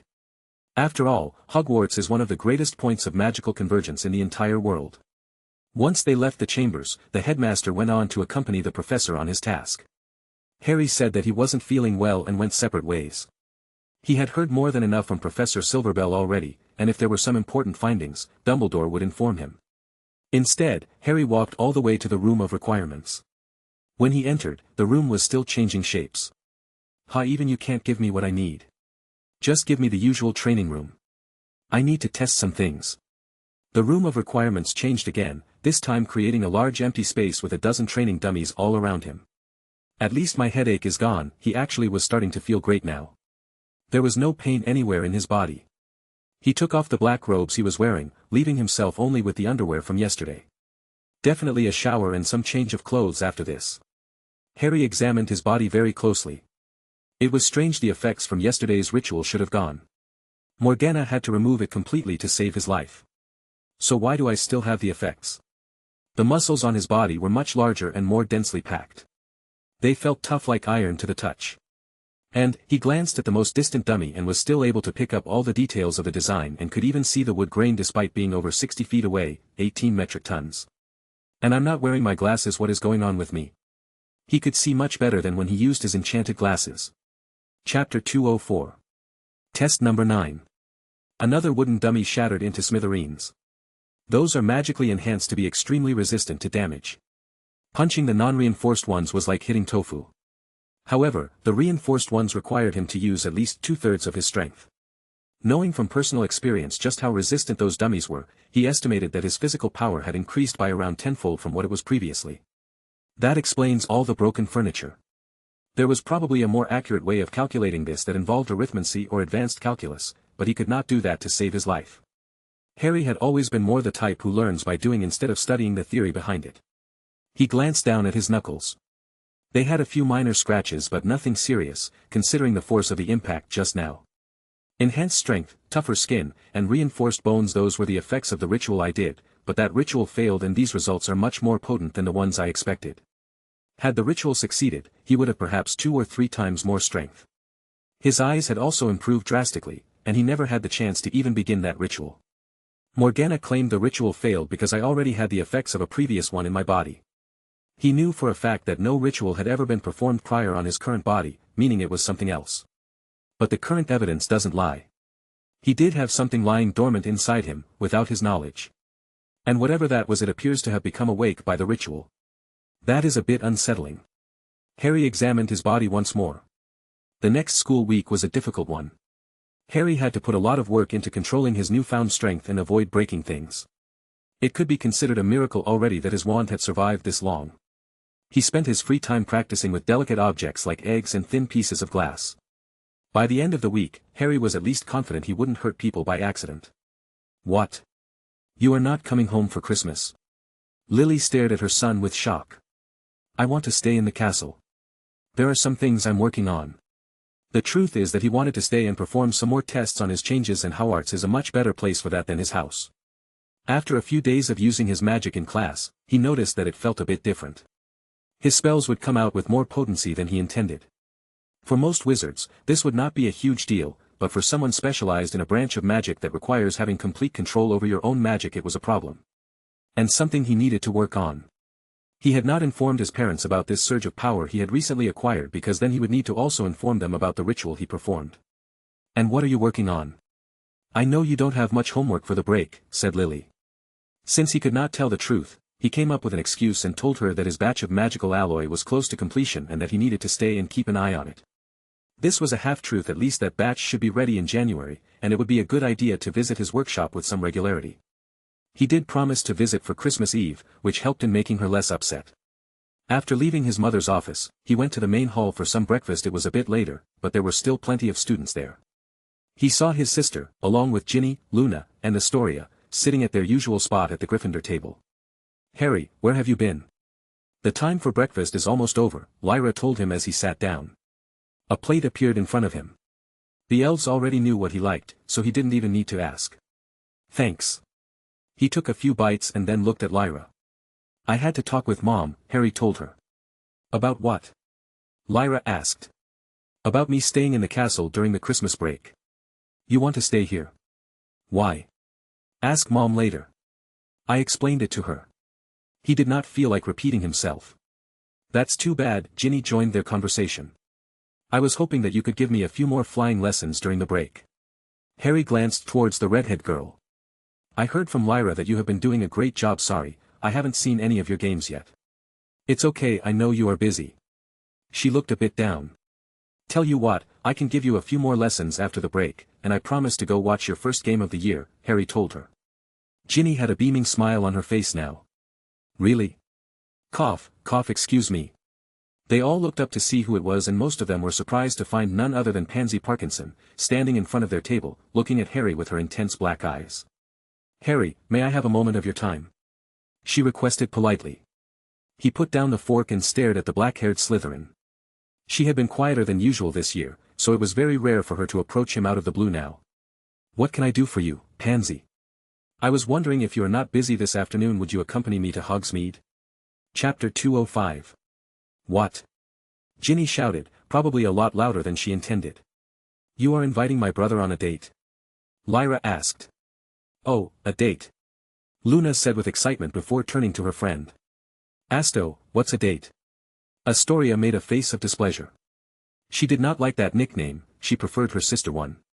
She also didn't like to give long explanations and was still getting used to speaking more than a word or two at a time. With no other choice, she took out some parchment and started to write. Pansy gave the girls a quick glance before choosing to ignore their comments. "What do you say, Harry? It's the last chance to visit Hogsmeade until next year." Harry noticed how nervous she looked even though she tried to hide it. She had approached the table alone, but Nott and Zabini were close by and also looked nervous. Nott even had several visible bruises on his face. The Slytherin table still had over 30 students on it.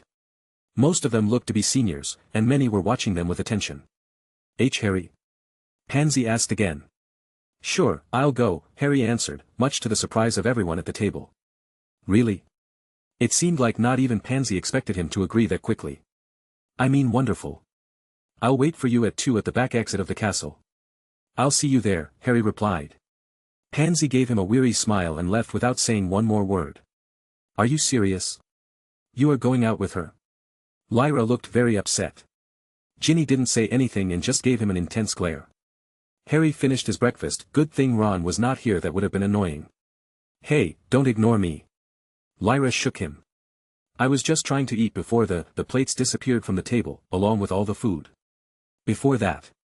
"At least he had time to eat something before the elves took it away." Harry stood up. "As for me going to Hogsmeade with Pansy, that's my business." "Fine. I won't worry about you then." Lyra huffed. "Oh, so that's a date." Luna finished reading the paper that Astoria gave her. At the Slytherin table, Daphne and Tracy were sitting together and observed the whole event. "Wow, Pansy got daring all of a sudden. And I thought she looked depressed since we started school," Tracy commented. Daphne frowned. "I don't like this." "Well, you could have asked him first," Tracy pointed out. She knew that her friend had a thing for Potter, even if she thought she was good at hiding it. Not that there is something weird about her suddenly asking how Potter out. She quickly corrected herself. Daphne did not miss the faces that some of the seniors were making. Many of them were there when Montage, Derek, and the others were attacked. But they were the only ones who suffered no injuries. They still appeared to hold a grudge against the attacker. To be fair, the entire house was angry. Even those who didn't like the injured boys. After all, this had been a blatant insult to the Slytherin house as a whole. Should I warn Harry? Daphne considered it. But he is not an idiot, he must have realized that something was off. She was sure that Harry was not easily deceived by just good looks. The fact that he agreed so quickly must mean that he had something in mind. At the very least, I should follow him, she decided. Sorry, did I make you wait long? Harry asked. He found Pansy waiting for him near the door. She was wearing an elegant black dress with green decorations and a light jacket on top. Not at all, she seemed a bit hesitant. Thank you for accompanying me on such short notice. Are you going to be okay with those clothes? It's very cold out there. She chuckled. I'm fine. All of these have warming charms. Ah yes, the conveniences of magic. Shall we? He offered her his arm. He had to maintain basic manners, even if this was just a trap. Pansy smiled and grabbed onto his arm. What a gentleman. The two of them left the castle and started to walk through the snowy path that led to Hogsmeade. There were a lot fewer students than usual, as many were taking this last weekend to get their things in order before returning home for the break. Say, Harry, Pansy spoke after they had walked for a few minutes. Your sister appeared upset by my sudden invitation. Sorry if I have caused trouble between you two. Don't worry about it. My sister is an idiot who is always getting upset by minor stuff, Harry said casually but also in a loud tone. They then heard some branches crack and a thud noise, like something heavy had fallen on the snow. What was that? Pansy turned around after hearing the noise but could not see anything among the rocks and trees. Probably some wild animals, don't mind it. Harry felt something. He already knew that two groups of people were following them, but now he was able to even feel their magic a bit. Another new thing. So, it's three then, he found a third group of two people hiding behind a large rock. 3. Pansy asked. Yes, it's almost 3 p.m. We should pick up the pace if we want to get any tables. He started walking again, and Pansy did not let go of his arm. Chapter 206. Severus Snape walked through the halls of Hogwarts with nervous steps. The closer he got to her door, the more nervous he grew. Seeing Lily at Hogwarts had been extremely shocking. The headmaster had not said a word to him until the day before classes started. After that the two of them had not exchanged more than a few words. He had expected her to hate him, or at least be angry with him, but that didn't seem to be the case. Or at the very least, she was being polite about it. He knocked on the door. Come in. He heard her voice and opened the door. Lily welcomed him with a polite but somewhat cold smile. Nothing like the ones he was used to receiving when they were friends. I'm almost done grading these tests. Make yourself comfortable, we can leave after I finish, she told him. Snape nodded and sat down in front of her desk. He tried to avoid staring at her too much, she was still as beautiful as ever. Today, they were going to Hogsmeade. After more than 2 months since classes started, he had gathered the valor to request a private meeting with Lily. He told her there were some important matters they must discuss. Snape would have been fine with talking here, in her office. It had been Lily's idea to visit Hogsmeade together on the last weekend. Snape concluded that this was Lily's way of telling him that she was willing to make peace and perhaps give their old friendship another chance. He doubted she was going to retain those thoughts after hearing what he had to say. But even so, this was something he must do. Okay, I'm done, Lily said. Oh, he had been so lost in his own thoughts that he didn't even notice. Then, let us go, he said, awkwardly. His social skills appeared to have degraded, not that they were great to begin with. The two of them walked through the castle, mostly in silence. Except for the occasions when Lily was greeted by some students. Despite having only been here for 3 months, she was a very popular teacher. Snape had been teaching at Hogwarts for over a decade and no one had ever greeted him with such joy. Slytherin students would only offer a casual nod of respect or a contained smile at most. As soon as they left the castle, he was hit by the cold winter winds. He found them unpleasant to say the least. Snape preferred the coziness offered by the dungeon walls. Are you okay, going outside with your usual robes? Lily asked. To tell the truth, he didn't even think of that until now. He waved his wand over his clothes, creating a temporary warming charm. I'll be fine. Lily chuckled. I see.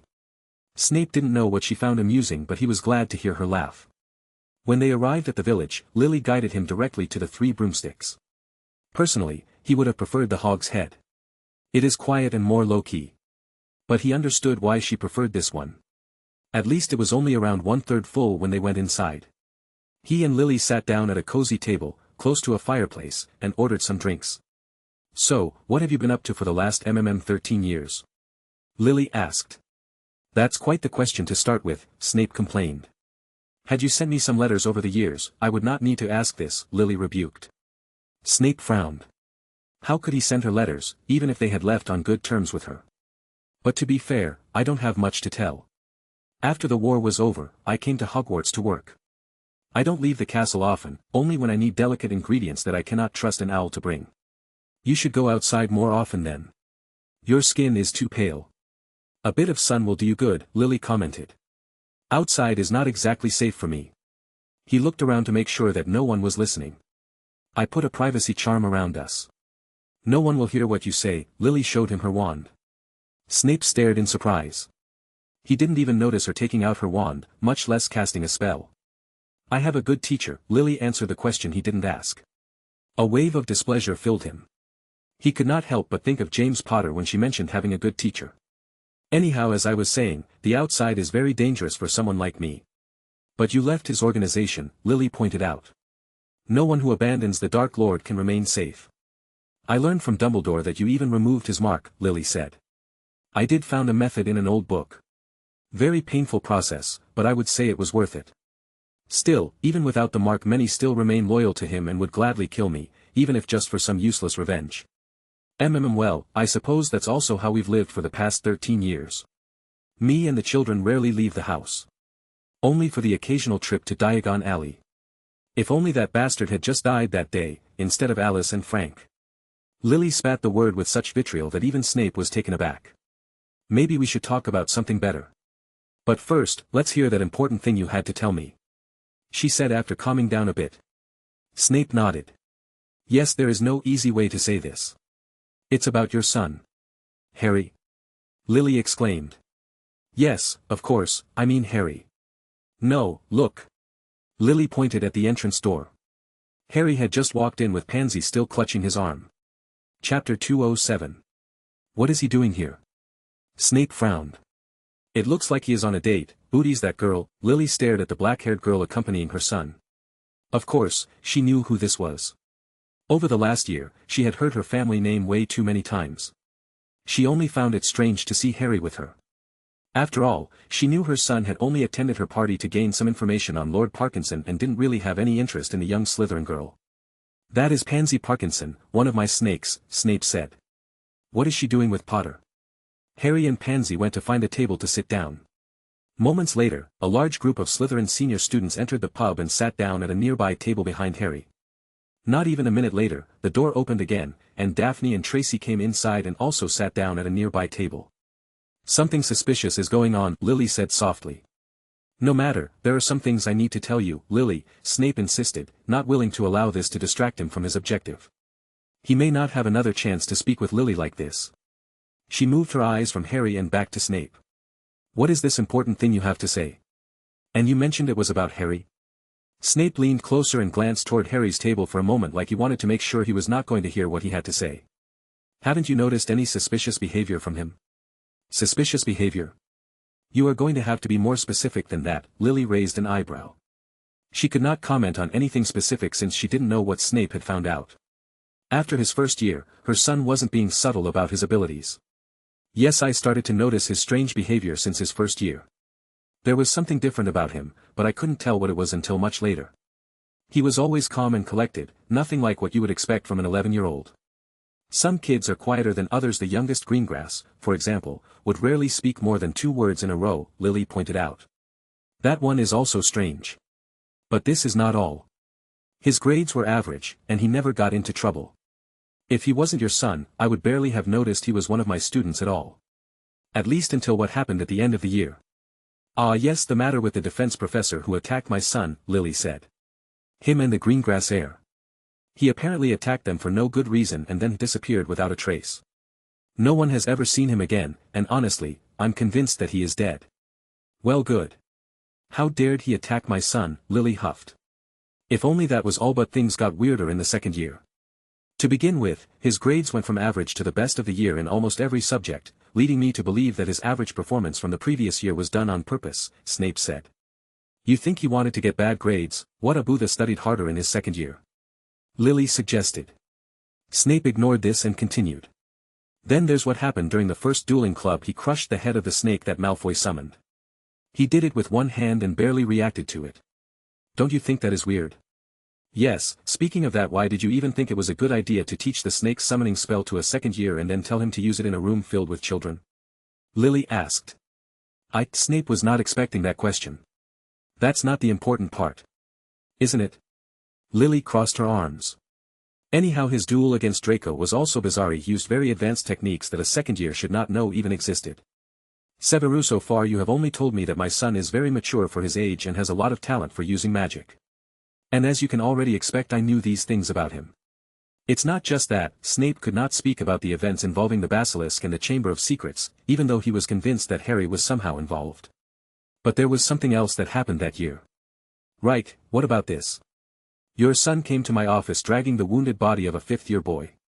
He was covered in bruises, cuts, and broken bones. Lily looked somewhat surprised. She had not heard about this, but she knew that Harry would not attack someone without a good reason. Why wasn't I called to the school and informed of this? Snape made a troubled expression. He had forgotten why he and the headmaster were trying to hide that affair. We couldn't make a big deal about it. Why did Harry attack him? And don't you dare tell me that it was for no reason.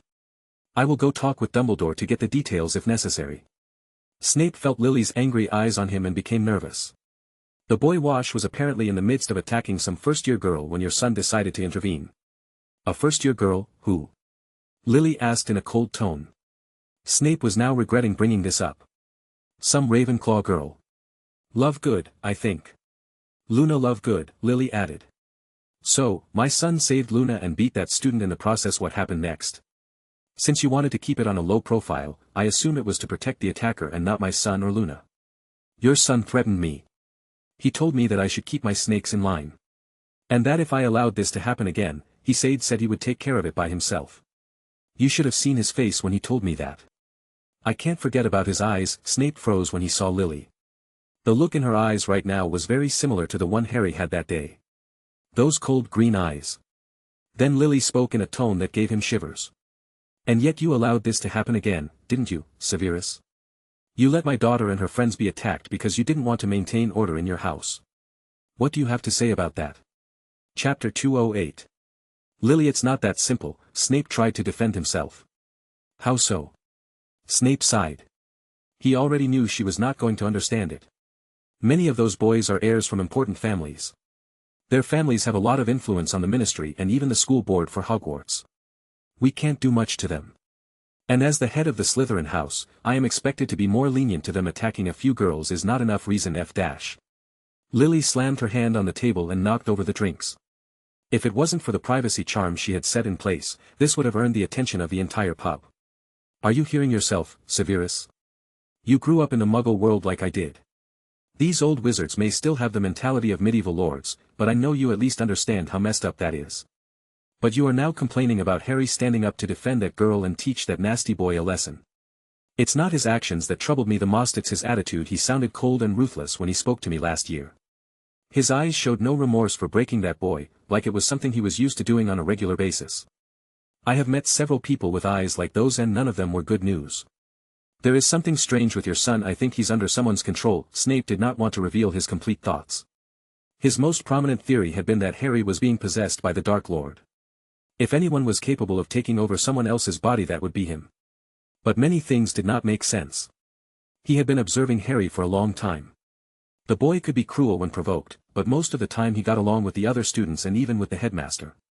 Something the Dark Lord would never do. Under someone's control, you think I wouldn't notice if someone took over my son's body? Don't give me that nonsense, Severus. Whatever you think is wrong with Harry, I can assure you that you are mistaken. Lily spoke with conviction. If that's what you believe, but let me tell you one last thing. I do not have evidence, but I suspect the recent attack on the Slytherin dorms was perpetrated by him. Lily already knew this, so she wasn't surprised one bit.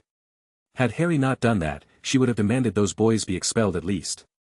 But this would explain one thing, she thought. Do all the students in the Slytherin house think it was my son who did that? Snape was a bit shocked by her lack of reaction. The attack on the students had been one of the most brutal ones in all Hogwarts history, and she did not even flinch after hearing that it may have been done by her son. There are a few popular suspects. Your son is one of them, yes. Of course, no one believes he did it alone but with the help of some Gryffindor seniors. After all, he is just a third-year student, and magical talent has its limits. Lily glanced at the group of seniors who were staring at Harry with their badly concealed contempt. Then those students are in for a surprise. Snape followed her look and found the students in question. He didn't even notice it when they entered. His focus had been almost completely on Lily after all. It did not take a genius to figure out what their intentions were with the way they were staring at Potter. I'll go talk to them. Snape was about to stand up when Lily stopped him. Let them. They may learn something. Lily looked very calm as she said that.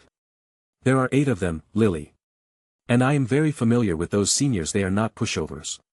Yaxley and Avery are 7th years and extremely good at dueling. Especially Yaxley. That boy has won several under-17 tournaments and is probably going to become a professional dueler in the future. Snape tried to explain to Lily so she understood. He of course knew that Harry was very skilled, but unless his crazy theory about him being possessed by the Dark Lord or some other incredibly powerful wizard was true, he was in for a beating. But looking back at Lily, it didn't seem like his words had convinced her. Let's just wait and see. If things get too bad, I will have to intervene, Snape thought. Back at his table, Harry was having a very boring conversation with Pansy about Hogsmeade clothing shops. The girl was visibly nervous and kept looking at the other table where the Slytherin seniors were sitting. And there was this gorgeous red dress with decorations made with genuine gold dragon skin, but Mom said it was too Gryffindor for me to wear. Oh sorry, I didn't mean Toa. She knocked her butterbeer over again. This was the 3rd time. The waitress came quickly to clean the mess. Can I have a normal beer, please? Harry begged. The waitress glanced at him with a raised eyebrow. Are you serious? No. I'll bring you another butterbeer. Harry noticed the seniors at the table behind him standing up and walking out of the pub. Pansy became even more nervous now. Excuse me, there is no need to bring another one. Can we have the check? She told the waitress. This one nodded and went away. Pansy glanced at Harry with an apologetic expression. I'm sorry, Harry, I just remembered I had something important to prepare back at the castle. Do you mind if we go back? Harry wanted to jump with joy now that his 1-hour torture seemed to have come to an end, but he remained polite. No problem, let's go back. This had been the longest hour of his life, now someone is going to pay for this. Chapter 209. Wait. Pansy hurried to grab his arm after they had just left the pub. Yes? Asked Harry, hoping she didn't change her mind about leaving. I can't do this. She exclaimed. Harry sighed. Fine, where do you want to go now? No, it's not that, Harry, this is a trap. Pansy confessed, tears welling in her eyes. A trap? Harry pretended he didn't know what she was talking about. They made me do this. They said I had to lure you to Hogsmeade and they would ambush you on the way out, Pansy said. The ones who were sitting behind us? Harry asked. He had recognized some of them. They were present the day he attacked the Slytherin dorm, but he was sure they didn't see him. Pansy nodded. They think you had something to do with the invasion on our house. I told them it was impossible, but they didn't listen. So they threatened you to do this? Harry asked. I thought you were basically untouchable with your father's influence. No one is untouchable, and most of those seniors are from powerful families too. If they all band together, there is not much my father can do to punish them as long as they don't take things too far. My father will do nothing, Pansy explained. But I don't care anymore. I can't let you get hurt, Pansy exclaimed. What an idiot, Harry patted her head. If they were threatening you, you shouldn't have told me. What? But Pansy was expecting him to become angry with her or something. Come on, if we take too long they will suspect something is off. Harry started walking towards Hogsmeade's exit. Wait, didn't you hear what I said? They are waiting for you there. You should stay here and return with a professor or with more people. Pansy had to hasten her steps to catch up with him. If I were to do that, wouldn't you be in trouble? Harry asked. But Pansy didn't know what to answer. She would definitely be in a lot of trouble, but it should be a lot less than what they were planning on doing to him. Stop worrying so much and let's go. He grabbed her hand and started walking again. Pansy continued to look around with nervous eyes as they approached the exit. Harry was busy, trying to filter out the large amount of magical signatures in order to pick up the ones he was interested in. Lyra and Ginny had been waiting inside a shop close to the entrance. Daphne and Tracy had left the 3 broomsticks shortly after him. And now there was one more addition. His mother and Snape were also following him. It looks like I have a large audience, he thought. Harry, Pansy clutched his arm when they arrived at the large sign with the words, "Welcome to Hogsmeade," written in big letters. Beyond that was a long path that led to the castle. He had to almost drag the girl out of the village at this point, but they made it out. Just a couple of minutes later, he heard a group of people walking out from behind some trees. It seems like they were impatient to show themselves. Harry thought with disappointment. They should have all attacked him from their hiding spot instead of this. "Oh, what do we have here?" One of the boys gave Harry and Pansy a wide mocking grin. "So they want to play the 'this is just a casual encounter and we are just random bullies' card." In total, there were 8 students. 6 boys and 2 girls. The one who spoke first was someone that Harry did not recognize. Next to him was another boy he didn't know. It seems like they brought those 2 boys as reinforcements, so they must have a lot of trust in their abilities. Either that or they were just looking down on him. At this point, he was starting to consider those seniors as complete idiots. What a cute couple. It would be a shame if something happened to them, ha ha ha. The other unknown boy added. Wow, he didn't know what to say to their terrible acting. Harry had a hard time forcing Pansy to let him go. "Can you go wait near those bushes over there with Daphne and Tracy?" Harry whispered to her and used his freed hand to point. "What?" "Daphne, hitch." 2 voices came out from the bush. "Wait, they follow us." Pansy would never have expected this kind of behavior from someone as refined as Daphne. She would have anticipated it from Tracy, but that girl never showed any interest in Harry. "Go on, I'll deal with this issue." Harry gave her another push, and she moved towards the bush.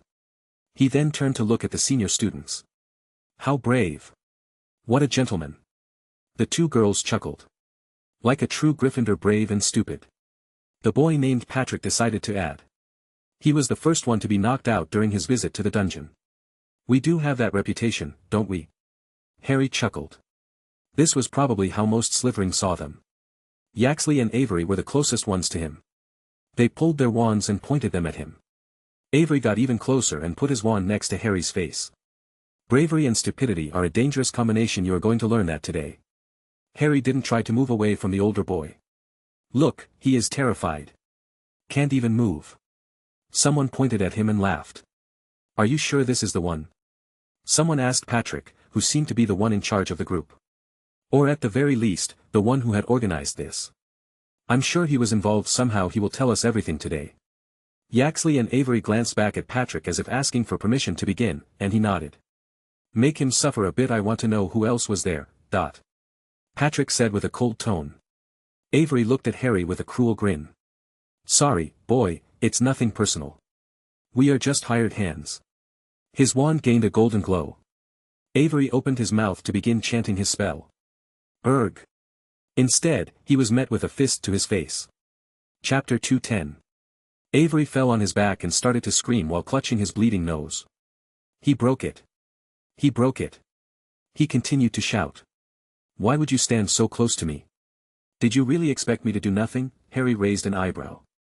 He thought those 2 boys had at least some experience with dueling, but perhaps he had been wrong.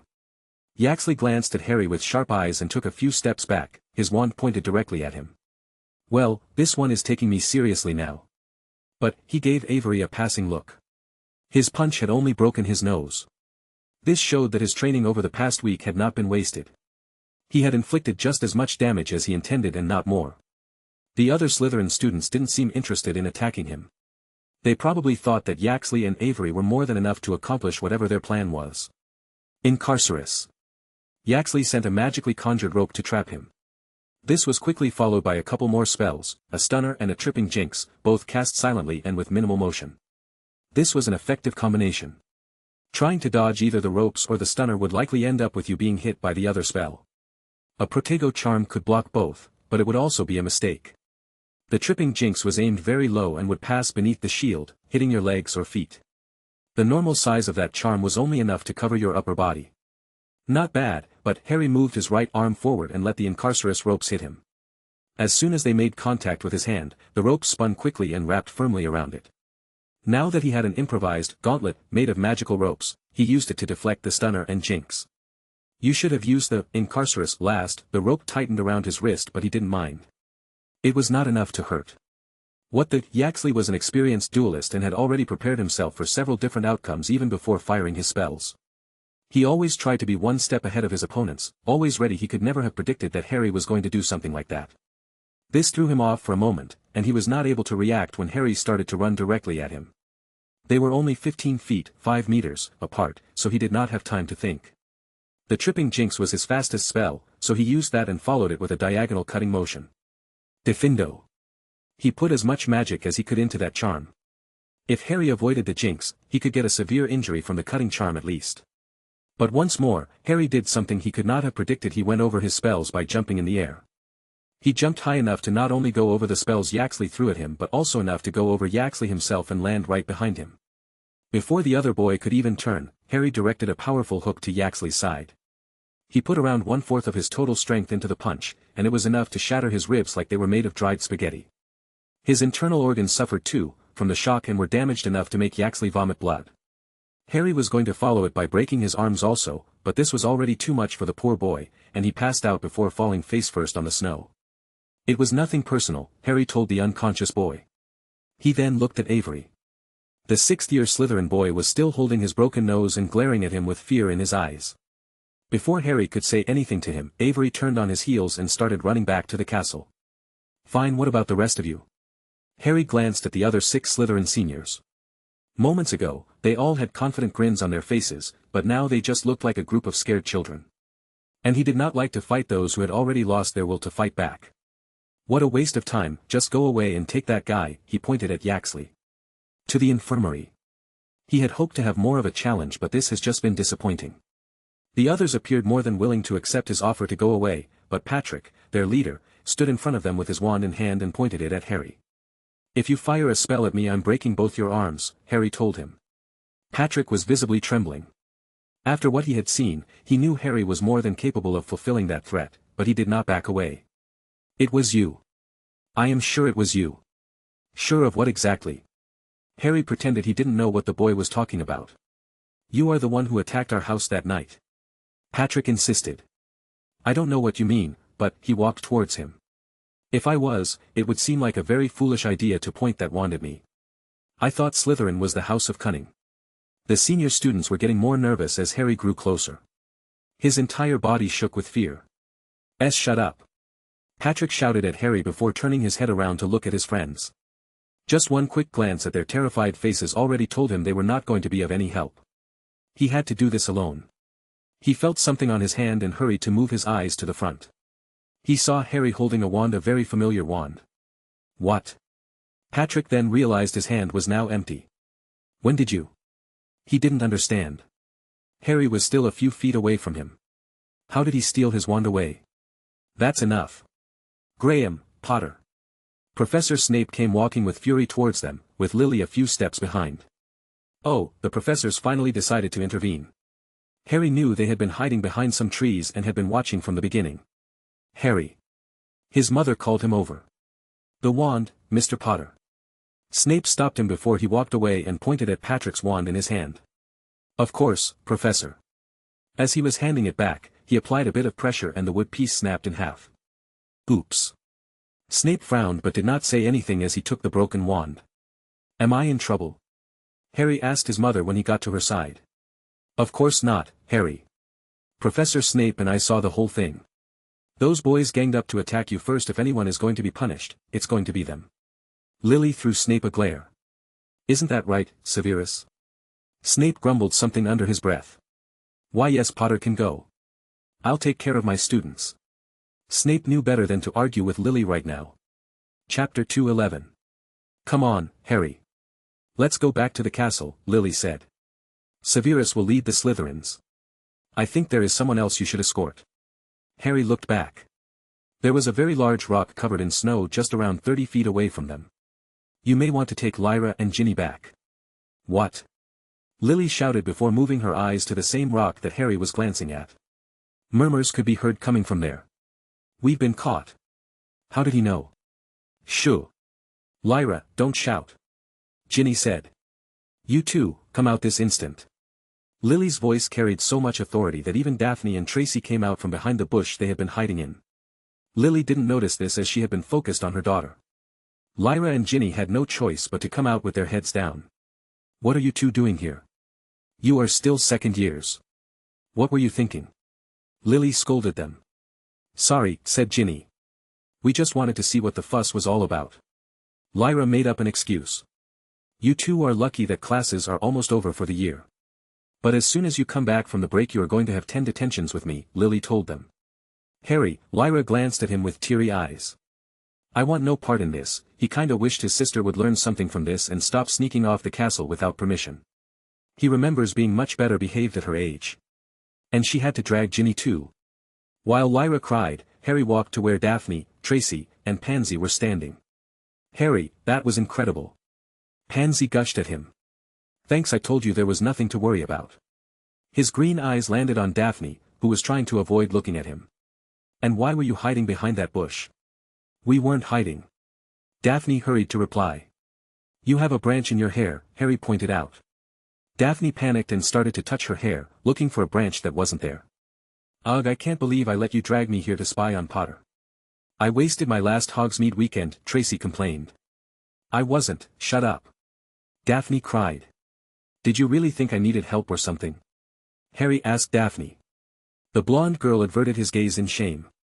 Anyways, Harry ignored her and looked at Pansy. Since I accompanied you to Hogsmeade, it's only fair I escort you back to the castle. Yes. Let's go, Pansy said, clutching his arm again, and the two of them began to walk away. Did I mention that you were amazing? The way you handled those seniors, W8. We are going too. Daphne hurried up to catch up, not willing to let those two alone. Tracy sighed. My last weekend. Lily went with Lyra and Ginny, while Harry did the same with the 3 Slytherin girls.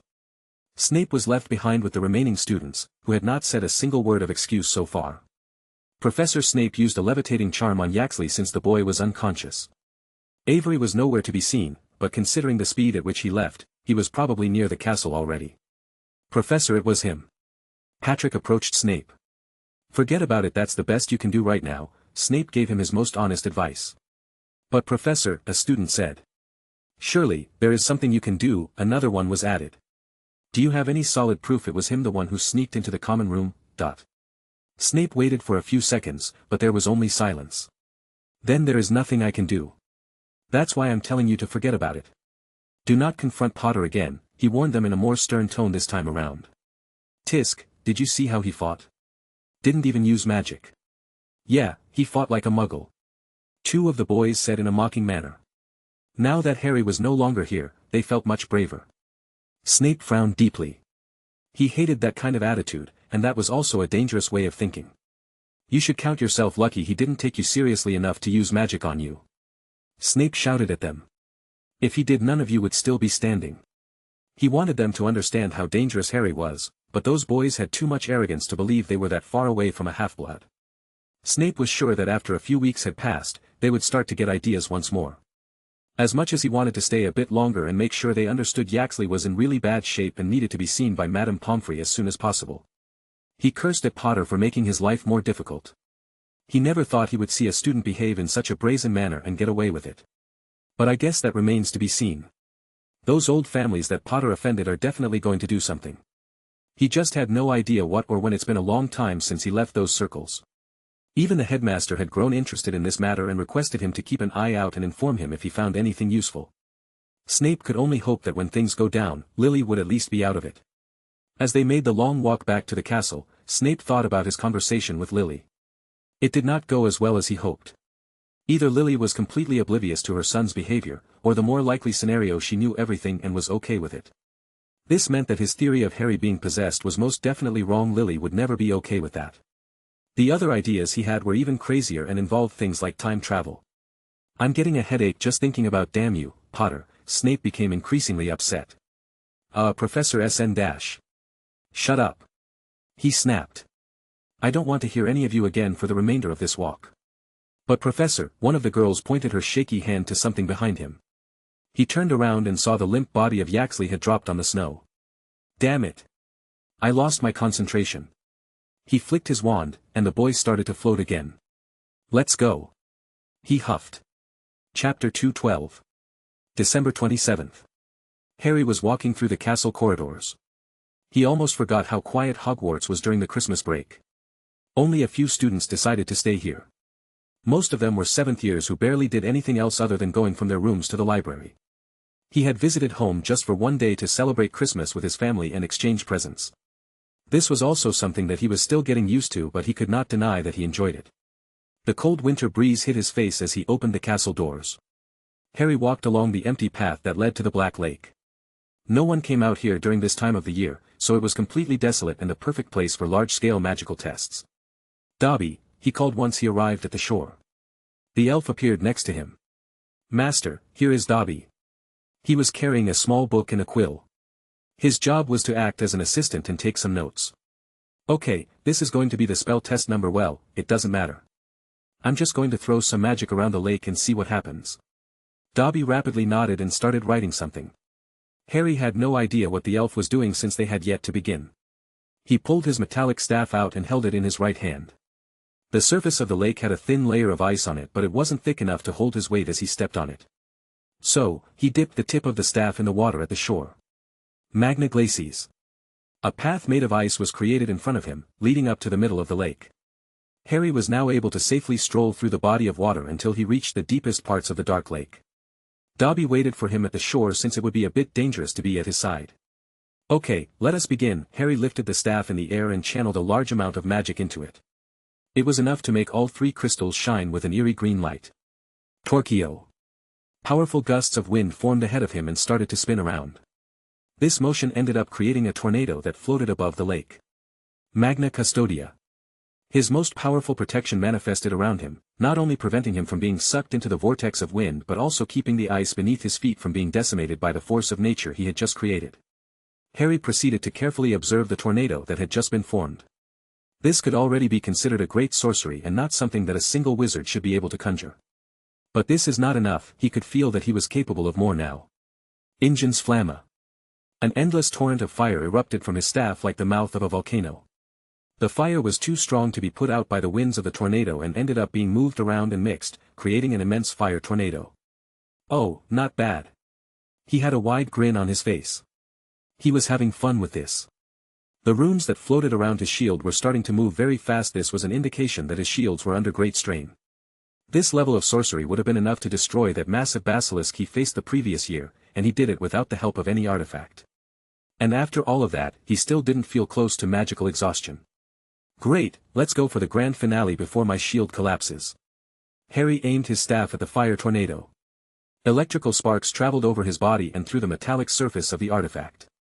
His eyes shone as brightly as the crystals on his weapon as the magic around him became denser and more concentrated. Foolman. Harry aimed the bolt of lightning at the center of the fire tornado.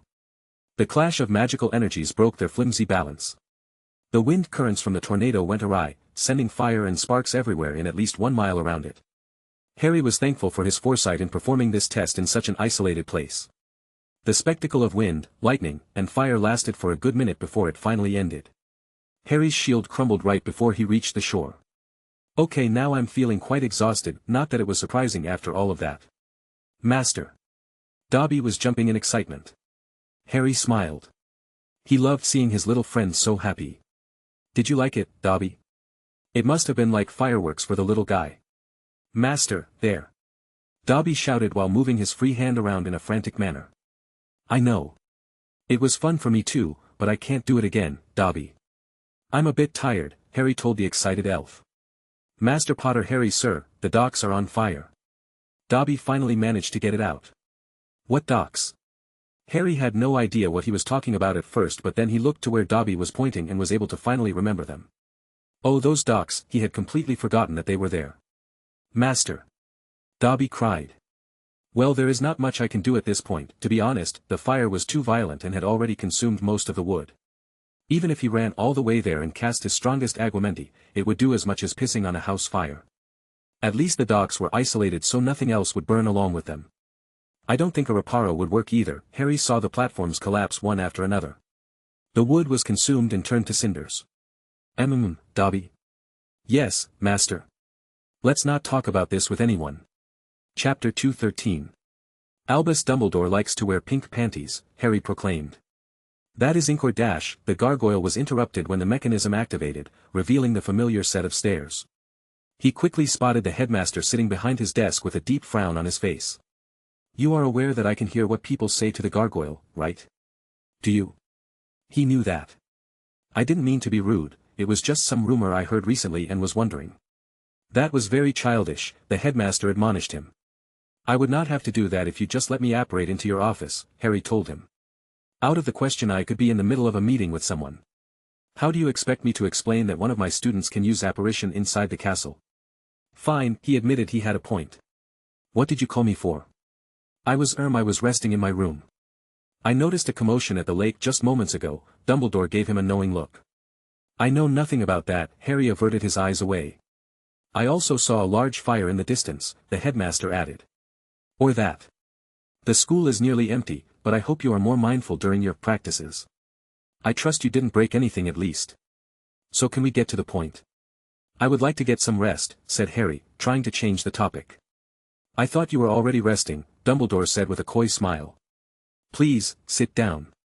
I have news from Professor Silverbell. He has finished analyzing all the convergence points, or at least the most important ones. And did he find anything interesting? Harry asked. He did.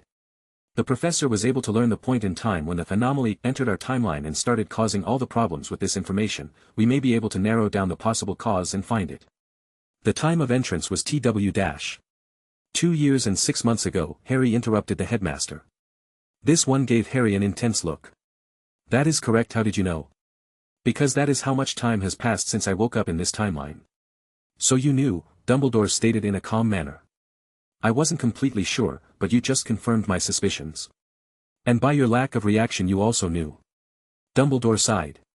When Professor Silverbell mentioned to me the time of the entry of this anomaly I did notice it was very close to the day you told me you woke up in this body. I was very troubled, thinking about how to tell you this. Makes sense, right? You said it yourself. The way I entered into this timeline was most unusual. You said that it was not how time travel worked. And it isn't what you did was not time travel, that is for sure. You died in one reality and awoke in a different one. I have gone through hundreds of books since we spoke for the first time, and I have yet to find another case with any resemblance to what occurred to you. It should not have been possible, Dumbledore said. No, it shouldn't. And it seems like the universe agrees with that sentiment, Harry commented. There are still many things we don't know. We should not jump to quick conclusions, Harry. But it is very simple, Professor. If I am removed, everything will go back to normal. Dumbledore frowned. I don't think it's that simple. Even the professor admitted not to know if removing the anomaly would even solve the problem.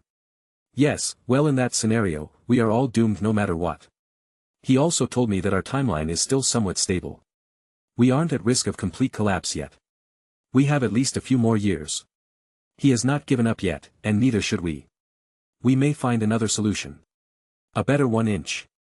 Calm down, Professor.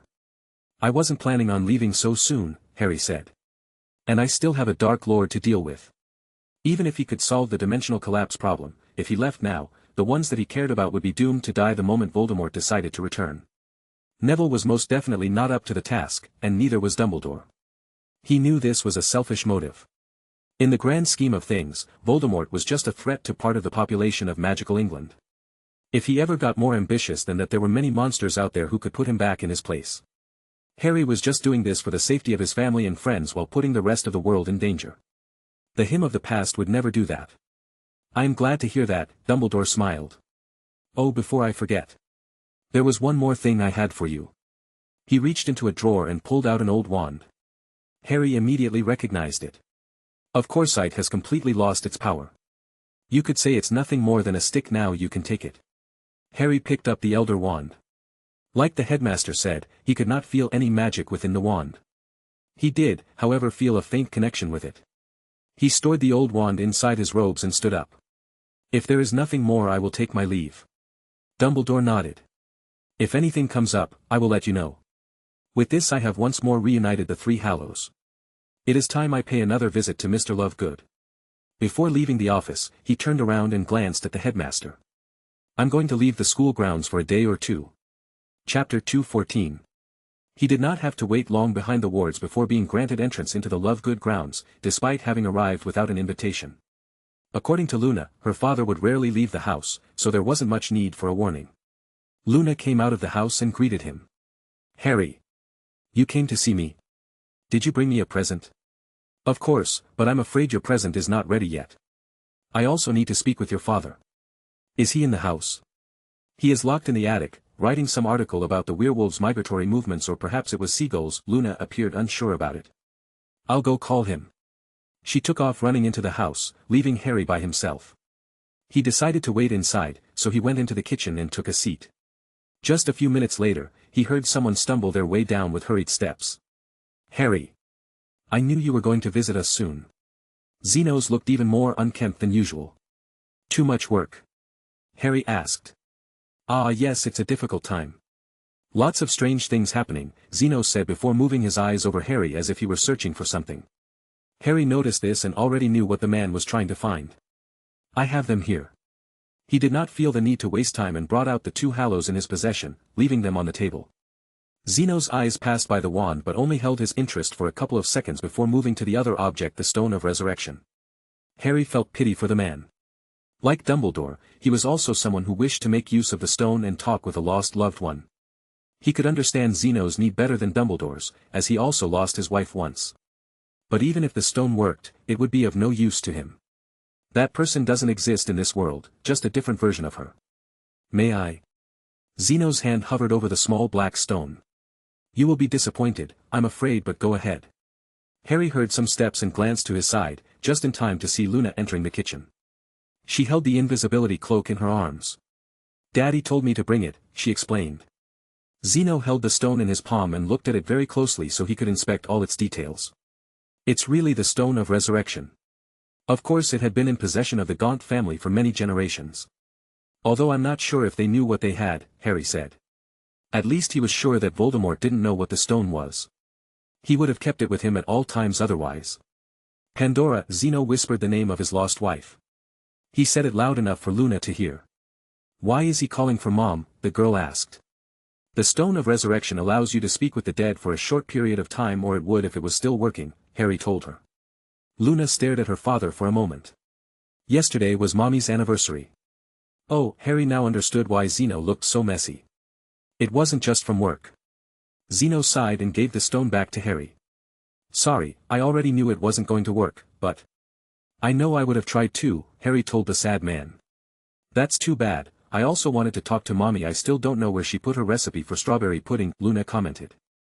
The writings on the stone became a light while Harry was holding the stone in his palm. "What is happening?" asked Zeno. The stone made a loud, strange noise, and grey smoke started to come out of it. Harry had seen this phenomenon before. This can't be, it shouldn't work. He was truly shocked to see this. A female figure started to form from the smoke. "Pandora!" Zeno exclaimed. "Mommy!" Luna called. What? Where am I? Is this my kitchen?" She looked very confused. She looked around and stopped when she spotted her husband. "Zeno, what is happening?" "Pandora, oh my love, you are here." The woman glanced at the young blonde girl with carrot earrings. "Luna, but how are you so big? You should be 8. Have I been sleeping too much?" "No, you are dead," Harry told her. "You have been for the past 4 years. Potter, no, you look different, too young and no glasses." Pandora stared at Harry. "He is Harry Potter." Luna went to his side and told her mother. "Nice to meet you, Miss Lovegood. I am Harry, you may have known my father. You are James's son and Lily." "You," she looked at her hands and gasped. Only her upper body had manifested from the smoke. "What is this, am I really dead?" "I'm afraid so," said Zeno with a grave voice. "We lost you 4 years ago. There was an accident during magic crafting. I remember now. I was working on a new spell to make fireworks," Pandora said. There was a moment of silence before she spoke again. "Oh, I'm so sorry for leaving you. I didn't know it was going to be so dangerous." "Harry, how long do you think it will last?" Zeno asked. "I have no idea, so if you have something important to say it. I will try to hold this for as long as I can." He could feel his magic being drained at a fast pace. They were lucky he had a lot of it. Chapter 2:15. The improvised séance lasted for an entire hour, until his magic became too low to maintain the connection and she went back to where she came from. Harry would have liked to give the family some privacy to talk, but he couldn't do that since he was the one keeping Miss Lovegood in the mortal realm. It was a bit awkward to be in front of Zeno when he was basically holding his wife. But at least, both Zeno and Luna appeared to be extremely happy afterward. He had never seen Luna smile like that, so he was fine with exhausting all his magic for that. Harry, thank you for Zeno stopped talking when he heard the stone of resurrection making noises again. But this time, it sounded more like cracking. What is happening now? Asked Harry. Luna became excited. Is someone else going to visit us, maybe Grandma, hopefully not Grandpa, he was always cranky. I don't think it's that, said Harry. His magic was already exhausted, so it was impossible to bring someone else right now. Much to his surprise moments later, the stone of resurrection let out a series of loud cracks and crumbled down into small pieces while still on Harry's palm. He moved his hand, and the pieces fell down, turning into dust before touching the table. How can that be? Harry asked. That was a magical artifact created by death itself. How could it disintegrate like that? It had lost its power completely. I believe its purpose had been served, said Zeno with an unusually serious tone. But it was working just a moment ago, Luna pointed out. Did Harry break it? No, I don't think it was the stone that brought your mom here. It was Harry himself, Zeno revealed. I have many abilities, but bringing back the dead for a chat is not one of them, I can assure you of that, Harry told him with conviction. Zeno picked up the Elder Wand and brought it closer to him. Try holding this. Harry picked up the wand and felt a strong connection with it, even stronger than before. And he wasn't even trying to adjust to the wand, it was like it was already made for him. Try casting a spell with it, Zeno suggested. Harry glanced at the wand closely. Despite the connection, he did not feel any power in it. It was like the core was missing, so magic should be impossible to cast with it. But he was also curious to see if it would work. He channeled a small amount of magic through the wand like he usually did and gave it a flick. Wingardium Leviosa. A cup that was standing on the counter started to float in the air. It works. Harry found it hard to believe the wand was working in its current state. Of course, he could have cast such a simple spell without the use of a wand, but that requires a different process. Had the wand not worked properly, the spell would have fizzled. It is as I thought, said Zeno as he pointed at the wand. The cup that Harry was making float in the air, fell down all of a sudden. The wand let out a loud cracking noise, similar to the one made by the stone, and just a moment later, it crumbled in the same way, turning to dust. What does this mean? First, the Hallows lose their power, and now they disappear. His eyes moved to the clock that was resting on the table. Go ahead. Take the cloak, said Zeno. I don't want to break that one, it's a family relic. It was one of the first gifts he ever got. And the first one that came from his family. It will turn to dust even if you leave it be. But I think it's important that you do it yourself. They are already yours, but you must complete the connection with the Hallows, Zeno urged him. Harry felt the connection with the cloak even before touching it. Then with a quick motion, he pulled the cloak over himself like he had done so many times in the past. He disappeared from sight while being able to still see the Lovegoods through the translucent fabric. It works, Harry exclaimed. He never thought he could see this old cloak work again. But, like with the stone and the wand, it did not last long. Oh, I can see something again, Luna said. The magic of the cloak ended, turning back into a normal black cloak. Before Harry could pull it off him, the fabric turned into dust and disappeared into the air. Harry glanced at Zeno. You seem to know what is going on. Care to explain? Now I believe it is complete. Now you have become the first Master of Death, Zeno said with a smile. Master of Death? That makes little sense to me. If anything, I should have been the Master of Death during my previous life. That's when I became the owner of all three Hallows, Harry considered. But nothing happened then. He didn't notice any change in myself. He was still the same Harry Potter I was before. Why are these changes happening now and not earlier? What changed? Something must have triggered this. But then, something did come to mind, something did happen. I died, but then, could it be? What if, in order to become the Master of Death, one had to die first, and only then, the changes will truly begin? Chapter 2:16. Harry was starting to put the pieces together in his head. Early on, during his original life, he became the owner of the three Hallows. First, the cloak was given to him as a Christmas present, then the Stone of Resurrection was left behind by Dumbledore after his death, and he finally got his hands on the Elder Wand when he defeated Voldemort during the battle at Hogwarts. Shortly after, he destroyed the wand, thinking it was too dangerous to keep. Something he would come to regret later when the Dark Lord made his return. But what mattered was that, at that moment, he must have become the Master of Death, or at least a candidate even if he didn't know it. Later in life, he did learn that his magical capacity was much higher than any normal person.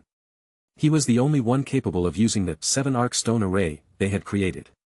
No one else in his group could channel that tremendous amount of energy through their bodies without dying in the process. Even Neville, who was at this point one of the most powerful wizards alive, could only withstand a 3-stone version that Hermione modified for him. Luna always told him that she felt there was something different about him, something that no one else had. He attributed these oddities to being the boy who lived, that a chosen one, and all that he never gave it much thought. He had been an odd one during his entire life after all.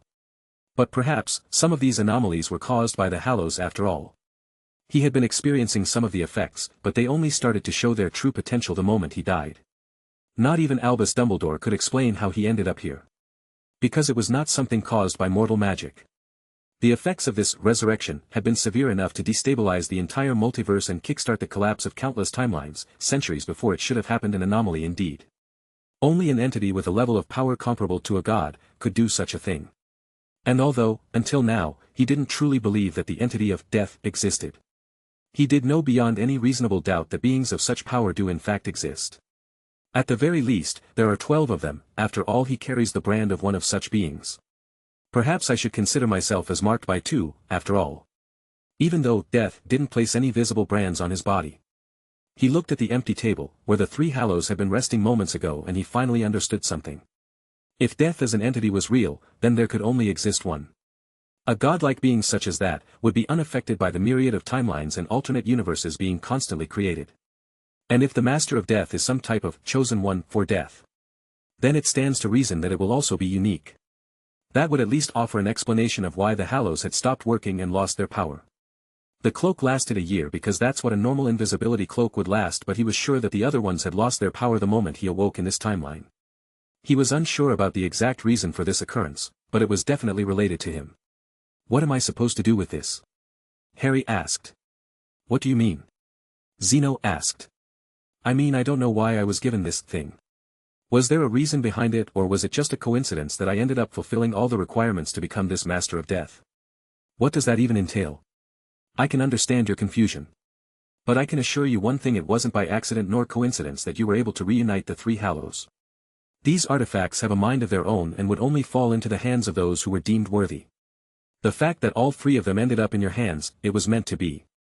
There was no coincidence on that. So I was chosen then. Not that it was the first time this happened, but he did not like the feeling of being controlled or manipulated. He had enough of that already.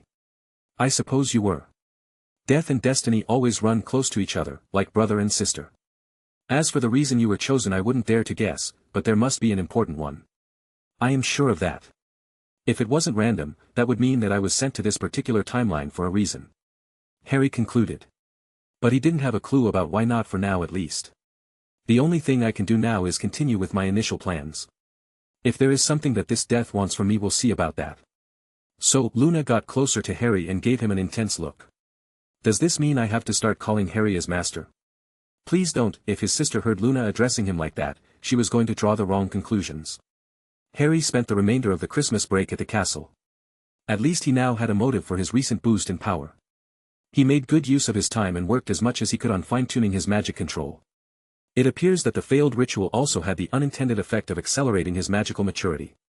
Usually, wizards and witches had to wait until their 15th or 16th birthday for that. But at the age of 13, his body had already reached this point. This was truly a blessing. With his magic now completely stable, he will be able to fight at his full potential without fear of suffering some backlash. There could be other Harrys who died before him but did so before collecting all 3 Hallows, and others who collected all 3 Hallows but lived a much longer life. So, among all the candidates, the MC was the first one to fulfill all the conditions and thus, was the one chosen. At least, that is the idea here. I hope that makes it more clear. Chapter 217. Here, try holding the broom like this. It will give you better control when making sharp turns. Harry moved Ginny's hands to a different spot. Ah, he see. Ginny tried her best to hide her embarrassment. It's only been 2 days since the students returned to Hogwarts. Harry was giving her a private lesson, and there was barely anyone on the Quidditch field right now. Let's do a real practice. Stay close to the circles, and I will release the golden snitch. Let's see how long it takes you to catch it. He told her. Once she was in position, Harry opened the box and sent the small ball flying. He then stood on the ground and observed her movements from there. She began chasing the snitch and using the method he had taught her to make quick changes of directions. Oh, that's bad. During one of the turns, Ginny put too much weight on the front of the broom and lost her balance. The broom tipped forward at great speed, and Ginny was not able to hold it. She was sent flying in the air and she screamed loudly. Harry casually strolled forward. His wand was ejected from the holster and appeared in his hand. With a smooth motion, he used a silent levitation charm on her robes to slow down her fall. Ginny noticed this and calmed down a bit. She glanced at the ground just in time to see Harry waiting for her before catching her in his arms. It looks like you need more practice with that, he said. Harry, thank you. The red-headed girl said. Don't mention it. Do you want to keep going? Very gently, he let her down to her feet. Yes, if you have time, she said, feeling a bit bashful. It's no issue. I would not have offered otherwise. He had done plenty of training during the break, and now he just wanted to rest for a bit. Ah, I almost forgot. I haven't said thank you for these. Ginny lifted her hands. She was wearing a pair of Quidditch gloves made of black leather. He had sent these to her for Christmas. They were made of black dragon hide and were nearly indestructible. I'm glad you liked them. I know these are very expensive. My brother Charlie told me that black dragons are nearly extinct and it is almost impossible to find anything made with those materials. I just got them because I thought they would be useful to you, not because I wanted to give you something expensive. I know, but this and the broom, she said softly. Oh. You knew it was me? Harry asked with interest. Ginny grinned, feeling a bit proud. It wasn't hard. With that note, you are one of the few whom I told about sneaking into the shed to borrow my family brooms. You and Lyra are the only ones with money to buy something like that broom, and Lyra, well, she would never have been able to keep it a secret. I would have found out long before the present arrived. Harry chuckled. That's true, but I think she is trying to work on it. He had not checked on her progress with occlumency for a while. He will have to ask her on the next chance he has. It took him a bit off guard when Ginny leaned forward and gave him a soft hug. Thank you for the gloves and the broom, it was the best gift I have ever received. I'm glad you liked them, but speaking of the broom, Harry pointed in the distance, where the Nimbus 2001 was slowly floating down. It had a safety feature that allowed it to do that if the rider fell off. You should go fetch it before a gust of wind sends it into the dark forest or something. Ginny saw this and panicked. Ah, come back here. On Saturday, most of the school was at the Quidditch field. The first game of the year was about to be played, Gryffindor versus Hufflepuff. How do you think your sister is going to do? Seamus asked Ron. This put him in a bad mood. Tgthegood has no chance against Cedric Diggory. He is the best seeker in Hogwarts. He could not understand how could they take his little sister as a main player, but he didn't even make it into the reserve. Yes, since Harry quit. But I think Ginny is doing great. She caught the snitch against Slytherin last year. Neville reminded him. That's just because the Slytherin team bloody sucks now. Half their team are reserves or not even that. Ron huffed. Even Soy thinks she is a great seeker. Neville insisted. Ron threw him a suspicious look. You are not going after my sister, right? What? No. Neville panicked and became embarrassed. Oh, I smell gossip. Lavender leaned forward. Stop, you are going to fall. Hermione exclaimed. They were sitting on the first row after all. Let her, maybe she'll learn something, Parvati told her. Lyra and Harry were seated together just one row behind. It is rare to see you here. You never come to watch the games. His sister commented. I don't find it fun to just be the spectator. But I made a promise to watch this one. Harry told her. To Ginny, huh? That must be why she looked so happy this morning. Lyra said. Moments later, the announcer started to shout in his usual cheerful tone. Welcome to the first Hogwarts Quidditch game of the year. I am Jordan and will be your commentator for the evening. It's morning, McGonagall muttered from his side. In any case, let's welcome the players.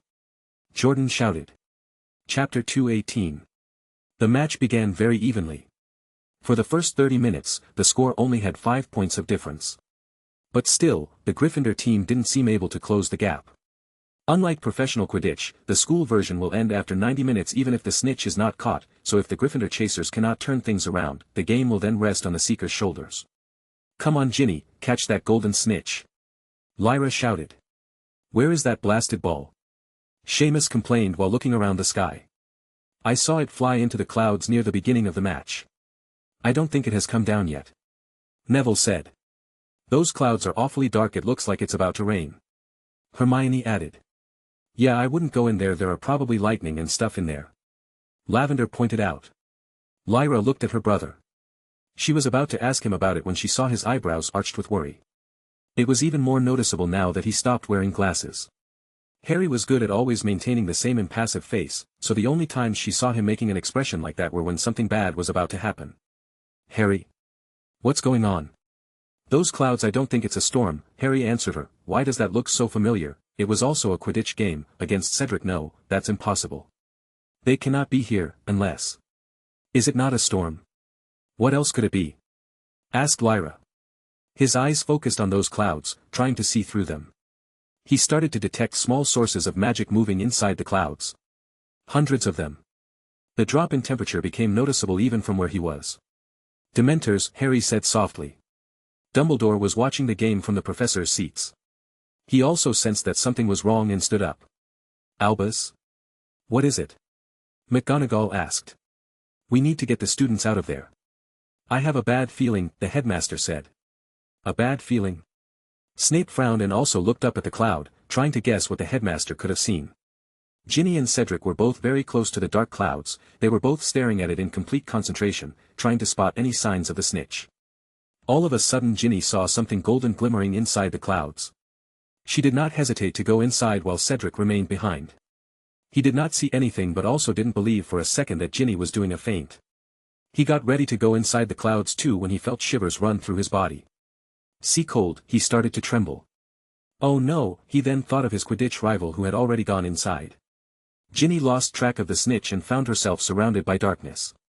There were no crackles of lightning but she had a very bad feeling. There was something very wrong with this cloud. "I need to get out of here." Her instincts were now telling her to run. The temperature dropped extremely suddenly and her body became paralyzed. A mixture of cold and fear invaded her as the clouds started to move like they were made of cloth. Now had is that, dot. She realized then there was something inside the clouds. Something alive was moving around her. It wasn't just one but many. And then she saw them approach. Disgusting creatures made of shadows, with bony fingers that came out of their dark tunics. They whizzed loudly but it sounded like whispers to her. One of them was staring directly into her eyes and started to get closer. She tried but could not move at all, not even an inch. Her body was not responding to her anymore. The horrifying monster got closer and extended its disgusting finger, trying to touch her face. Ginny started to have visions of that scary day last year when they were being chased by the gigantic basilisk. That day, she thought she was going to die more than once. It was the worst thing she had ever experienced. But he saved me in the end. Harry did save her. He faced that monster and won.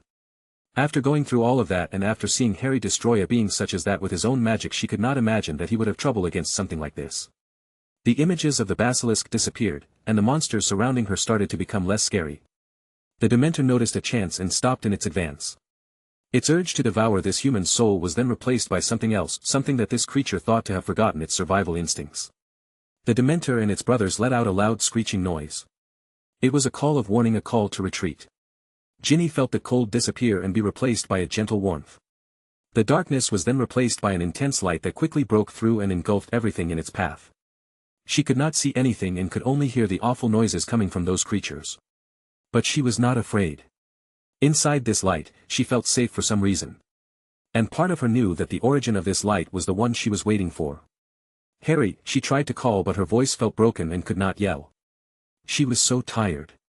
"You are safe." The familiar voice came from beneath her. And now she was able to see again. The scary creatures were gone, and when she looked down, she saw something that looked like a forest animal, but it was massive, and it appeared to be made of pure white light. "Is that a stag?" she asked. Chapter 219. Harry approached the rails of the stands. "I'm going to need a broom." He spotted several players flying very close to the ground. They all seemed to be instinctively trying to get as far away as possible from that black cloud. Achio. He targeted the broom of the player closest to the grassy field, who just so happened to be one of the Weasley twins. The broom flew from under the boy, and it fell to the ground with a loud thud. Sorry, Fred or George. But it is for a good cause. He was sure that the twins wouldn't be too mad with him if they knew he did it to save their little sister. The Weasley broom stopped right in front of him and remained floating in the air, so Harry jumped over the rails and mounted the broom. Harry? What are you doing? Hermione was the first one to call to him. Neville and the rest of his classmates were also looking at him with a mixture of confusion and surprise. Hey, that's my brother's broom. Ron shouted at him while pointing at the broom. Harry. Lyra called. He did not have time to stay here and explain his actions to them. Dementors only need a few seconds to take someone's soul after all. The broom levitated for a moment before speeding up towards the cloud. He heard some of the players trying to warn him not to go there, but he did not slow down his approach. Harry aimed his wand upwards once he was close enough. Expecto Patronum. A gigantic white stag came into existence and flew directly into the dark clouds with clear orders to follow. Meanwhile, he circled around the mass of Dementors. Despite the massive size of this cloud, Harry could see clearly that all the Dementors were concentrated in the middle, where the cloud was at its darkest. The rest was just a side effect caused by their presence. He was completely confident that his Patronus could handle those low-rank demons and protect Ginny without issues. But then, if those guys became frightened, they would try to escape by flying everywhere. This would put everyone standing in the immediate vicinity in danger, including his mother and sister. To prevent it, he had to create something that would contain the creatures in place. When he arrived at the top of the cloud, it was already starting to disperse, making it easier to see what was going on inside it. He noticed the small lights that represented the Dementors were starting to move away from the center in an attempt to escape from his Patronus. Like I'm going to let you leave just like that.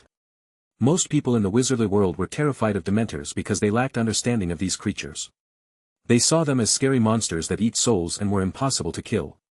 And that statement was not entirely wrong, but there is a lot more to it. Harry knew their true nature as well as the place where they came from. To him, Dementors were nothing more than low-rank demons with some basics on soul-type magic. They were slow, clumsy, and extremely vulnerable to any magic that was based on positive feelings, as well as magic based on the sacrum spectrum. All demons shared these weaknesses to different degrees.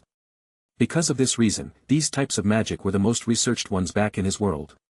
Many advances were made during the several decades the war with the demons lasted.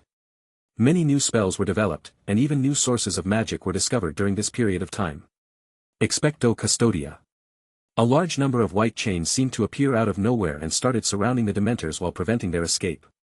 This had no negative effect on Ginny, so she was able to pass in between the chains with no issue and escape from the cloud. The white stag remained at her side, acting like a protector and dispelling the negative lingering effects of being exposed to the Dementors. The demons flew as fast as they could and tried to escape his containment, but as soon as they got too close to the chains, they would be pushed back while suffering serious damage.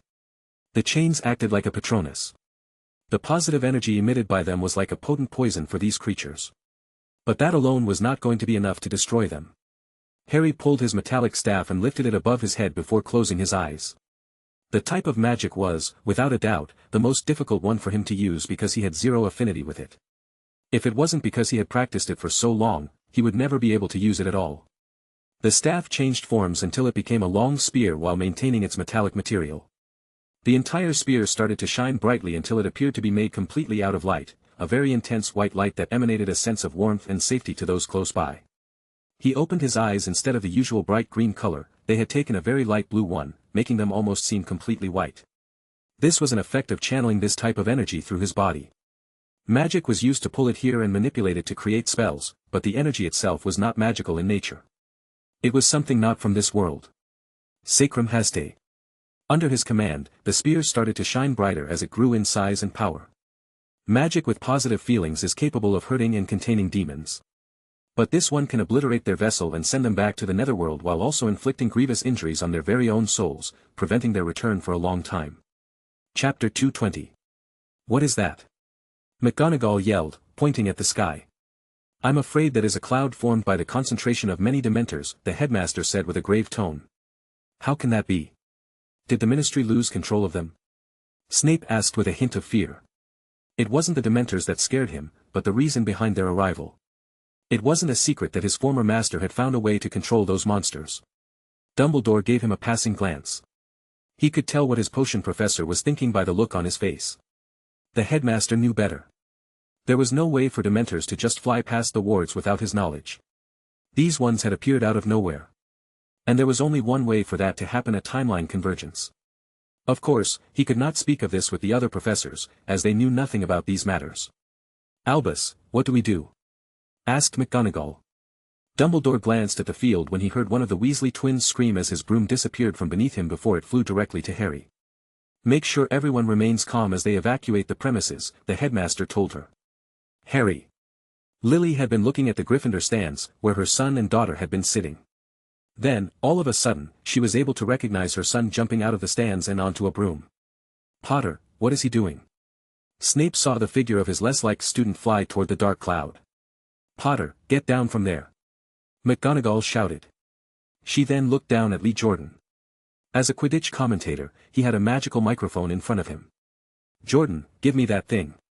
She pointed at the device. As soon as she got it in her hands, she prepared to make an announcement: "Attention everyone. This is an emergency. I want you to expecto Patronum." Harry's Patronus created a wave of light intense enough to temporarily blind everyone present. A Patronus?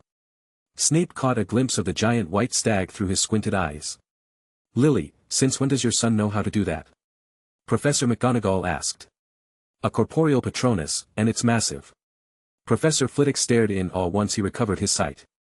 "I believe he was taught by his Uncle Remus." Lily recalled Harry telling them that story about his third year, and how he had to learn it because that year Dementors invaded the Quidditch pitch during a game. With what a coincidence, she knew there was something very strange about this. Lily gave the headmaster a sidelong glance.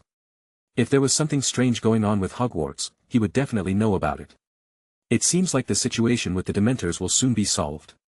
But in any case, it's best if we evacuate the premises," he said while looking at McGonagall. "And Severus, we may have to give the Ministry a call." Dumbledore didn't really want to do that, since he already knew this had nothing to do with the Dementors in Azkaban. But it would be strange if they said nothing, as they would certainly be hearing about this. Moments later, they saw the white chains appear and pierce through the clouds. "What in Merlin's name is that?" McGonagall felt like she was going to die from shock today. "Is Potter doing that?" Snape asked. Never seen a spell like that one," Dumbledore admitted. But he had a lot of interest in seeing what Harry was going to do next. That Patronus would have been enough to scare the Dementors away. Dumbledore glanced at Lily. "Oh, I see." He understood why Harry was not allowing them to flee. His family and friends were here. He only knew Harry for less than a year but could already tell he was very protective of those he cared about. It was one of the reasons he felt at ease with having someone who wielded so much power staying at the school. He was sure that Harry would never put the students in danger for no reason. They then saw the white stag emerge back from the clouds, and right next to it was Ginny flying on her broom. The Gryffindor players saw this and hurried to help her. "Ginny, are you okay?" George shouted. "Where did that thing come from?" Katie Bell asked. "Is it dangerous?" Alicia Spinnet asked. "Don't you know it?" "That's a Patronus." Angelina Johnson told her. "A Patronus?" Alicia asked.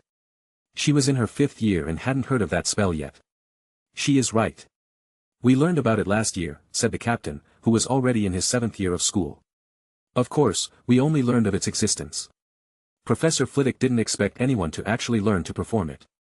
Although it would give you extra points for the NWTS. Yeah, it's supposed to be like a super hard spell." "I heard it from a friend," Angelina said. "Did Potter actually cast this one? It looks so real." Katie asked. Ginny went to pat the stag and it lowered its head to make it easier for her. "Thank you," she told it with a beaming smile. With its job done, the stag started to become more transparent until it disappeared completely. "Look!" Angelina pointed up. The clouds started to dissipate, revealing hundreds of cloaked creatures floating in the sky. They were all surrounded by the white chains as Harry stood over them with his light spear in hand. Sacrum Haste. Chapter 221. The moment it reached the center of the group, the spear of light exploded. This explosion released thousands upon thousands of light particles that traveled everywhere, faster than any bullet. They were completely harmless to most living beings, but for demons like these Dementors, it was the most deadly of all substances. Just being touched by a couple of those light bullets was enough to send them back to the netherworld. The Dementors screamed in agony as their existence in this world finally ended. The dark clouds dispersed, and the creatures disappeared, leaving no trace behind. The whole thing had only lasted 8 seconds, and then, all that was left was Harry's staff floating in the air. It had lost its spear shape and had now returned to its original form. Harry extended his hand, and the staff flew back to him. He then stored it back into his robes before glancing down again. Harry spotted Ginny, along with the other Gryffindor players, and she appeared to be uninjured. Most of the audience was looking towards him now. He wasn't sure how much they had seen, considering how far away he was and how dark the clouds from before were. It wasn't like he was trying to avoid standing up. He just didn't want to be bothered by the other students asking him questions or whispering as he passed. I kinda wish there was a way to pin this one on Neville, but that doesn't appear to be a possibility. Oh well. He tipped the broom forward and made it descend as fast as it could go. He stopped for a moment next to Ginny to make sure she was not suffering from any aftereffects, but it appeared that his Patronus did a good job. She thanked him with a wide smile for saving her. Make sure to remind your brother Fred of that. I'd rather not be pranked for taking his broom, Harry told her. Why would I do that? Asked Fred while floating around him. Oh George then. Harry shrugged and went back to the ground level and noticed that the other twin was not there anymore. He was taken to the infirmary, Oliver told him. It wasn't serious, I think he just twisted an ankle. He added.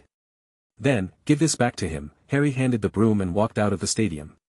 He would rather not stay for the questions.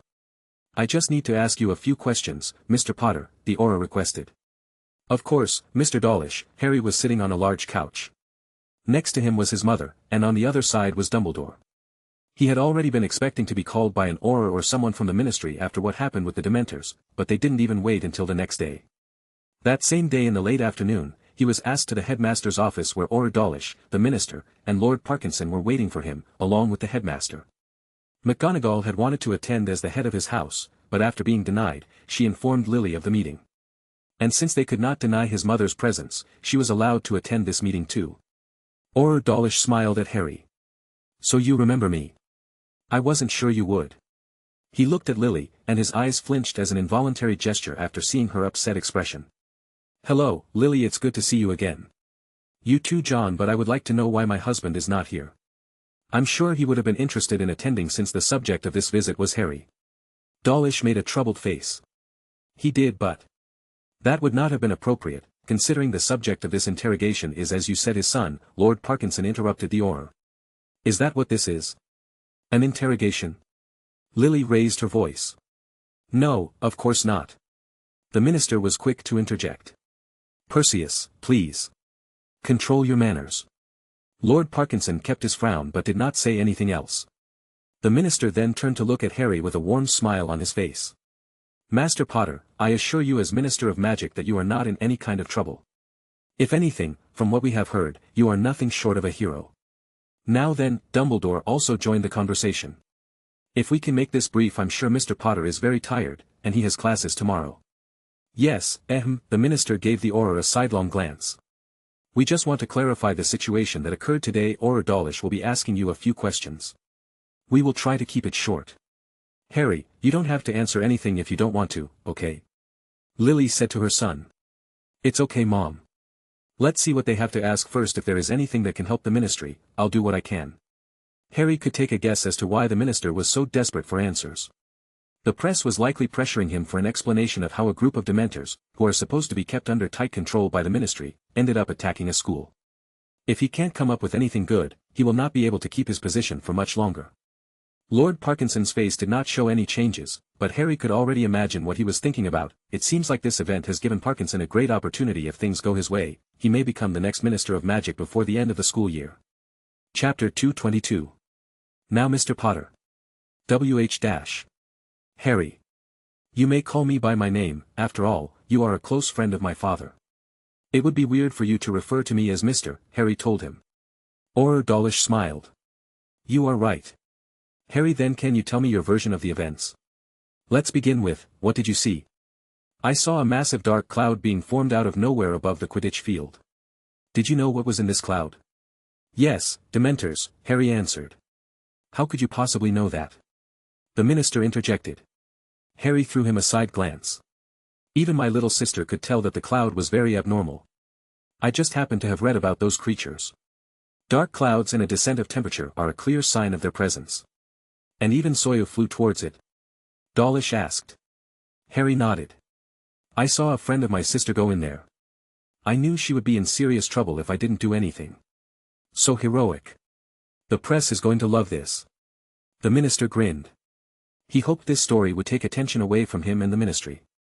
So Gryffindor, Lord Parkinson said with barely hidden disgust. Dawlish coughed. Yes, Soyu flew into the Dementor's cloud. What then? I used the Patronus charm to dash. Dear Merlin. You can really use that spell at your age? The minister interrupted him and stood from his couch. Minister, calm down. We cannot possibly believe all the tales these children are spouting. Lord Parkinson was no idiot. He, of course, knew that Harry's skills in magic were nowhere near normal for a third-year student. But he did not wish for the minister to have anything to show at tomorrow's press conference. If things went his way, his will then be accomplished much earlier than he anticipated. Now it was going to be a good opportunity to make use of all the damning evidence about the minister's illegal activities that he had been collecting for months. The chances of Cornelius Fudge losing his position were almost guaranteed. In fact, he wouldn't be surprised if the man ended up in Azkaban.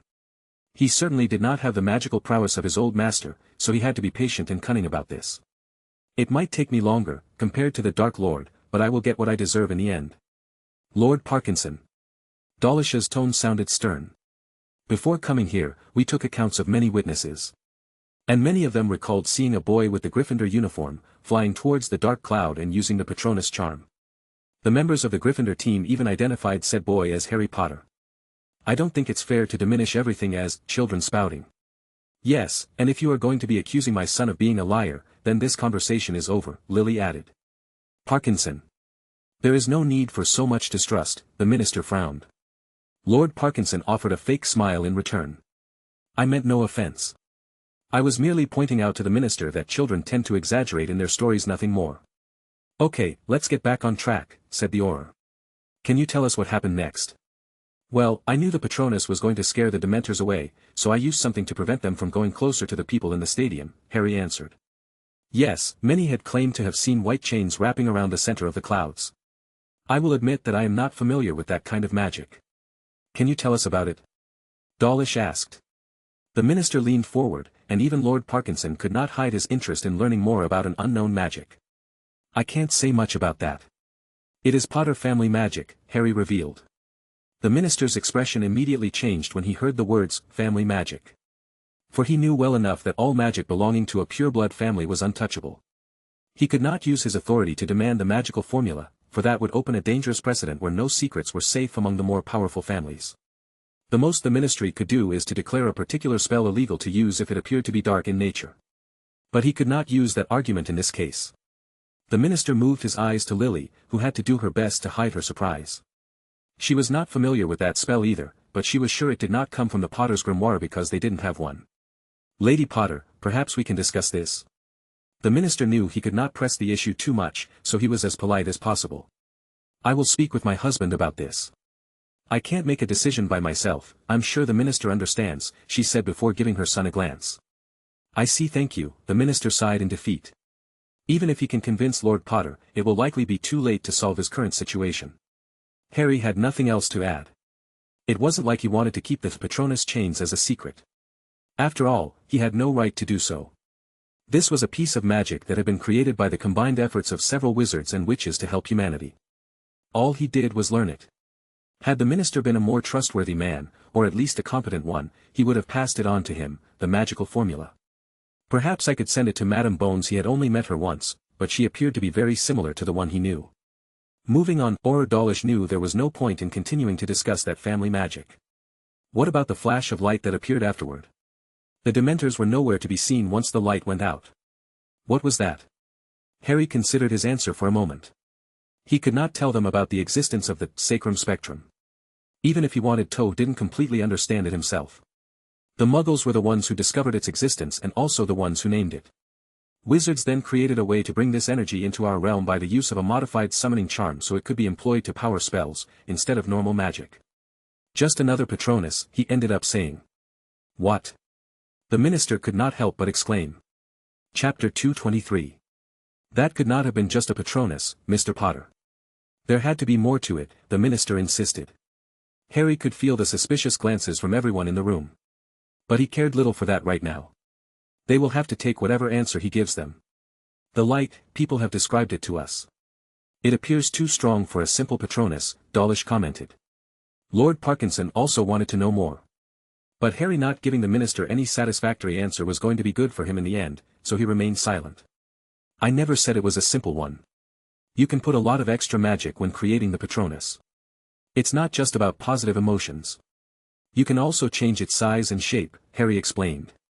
That should not be possible. The Patronus shape is determined B-. Harry's wand was ejected from its holster and appeared in his hand. Expecto Patronum. A flash of light was shot out of his wand, startling the three men in the process. Dawlish had also called his wand by pure instinct after the sudden spell being cast. Lord Parkinson's eyes had become a lot sharper, and his hand was already inside his robes. And the minister spilled all the tea after kicking the table during his moment of shock. Sorry about that, I thought that a demonstration would be quicker. Harry extended his left hand, and a small white bird landed on it. The witness claimed to have seen something resembling a deer or a stag. Dawlish observed the little bird with attention. As I said before, I can change the shape and size of my Patronus. Is that an eagle? The minister asked. It's an owl, her name is Hedwig, Harry answered. She is beautiful, Lily got her face closer to see it better. She was, Harry said softly. Albus, the minister addressed the headmaster. How come we haven't heard anything about such a talented student before? We like to give our students their privacy. If fame is what they want, then it is up to them to search for it. Dumbledore glanced at Harry. Mr. Potter here values his privacy. Fudge frowned. And what about the boy who lived? How is he doing? I heard many rumors about him having some incredible dormant powers or something. How is that going? Maybe I can at least bring some positive news about that boy instead. The minister had to admit that he expected more from Longbottom. Had he been more brilliant, he could use him to further his career. Still dormant, I'm afraid, Dumbledore said. The minister clenched his teeth and cursed something to himself. Well, for my part, I have found Harry's answer satisfactory. Dawlish looked at his side. Minister? Yes, quite satisfactory, the minister said. He didn't truly believe that so far, he had found nothing that could help him. Perhaps, if he could trade something for that Potter family spell, but currently, the minister had not much gold to offer. Since Malfoy's death, his pockets have been a lot emptier. He gets some donations from Parkinson and a few other lords, of course. But they are nowhere near as rich as Malfoy had been. If there is nothing else to discuss, shall we end it here? Lord Parkinson suggested. The minister threw him a nasty glare. How can he say that? They needed to get something. Oh, wait. There is a very important detail missing. Perhaps, Mr. Potter can clarify it for us. What happened to the Dementors? They must have flown away. What other explanation is there? Dawlish concluded. After all, it is a known fact that Dementors are impossible to kill. No matter how potent Harry's Patronus had been, it would not have destroyed them. Yes, but where? They all claimed to have seen those creatures disappear. Where did they go, Mr. Potter? The minister asked. At this point, his best chance was to at least find those Dementors. He had already checked with the guards stationed at Azkaban, so he was sure they did not come from the prison. But the ministry had claimed repeatedly to have full control over the Dementor population. The minister himself had, very recently, stood before several reporters and sworn to them that everything was under control. Once some rumors about Dementors sneaking into nearby villages in order to feed on the Muggles. They are going to say it was my fault now. He cursed. Then glanced at the young boy with expectant eyes. So, Mr. Potter, where did they go? I'm afraid I will have to disappoint you there, Minister. I only saw them ascending higher into the air. I did not see where they went after that, Harry told him. There was no way he could explain they were dead. And yes, he knew this was going to make the minister look bad, but for the most part, Minister Fudge was really good at doing that by himself. I see, he said with disappointment. But then he looked at Dumbledore. And where were you during all this commotion? I was making sure the rest of the students were able to evacuate the premises safely. The headmaster glanced at Harry. When I saw Mr. Potter's powerful Patronus, I knew that no further action was going to be required to force the Dementors away from the field. The old man's eyes became sharp as he moved them back to the minister. Are you looking for someone to take the blame, Cornelius? The minister became flushed. That was exactly what he was doing. I am not doing such a thing. He then stood up. Let's go, this meeting is over. He gave Harry and his mother a polite nod. Mr. Potter, Lady Potter, it was a pleasure to meet you. Dawlish and Lord Parkinson also stood up. Lord Parkinson left right behind the minister without saying a word. The Auror glanced at them. Well then, I'll take my leave. I'm sorry about the bother, Lily. You know how those things are. Informed James that everything went well. Is okay. Thank you, John, said Lily. Once the door closed, Lily spoke again. Was any of that true? She asked him. Some of it was, Harry said. The second spell, those chains gave out a similar feeling to a Patronus, said Dumbledore.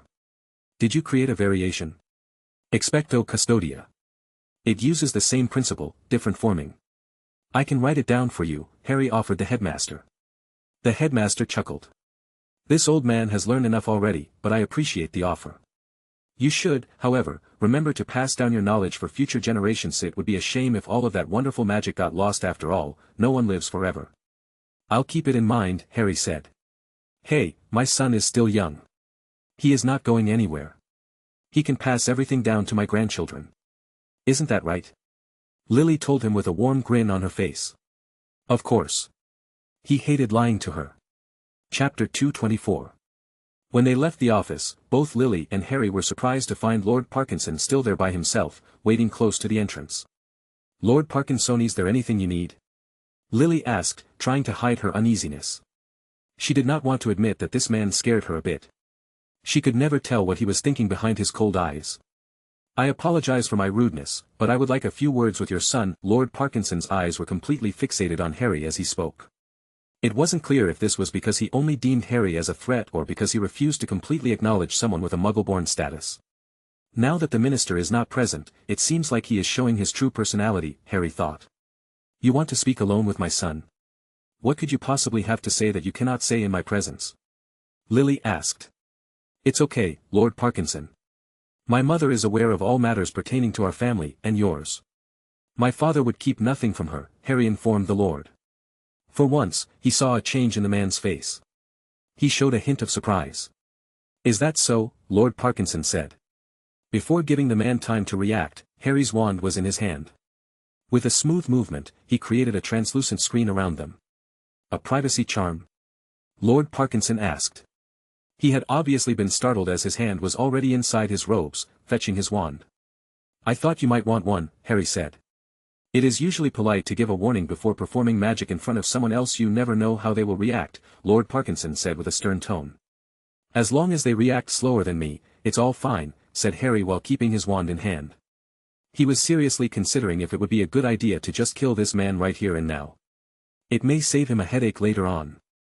Auror Dawlish and the minister are waiting for me, just around the corner, Lord Parkinson said as he had just been able to read his intentions. If it wasn't because he could feel their presence, Harry would never have believed that. But the man was not lying. If he killed him here, they would likely put the blame on his mother, since she was right beside him. I could apparate him into the Chamber of Secrets. Good luck finding his body there. But apparition leaves a trace behind.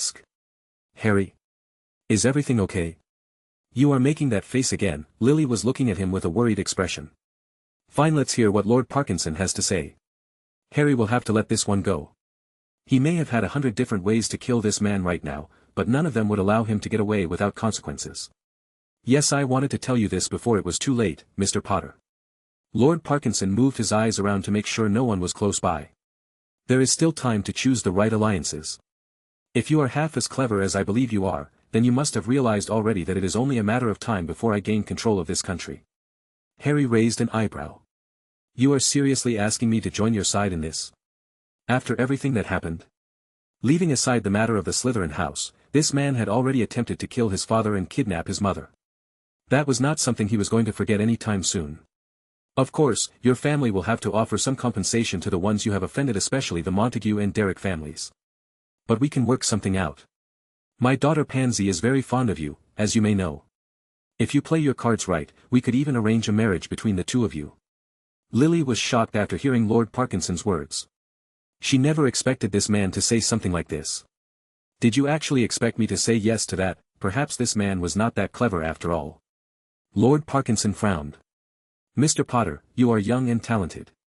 You may think yourself invincible, but you don't know what you are dealing with here. This is the only time I will make this offer, then it will be too late. It would be a shame if someone with such a bright future, he let the last words hang in a threatening tone. Of course, to Harry, his words sounded ridiculous and kinda ironic. You are threatening my son. Lily clenched her fist. Harry held her back and got closer to Lord Parkinson. Harry. Lily wondered what her son wanted to do. The man took a step back by instinct. He then realized what he was doing and stopped. You claim that I don't know what I am dealing with, but it is you who should heed those words. You are playing a very dangerous game that you have no way of winning. Harry said the words in a cold tone. What are you talking about? Parkinson wasn't sure if this boy had lost his senses after feeling threatened. All your political skills, your money, your connections, your blackmail material, it will all be worthless when he returns, and he will kill you in the most painful way available to him for your offense. You are talking nonsense. Parkinson raised his voice. When Harry mentioned a face and name came immediately to his mind. But that was impossible. He was certainly dead. What could this child possibly know that none of his contacts could find out? Your wife and daughter appear to be decent people. At least compared to you and the rest of your associates, so, for them, I will give you one chance: take your family and leave the country. Go as far as you can and hide in some hole for the next few years. At least that is your only path to survive right now. Lord Parkinson stared at Harry in disbelief for almost 10 seconds. It appears that I have wasted my time with you, the Lord huffed in annoyance. He could not possibly take the words of a child seriously, no matter how much talent he had for magic. As far as Lord Parkinson was concerned, Harry was one of those geniuses who got arrogant when they gained some fame and started to talk about things they didn't understand. But no matter what, the Potters will certainly become a problem in my future, and something I will need to address one way or another. Chapter 225. The next day, most eyes were on him. Rumors moved quickly inside Hogwarts, and even those who were not in the game or did not see him directly knew what happened already. The only spell used by Harry that the students were able to recognize was the Patronus he used at the beginning, so that is what they talked about the most. At least all they do is look at me. He was used to the stares. As long as people didn't approach him and started to annoy him, he would not mind it that much. But before he could arrive at his table for breakfast, a small boy stood in his way. Hi. I too am Colin Creevey. The young blonde boy raised an old-school camera and pointed it at him. Can I take a picture? The flash of light that followed indicated he already did.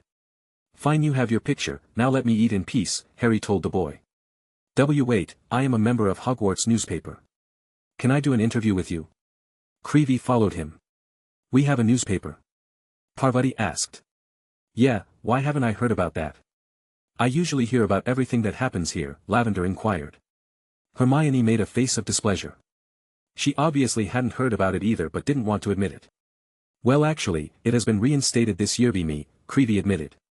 Wait, don't tell me it's just you, Lavender said. The boy nodded bashfully. For the moment, but my brother said he will join. His eyes moved back to Harry. I just want to ask you a few questions. People want to know more about Hogwarts' mysterious genius. Harry raised an eyebrow at the name. What did you say? Creevey became more nervous. That's what people have been calling you since last year. It is kinda your fault, Harry, Lyra leaned closer to him. You are not very approachable. To be honest, a lot of people ask me questions about you because they don't dare to speak with you in person. Yes, many students find you very scary, Hermione added. You didn't know that? Harry glanced over the Great Hall. Hermione was not wrong. He could recognize the mixture of fear and curiosity in their eyes. It's better that way, I guess. Since Harry didn't answer the boy, Ron took it upon himself to deal with him. Just let him eat alone, Creevey. Harry doesn't want your stupid interview, the redhead shouted at the timid boy. Aye, sorry. Colin Creevey ran away from the Great Hall. Ron, that was totally uncalled for. Colin didn't deserve that, Ginny smacked her brother on the shoulder. But he is so annoying. Someone had to do something, Ron stood his ground. Harry, one of the Weasley twins, called for him. We just wanted to say thank you for helping our little sister, the other one added. No problemso, how is your ankle? Harry asked. Madame Pomfrey fixed it in like 2 seconds. No need to worry, Abu. George was interrupted when a commotion erupted in the Great Hall. A group of black birds had entered the room and were circling around. Are those black owls? There are 4 of them, Lyra watched with interest, wondering what kind of message they were bringing. They look very small to be owls, Ginny pointed out. Those are not owls, Hermione was the first one to notice. They are ravens. The previous night, Parkinson's second manor. Lord Parkinson arrived late to his meeting. Minister Fudge had insisted he stayed in his office to help fine-tune his speech for the next day. How did it go? Lord Flint asked. Lord Parkinson did not answer immediately. Instead, he continued to walk until he reached his usual seat at the head of the table.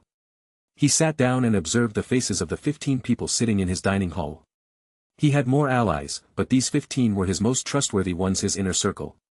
Well, Corban Yaxley was a man of little patience, and even less so after spending a decade in Azkaban. I believe, Lord Parkinson started, that the poor Minister Fudge will not be able to keep his position for long.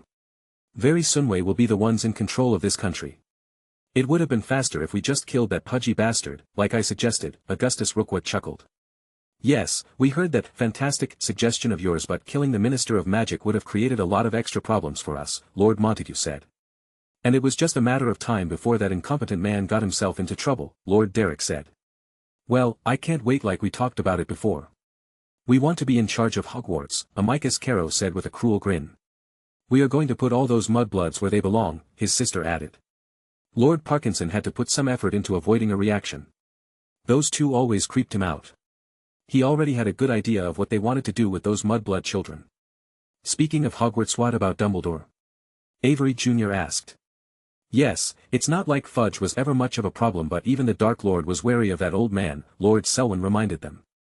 The headmaster won't be a problem for long. Lord Parkinson's eyes went to a burly man sitting close by. Isn't that right, Dolohov? About that, the man made a troubled face. Greyback is asking for an extra 50%. What? Outrageous. Who does he think he is? That beast. Pay him. Parkinson did not hesitate. Before the other lords could begin complaining, he raised his hand in a placating manner. Once we have complete control over magical Britain, we will strip all those blood traitor families of their assets. Money will not be an issue, as long as we win. So pay that man what he asks. His role is a crucial one. Speaking of blood traitors, Montague glanced at the other lords next to him. We decided to send the ravens to Potter in the Morrow, Lord Derek added. Unless you have any objections. Lord Parkinson considered telling them about his private talk with Harry Potter, but he decided against it. Nothing good would come out of that, and Potter had rejected it anyway before telling him all that nonsense. Go ahead, Lord Parkinson said. With Harry Potter's death, there will be one less headache for the future. I hope Pansy doesn't take it too badly. Chapter 226. The four crows continued to fly over the Great Hall for another minute while all the students and teachers stared at them with interest. The birds began to descend and move towards one particular table. Both McGonagall and Lily Potter saw with horror in their eyes as the crows landed right in front of Harry. He moved his plate aside and the four crows got closer. Harry noticed that all of them carried small black letters in their beaks. One by one, the crows deposited the letters in front of him, under the watchful eyes of the students. Black letters? What is that about? Lyra asked, but could already imagine it was not good news. A blood feud. Hermione said with excitement. Sorry, I just remembered reading something about black letters being delivered by crows in a book about old wizard traditions. A blood feud? Is it from those Slytherin families? Ginny asked with worry. Harry's conflict with the Slytherins was not much of a secret at this point. Without saying a word, he picked up the first letter and was about to open it when Professor McGonagall and his mother ran to his side. Mr. Potter, no. Harry, wait. Don't open that. Lily warned. Is there a problem, Professor? Harry asked.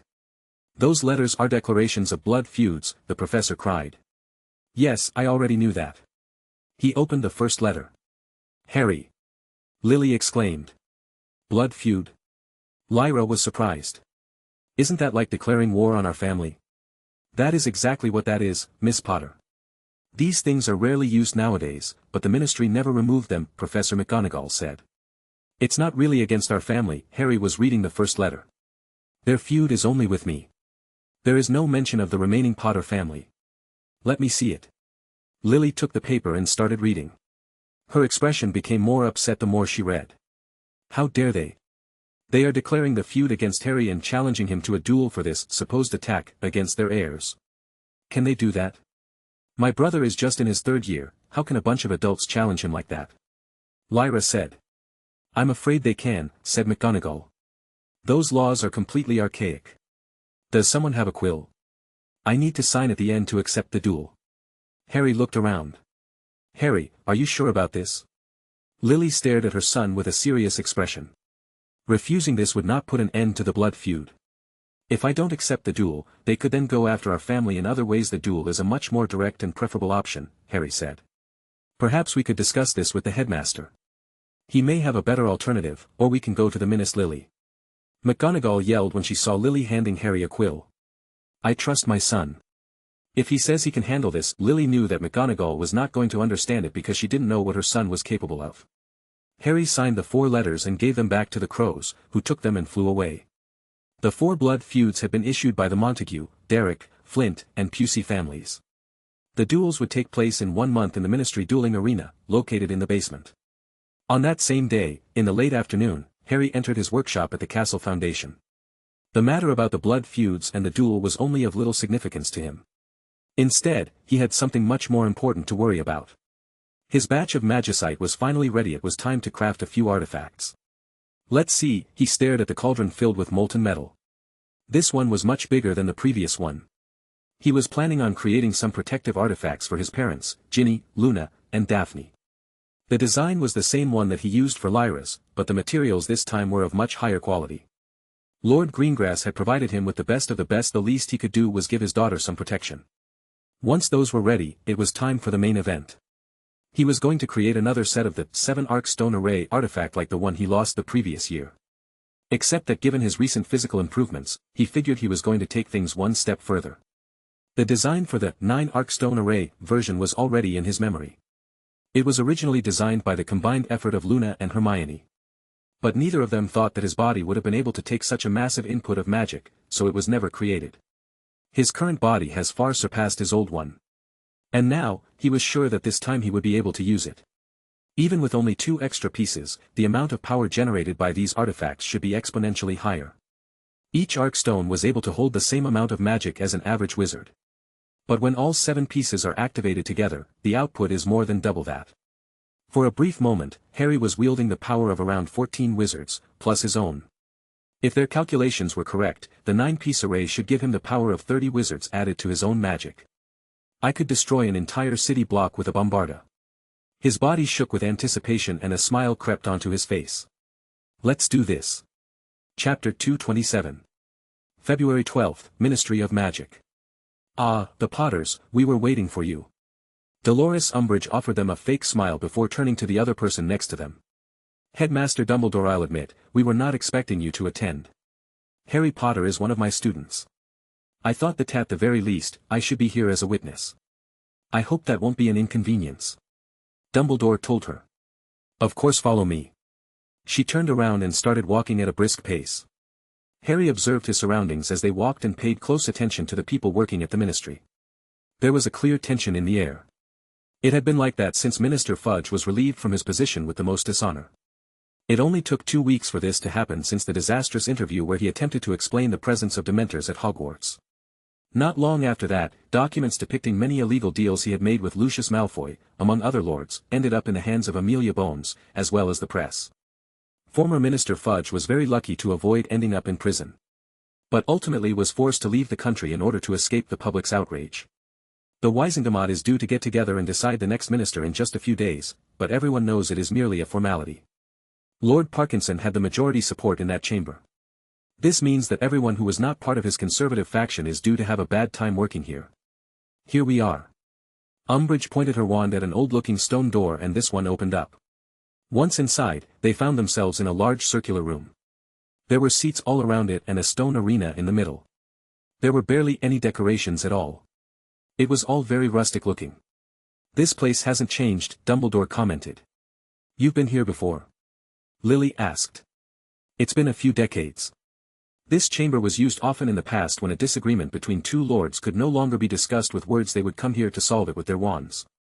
And that is exactly what we are doing today. Lord Parkinson approached them. I was not expecting you to be here, Lord Parkinson. Dumbledore said. He walked from the other side of the circular room.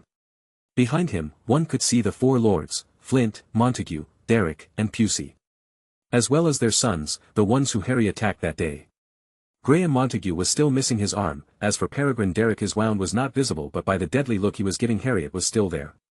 These lords are good friends of mine, I could not miss this. Like you, Albus, I am here to be a witness to this duel. Let us hope that after today, we can put behind this ugly business between us. Lord Parkinson said. Is that what you call this? An ugly business? Those lords challenged my 13-year-old son to a death duel. James shouted. And your son agreed to it. Lord Parkinson reminded him. Mr. Potter. Be more mindful of how you address Lord Parkinson. You better learn to be more respectful if you want to keep that little job of yours. Umbridge's tone of voice became more acute, almost like a shriek. Lily appeared ready to rip the toad-like woman a new one, so Harry decided to step in. Let us get this ugly business going, shall we? Who am I dueling exactly? Harry walked through the sitting area, getting closer to the others. The guy with no arm, the one with no dick, the other two losers. Or perhaps their parents. Those great respectable lords who would gladly lower themselves to fight a child. How shameful. He shook his head. Potter. You bastard. Peregrine Derek screamed at him. I'm going to kill you myself. He was about to move to the arena when his father stopped him. Control yourself, Peregrine, and fall for his provocations. Ahem, ahem. Umbridge cleared her throat. Before we get to that, boy. She glared at Harry. We need to make the rules clear, as is customary. She walked to the arena but stopped before it. Only those who are willing to fight to the death shall step on this arena. Killing will only be allowed in this particular space and only for the duration of this duel. There will be no restriction on spells. Everything is allowed. They are even allowing the 3 unforgivables. Lily gasped. There is something off in the way she worded those rules. Dumbledore noticed. Silence. I was not done. Umbridge huffed. Now, where was I? Right, there will be no res, Potter. She yelled at Harry when she saw him stepping into the arena. What? You were taking too long. So, everything is allowed, got it. He looked at the 4 pureblood families.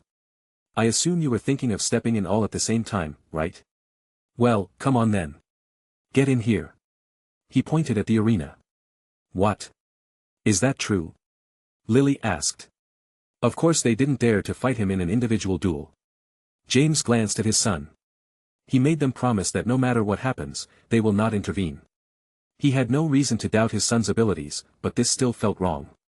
That confidence is going to kill you, Potter. Graham Montague shouted. He and his other 3 housemates approached the stone arena. Since this is an issue between our boys, we are going to let them solve it. Lord Derek said. Although in reality, none of the lords had the intention to sit there and do nothing if their heirs were in danger. If they saw that Potter had a chance of winning, they had planned to step into the arena and kill the boy together. The rules were left vague to allow this. Everyone who steps into the arena will have to fight to the death, but there is no restriction on who can step in.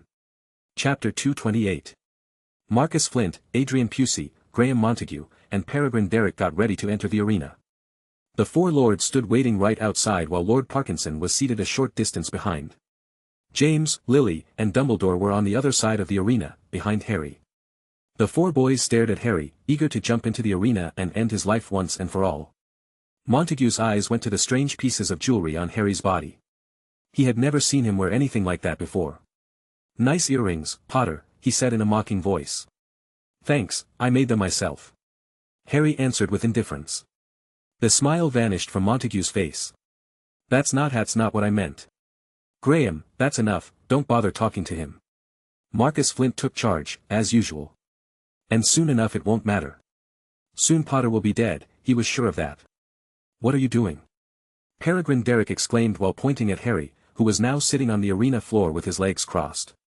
Potter, I hope you are not considering giving up, because I'm afraid it's too late for that already. Dolores Umbridge said in a condescending way. James and Lily also wondered what their son was planning. Who said anything about giving up? I just felt like sitting. It's not like those 4 idiots have a chance. Might as well give them a bit of a handicap.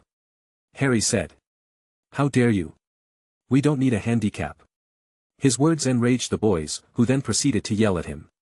Do not fall for his cheap provocations. Lord Flint told them calmly. For they do nothing more than to show his own insecurities. Focus on what you have learned and you will be fine. The boys calmed down after hearing this. With their confidence back, they remembered their original plan. Since their encounter with Harry, they had been practicing hard on learning a single spell. A spell they were going to use in order to destroy him today, right in front of his parents. They looked at each other and recovered their confident smiles. They were ready now. Umbridge glanced at Lord Parkinson and this one nodded, giving his approval to begin. Very well, today we are in this ancient chamber to carry out the blood feud between the Potter family with the following wizard families: Flint, Derek, Montague, and Pusey. This will be done by a duel to the death in this arena. Everyone who steps on it will be considered a participant and thus will be allowed to kill or be killed without any legal consequences on the Ministry's part. All magic is allowed, nothing is forbidden in this place. After finishing her announcement, she got closer to the four boys and spoke in a lower voice. The moment you set foot on the arena, the duel shall begin. Umbridge reminded them, so they knew to cast their spells immediately. Not giving Harry time to react. With their wands in hand, the four of them jumped onto the stone arena and immediately pointed their wands at Harry. There was no way for Harry to deal with four spells such as these at the same time. That's what they thought at least. The four boys chanted in unison. Avid dash. 4 letters. That was as far as they got in their incantation. It all happened in an instant. Everything looked normal, and then without any warning, dozens of spikes formed from the stone surface of the arena. The spikes shot upwards almost as fast as bullets.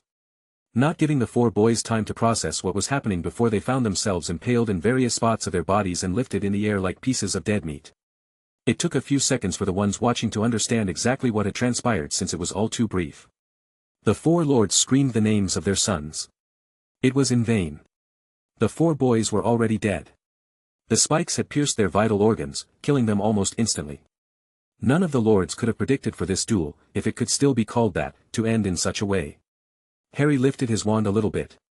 As the contact with the stone surface broke, the spikes sank back into the ground where they came from. The spectators then realized that Harry had not sat down in an attempt to provoke them or give them any form of advantage, but he did it simply to be closer to the stone surface so he could perform his transfiguration much faster. That was both impressive and brutal. James commented. He did not hesitate for a second. I'm glad he didn't. Lily huffed. Those boys were going to kill him. I know, Lily, I know. I'm not judging him, I have been on that side many times too, I know how it feels. James said in a placating manner. It was more than impressive, that is for sure. Dumbledore interjected. What Harry just did was not technically a spell, performed a very complex, free transfiguration, commanding his magic to morph the surface of the arena and bend it to his will, and he did incredibly fast. Preposterous. Umbridge shouted. How can that blood traitor kill the four heirs like that? He must have cheated. Lord Parkinson stared at Harry with an increasing feeling of worry. He had hoped for this matter to be over quickly, but not like this. Now it was up to the four lords to take action. Chapter 229. Wait, don't step in yet. Lord Flint's tone was cold but firm. Don't try to stop me, I'm ripping that boy apart.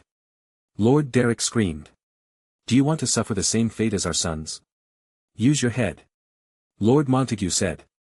They are right, that boy's transfiguration is too fast, going in there without a plan would be suicide. Lord Pusey tried to maintain his calm, despite the situation.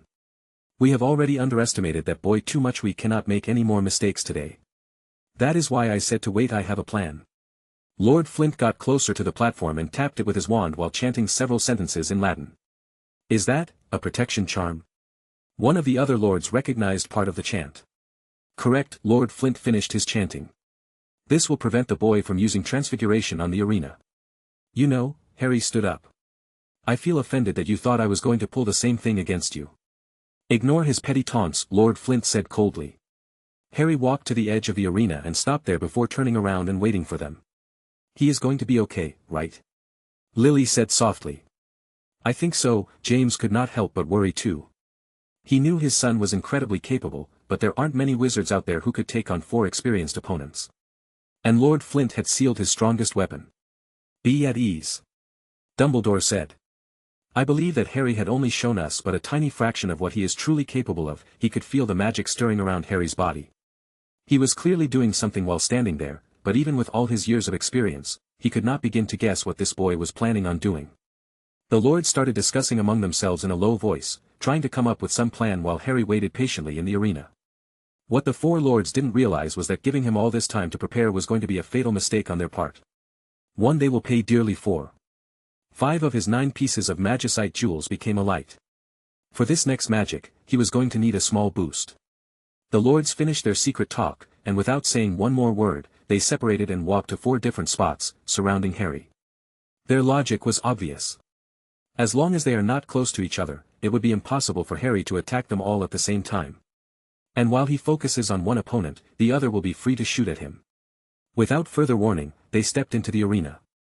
What is this? Dumbledore's eyes opened wide. He had always been very sensitive when it came to magic. This sensitivity was one of the main things that allowed him to become the wizard he is today. But what Harry was doing had never seen that before. Albus? Lily gave the headmaster a side glance. By the time the last lord put his feet on the stony surface of the circular arena, they began casting their most deadly curses at him. But Harry's spell was already complete, all it needed was a swift flicker of his wand. The 5 arkstones shone in an eerie blue light as their magic was put to use. The air let out a cracking noise as if his magic was breaking it apart. No words came out of Harry's mouth. Like the one from before, this was a type of free transfiguration. The 4 lords stopped their chants midway. They all felt there was something very wrong with their bodies. The next second, a short blood-curdling scream came out of their mouths before they turned into dust and disappeared. Whoa, what was that? James shouted. Where did they go? Umbridge moved her head frantically around the room. What happened? Lily could not understand it either. Those men are dead, Dumbledore said with a somber tone. Dead, but, what kind of dark magic was that? Umbridge pointed at Harry. What did you do? Those were lords of ancient magical families. Valuable members of magical society. Harry turned to her. I did the same thing they intended to do to me. As for what magic I used, it is irrelevant. All magic is allowed. Those were your words, weren't they? Lord Parkinson. Dumbledore decided to speak before that woman started to run her mouth. I believe this matter can be considered settled. Parkinson moved his eyes away from Harry, trying his best to hide his worry. Why, yes, I think so too. Come on, Madam Umbridge, we have much to do. His inner circle must be informed about what happened today as soon as possible. They will need to discuss further on a way to deal with Harry Potter.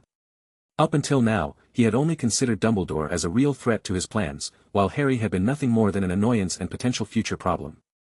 But today's demonstration had completely changed his view. The boy was a monster perhaps as much as his old master and will need to be approached with the utmost care. He left the room with brisk steps while the toad-looking woman followed behind. Harry. Lily came running to him and gave him a tight hug as soon as he came down from the stone platform. I hope that didn't change your opinion of me, Harry said softly. Lily's answer was to hug him tighter. Never. You did what you had to do, son. James patted his shoulder and gave him an encouraging nod. Harry, Dumbledore approached too. His face looked slightly paler. That surprised, huh? Harry told him. He knew that the old headmaster was the only one in the room who truly understood what he did. How? Dumbledore asked. You broke the laws of transfiguration, Harry. How did you do that? Chapter 230. The Law of Transfiguration. Lily asked. That was a transfiguration. James looked at Harry in disbelief. I see now. Harry didn't touch any of them. That's right.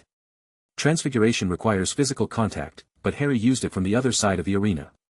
Lily said. There is always a way to bend the rules, you know this well, Professor, Harry commented. But this is hardly the best place to have this discussion. We should leave before that toad snaps and tries to get me arrested. Toad? Lily asked. I assume he is referring to Madame Umbridge, James answered. Lily appeared to be thinking for a moment before she started to chuckle. She does look like a toad. Yes, but don't let her hear you say that. That woman has a nasty personality. Harry would later on explain to Dumbledore how to accomplish his little trick. It wasn't too complicated. One just needed perfect control over one's magic, as well as a large amount of it. He then concentrated strands of magic until they became a pseudo-physical and tangible material, like very thin strands of fishing wire. They are almost impossible to see unless you know what to look for. They could, however, be detected by the most skilled wizards. Once these strands touched his target, Harry could use transfiguration on them with no issues. Now, this was hardly an efficient way of killing by any means. Besides the high magical consumption, it is also unlikely to work on any powerful wizard. The strands of magic can be detected and destroyed by the most skilled individuals. And human transfiguration can be resisted by the target. The same way that the Imperio curse can be thrown off by people with strong minds, human transfiguration can suffer the same fate against those who are exceptionally powerful. It was still useful if you chose the right targets. Harry knew those four lords would have no chance to defend themselves against it, making this a very efficient and decisive way to end this duel. For one, it makes sense that in order to manipulate the shape of something, you need some form of physical contact to do so. And I also believe it makes it more interesting for Harry to have the need to tap his wand on different surfaces in order to transform them. The news about his duel did not take long to reach the ears of the school. The next newspaper arrived with a very detailed and very unflattering article written by Rita Skeeter. The whispers quieted down as the students saw Harry making his way to classes. They would even move out of the way to let him pass. If the students had been slightly afraid of him before, they were now completely terrified. Perhaps calling the article unflattering was an understatement, considering that the only source of information was no other than Dolores Umbridge. It was an extremely one-sided story that tried to portray Harry, his family, and the headmaster in the worst light possible. Despite this having been a duel to the death that four lords pushed on a 13-year-old boy, Rita would still find ways to make Harry appear as the bad guy of the story, and a ruthless murderer. She even ended the article with a, "Is this the potential beginning of a new Dark Lord, should the Ministry do something about it before it's too late?" His family was understandably outraged by the article. His mother had even sent several howlers to the Prophet, and his father sent a formal request to rectify the article. Harry knew it wasn't going to work. Not only is Rita Skeeter an incredibly stubborn woman, but at this point, Lord Parkinson should have a very strong grip on that newspaper. They won't retract something that benefits him. The man wants to control the country using politics. So controlling the most popular newspaper would be crucial for that. Most people will believe anything that was written in these, so he can decide what stories he wants them to believe. He didn't really care that much about all of this. At the end of the day, Lord Parkinson's political plays were not going to save him. 2 weeks later, and to the surprise of almost no one, another paper with big news appeared. Perseus Parkinson had been selected as the new Minister of Magic, after a long Wisengamot session. Chapter 231. March 19th. Are you sure you want people to see us together?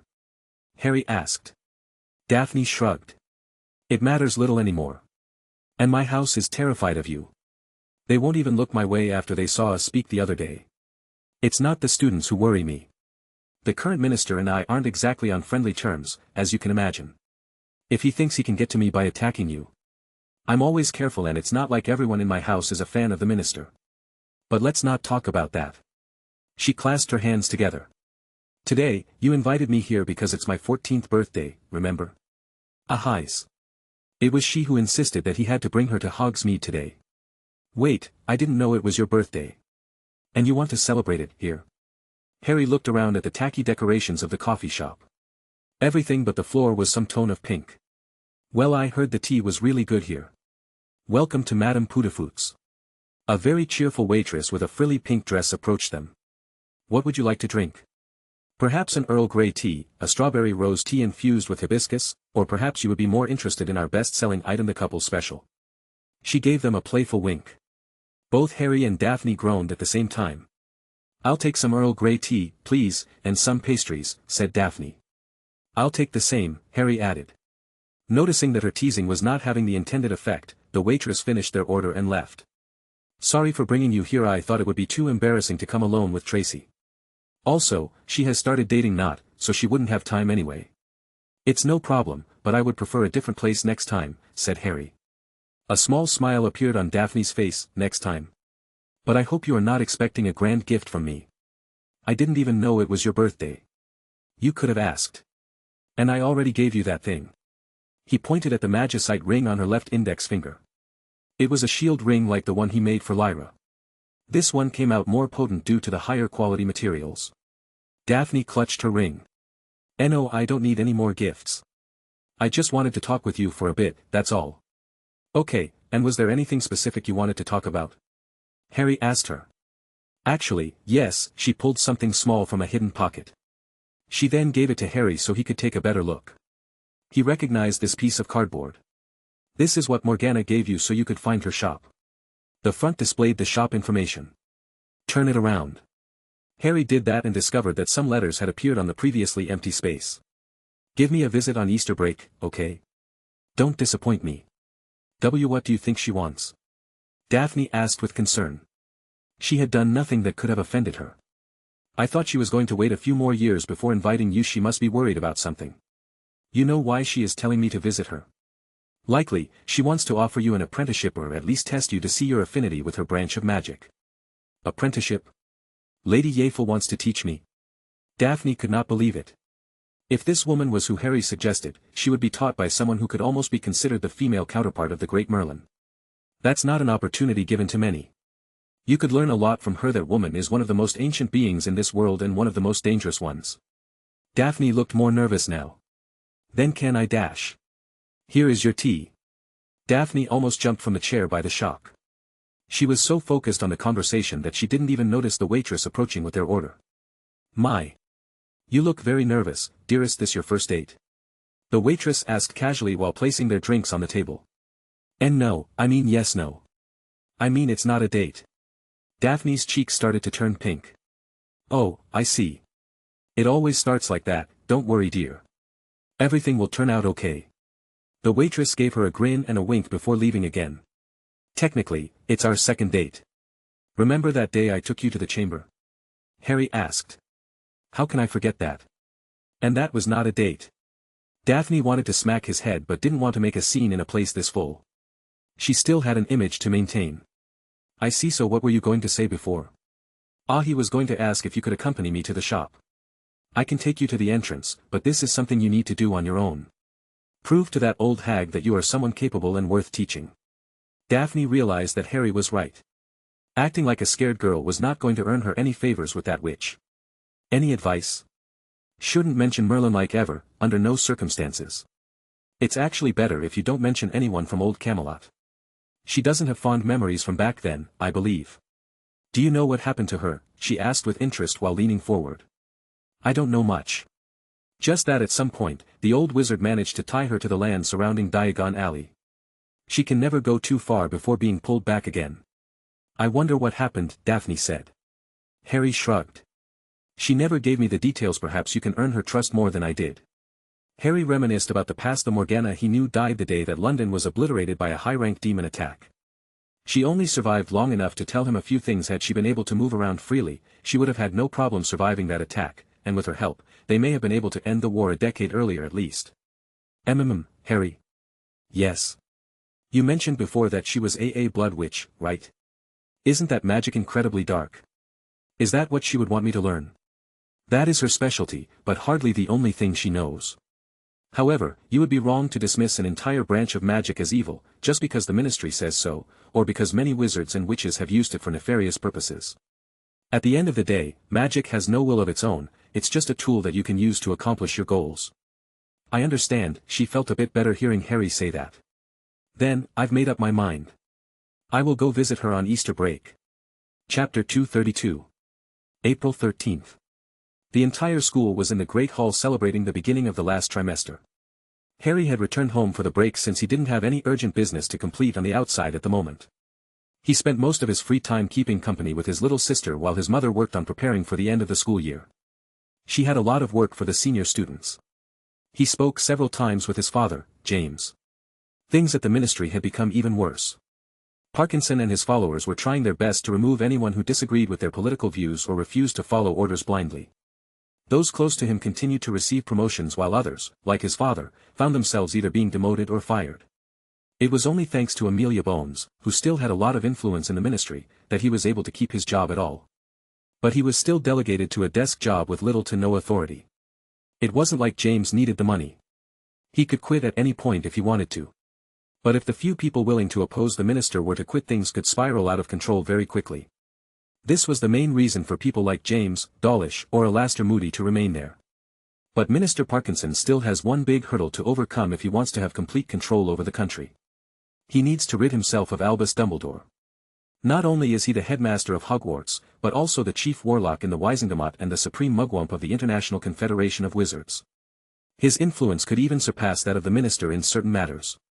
For as long as Albus Dumbledore is allowed to remain, Parkinson will never have complete authority, and he is very much aware of this fact. Harry thought for a while but could not think of anything that Parkinson could do to get the old man removed from his several positions of power. Unless something major were to occur in the castle, something that the minister could put the full blame on the headmaster, like a very serious crime or some incident that caused the deaths of several students. Attention everyone, I need a minute of your time.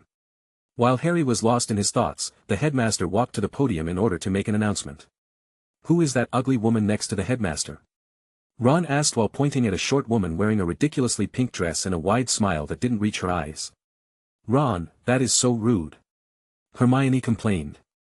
Well, she is very unpleasant to look at. That smile gives me the creeps, Lavender said with a deep frown on her face. Does anyone know who she is? I doubt they would be introducing a new professor this late. Parvati stared at the woman with interest. That is Dolores Umbridge. A bootlicker from the ministry with too much authority, Harry said. Oh, I've heard that name before.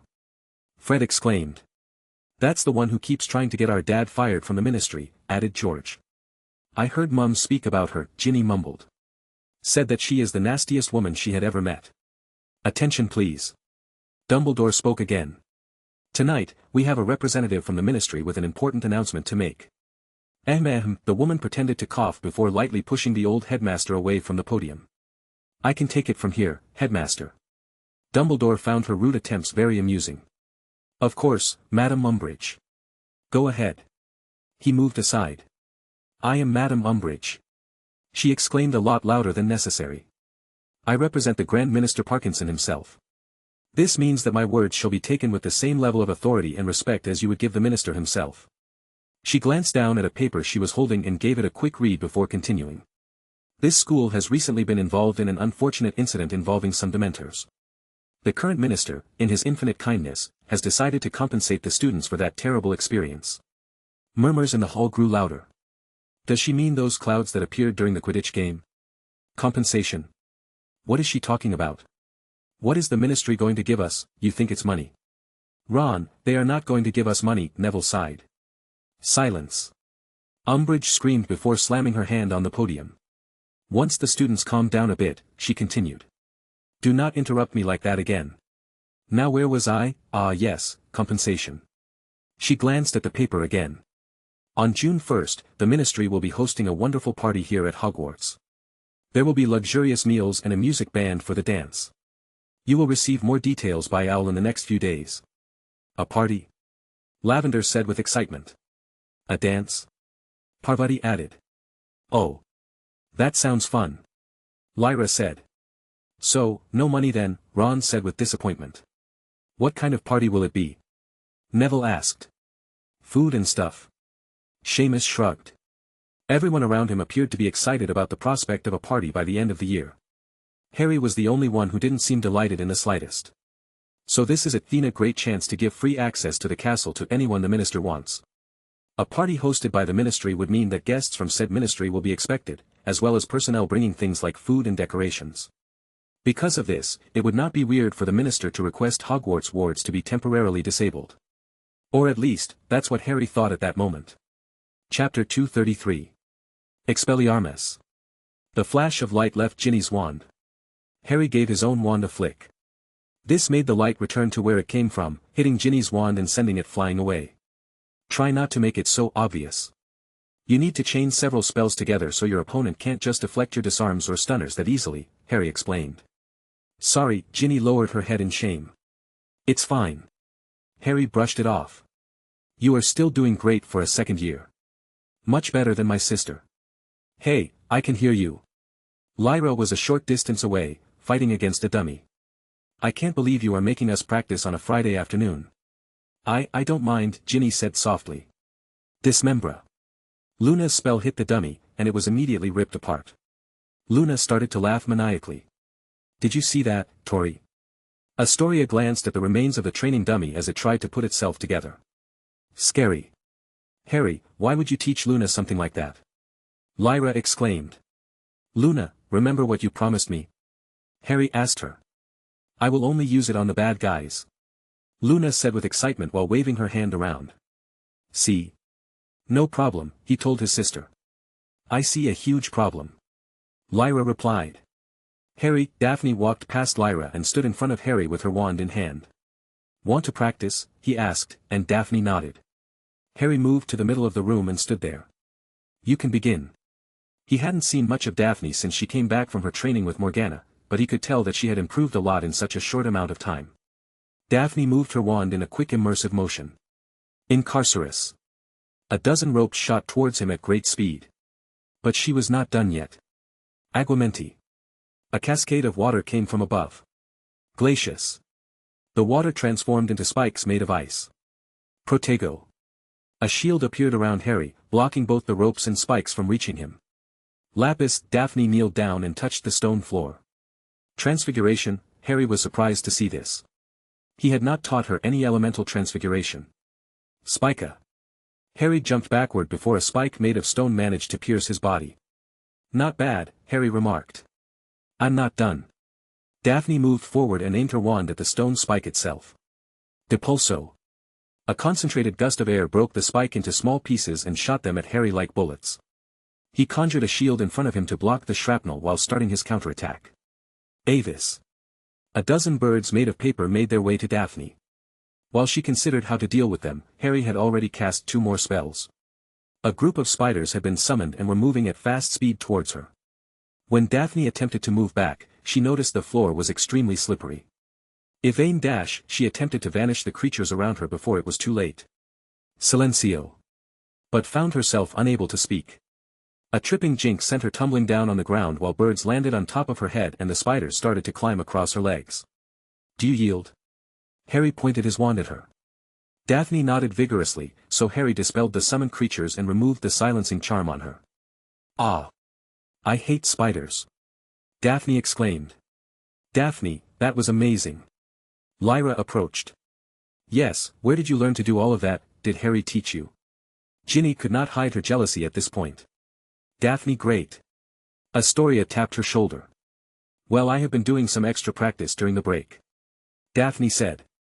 She could not mention where she had been. Only her parents had a vague idea of what was going on.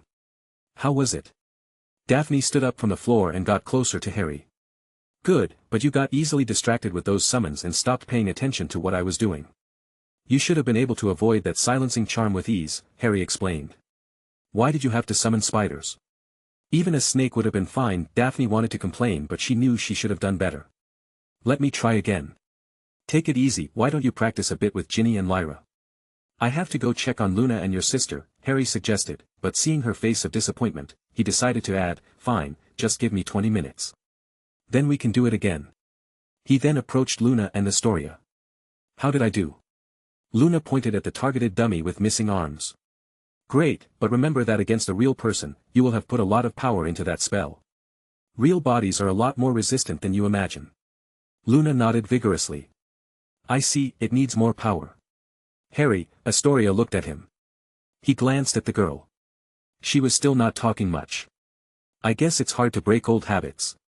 Teach me. Astoria demanded while making an expression that was probably the closest she could get to a pout. Harry found it amusing that she was probably being jealous of her sister Daphne. The only problem is that I still don't know if there is any type of magic that she stands out on. She seems to be decent at everything. Is there anything in particular you want to learn? He decided to ask. Astoria shrugged. Well, is a bit early but if I teach you the basics of silent casting, She seems to dislike speaking so learning to use spells without having to say anything will probably benefit her more than most. Astoria smiled. Apparently, she loved the idea.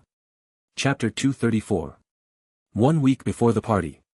Minister Parkinson had called his inner circle for one last meeting before the day to make sure everything was ready.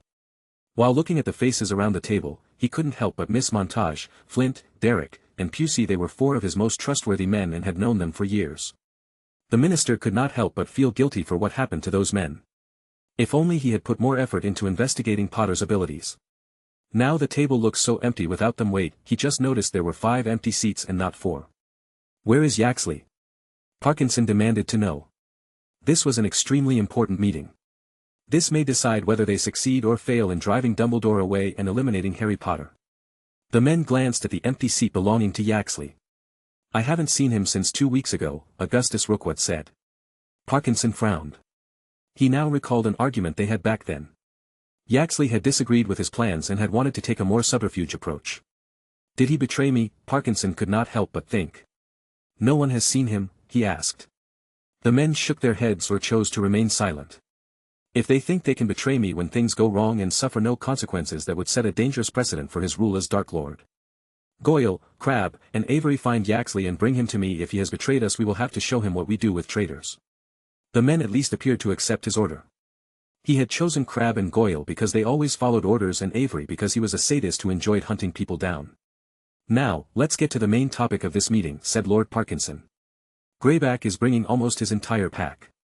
28 werewolves plus himself," Antonin Dolohov said. "That is more than overkill already. Do we even need the trolls?" Jugsun asked. 5 trolls and 15 of the Outer Circle recruits. "All ready for action," Walden McNair said. "Excellent," Lord Parkinson smiled. His eyes then moved to Mr. Jugsun.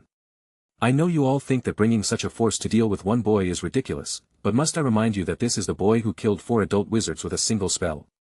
Parkinson slammed his hand on the table. He knew that his story about what happened that day at the arena was going to be hard to believe. That's why he went as far as to let these men review his memories of the event using a pensieve. But he was afraid that even with that it may not have been enough. No matter. We cannot be too cautious with this. This plan cannot fail. There is too much at stake, Lord Parkinson said. He is right, Lord Selwyn agreed. In a week, we will get rid of that Potter boy, as well as the boy who lived, and Albus Dumbledore will take the blame for the attack. Indeed. The documents are all ready, the new minister assured them. As soon as the press is informed about what happened in Hogwarts, they will find many documents implicating the headmaster as the main culprit of the werewolf attack on the school.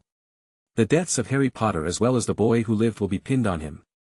Like the previous minister, Dumbledore will be forced to leave the country. Just one more week, Parkinson said in a soft tone. 1 week later. You look so handsome. Lily clung to his arm. Harry was wearing some elegant dress robes made of black acromantula silk. Mom, that's enough, Harry grumbled. Did you at least leave Holly at home? Yes, but I still think you and your father are being too paranoid, Lily huffed. Don't forget whose idea this party was, Harry said. I know, but even that man won't be that bold to try anything here. The headmaster will be at the party, as well as important people from the ministry and a dozen Aurors, Lily pointed out. I wouldn't trust any of those Aurors, said Harry. His father, moody, Dawlish, as well as any decent Auror had either been fired or put at some desk position. Far away from the action.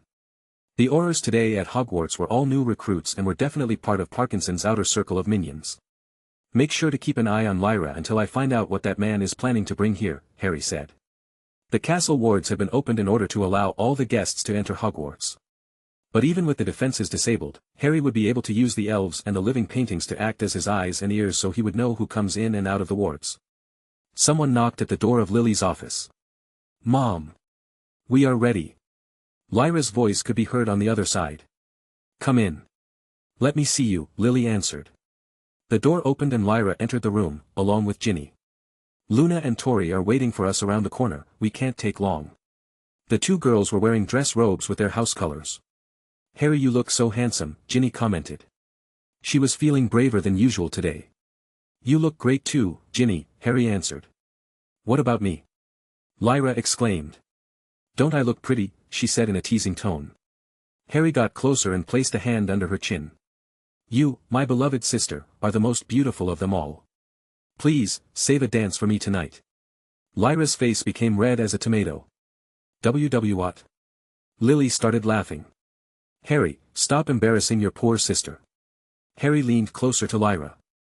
You are 1,000 years too early to tease me. He gave her a playful wink before letting her go. He glanced at Lily. I'm going ahead. Remember what we spoke about. Lyra finally reacted. W8. Come back here. Chapter 235. Harry moved through the corridors at a brisk pace. Once in a while, he would come across some excited group of students making their way toward the Great Hall, where the party was going to take place. His eyes moved to the paintings on the walls. Most of them were empty of the usual individuals depicted on them. This was because they were busy, watching the most important areas of the castle since he had put the entire school on high alert. The ghosts, the paintings, and the house elves were all acting as his eyes and ears. After checking that one was around, he stopped in front of a set of armor. May as well activate them now and leave them on standby for later use. Pyre Totem Locomotor. The 4 suits of armor in the hallway attempted to move at the same time but were unable to distance themselves from the wall, and instead, they just thrashed around. What is going on? Who put sticking charms on the armors? For a moment, he thought this might be some sort of prank, but then Harry recalled something. Last year, the school had many incidents involving objects falling onto students during the tremors caused by the giant basilisk. Until one day, the headmaster announced that he took preventive action and placed sticking charms on all the heavy objects in the castle that could potentially fall. This included every statue and set of armor.